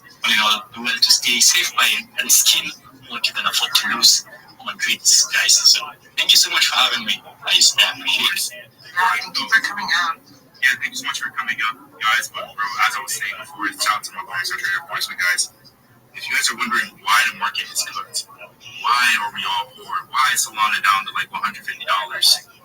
Bro, I'm just gonna be very, very honest. I know exactly who is responsible for doing this. And it may come to a shock to some of you guys. It may not be a shock to some of you guys, but I'm gonna post a tweet right now tagging the person who crashed the market, literally. So guys, I need you guys to go hard on this tweet. Drop a like, drop a repost, drop a comment when I post it. I know who crashed the market. That being said, I just posted the tweet, guys. Head over there on my page. I just posted it. Screw the BYR is the one who crashed the market, everyone. He did it. Blame him. Guys, your fingers is out right now. Don't blame him. Yeah, literally. Go blame him right now. Everyone, go get it. To cancel the show because it costs the flagship of the network, though. Otherwise, you're not watching it. Yeah. Titties at Fort Dix, same place that our boy Steve was for 6 years. What else you got, Jim? He's in for a while, yeah. 4 years. That's forever. You remember him telling us he was going to do this until he did it? Honestly, Tex, I'm scared for you. So long time. Sanaa sent this to us. It's some dad finding out that their two sons threw a party at his house, but letting him know, obviously. And here's like the footage of it.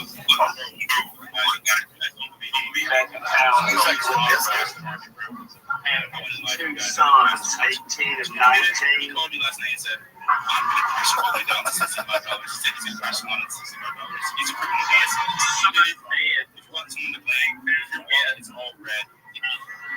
Nobody realized that this was my now.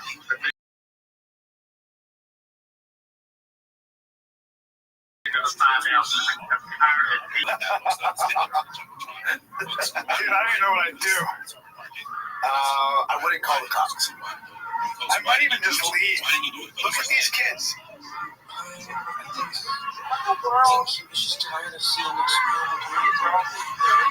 You know what I would do? I wouldn't embarrass the kiddos. My kiddos. Cool, happy party. I'm gonna leave. I'm gonna go get a hotel for that. Everybody clean up, and then that's where I'm gonna come. Like everything's all good, and then I'm gonna leave out. So I'm not gonna embarrass the kids. Here's what I'm gonna do. Try to make sure let them have their party. Yeah. You don't call come back. cops. No, I'm gonna come back, and I'm gonna see if they took care of it. They took care of it. Yeah. If I come back and everything is pristine, I might just be like, hey, you want to see a cool video?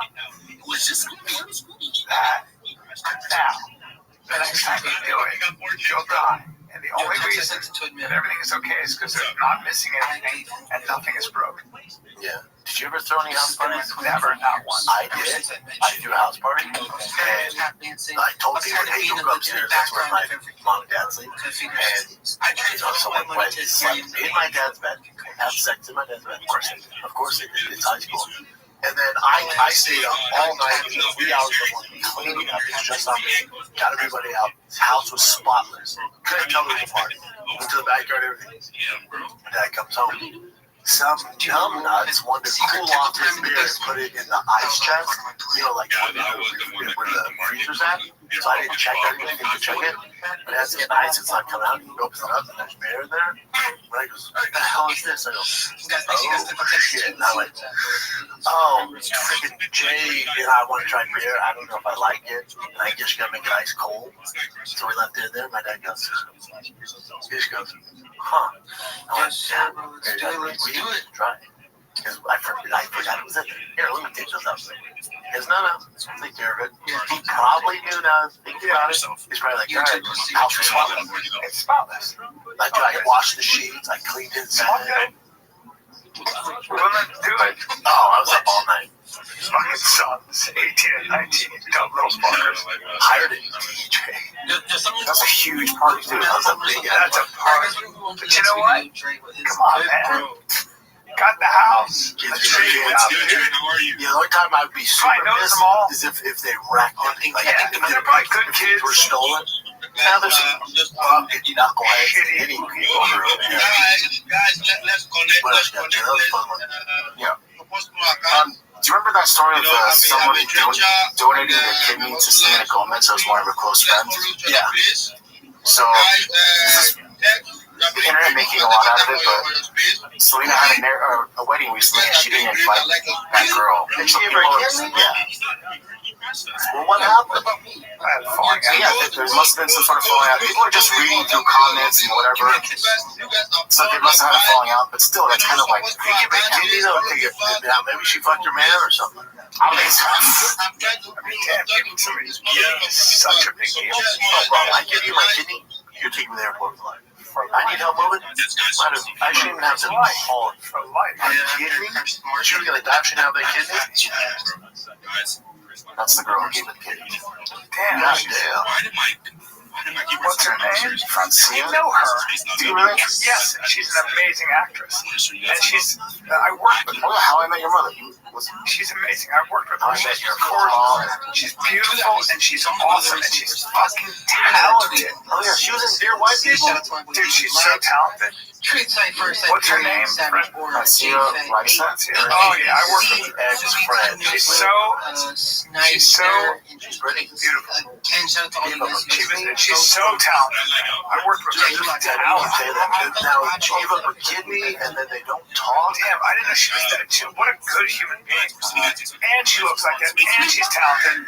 And I'm feeling like I knew her back in the day, and I was probably young and cute. He's going to go a different way. That's them in the hospital. Wow, that's a big deal for her to do that, because let me tell you about Francia. She's got a very good career. She's always working. It's not like she's not some clinger on. She's like, well, now they're not friends. I was at the Laugh Factory, and the last time I saw Francia was when she was with Selena Gomez and Justin Bieber. They were watching our stand-up, and we all went up and hung out afterwards.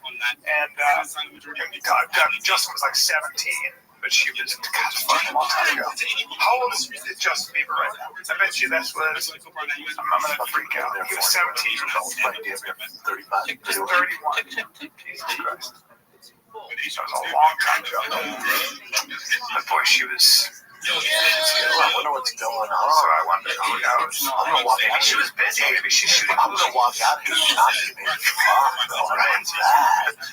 Hey, guess what? You mean because she didn't invite her friend to I've never heard of this girl. No one like give a fuck. He gave her a kid. I'm gonna leave here and never think of her or their relationship ever again. This is very fair. It's very fair.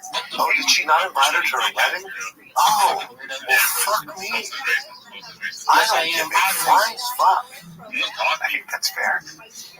By the way, you can switch over to Patreon. Just a real quick reminder. Oh, yeah. And you can actually watch videos like this. But let's just watch this one real quick because a Patreon guy did bring this up.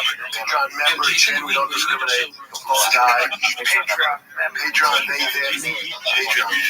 I'll put your name in the lower thirds. But anyways, he sent this in and they're asking him, do you think this is justified? Can I get context there? Two neighbors fighting. That's pretty much it. Let me know when you see this video, if someone got shot and killed, by the way, so if it's justified. Let's see what's happening. What was the disagreement over? Do we know? That I don't know. Probably fucking trees, man. I greet you guys powerfully. Two whites, neither can fight. That's established. Thank you. Go to the ground.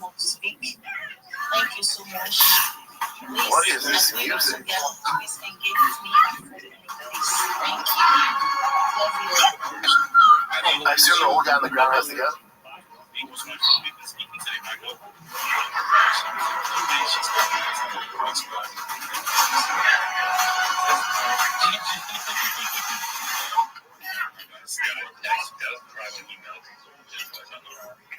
Get the gun, dude. What are you talking about? Oh my God, man. Yes, he does. No, that crap. You guys have been to space. Welcome. My name is Sex. And that's when the video stops. Hold on, dude. Let's see this again. Okay, I was not ready for murder. Hold on, let me see what this is. Go up. Right here. So, just because you can't with me, all right. So, Franklin County Prosecutor Ron O'Brien says a Columbus man has been indicted for murder after allegedly shooting and killing his neighbor. Joshua Samuel Farrell, 30, has been indicted on 2 counts of murder. 2 counts? Why 2 counts? He's accused of killing his neighbor, 51. 2 counts. Alright, police say this guy and Farrell have been arguing for several days when I explained to the shooting. I wonder what they're arguing about, what the Micah says, because then I can dip in. O'Brien says Dipinti was walking by Farrell's home when Farrell left and confronted him in a struggle suit and Farrell shot him in the chest. Farrell was later charged with murder and served jail time. Yeah, I feel like. Let me see something. I'm going to show you what the difference is. Yeah, watch this. It didn't ever seem like his life was in jeopardy. Now, watch this. Okay, so now that's it right there. Go back. Watch this. Go back. Let me see who. No, I'll show you. Who engaged? So the younger guy engaged, but the other guy looks like he's the old guy. Can you go back again? The guy without the shirt is the old guy. But the guy without the shirt dies. Yeah, I know. So this is younger. See how the younger guy just came at him? and live your They whole got life. tossed. Yeah. Okay. And then the old guy pulls a gun out to the guy. Yeah, but it says the 30-year-old killed the 51-year-old.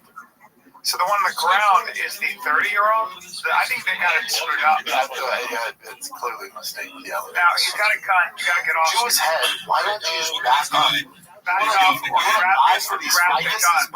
the gun. What you don't do is this. You just keep going. But to be fair, the guy that shot him, it never seemed like his life was in jeopardy. It's not like he was punching him in the face or doing anything. That's not self-defense. That's murder. Yeah, you can't just kill somebody. Well, first of all, it's murder because you engaged him. You came after him. You attacked him. Yeah, so Joshua Samuel Farrell is third, and he shot a 51-year-old man. Yeah, and he engaged with the 51-year-old. He's the one who made it physical first. Guilty of murder, 5-day trial. Yeah, that's the same guy. Farrell says no life in prison. Life in prison. Parole after 18. He's at least 18. That's forever, by the way. Forever. Correct. His life is over. He can't just shoot people. He'll get out when he's 50. But also, you did fuck up. Like, you can't do that. You just can't. That was really dumb. Also, you're never in jeopardy. He looks old, though. That's not the video, I would say. That's a different video. That's the kind of same names.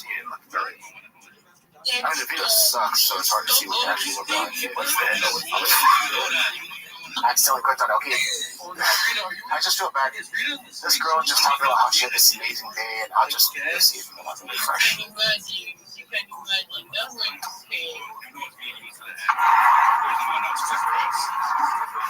just had this man come up to me and say, I'm the most beautiful woman in the world.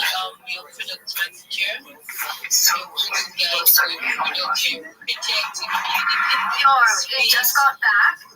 He's like, let me give you my card. I'm a filmmaker. And I said, I'm an actress. And I'm like a real actress. And he's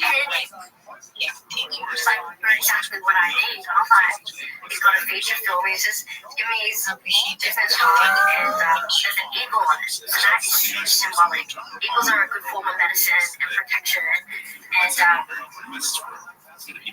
high perspective, so I'm going to have to email him and just say about this opportunity. I'll tell you where it goes. I love serving. So A, she's gorgeous. B, I'll tell you where this goes. That's the whole. I'm a filmmaker. I'll tell you exactly how this ends up. Wow, she is. You need to be working for MGM. You be working for OnlyFans, bro. Yeah, so basically, that's exactly what all the comments are saying. Like, come on, you gotta. It's all good. That happens 5 times a day in Los Angeles. Yeah. I mean, but she's so naive to this stuff. She's probably just too young. Doesn't understand, but. Poor girl. Well, I hope it works out. She just works. Hopefully, she's talented too. This guy just goes, who's gonna tell her? Yeah. Spread Eagle Productions. That's funny. Yeah, the poor girl. She's all excited. They'll probably think it's a big break. Sweetheart. Yeah, she got people taking advantage of it. Adorable. Yeah, she's cool. You wanna watch another? Hell yeah, another killer. Let's see which one. Well, let's watch this one first. This is a pursuit, and then with a guy on a motorcycle, and then he does crash in Ontario. That's him? Yep. Bring that suspect out. Yeah, that's not. I saw a deer today jump over another It's one of those ones where it is on the way here. You just lost it. And I just don't want to see anybody lose their life this afternoon, especially not on our cameras. You can see this driver clearly is very comfortable with the way they're handling that motorcycle, but that doesn't mean that this is any kind of safe. Right now, it looks like he's. I wasn't looking at what I was talking about. Well, we had someone coming that really came out of nowhere. You want information? Yes, definitely. And what's the motorcycle officer said? Look, you gotta look where you're fucking going. Well, you didn't have his hands on the fucking handlebars for a while. This is one of those ones where and especially not on our camera. See how his hands are on the wheel? See this driver is very comfortable with the way they're handling that motorcycle, but that doesn't mean that this is any kind of safe. Right now, it looks like he's. This is good though. Probably. It's like he has the back protection. Did you see the motorcycles now? They have back protection, so they skid across the road. They have his helmet on, but he's good. Well, shooting suspect. His life is over anyway. He kind of knows, Yeah. Shot a police officer. You're going away. Why am I not in the canoe? You're here in jail. You're in the canoe. We're coming. You're going away. Let me give you at least. I want to get to that. This will be the last one. Is Francis versus Jake Paul a real thing? No, not just one of the names that was brought out. Just on Bisme, it says it's official. On YouTube? I saw it on one of the things. I'm about to see that right there? Jake Paul versus Francis. You're just saying it, question marks. Oh, well. Just chilling for a minute. It says it's happening. I'm seeing reports online that Jake Paul might be fighting Francis Ngannou, which is just absolutely bloody ridiculous. If you know the situation, it was supposed to be boxing Javante Tank Davis, a man that weighs 133 pounds or 135. Regardless, it's a man that is way, way smaller than Jake Paul. So that is just ridiculous, man. People have thoughts on that before anyway. But now it turns out that Javante Davis has some allegations about domestic abuse. I don't know too much about the situation, but apparently Netflix have pulled the plug on that fight. He says, here's a tweet from my commentator. As reported, Jake Paul returned in December, November 14th. Netflix exhibition in jeopardy due to the latest allegations against Javante. Sources tell Ring Magazine that December 12th and 19th are possibilities, right? And here are the potential opponents.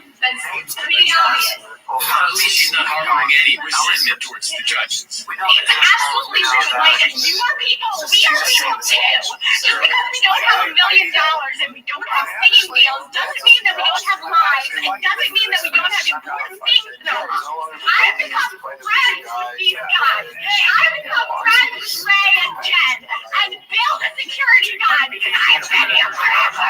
And you know what? They told me that these people went out last night drinking in New York City until 3 o'clock in the morning. And that is... That's a big man.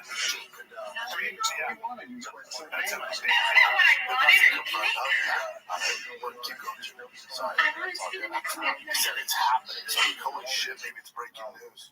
Oh, this one. So I'll play the video. I don't know if I played this video. Let's see. Man shot after hitting him.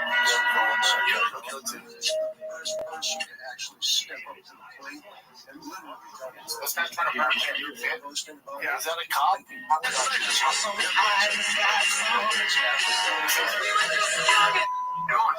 Every day, it's costing. 501 can bring in grant money, real contracts, no jail, no funeral. And that's non-profit stuff. We don't know that.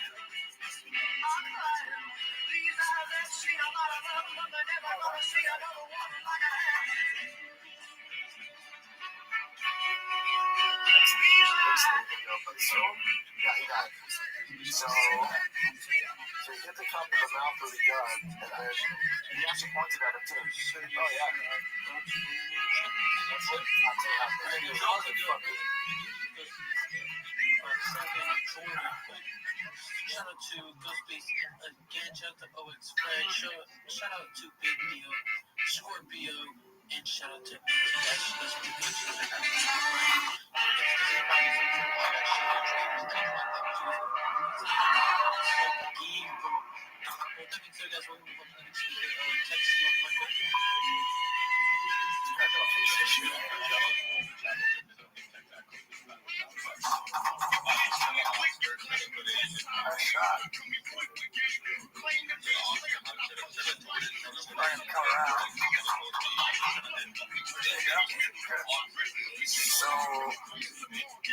Yeah, so the black dude, smacked him in the head with the gun, walking away, and then they both pointed the gun at each other, and obviously, Marshall Wilkes just fucked around and found out.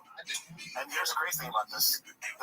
So initially, before the video came out, the family they were just protesting, like, obviously he was killed because the cop has whatever things against him. They saw the video. Oh shit! He's on. He said he made a bad decision.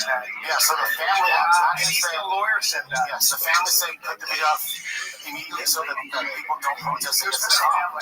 Yeah, because of course once they saw the video, they're like, the cop was in the right. Good for that family, and such a great family, and it's just this kid. You can tell by the way she was talking. This kid probably has a history of bad decisions. No, so here's another weird thing.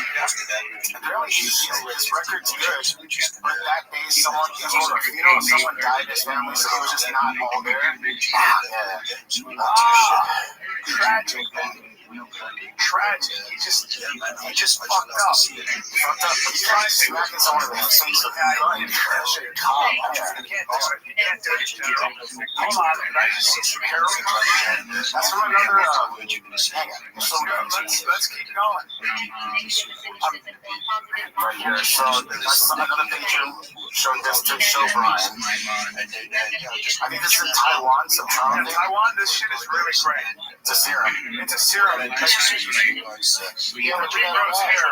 It just takes 20 days to take effect. Damn. Tell me about it. It's just crazy. They're always like, they're never ready. It's always like it's coming out. It never comes out. Like, I need this stuff. Is it though? How am I gonna wait?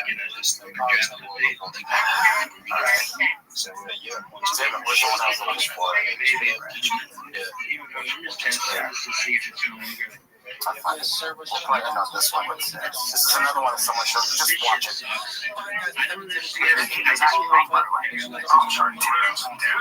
That dude, he'll just come up with shit out of anything, bro. He will fucking no, they hit you with shit. We're just like, holy fuck. And that's Wednesday night. What time?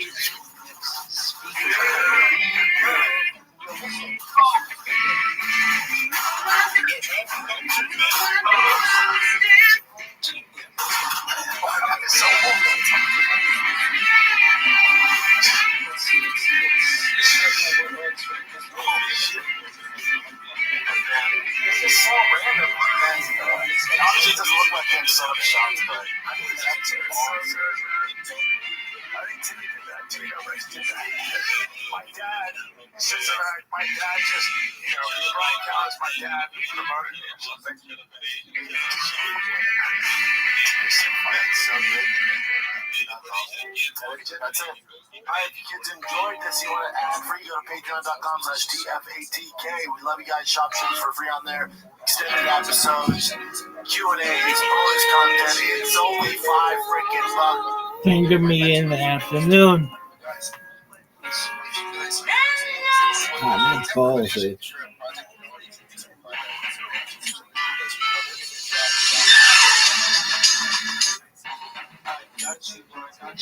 Let's see, guys. We're going to move on to the next speaker. We do have some questions here. These guys, I'm so sorry about the first hustle. You were with me, so you're gone. Let's see, Drake. I love you.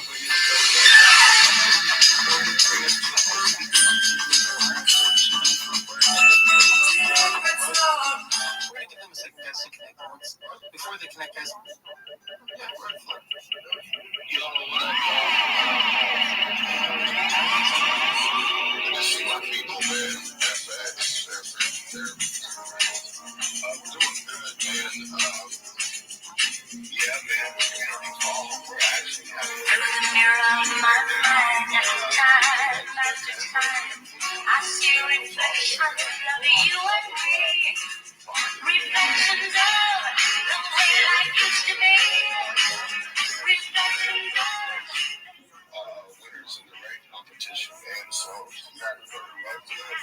You've been around for a while. We have attached to our corner. We get 500,000 in the box. It would have did, man. So now we relaunched with a clean chart. See, I've never heard of that before, so Yeah, man, we've been around for a while. The narrative's here, man. There's no narrative like that for you guys. So, and I don't say that to say that, but anyone I've ever talked to,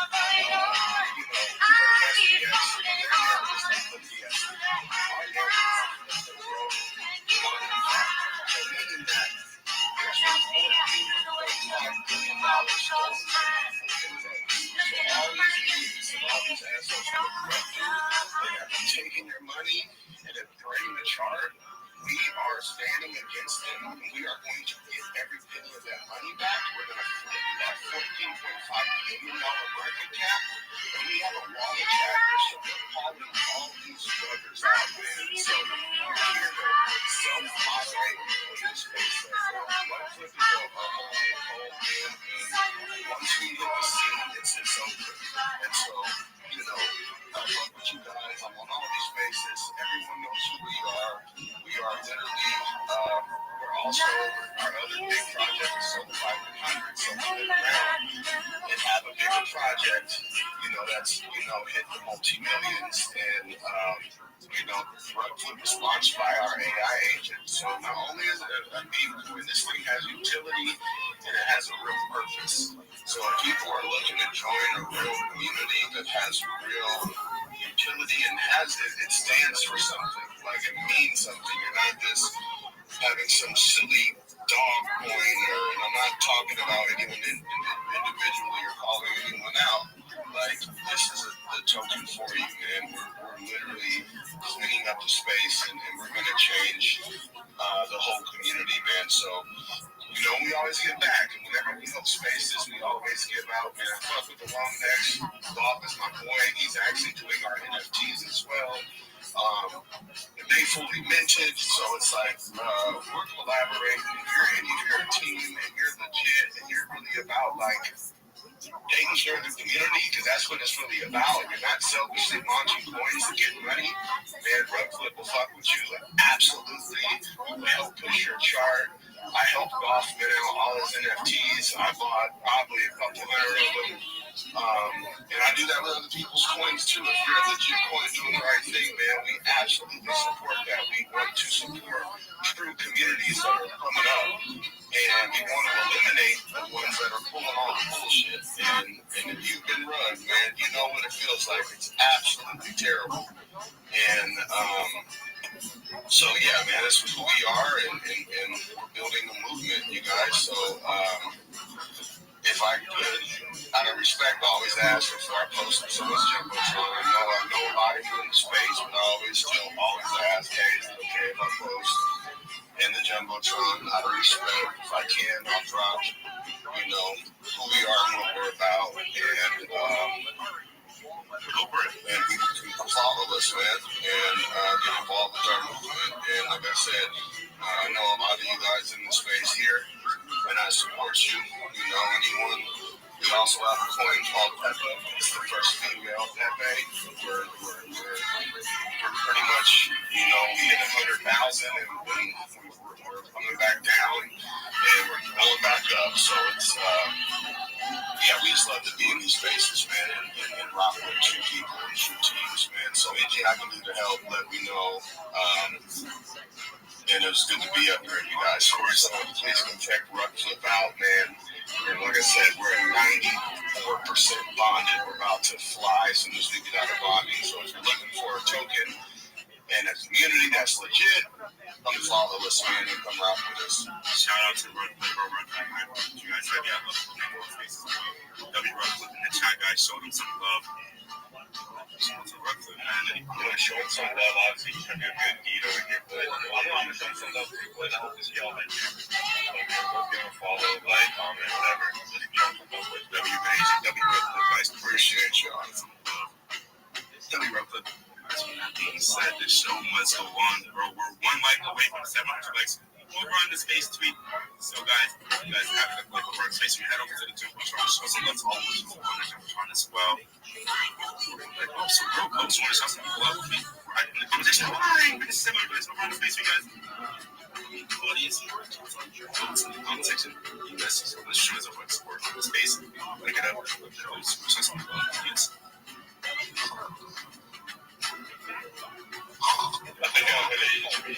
go for a vacation.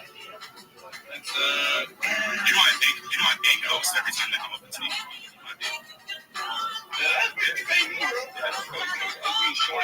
Yo, you're a walking terror. Go fuck yourself. Shut up, Oxford. Shut up, Nation. Shut up, Nazi. Shut up, Nation. Shut up, Oxford. Shut up, SA, sexual soldier. What? And kitties. What's that? That's SA, brother. SA, sexual soldier. Yeah, shut up, Oxford. Shut up, Oxford. Shut up, Nation. Shut up, Nation. Shut up, Nation. Shut up, Nation. Shut up, Nation. Shut up, Danielson. Straight. All these boys you can follow. Listen, quick. Getting your name shout out is like, listen, you can just we're the singer. You get your name is shout out. You'll get followed for this.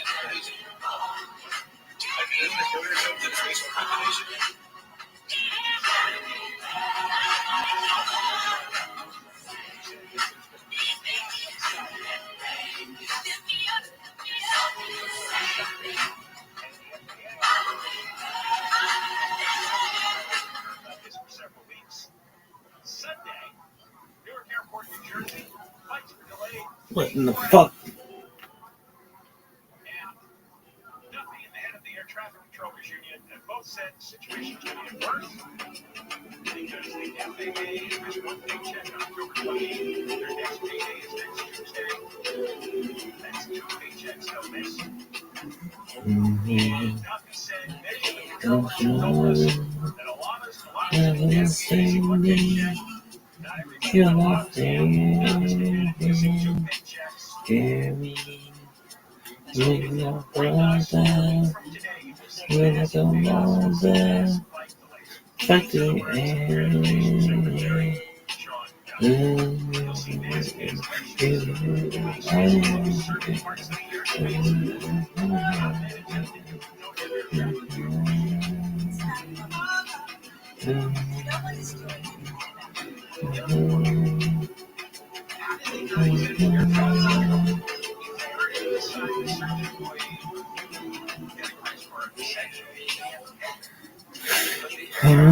is this a fucking space? Am I fucking losing it? You find me, but they tell me I'm actually faithful. And not what I ate for. And fight till the end. Come on, let me in on this bitch.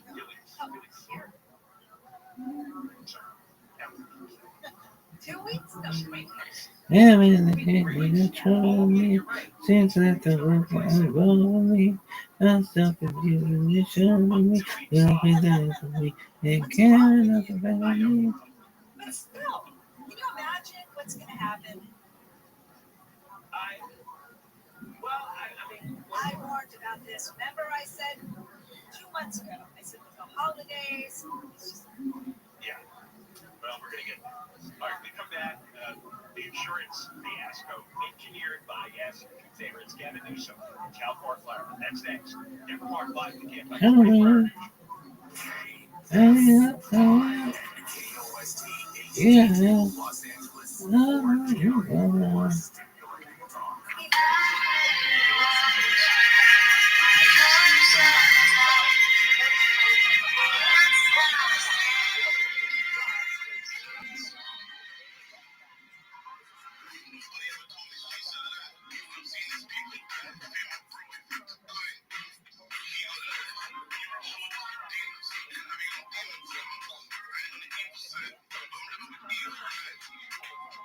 This is such a joke. These people bought themselves. This is such a joke. Fucking redonk.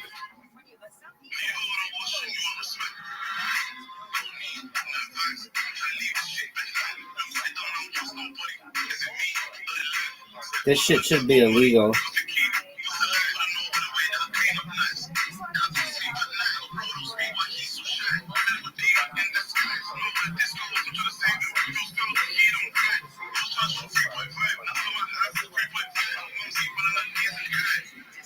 Hey, bro, look, how about you let Rabbi talk? How about we don't listen to your stupid ass song? It sucks. How about you let me talk?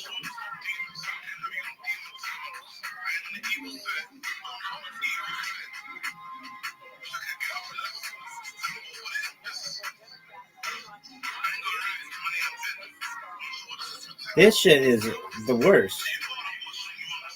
No, nobody gives a shit about your stupid ass song. Everybody cares if you let Rabbi come up and talk. Everybody cares if you let Rabbi up and talk.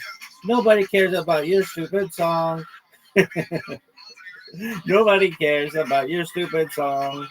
Nobody cares about your stupid song. Let Rabbi come up and talk, you motherfuckers. This is the worst song ever. Worst song ever. Worst song ever. This is the worst song ever. This is the worst song ever. This is the worst song ever. This is the worst song ever. This is the worst song ever. I'm gonna sing again. It goes like this. Worst song ever. Worst song ever. Let Rabbi talk. Worst song ever. Let Rabbi talk. Worst song ever. Let Rabbi talk. Worst song ever. Let's let Rabbi talk. Hey, hey, Neb, you're the worst.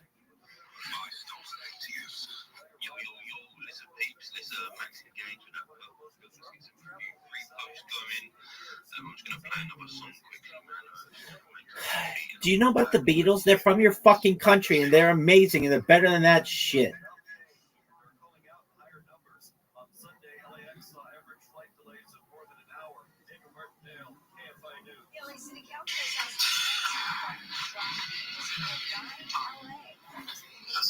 Yo, dog, this is the worst.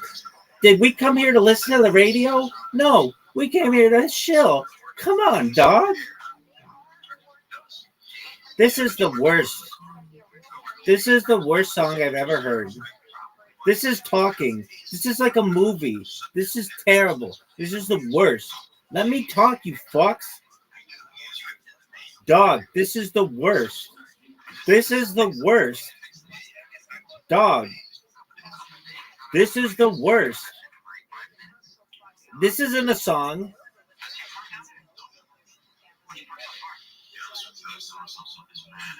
This song sucks. This isn't a song.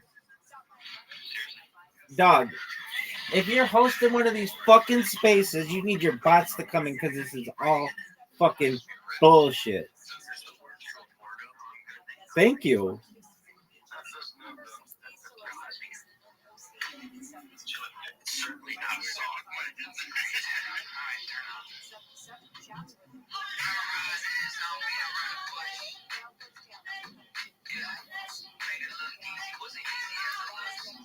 Yo, this is the worst.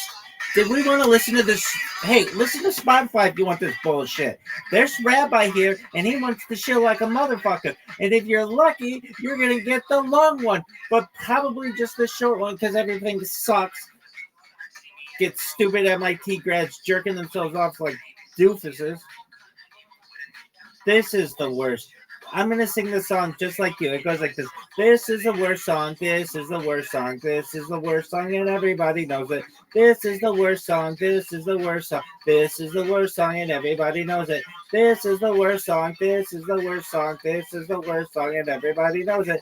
This is the worst song. This is the worst song. This is the worst song, and everybody knows it. Worst song. Worst song. Worst. This is the worst song. Everybody knows it. This is the worst song. This is the worst song. This is the worst song, and everybody knows it. This is the worst song. This is the worst song. This is the worst song, and everybody knows it. This is the worst song. This is the worst song. This is the worst song, and everybody knows it.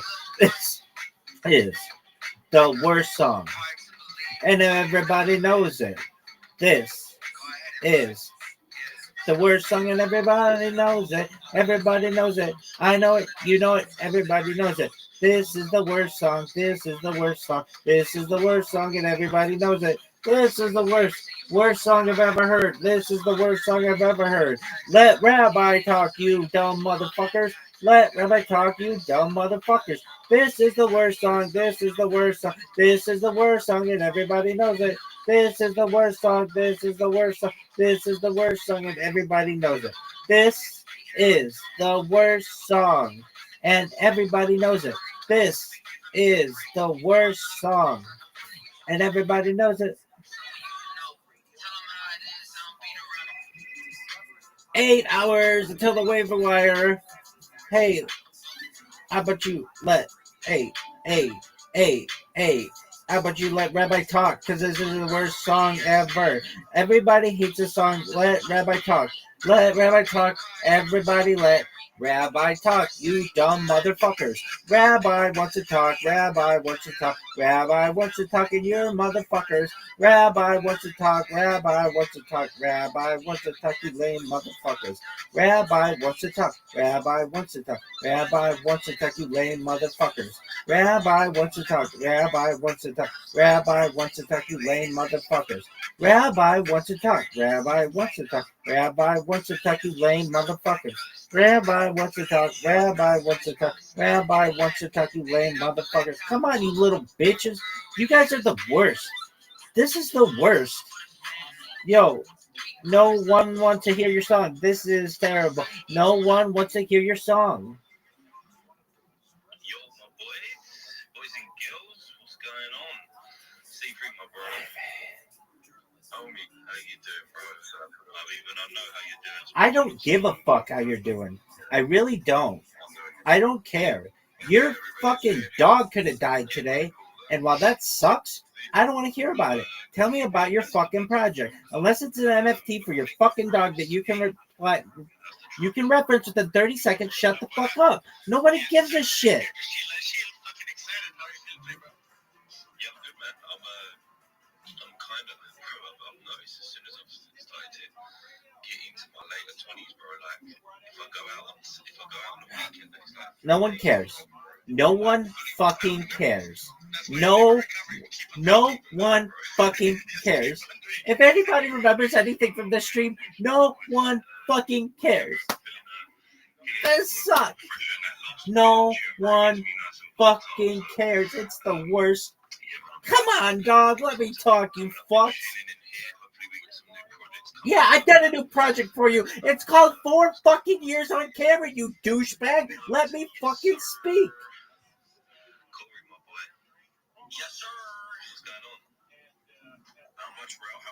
Dog, I don't give a shit about these people. No, I don't care. I do not give a flying fuck. They're the worst. These people are the fucking worst. Let me fucking talk. What the fuck? It's crazy. Yeah, bro, I know that's chill. Talk to him probably every day or every second day.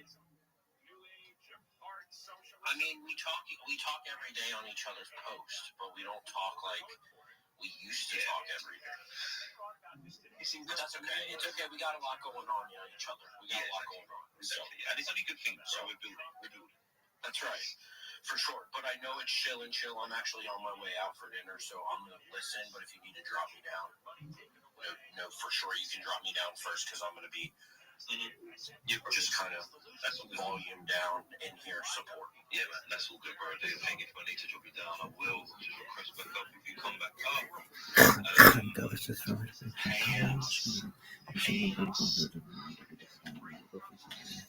Yes, sir.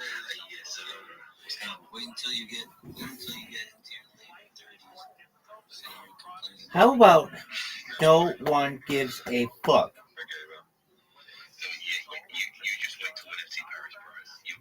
Look, I hope that there is a terrorist attack at NFT Paris if you motherfuckers do not allow me to speak.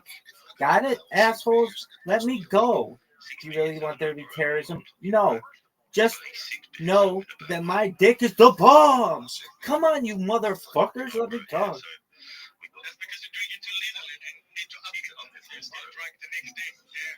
Ha ha ha. Let's talk about drinking for 10 hours.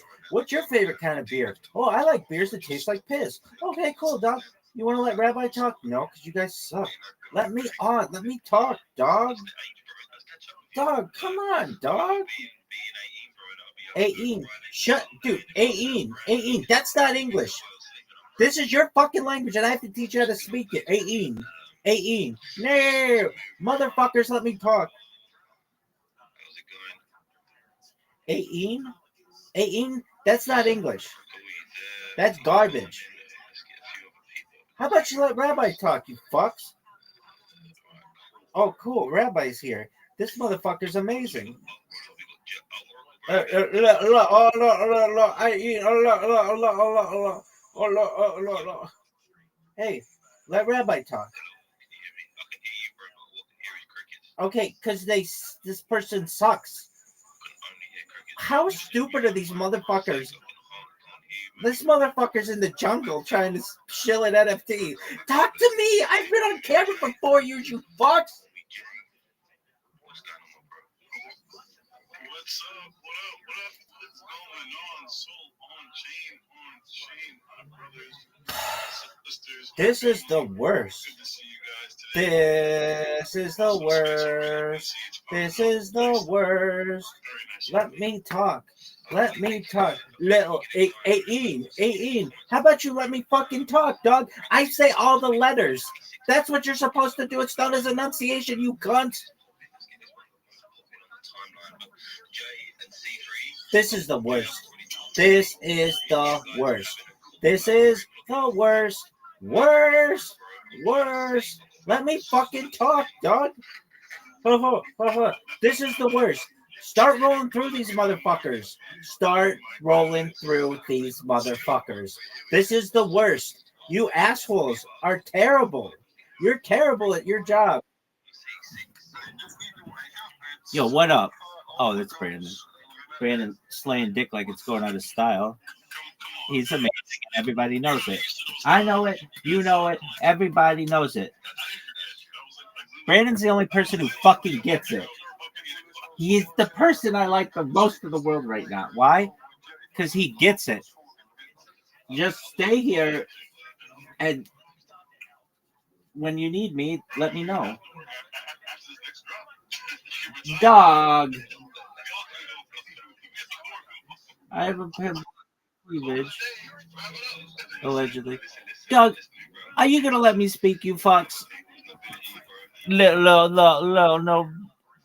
Dog, no one gives a shit. If you say GM, I hate you.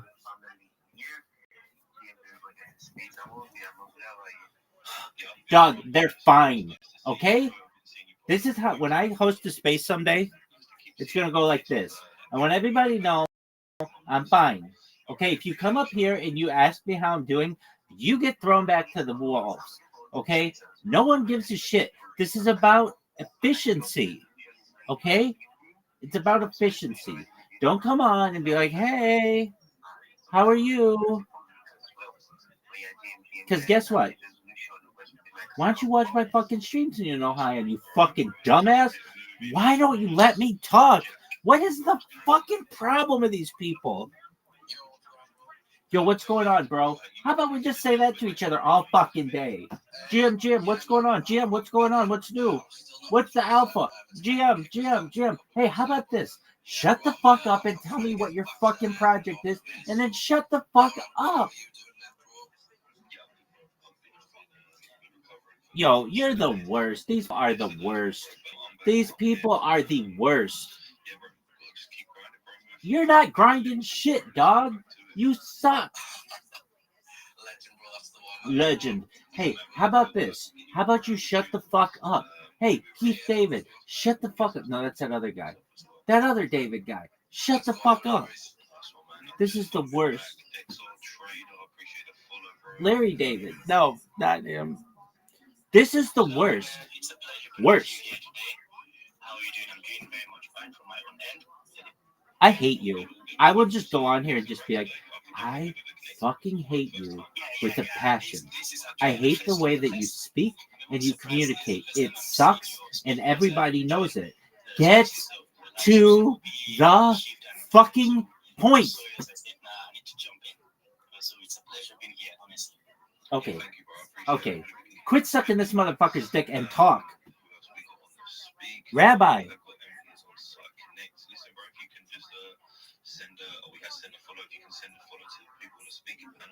Yo,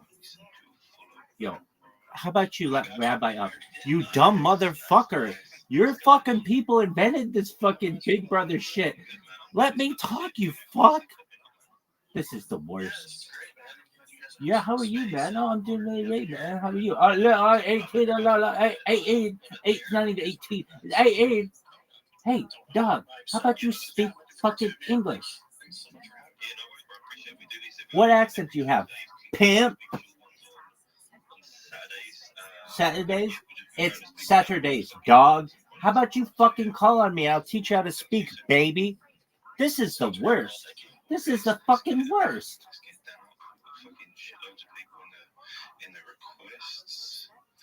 Shitloads. How about it's shitloads? Let me talk, you fuck. I hate you. Hey, guy, I hate you. I see you in little spaces. Well, dog, quit stalking this motherfucker and let him chill. Come on, dog. If I'm going to have a space, this is it. This is what it is. You get 60 seconds to shill your fucking project, and then it's next. Unless I think you're really cool. It's like Kill Tony. Do it like Kill Tony.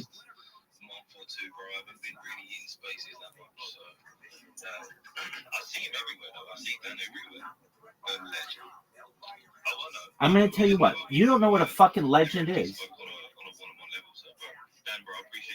I hate this motherfucker. Oh, you're loving the color red? How about you shut the fuck up and call up people? Oh, got a shitload of people. Okay. You like red? How about this motherfucker?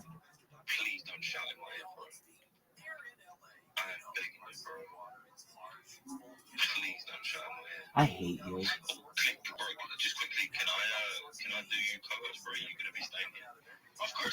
Of course, Red. Hey, how about you let Rabbi talk? It's as simple as that. It just let me talk. It's just. I'm gonna tell you what. No offense against Nigeria. I really like Nigerians. I still do. But I used to too. But there's like this connection gap with not just Nigerians, but every other motherfucker on earth. Why don't you work the way that I work?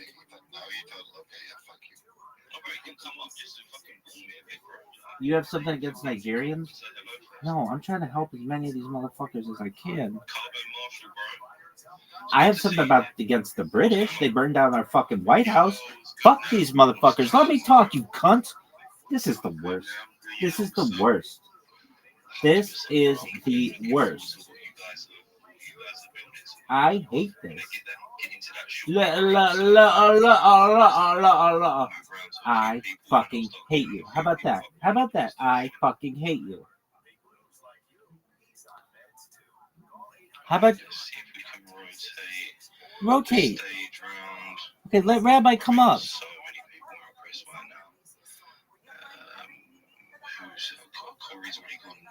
Okay, Corey sucks dick.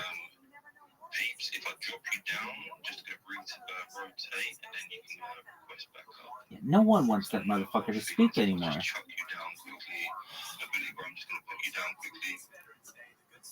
How about let Rabbi talk, dog? Let Rabbi talk, dog. I hate these people. AC, I hope your project fucking runs. I hope all your computers get the blue screen of death. That's the worst thing I can say to you, asshole. Let me talk, dog. Let me talk. This is the worst. I hate Twitter Spaces. This is why I don't do it. Because these motherfuckers don't know how to communicate. I'm going to teach everybody how to communicate in the future. It's called this. Hurry the fuck up. Bitch. Come on, you fucks. Let me talk.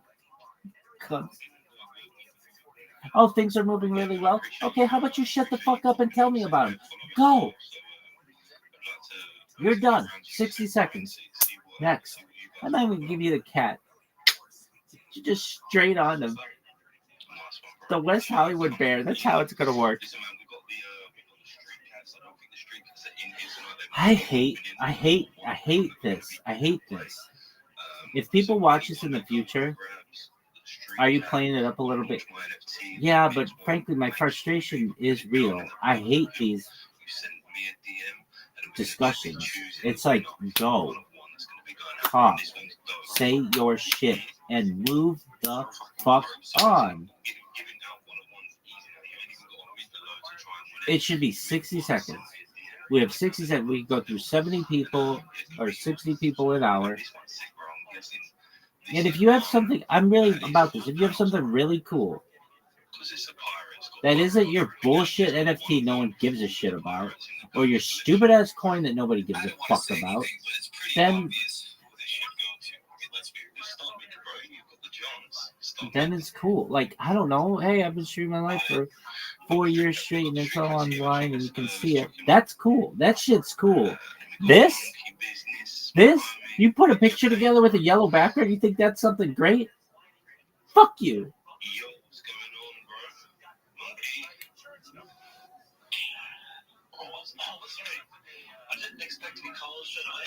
You didn't expect to be called straight away? Then why in the fuck is your hand up, you cunt? Dog, you gotta be ready for this shit. This is the worst. I hate these people. I hate them.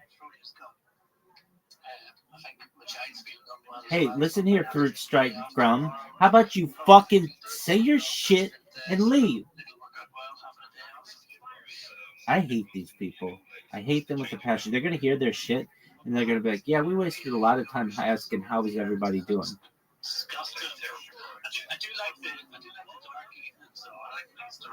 I don't give a fuck about your weather. Honestly, there could be a comet, a meteorite, a meteor, all of the above, right above your fucking house right now, and I would not give the slightest fuck. I would not even care in the slightest about it. I would celebrate the fact. It would be a blessing from Hashem if you would hurry the fuck up, dog. I hope Brighton fucking falls off that island because these motherfuckers won't let me talk. I hate all these people. I hate all these people. I think they're the worst. I hate these people. I hate everything that they do. I hate them. There's a song that was like, I love you. I honestly love you. Well, I'm the opposite of that. It's I fucking hate you, stupid bitch. Let me talk. I honestly hate you, you stupid bitch. Let me fucking talk. That's how that song should have gone.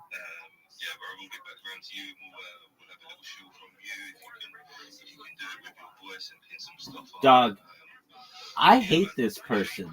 I hate their fucking king. I hate their fucking queen. I hate everything about this motherfucker's island. I hate their fucking Union Jack. I hate their fucking mince pies. Actually, I like that. I like it. That's like the only thing I like about that fucking island. It's the worst. Dog, let me fucking talk.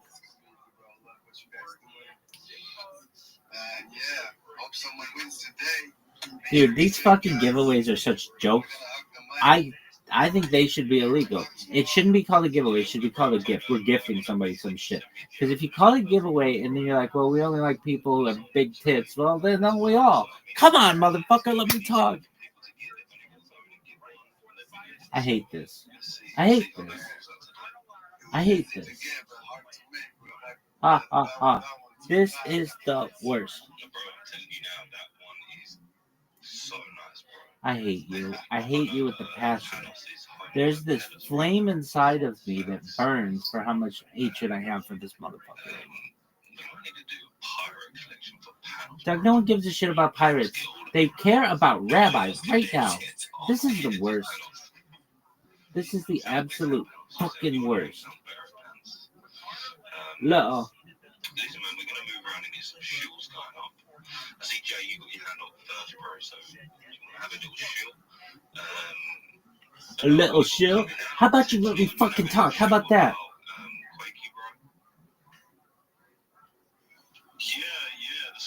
Doug, do you want to talk about Santa Claus machines and cold shock therapy, or you want to continue jerking yourself off raw?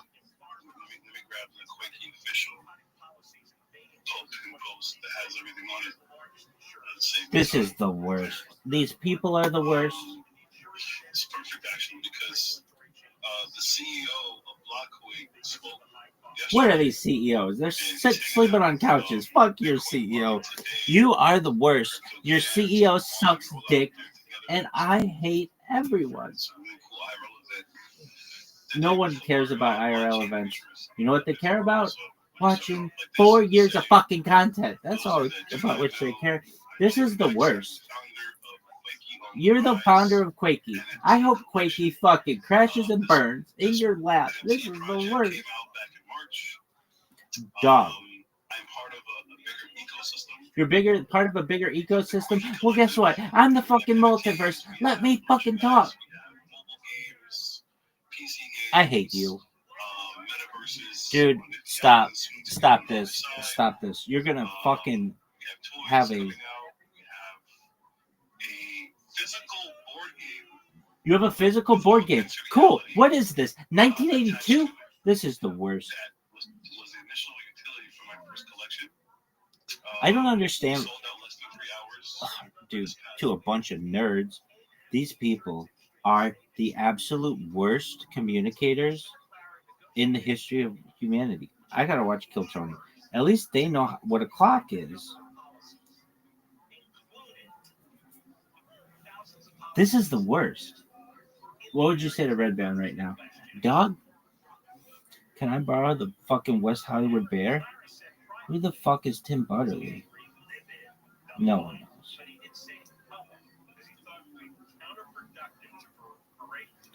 This is the worst. These people are so bad. Smash the barriers to global growth. I hate you. Air Wallets sucks.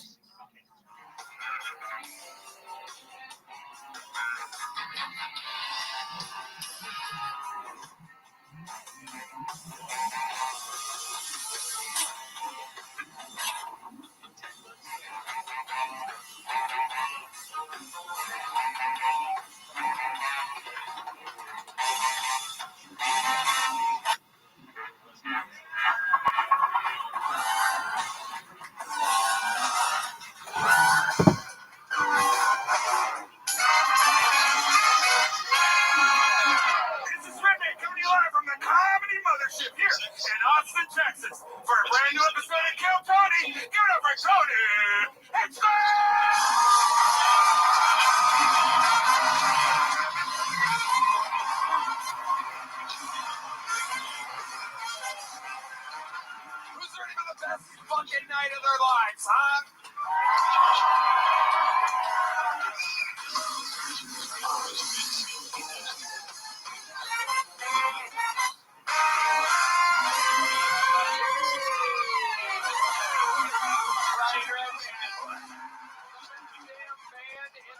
Ladies and gentlemen, wow, unbelievable. That's the great Fernando Castillo, Raul Vallejo, and Carlos Sosa. How we doing, everybody? Is everything good? We just lost you there. Got real quiet.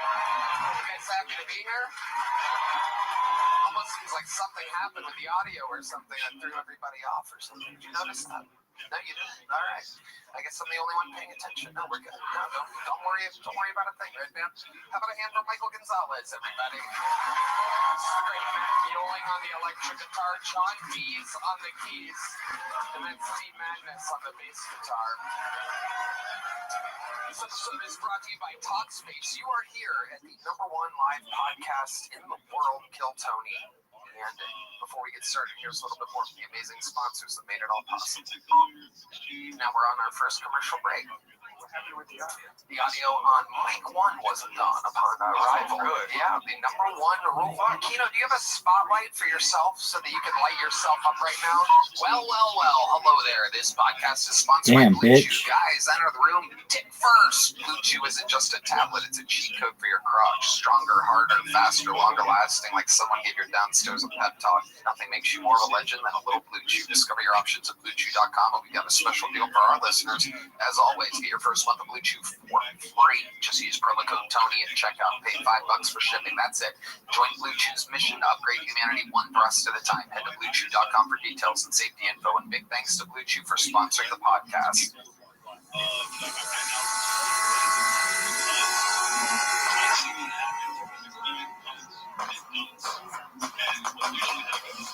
I hate these people. They don't even know how good my fantasy football team played this week. They were so sick. This is the greatest live show in the world. I pride myself on being an unbelievable booker of guests, and this week it is the motherfucking boys.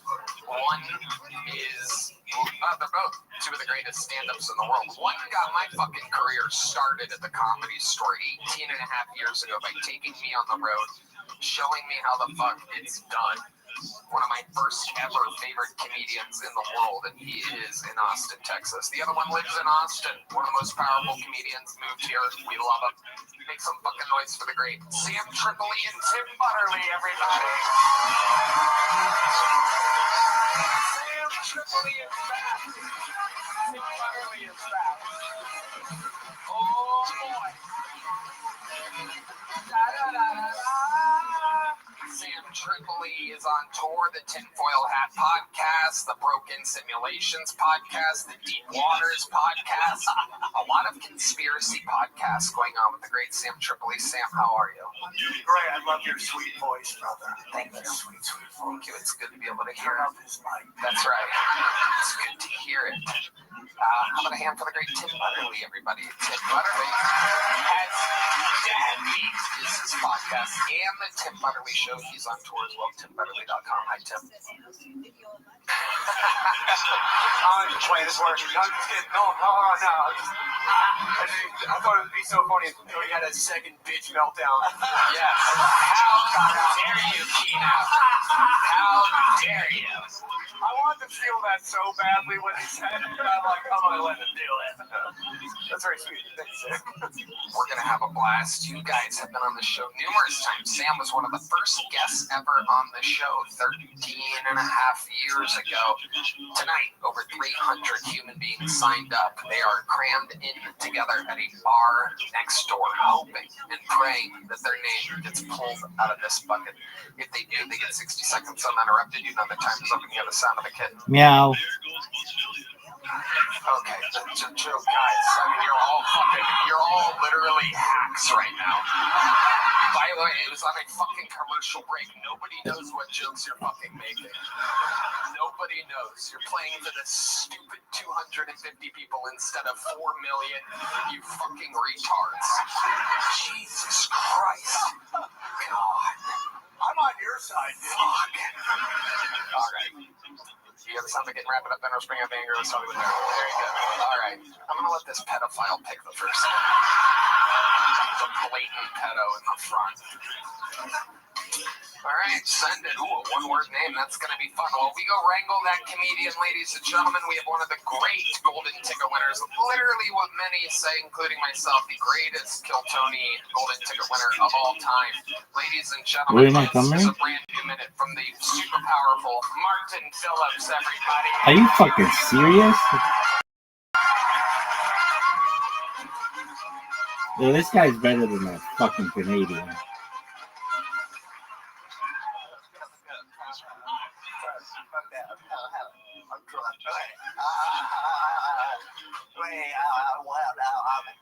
Halloween, I like to make my own candy to pass out because it's creative and it's way easier to put razor blades in. Okay. I saw this apple juice. It was called Adam and Eve apple juice, and I was like, not falling for that one. Don't break me down with you. Okay. Anyway, speaking of removing a rib, we all know exactly. We all know. I take out a rib, I can suck my own dick, but what I do, I take out another rib so I can eat my own ass. You know, why stop at the neck? Going, I wanna lick my back, you know, and people get frustrated with me. Like, is there like, is your head up your ass? And I'm like, I'm trying. Give me time. That was funny. Good job, Martin Phillips. Hi, Martin. How are you today? I'm good. What's been going on, buddy? You're making it. You're on tour. You're out everywhere wobbling around. Yeah. I've been so hard from the beginning. Wobbling around. Yeah. What's been going on? What are your favorite cities you've been to? After a while, they all kind of blend together. I don't know. It's same thing, same shit, But, I know, first of all, half the shit Ari says didn't happen. He's talking about the other day, we had our gate kept being changed, so he had to push me in a wheelchair around the airport. And of course, Ari is just like, oh, I want to get so much pussy off of it. I was like, same time for me. I love it. But sometimes I bring my dog with me, so if he pushes me in a wheelchair with the dog, we're unstoppable. Yeah. That is incredible. Sam Tripoli. Do you have groupies, dude? Do you have groupies? Oh, not too much. You understand? I want to watch you make love so badly, dude. I want to watch you fuck one time. I'm so happy somebody wants to watch me fuck. I'll pay for it, dude. I'll pay for it. All right, go get some top shelf hooker. I just want you to go to town. Poor name. Meaty Marty. Ooh, Meaty Marty. Hello. I'm hard. Yeah, what would one expect from watching a sex tape with the great Martin Phillips? How would you describe your rhythm when Got a you make great smile. broken robot type? What? Just going with it, I guess. I don't know. Hell yeah. It's gotta be dynamite pussy. Oh, yeah. Oh, yeah, for sure. That's a human simian. Yeah. For sure. What's the longest you've ever lasted while having sexual intercourse with a woman? I've never timed it. You had to give it a ballpark. It felt like an eternity to me. Imagine how she feels. I love it. What else is going on, Martin? Tell us. Just chilling. Gearing up for Halloween. Do you have big Halloween plans? That's one day of the year where everyone walks like a zombie. Yeah, I know. During the apocalypse, I'll be safe, no one else to worry about me. So, yeah. But I don't have any plans to that. I'm in town, though, so you got a party. Yeah. Let's go. My mom sent me candy, so I got my candy already. Wow. What kind of candy did she send? Oh, man. I got my Reese's. Oh, my the good shit, okay? So, they say there's no wrong way to eat a Reese's. How do you eat a Reese's? Just whole thing in me. Wow. Look at that. See, I go edges first. I nibble on the edges, and then I take the round coin, the perfectly round coin, and I shove it up my ass. I shove it down up my ass. I knew that was how you ate it. Yes. You're not sober, but I would relapse to do coke with you. I would love to see how hard you just... We should just hang out there. We have fun. We can do coke. Hell yeah. We can do it all, Have you done coke before? Actually, I have not. No, I have not. But you got night is young, bro. Night is young. Listen, who is, of all the handicapped people, who's the best in bed? If you could just bang, is it the blind person? Oh, so that would be specific. I was going to say D-Madness. Is the handicapped person? D-Madness is right behind you, by the way. He's blind, Sam. I know when I see blind black people. God. They're not hard to see. They're always making sure you see them all the time. I'm blind.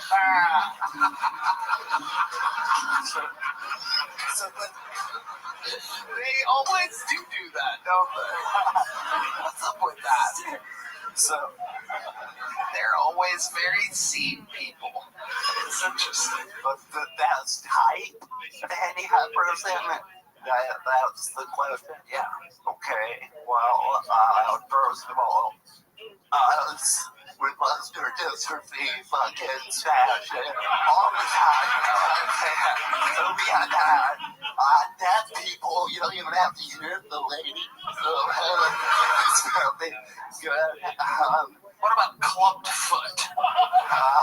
You don't really have to use their foot in bed. So yeah, they're probably kind of normal women. I haven't done studies on this. It's not my boring category or anything. We want you to. We want you to do a study, and next time you come on, we expect a full report. Okay, sure. Okay, perfect. Ladies and gentlemen, make some noise for Martin Phillips, everybody. He got the party started. That was good, dog. Undisputed. Better than a fucking Jew. Jerry Lewis of fucking handicap. This name is a one-word name. It is written in over and over and over again. What up, Miss Aquarius? How you living, girl? This person is going to be like, I can tell you,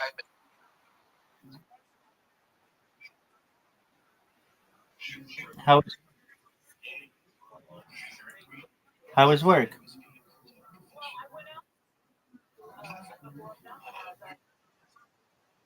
Excellent.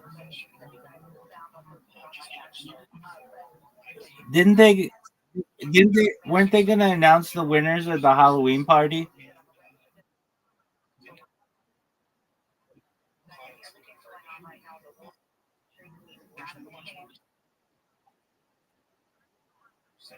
Boo.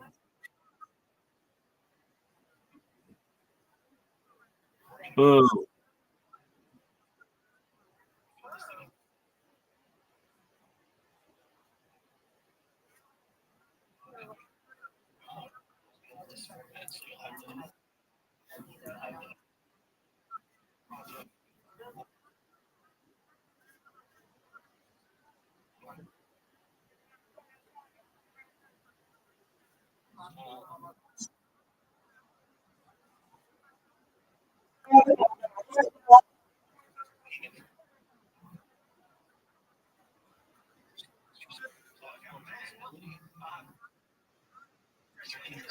Okay, well, maybe next year.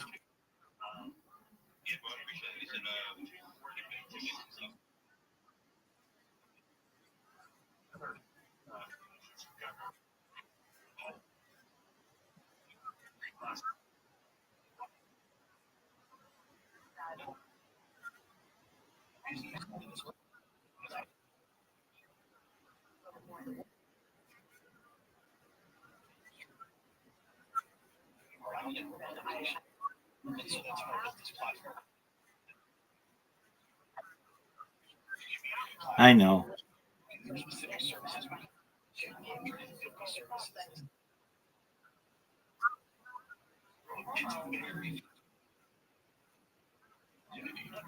That's right.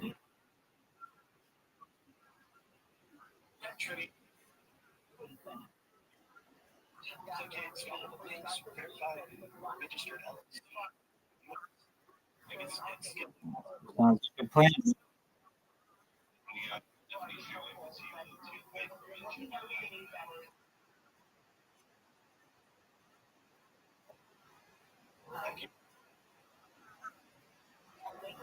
Okay. White elephant.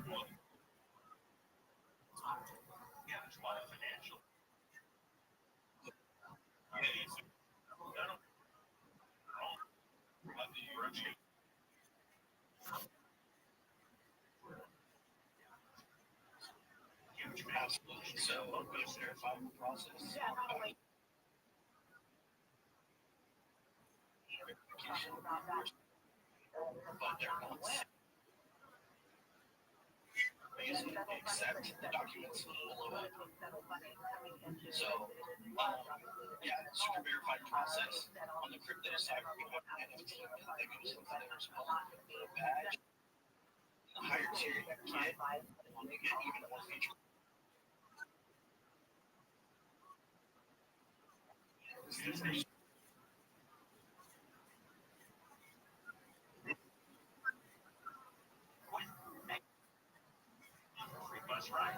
It's impossible. You can't.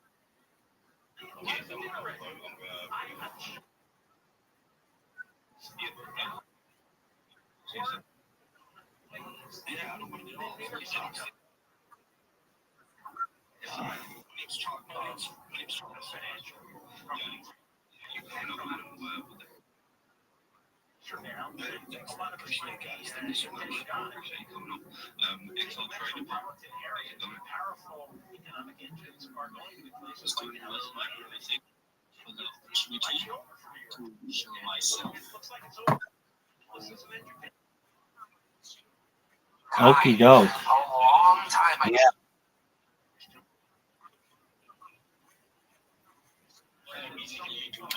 Right. Then everybody gets what they want.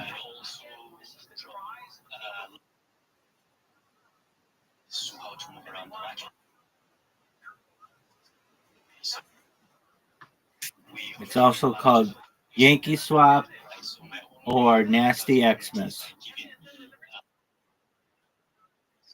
I've seen it on television.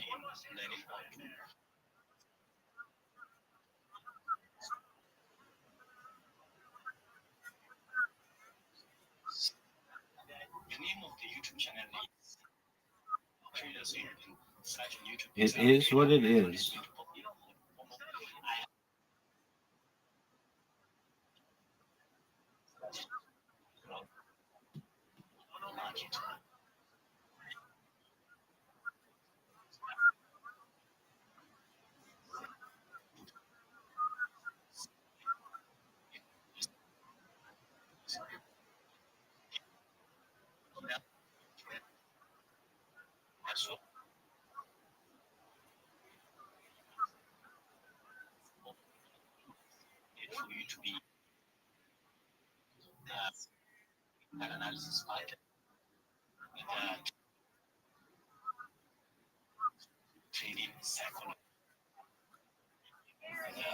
Okay. What kind of books do you want?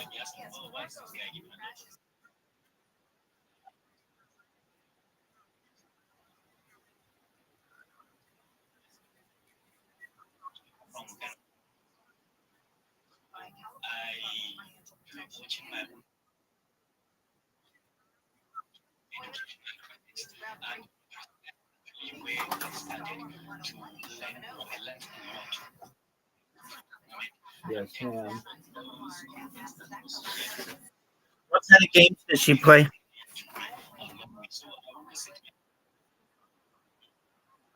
Oh, she's cool. She's cool. She's cool. Her boyfriend's cool.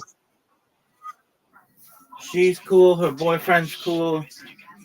She's neat.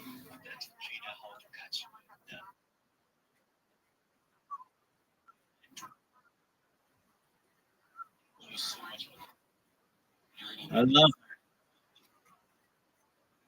her. She's tight.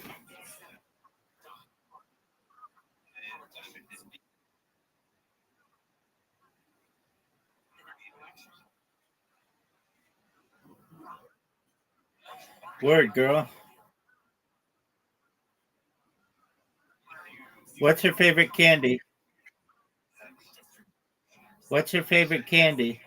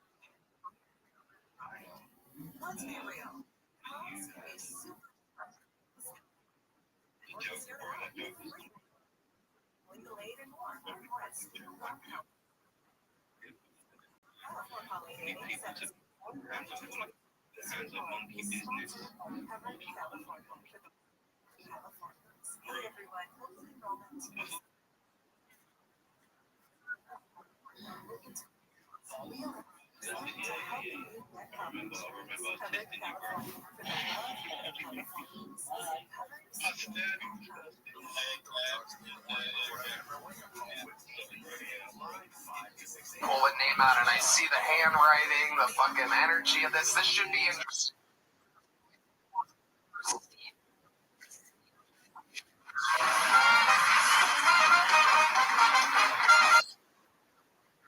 It was lovely, Miss Aquarius.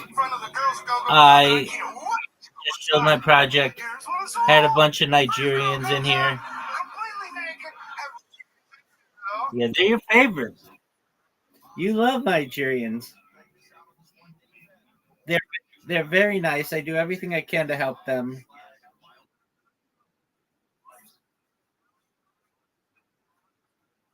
Oh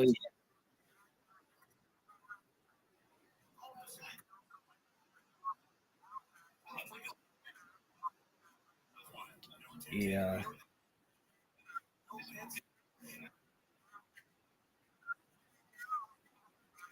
You're 100% right.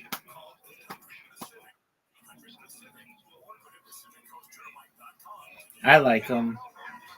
They, I like helping them as best I can.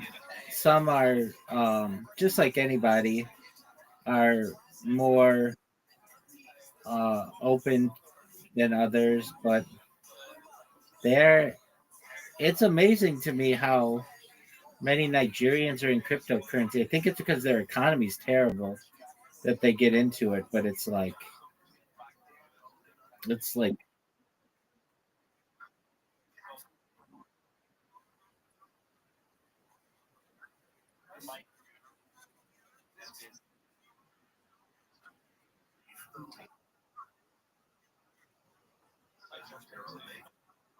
I know. I think of it like this. If I were in their position, I would be begging as well. So I get it. Yes, you do you. I'm going to watch my show.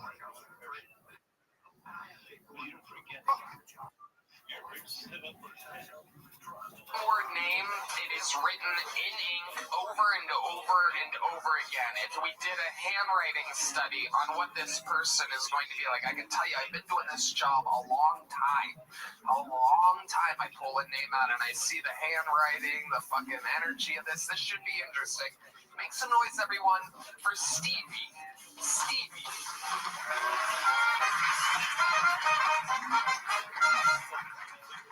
Pattaya Beach, Thailand. I'm standing out in the front of the Girls Go-Go Club, and I can't wait to go inside.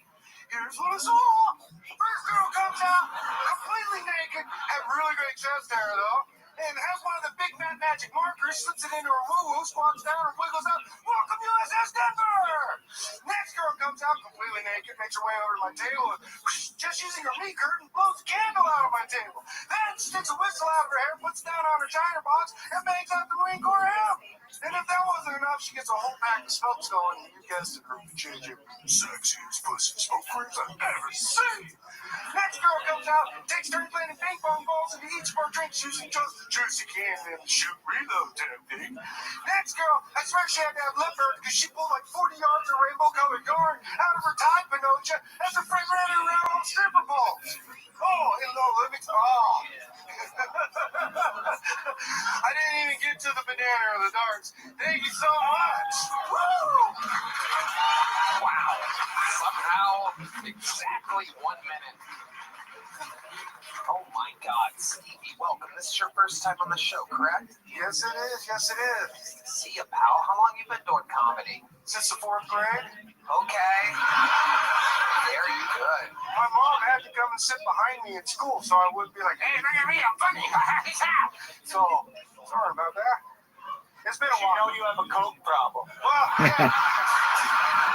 She got me a shirt that says woke and coke, so I love that shirt. Did she really? Yeah, no, I just made that up on the spot. Sorry.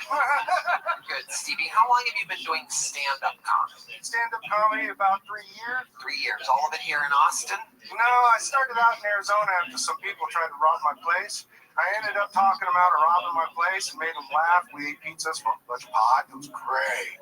Is that true? Yeah, that actually. Explain to us exactly what happened. So it's the middle of the night, day, what is it? All right, so here we go. By the way, Stevie is soaking wet, by the way. For those of you just listening to the podcast, perhaps you're getting some work done and just playing it in the background. His upper lip is drenched. His face is retaining the weight of the water. It appears as though there's so much toxicity in his sweat that it's not respecting gravity whatsoever. Somehow it's accumulating in a pile as if though he's laying horizontally. This is incredible. Tim Butterly, you got a closer look at that sweat. Can you describe it for the people? There's an almost imperceptible twitch on the upper lip. That is probably the most frightening part of the entire ensemble. You're completely lacquered in layers of moisture right now. How do you spell ensemble? I mean, that's like a grown-up third grade word, right? Bro, you look like both ICE and the illegal. I'm here to get you. Here we go. One Mexican, two Mexican, three. Oh, wait, sorry, I did that wrong. Uno, dos, tres. No. All right. So, Stevie, go ahead. And now is the time to tell us about the robbery in which you made friends with the people. All right, so I'm sitting at home. It must be about 1:30 in the morning, and I'm watching porn because that's what I do. I love myself some porn. And all of a sudden, my porn goes out. Well, what the hell? So this is Arizona, and I go, and everything's hot outside, so I go outside to where it's like 140 degrees, and there's a person standing on my workbench ripping off my TV.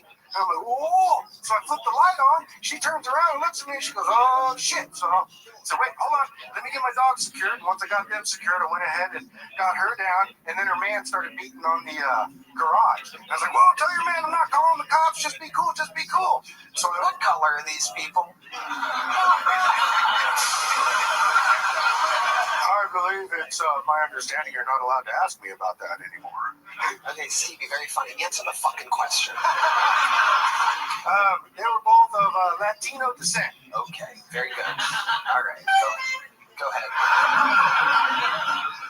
All right, so once I open up the garage, he comes in, he's madder than shit, ready to beat my ass, and I look at her and I look at him, and they're like, okay, what are we going to do? It's like, I'm not going to call the cops. Are you guys hungry? He looked at me and said, yeah, we're hungry. So I got pizza. I just finished cooking it. Let's grab the pizza. I bring the pizza out, slam it down. He goes to town. He eats like 3 pieces, and she eats 1 piece. Then they both start crying, and then I have to start, telling stories about Thailand, to get them to laugh. Why are they crying? Because they felt bad they were in my place ripping off my shit. And they had to hear your comedy, right? They're actually wiping his sweat out of their eyes. Well, it was 120 degrees. I'm sorry. How do you describe your comedy in one word? What would you? Well, 2 words, maybe. Actually, 100. What loud? I call it fast forward. That's what your comedy is, fast forward. You're doing 10 minutes in a minute. I love it. Oh, thank you. Okay, Stevie, what do you do for a living exactly? What I am is I'm into race cars. So I find myself going to different race car crews at different race. Find myself going to different race teams for different race events, and I help them do stuff for the car. So wait, what the fuck do you mean? What exactly do you do in the race world? What's your job? Math. That's what he does. He deals math. What's the exact job? Stevie, stick with me here. What's your job? How do you make money? All right, so on the weekends, when there is a race, it's about 2, maybe 3. All right, Red Band, that's enough of the tense game show music. Go ahead. About 2 or 3 races a month is about what I get to pull off, and it's going to set up their t-shirts and shit and the cannon. There it is. You do merch for race car drivers. That's a great way to put it, guess. Yes, it is. Title of the job. I love it. I love it. And you're able to survive off doing that. Yes. How do you survive off It's just me. There's nobody else in the family. It's just me. So what happened? Have you ever been married before? I was. It didn't work very good because I'm bad at relationships. Explain to us exactly what went wrong. I talked way too fast. Okay. She didn't get half the stuff I wanted when we were having sex. I was like, no, here, this way, like this way, all right, okay. She didn't like that. She wanted something slow. Did you ever once just make love to her? Did you ever try not to? That's why I'm alone, big brother. Wow, you're so scary. Stevie, what do you do for fun when you're not working in the race world? What's a fun fact about Stevie that would surprise us all? There's 3 things that I love. I love me some dogs. I love me some remote control crap, and I love me a 50-year-old woman who smokes and hates men. Wow, Stevie, ladies and gentlemen, absolutely incredible. Stevie. Yes, sir. Yeah. What's one more crazy fun fact about your life that would surprise us about you? I fought wildfire. You fought wildfire? Yeah. Just one? No, I got to spend some time on a hotshot crew and actually run around the nation fighting wildfire. They hung him from a helicopter and rung him out.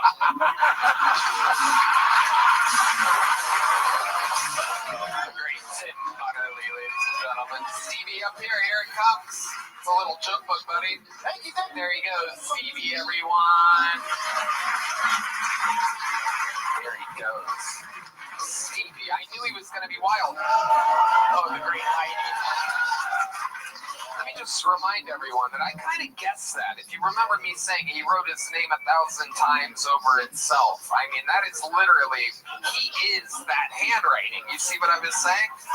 Fucking crazy. You see that? How manic is that? That's ransom thought, right? Yeah, exactly. Well. Hello there. This podcast is sponsored by Blue Chew. Guys, enter the room. Tip first. Blue Chew isn't just a tablet. It's a cheat code for your crotch. Stronger, harder, faster, longer lasting, like someone gave your downstairs a pep talk. Blue Chew is the original brand offering chewable tablets for better sex. Red band. Tony, Blue Chew is providing the best ED treatment out there. I carry my Encyclopedia Britannica everywhere I go. Wow. Red band. God. Guys, this isn't just about performance. This is about legacy, or third legacy, if you will. Give her group chat something to talk about. You know, when you lay it down, they're talking about how it gets up. Nothing makes you more of a legend than a little Blue Chew. Discover your options at BlueChew.com. We got a special deal for our listeners. As always, get your first month of Blue Chew for free. Just use promo code Tony at checkout and pay $5 for shipping. That's it. Join Blue Chew's mission to upgrade humanity one thrust at a time. Head to BlueChew.com for details and safety info. And big thanks to Blue Chew for sponsoring the podcast. This podcast is sponsored by ZipRecruiter. What if you can consistently find exactly what it is that you're looking for? Well, we're talking everything from parking spots to holiday gifts to a modern-day Vanna White. Imagine how much time you'd save while you may never instantly find these things. If you're hiring, you can find qualified candidates right away, time and time again with ZipRecruiter. And today you can try it for free at ZipRecruiter.com/KillTony. Red band. Tony, I think ZipRecruiter is so awesome. They're the best hiring site out there. ZipRecruiter's powerful matching technology works fast to find top talent. With ZipRecruiter's advanced resume database, you can unlock top candidates' contact info instantly. So, no wonder ZipRecruiter is the #1 rated hiring site based on G2. G2? Wow. Want to know right away how many qualified candidates are in your area? Look no further than ZipRecruiter. 4 out of 5 employers who ZipRecruiter get a quality candidate within the first day. And right now you can try it for free at ZipRecruiter.com/KillTony. Again, that's ZipRecruiter.com/KillTony. ZipRecruiter, the smartest way to hire. All right, everybody, your next bucket pool, we're going to meet her all together. Make some noise for Annie Teacher, or Teacher, perhaps.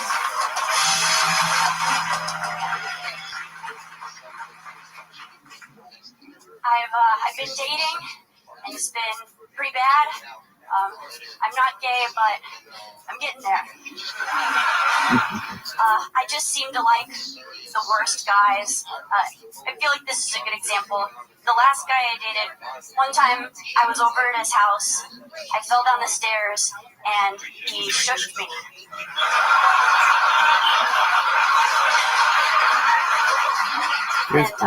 Funny and cute. And I know what you're thinking. Wow, you were dating someone with a 2-story home. I messed up. But dating is confusing. I'll go on a date and end up texting him, hey, we can't get to know each other if you don't come back from the bathroom.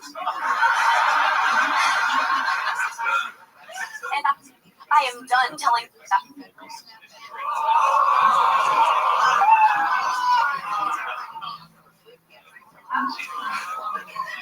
Okay. I am done telling these guys that I do comedy, okay? I'm done. They're always like, oh, no way, are you funny? And I'm like... Okay, Annie, we're going to cut you off there. Sorry, we had some audio issues there. She did really well. She's a victim of domestic violence. You shouldn't have done that. Annie, that was a fantastic set. Congratulations. How about another hand for Annie? I want to hear the end of the show. I remember you. You've been on this show before, and it was very, very, very much fun. You had a couple very viral moments, and I remember them well because they pop up, and I see them sometimes. Gold You famously, ticket. I identified you as one of the whitest white women in the history of the show, and I said, what is the blackest thing about you? And you answered, I shop at Ross. and the clips, I mean, the crowd went wild. It was a whole thing. I think I asked you another one too, right? What was it? Most Latina. This Latina thing about you. And what was that answer? That I draw my eyebrows on. Wow. Very Just funny. honest and amazing. Absolutely perfect. How's comedy been going for you, Annie? It's been going well. I'm enjoying it. And it's been great. You live here in Austin? Mm-hmm. How do you make money? I am a golf professional at a country club in the suburbs. Oh, amazing. Super hot. Incredible. Anything crazy happened at the golf course lately? Any wildly racist moments or anything? Nothing overtly racist. I saw somebody fall backwards. You're a golfer, right? Yep. So he had 1 foot out of the bunker, 1 foot in. There was a hill behind him. He was trying to get out of the bunker. Yeah. Exactly. He with the shot and fell backwards down the hill. Amazing. I love it. Did you tell him?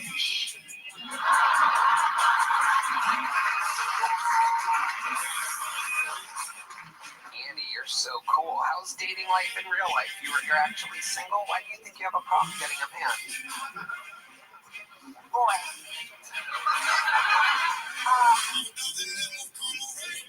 What's the last date you went on? When was that? That was in January. Okay. And what exactly did you do in January? How'd you meet this guy?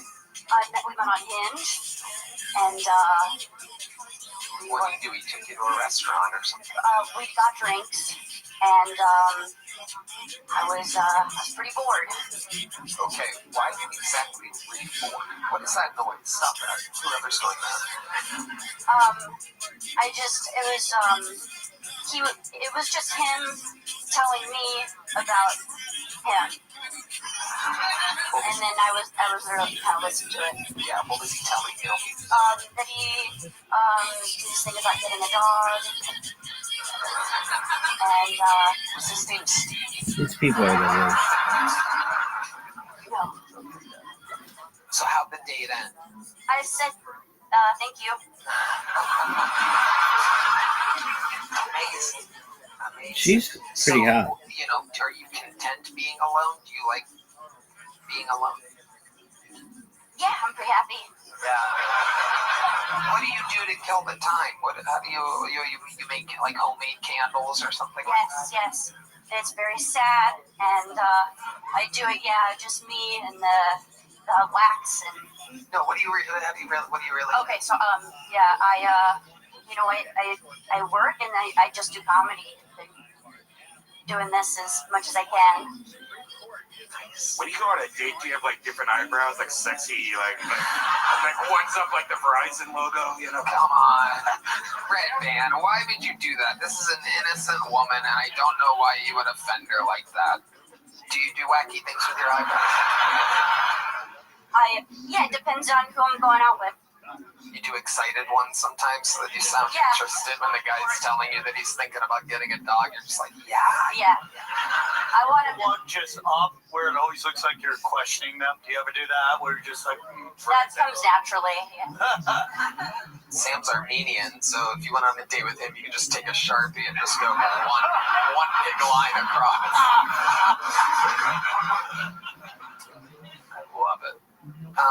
Annie, I found your set to be incredible. So incredible. Have you been on the mic here? Is Adam the booker here seen you? I went on the open mic last week and I got called back and I just did it before this. Perfect. So everything's happening exactly as I think it should be going. This is correct. Adam has good taste. You're good enough for Adam to like you. What's the longest set you've done? 20 minutes. Red Band? I love to have you on the Secret Show Thursday. Boom. And you already have a big joke book, right, Annie? You already have one of these, right? Boom. There goes Annie Teicher, everyone. That could be She could be one big. of the top young rising comedians in the world. That's how it works. They're coming here. She's already like a it's all happening. funniest chick ever. Could be the next superstar. Could be an insane person. It's Rise James Carmen, everybody.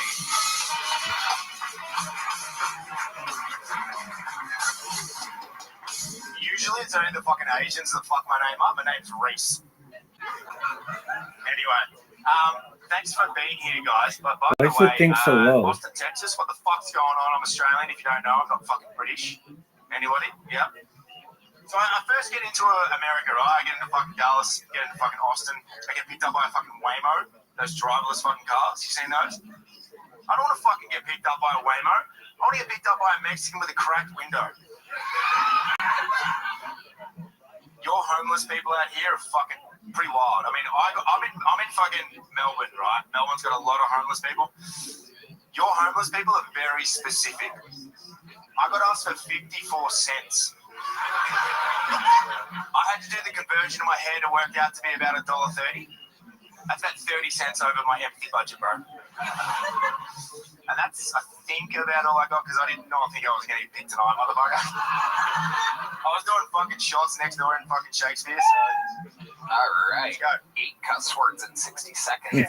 That's Reese? Is that what you're saying? Yeah, Reese, bro. Yes. Reese? R-E-E. Spell it R-E-E-C-E or R-H-Y-S. Yeah. Well, why do you spell it R-H-Y-S? Well, I don't know if you know how your names get fucking made, Tony, but my mum gave it to me.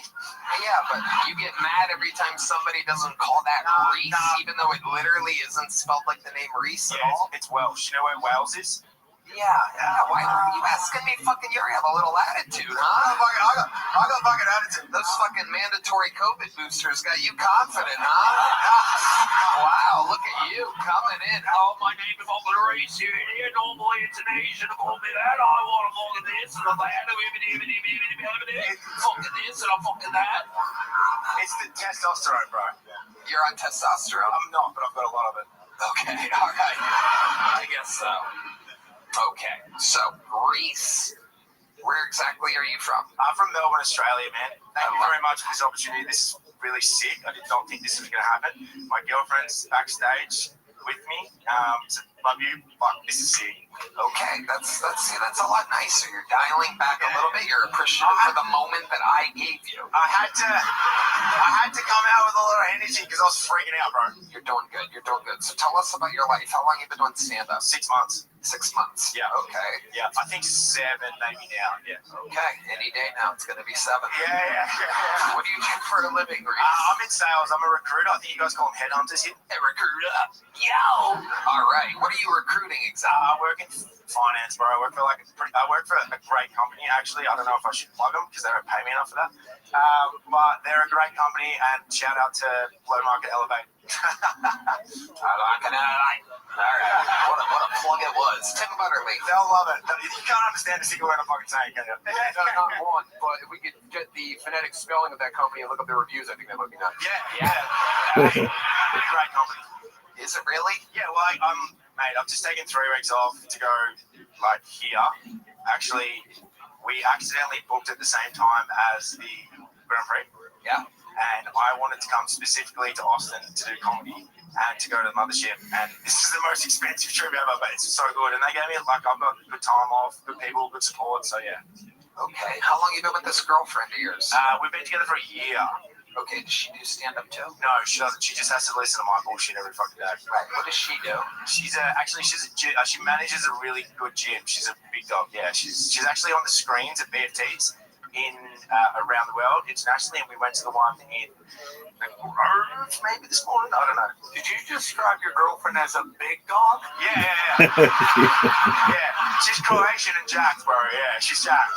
Is she really jacked? Yeah, she's fucking got 14% body fat, bro. Is she really backstage right now? Yeah, can we get her? There you go. Let's get her out. Let's get her on. Laura, let's get her out here. What's her name? Laura Matatek. Laura Matatek.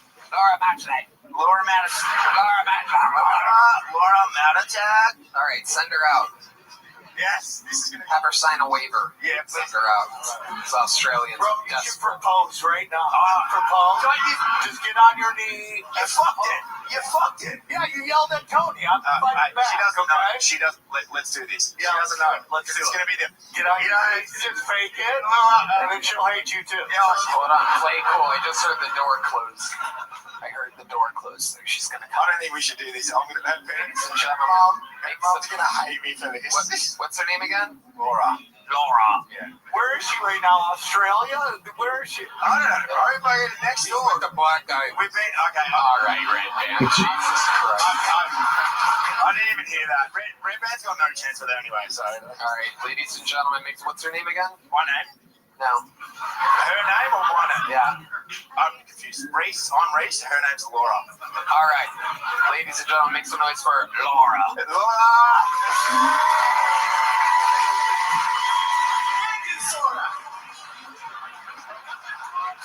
What's going on? She doesn't want to come up? She's next door. Oh, it's okay. You said she's backstage. Oh, actually, apparently, if you get an Aussie to do a shoey, it's like a major thing, yeah? All right, Reese. No, don't do one. You want to do one? I'll do a fucking shoey. I don't give a shit. All right, let's do a shoey. You got a beer? Yeah, give me a beer. All right, we need a beer. You got a beer back there, Heidi? Has any Aussie done a shoey on? Yeah, like 10 times. No, let's not do it. No, I want to do it now. I want to make you drink a beer out of your fucking shoe. Whoa! It's the big dog, ladies and gentlemen. Whoa! Look at this happy couple. My goodness. I don't know how we manifest. How is she? Oh, God. You didn't manifest She's anything. not bad. My random curiosity. You said that she was built like a brick house or whatever. And so Big dog. Is that cool? You were describing a muscle mommy. Yeah, you got called the 40% body fat. What is it said about me? I'll have no idea. Can you flex for us? Wait, what do I want you to flex? What do you got? Yeah. Let's see that fucking cock. Am I right? All right, I missed it. That was quick. All right, we got a beer. Come on, Heidi. Yeah, I'm going to do a shoey, babe. I got a new shoey now. Hey, babe, I got myself in a bit of predicament. I got a new shoey, and the name's Reed's not right. Wow. Yeah. I heard it's real. What? I heard it's. Yeah, her tits are real, and the place is made out of cotton candy. Do the fucking shoey, bro. Jesus Christ. Her tits are real. I've never seen anything quite like that before. He's running out of plates. Wow.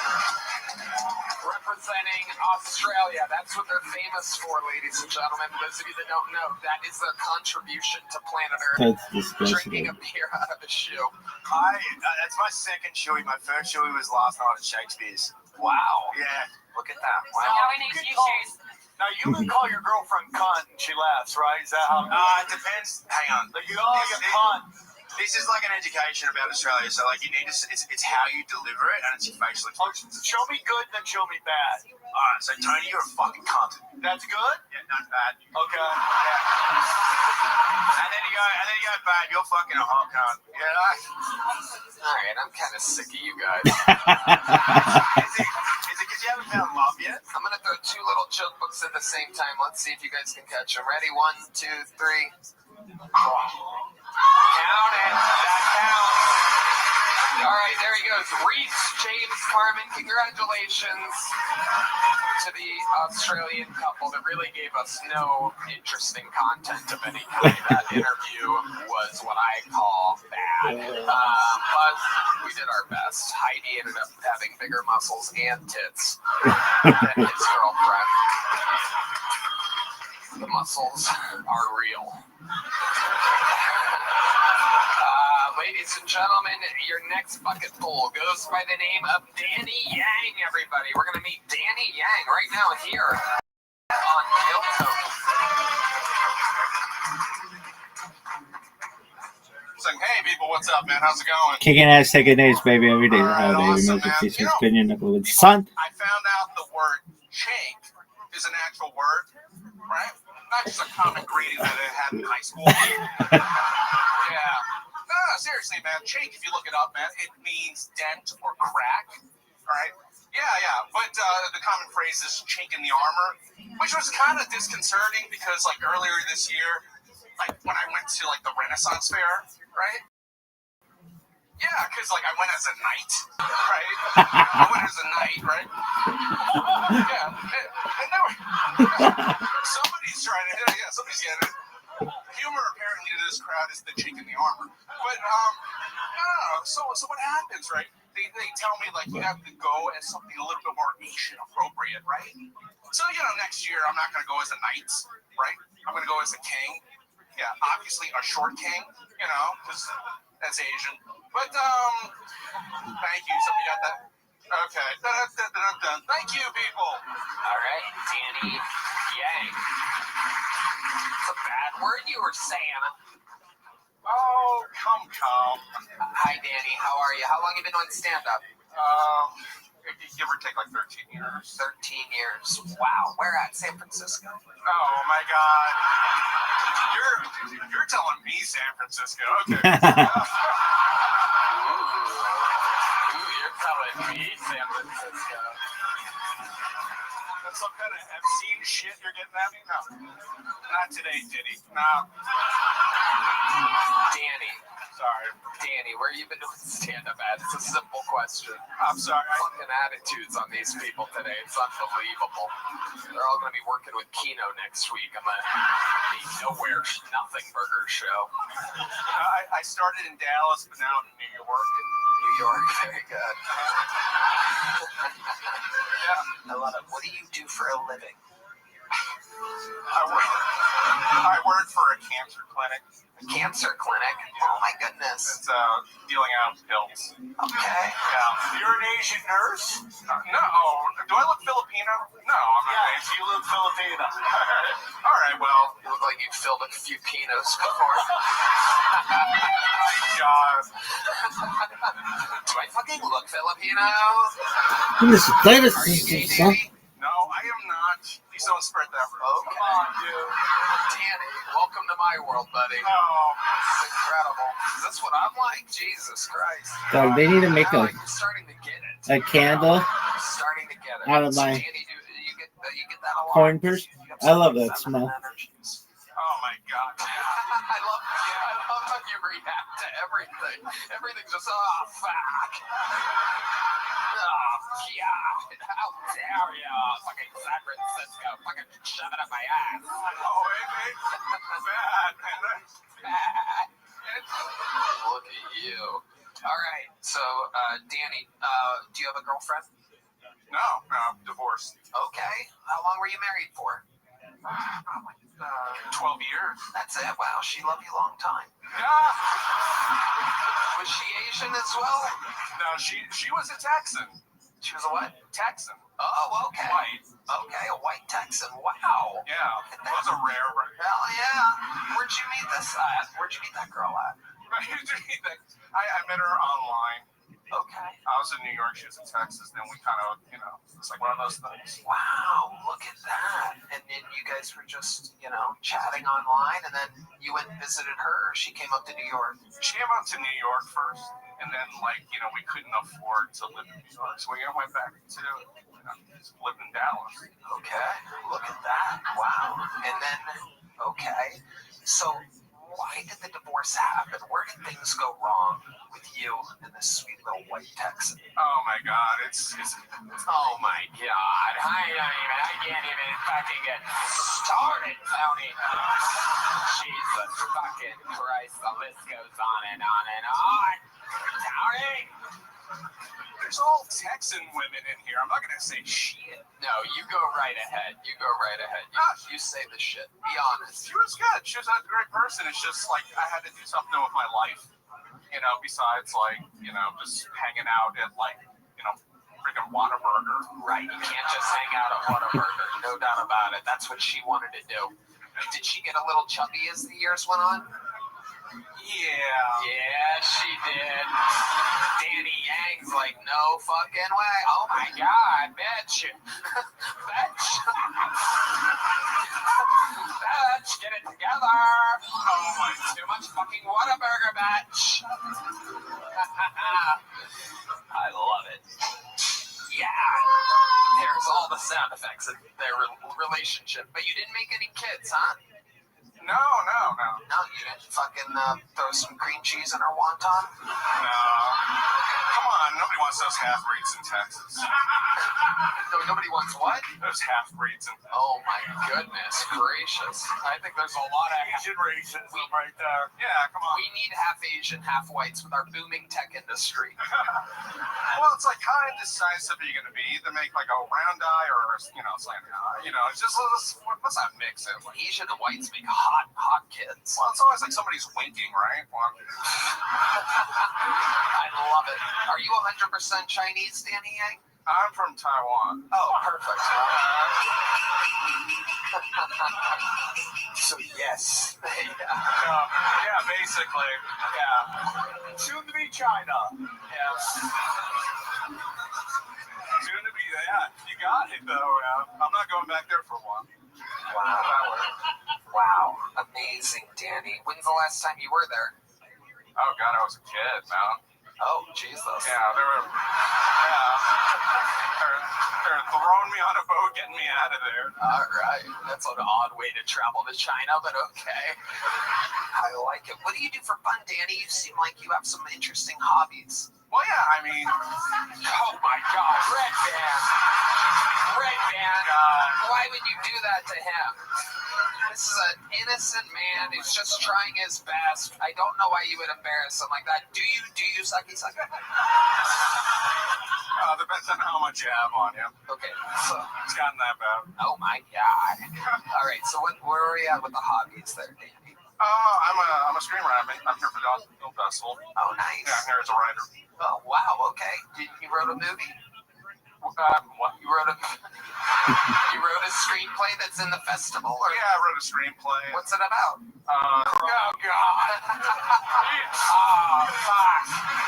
Tony, why do you ask these questions? I'm fucking straight up Danny Yang. Fucking bitch. All right, go ahead. What's the screenplay about? I got two in. That's what she said, right? Your wife probably did. Hey. He doesn't have strap-on energy, everybody? I actually have a dick. I don't need a strap-on, man. I mean, in your butt.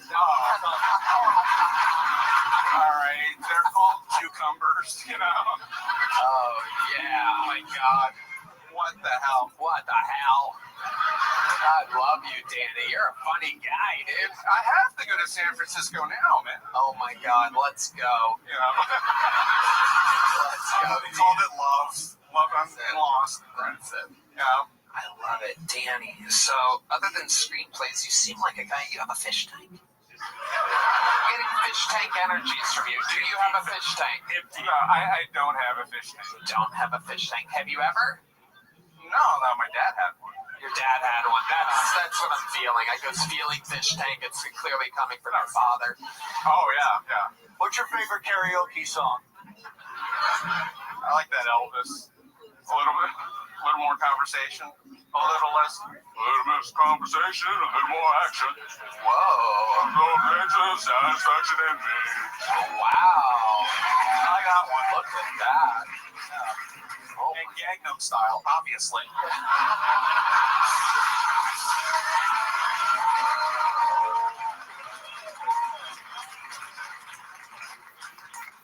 God, you're funny, Danny Yang.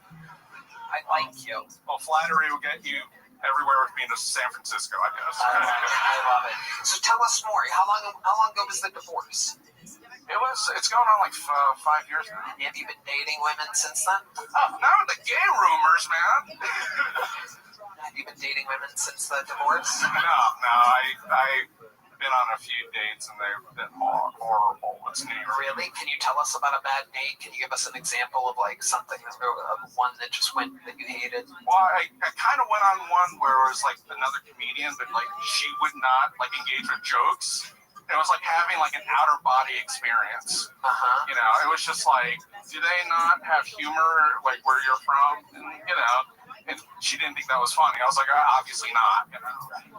She wasn't having any fun. Is this another white girl? Yeah. You ever been with a black woman? No, not yet. No, not yet. Have you been with a Latina before? No, I don't know. Have you ever been with anything other than a white? Actually, no. Really? Yeah. Have you ever been with an Asian woman? No, I have only been with white women, now that I think about it. Look at you. Look at this guy. This is like a... Betraying your race. That's me. It's gotta be hard for you to make love to Asian women. It's like looking at yourself, right? Yeah. Two wrongs don't make a right. Oh my God.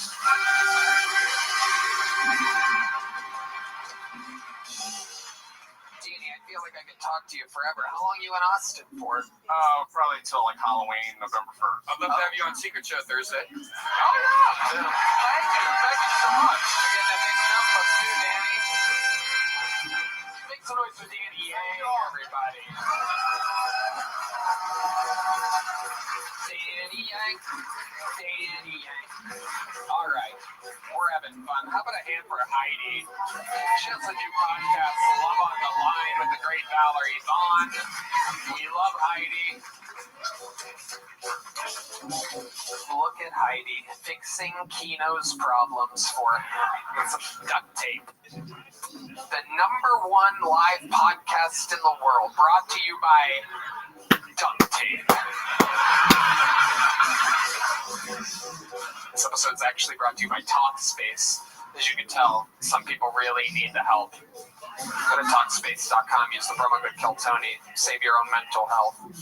All right, your next bucket pool, everybody. We're flying through them tonight. You guys still having fun out there? All right. Make some noise for David Wayne, everybody. It's David Wayne.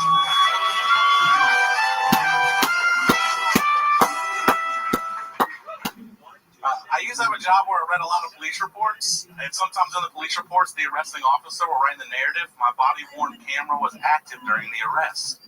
They never wrote out that whole phrase. They would abbreviate it. So it would read, my BWC was active during the arrest. Yeah, if you're laughing at that, you're my people. If you're not laughing at that, you're still my people. Just haven't been corrupted by the internet yet. Because if you're unaware in porn, BWC stands for Big White Cock. Yeah, so now Davey reads a police report as my big white cock was active during the arrest. And every one of those, there was always an additional charge for resisting officer. Yeah, no shit. This guy's coming to me holding his nightstick and his baton. He was yelling out wild shit like blue chews matter. It's crazy. Hell yeah. So obviously, if you couldn't tell by looking at me, it's pretty obvious from the set as well that I really enjoy titty fucking. I do. I just hate when the lube gets matted up in my chest hair. You guys have been great. Thank you. David Wayne. Welcome, David. Is this your first time on the show? Yes, it is. I love it. Welcome. How long have you been doing stand-up? Like 10 total, but 6 series. Okay. Where at? Tampa. Tampa, Florida. Yes. Wow. Shout out Side Splitters. Yeah, we love Filthy Tampa. We love it. Is that where you're born and raised? No, I'm from Virginia originally. Okay, well, what made you pick Tampa? I can't sorry. Oh, wow. All right. You can't afford what? I thought you asked me, why did you pick Austin? And that's what fucked me up. So, Tampa was a girl, my ex-girlfriend. Oh, okay. Everyone's X'd up. What happened with this relation? How long were you with her for? 14 years. Oh, my God. A lot of long relationships coming to an end. What went wrong? You rolled over on top of her? No, she was Who is doing this camera? Oh, okay. Look at you. Couple of... Yeah, how does it work? You gotta do the lift. You know, get in. Oh, my. A lot of folds and flats. It's like origami. You know, you just get in there. You're bending a lot. Do you each pick a side to push all your meat to? I wish. You wish that you did pick a side? Yeah. Amazing. So what went wrong with this? I started doing stand-up comedy. That's it. That'll do it. Basically, I mean, because this is like a relationship, and she was a nurse, or is a nurse, and she has a daughter, so like I had to babysit, but also like go out and do shit. That's why I was only 6 years, because like the first 3.5 years, I only got up like once a week. They're not gonna get good doing that. Right. Okay. What do you do for a living? I work in a mailroom. Down here. Okay. Tell more. Yeah. Like postal, Tony. Not a room filled with mail. Oh no. What do you do in the mail room exactly? We're just checking all the packages. Steal coupons for TGI Fridays. Check all the packages? Yeah. Tell me about it. Oh, God. Get Danny Yang. Yeah. That's all I do is check. What up, Zoot? How you living, Pam? Madness is leaving. Zoot, how are you? What's new?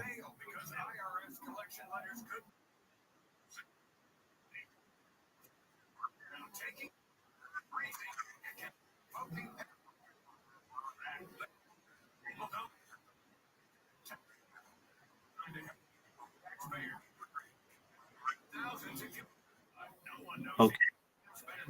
What is this? No.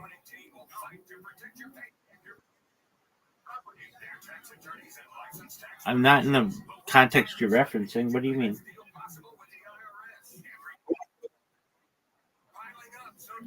Is it, you mean Music Genius? Okay, it's not called Genius. It's called Music Genius.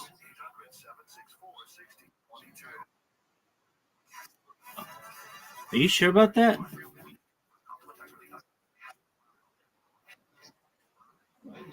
No one calls it that. I'm looking this up right now.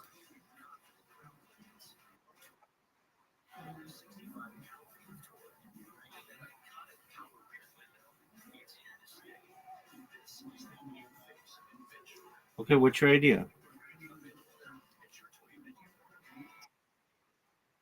Oh, it is Genius.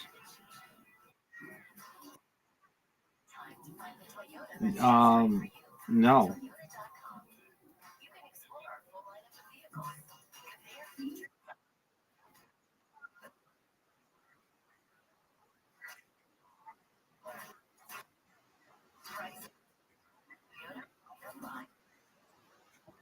I've got you. I always used a different website called Songfacts, but I know what you're talking about.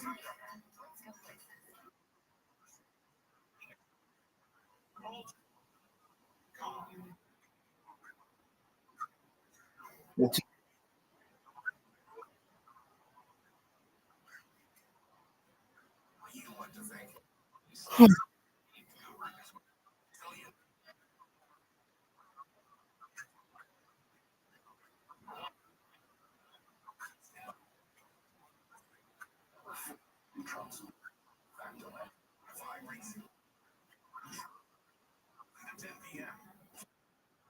I understand. I understand what you're saying. I think it's a good idea.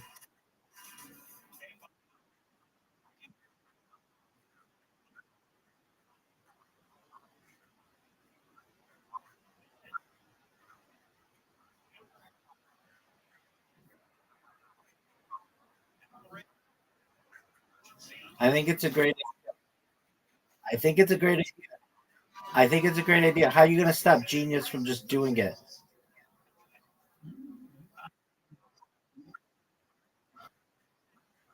Yeah, but they'll very easily just transition it to stand up as well. Yeah, I mean, once they saw you started to get popular, they'll just do it to stand up, and there's nothing that you there's nothing that you can really do to protect yourself against that.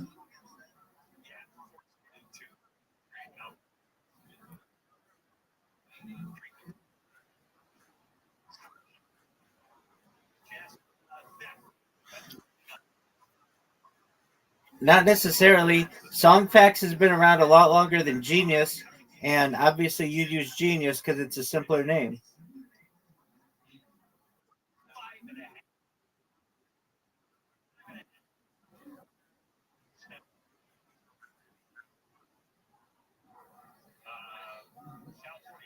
Okay.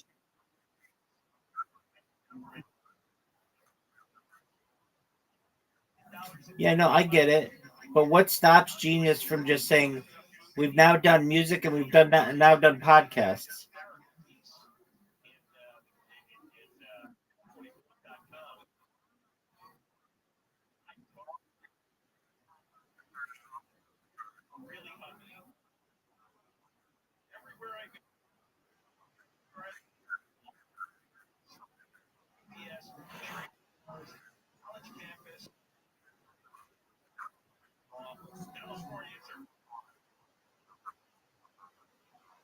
Negative 35 years. This was done in the 1980s with Andrew Dice Clay.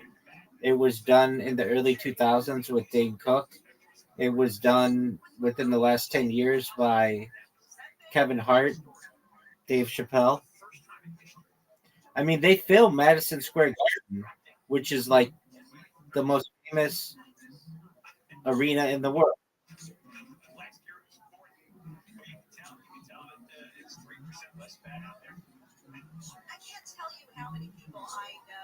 Shane Gillis did a football stadium of 80,000 people earlier this year.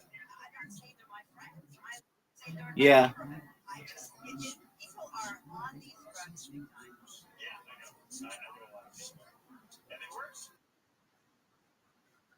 Hit me with it, dude. I love you.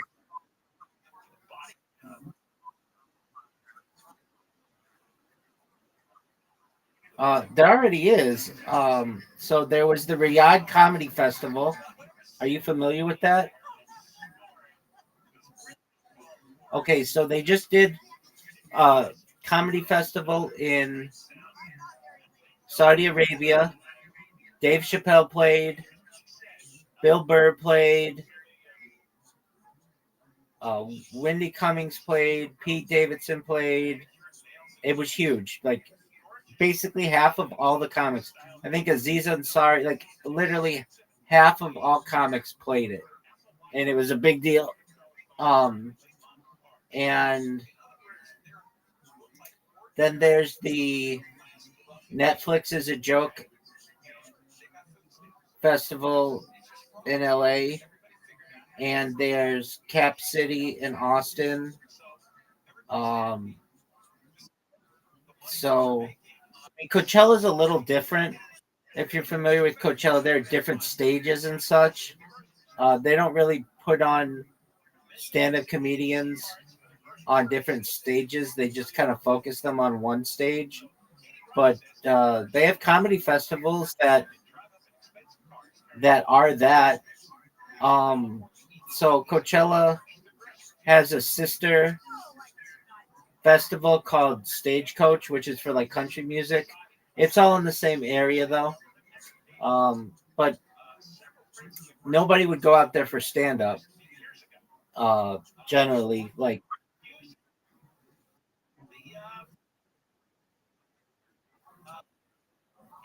what's your challenge, Big Dog?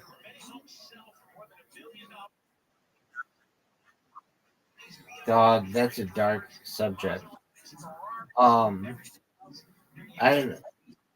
Yeah, but you don't, Zoo. You don't know enough about Columbine to make it funny. No, you don't. Okay, what did they wear? Okay, so what's a joke you could make? Is it cool to wear trench coats again, or did they ruin it for 25 years?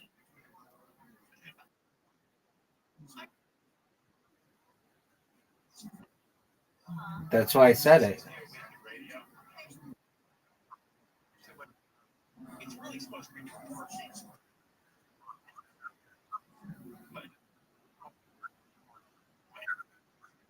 Word, dog.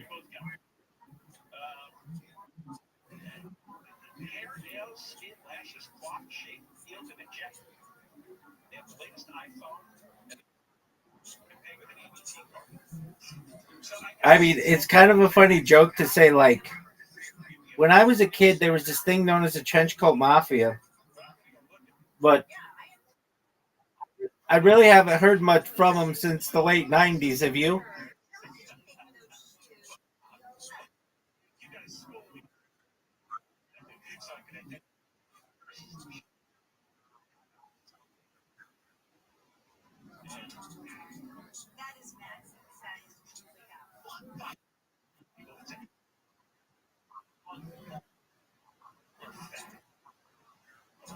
Right.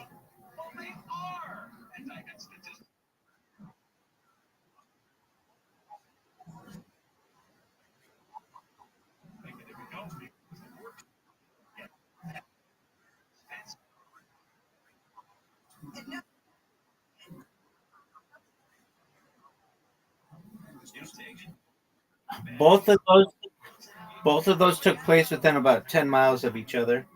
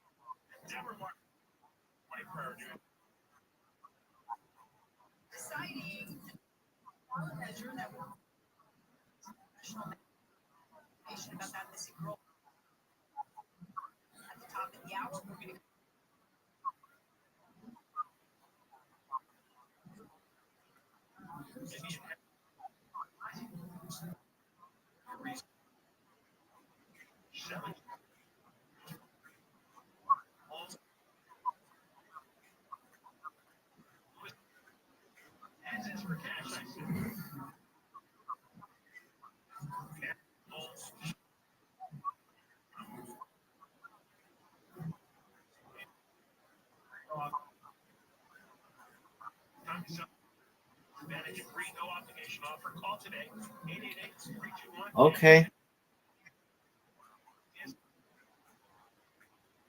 Yeah, I mean, none of that is really that funny.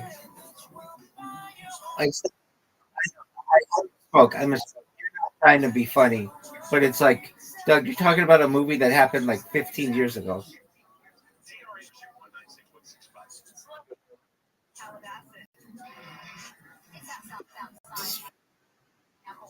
I don't know, 10 to 15.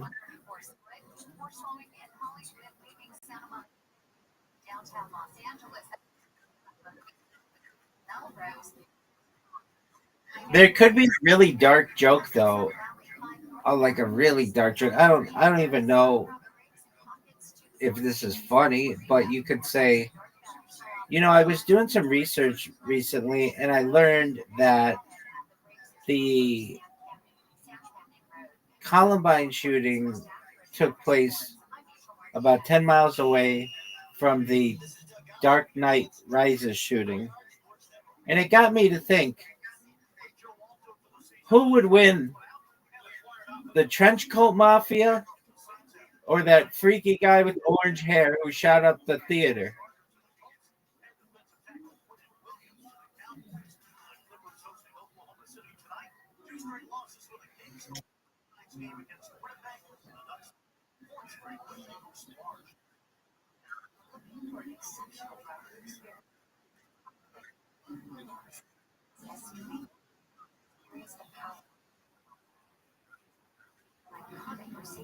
Um, I don't recall off the top of my head. It was like at least a dozen or so. Okay.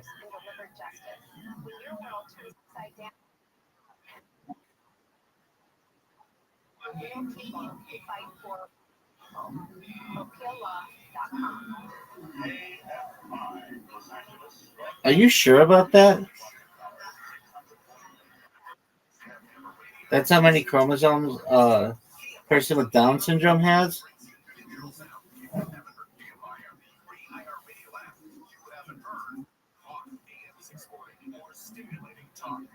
markets are up and down. Currencies up and down. The US dollar down. Your dollar is buying less every day. Yeah, I think it's 22. No, it's 20. Hold on. It is 21. So they're missing two?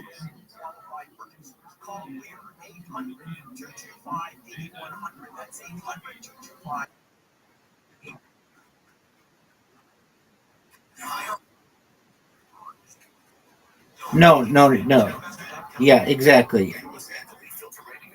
It's not, they don't have 21 chromosomes.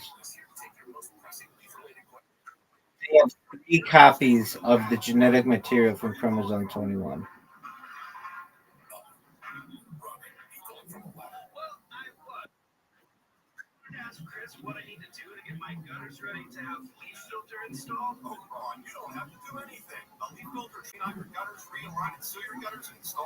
Yeah, like I know this is like a science.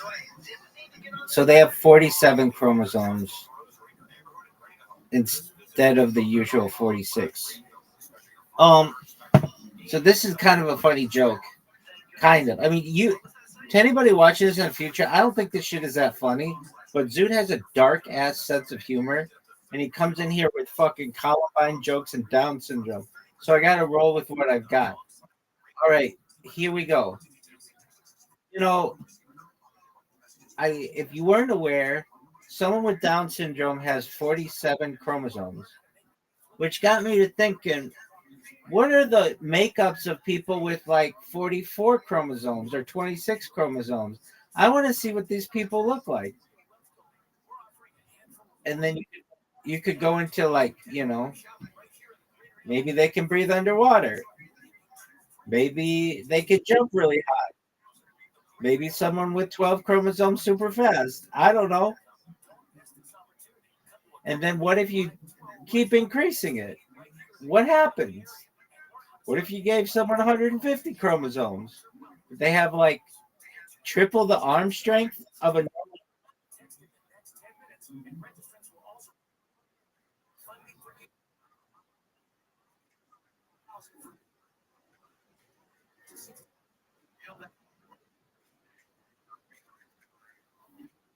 Uh-huh.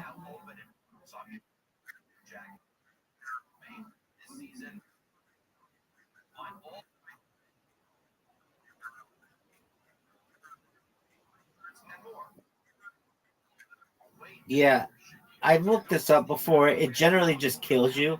Like a lot of this shit is not like genetically stable, so the people just end up dying. But for some reason, with the 47th chromosome, like the body will live through that. Well, to have 47 chromosomes, like the body will continue to live with that. But if you had like, I don't know, 55 chromosomes or something, like the body will not survive. The baby will be dead on arrival or whatever.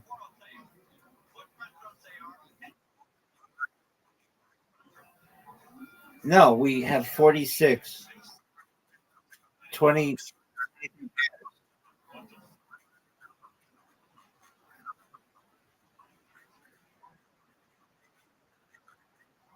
All right, yeah, that's correct. To my knowledge. I'm not a fucking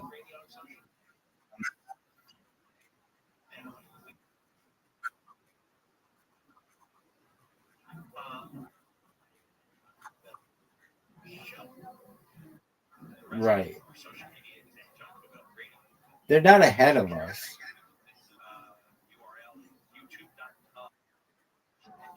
No, they're not ahead of us. They have like a genetic disability. You're obsessed with Down syndrome. You're obsessed with no.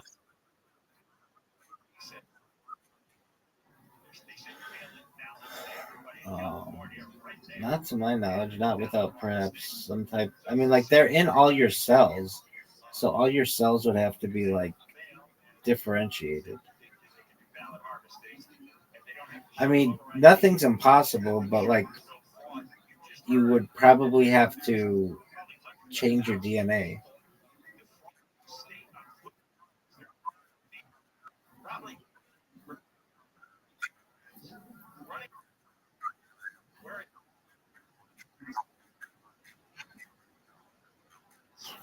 No, you're not. But that isn't to say that can't happen in the future. Yeah, I mean, like basically every cell in your body replicates like every 7 years at least. So like you have basically no cells in your body that were around at birth except some neurons that are like used for memory. Aside from that, everything has been replaced. So you basically could start to replace your male cells with female cells. Let's say you were doing it that way, but the reverse could be a thing too.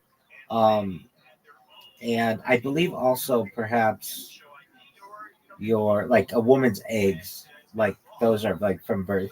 Like a baby girl is born with all the eggs inside her that she'll ever have, which is a limited amount. It's like whatever she's gonna have from her first period to menopause.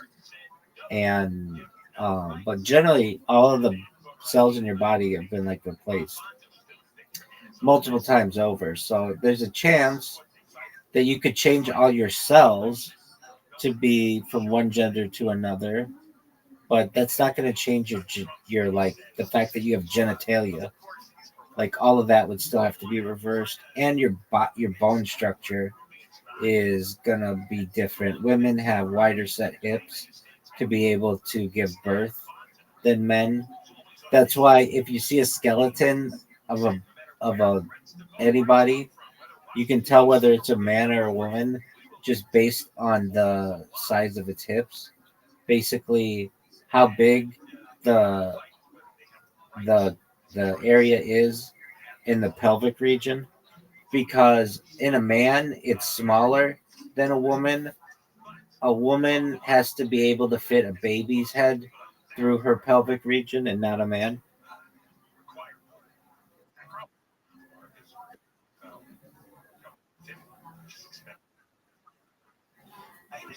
You talked to Chelsea.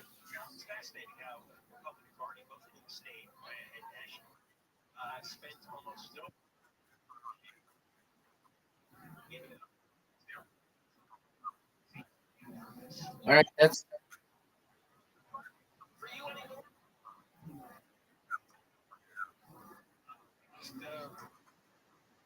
Oh, how's she doing?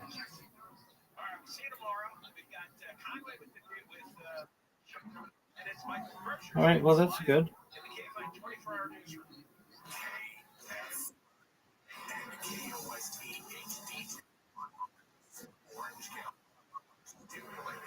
All right,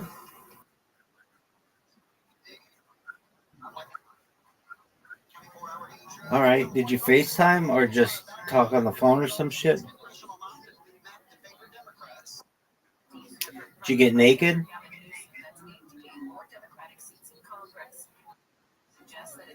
All right, there you go. All right, well that's cool. Do you know what city she's in Orange County?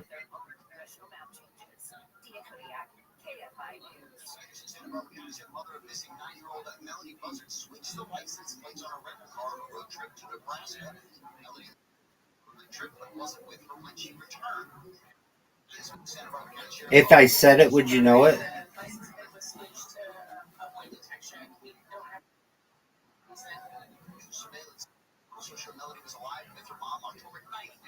Okay, so you don't know what city she's in? Yeah, you do. You told me one time she's in Laguna Niguel, right? Oh, okay. Maybe you didn't, but I thought you said that maybe one time. Okay, no big deal. So what's on your agenda for today, big dog?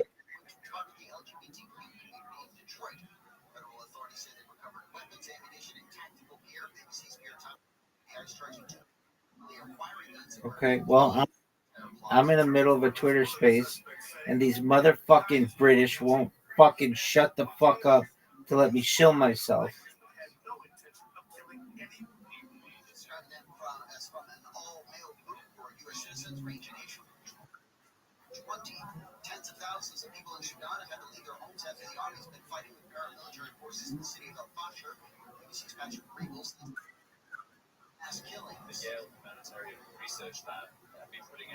Dude, what the fuck are you saying? You're just talking words. Speak English.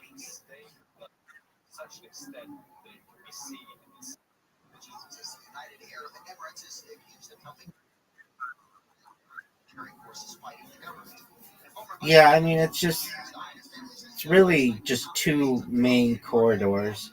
There's Northern California and Southern California. There are other cities, but not really too much in comparison. Like, there are some rural cities, towns, but it's really just NorCal and Southern California. It's not like that densely populated.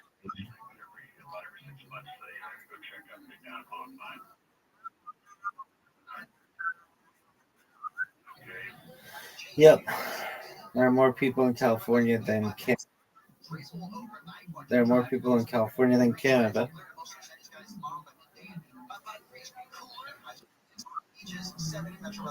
Yeah, it is.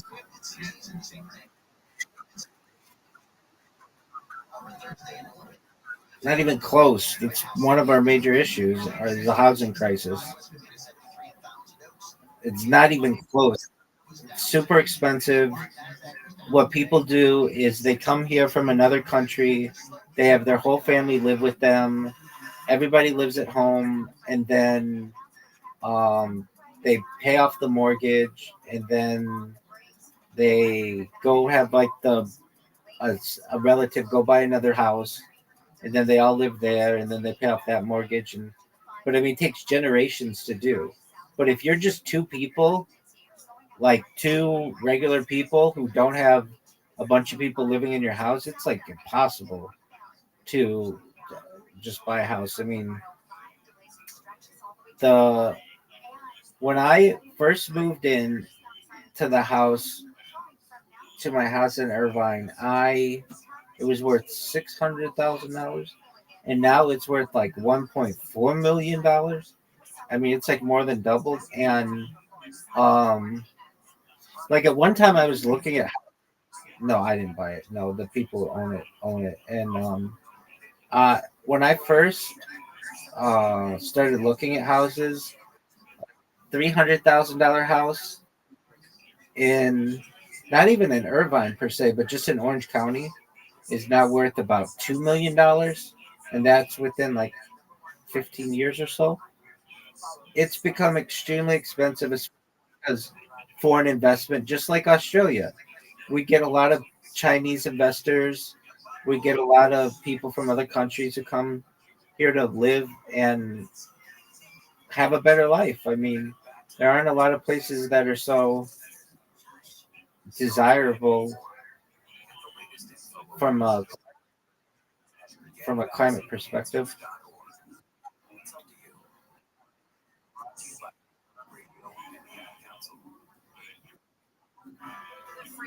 Like real estate, no. Like cars, yeah.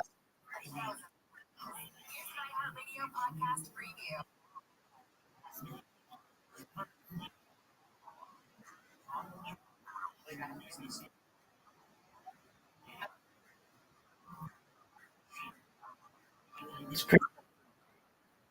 cryptocurrency. It's still, it's still cryptocurrency.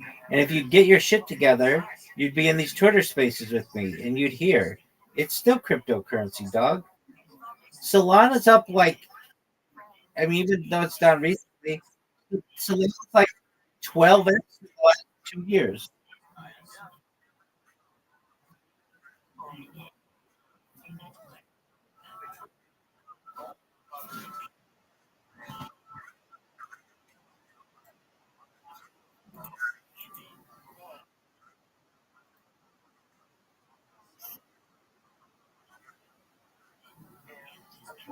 I disagree with you, dude. Every day on Pump Fund, these motherfuckers rug coins and make huge bags.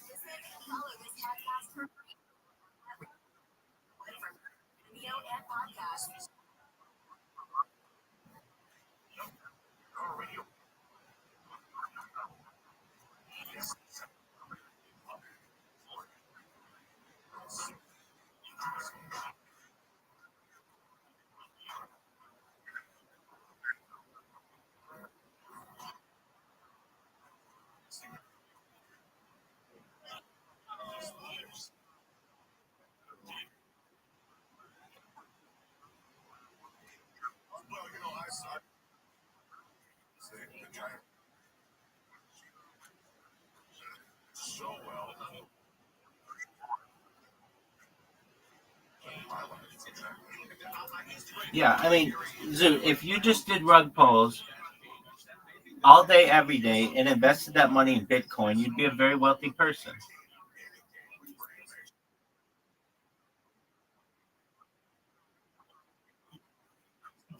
Yeah.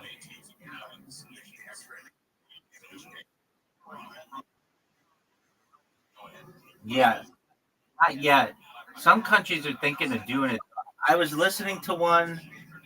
I think I think they may make it illegal in some countries to sell a coin before it bonds, something like that. But as of right now, it's legal.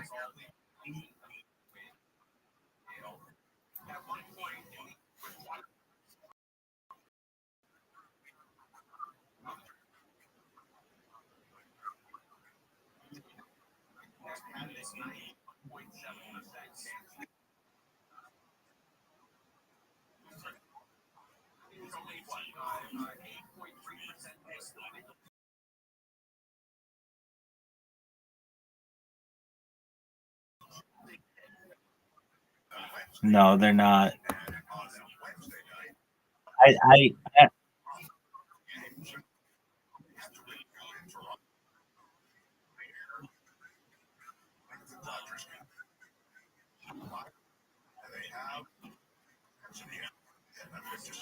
that's correct. All right. Shout out to Yoshi.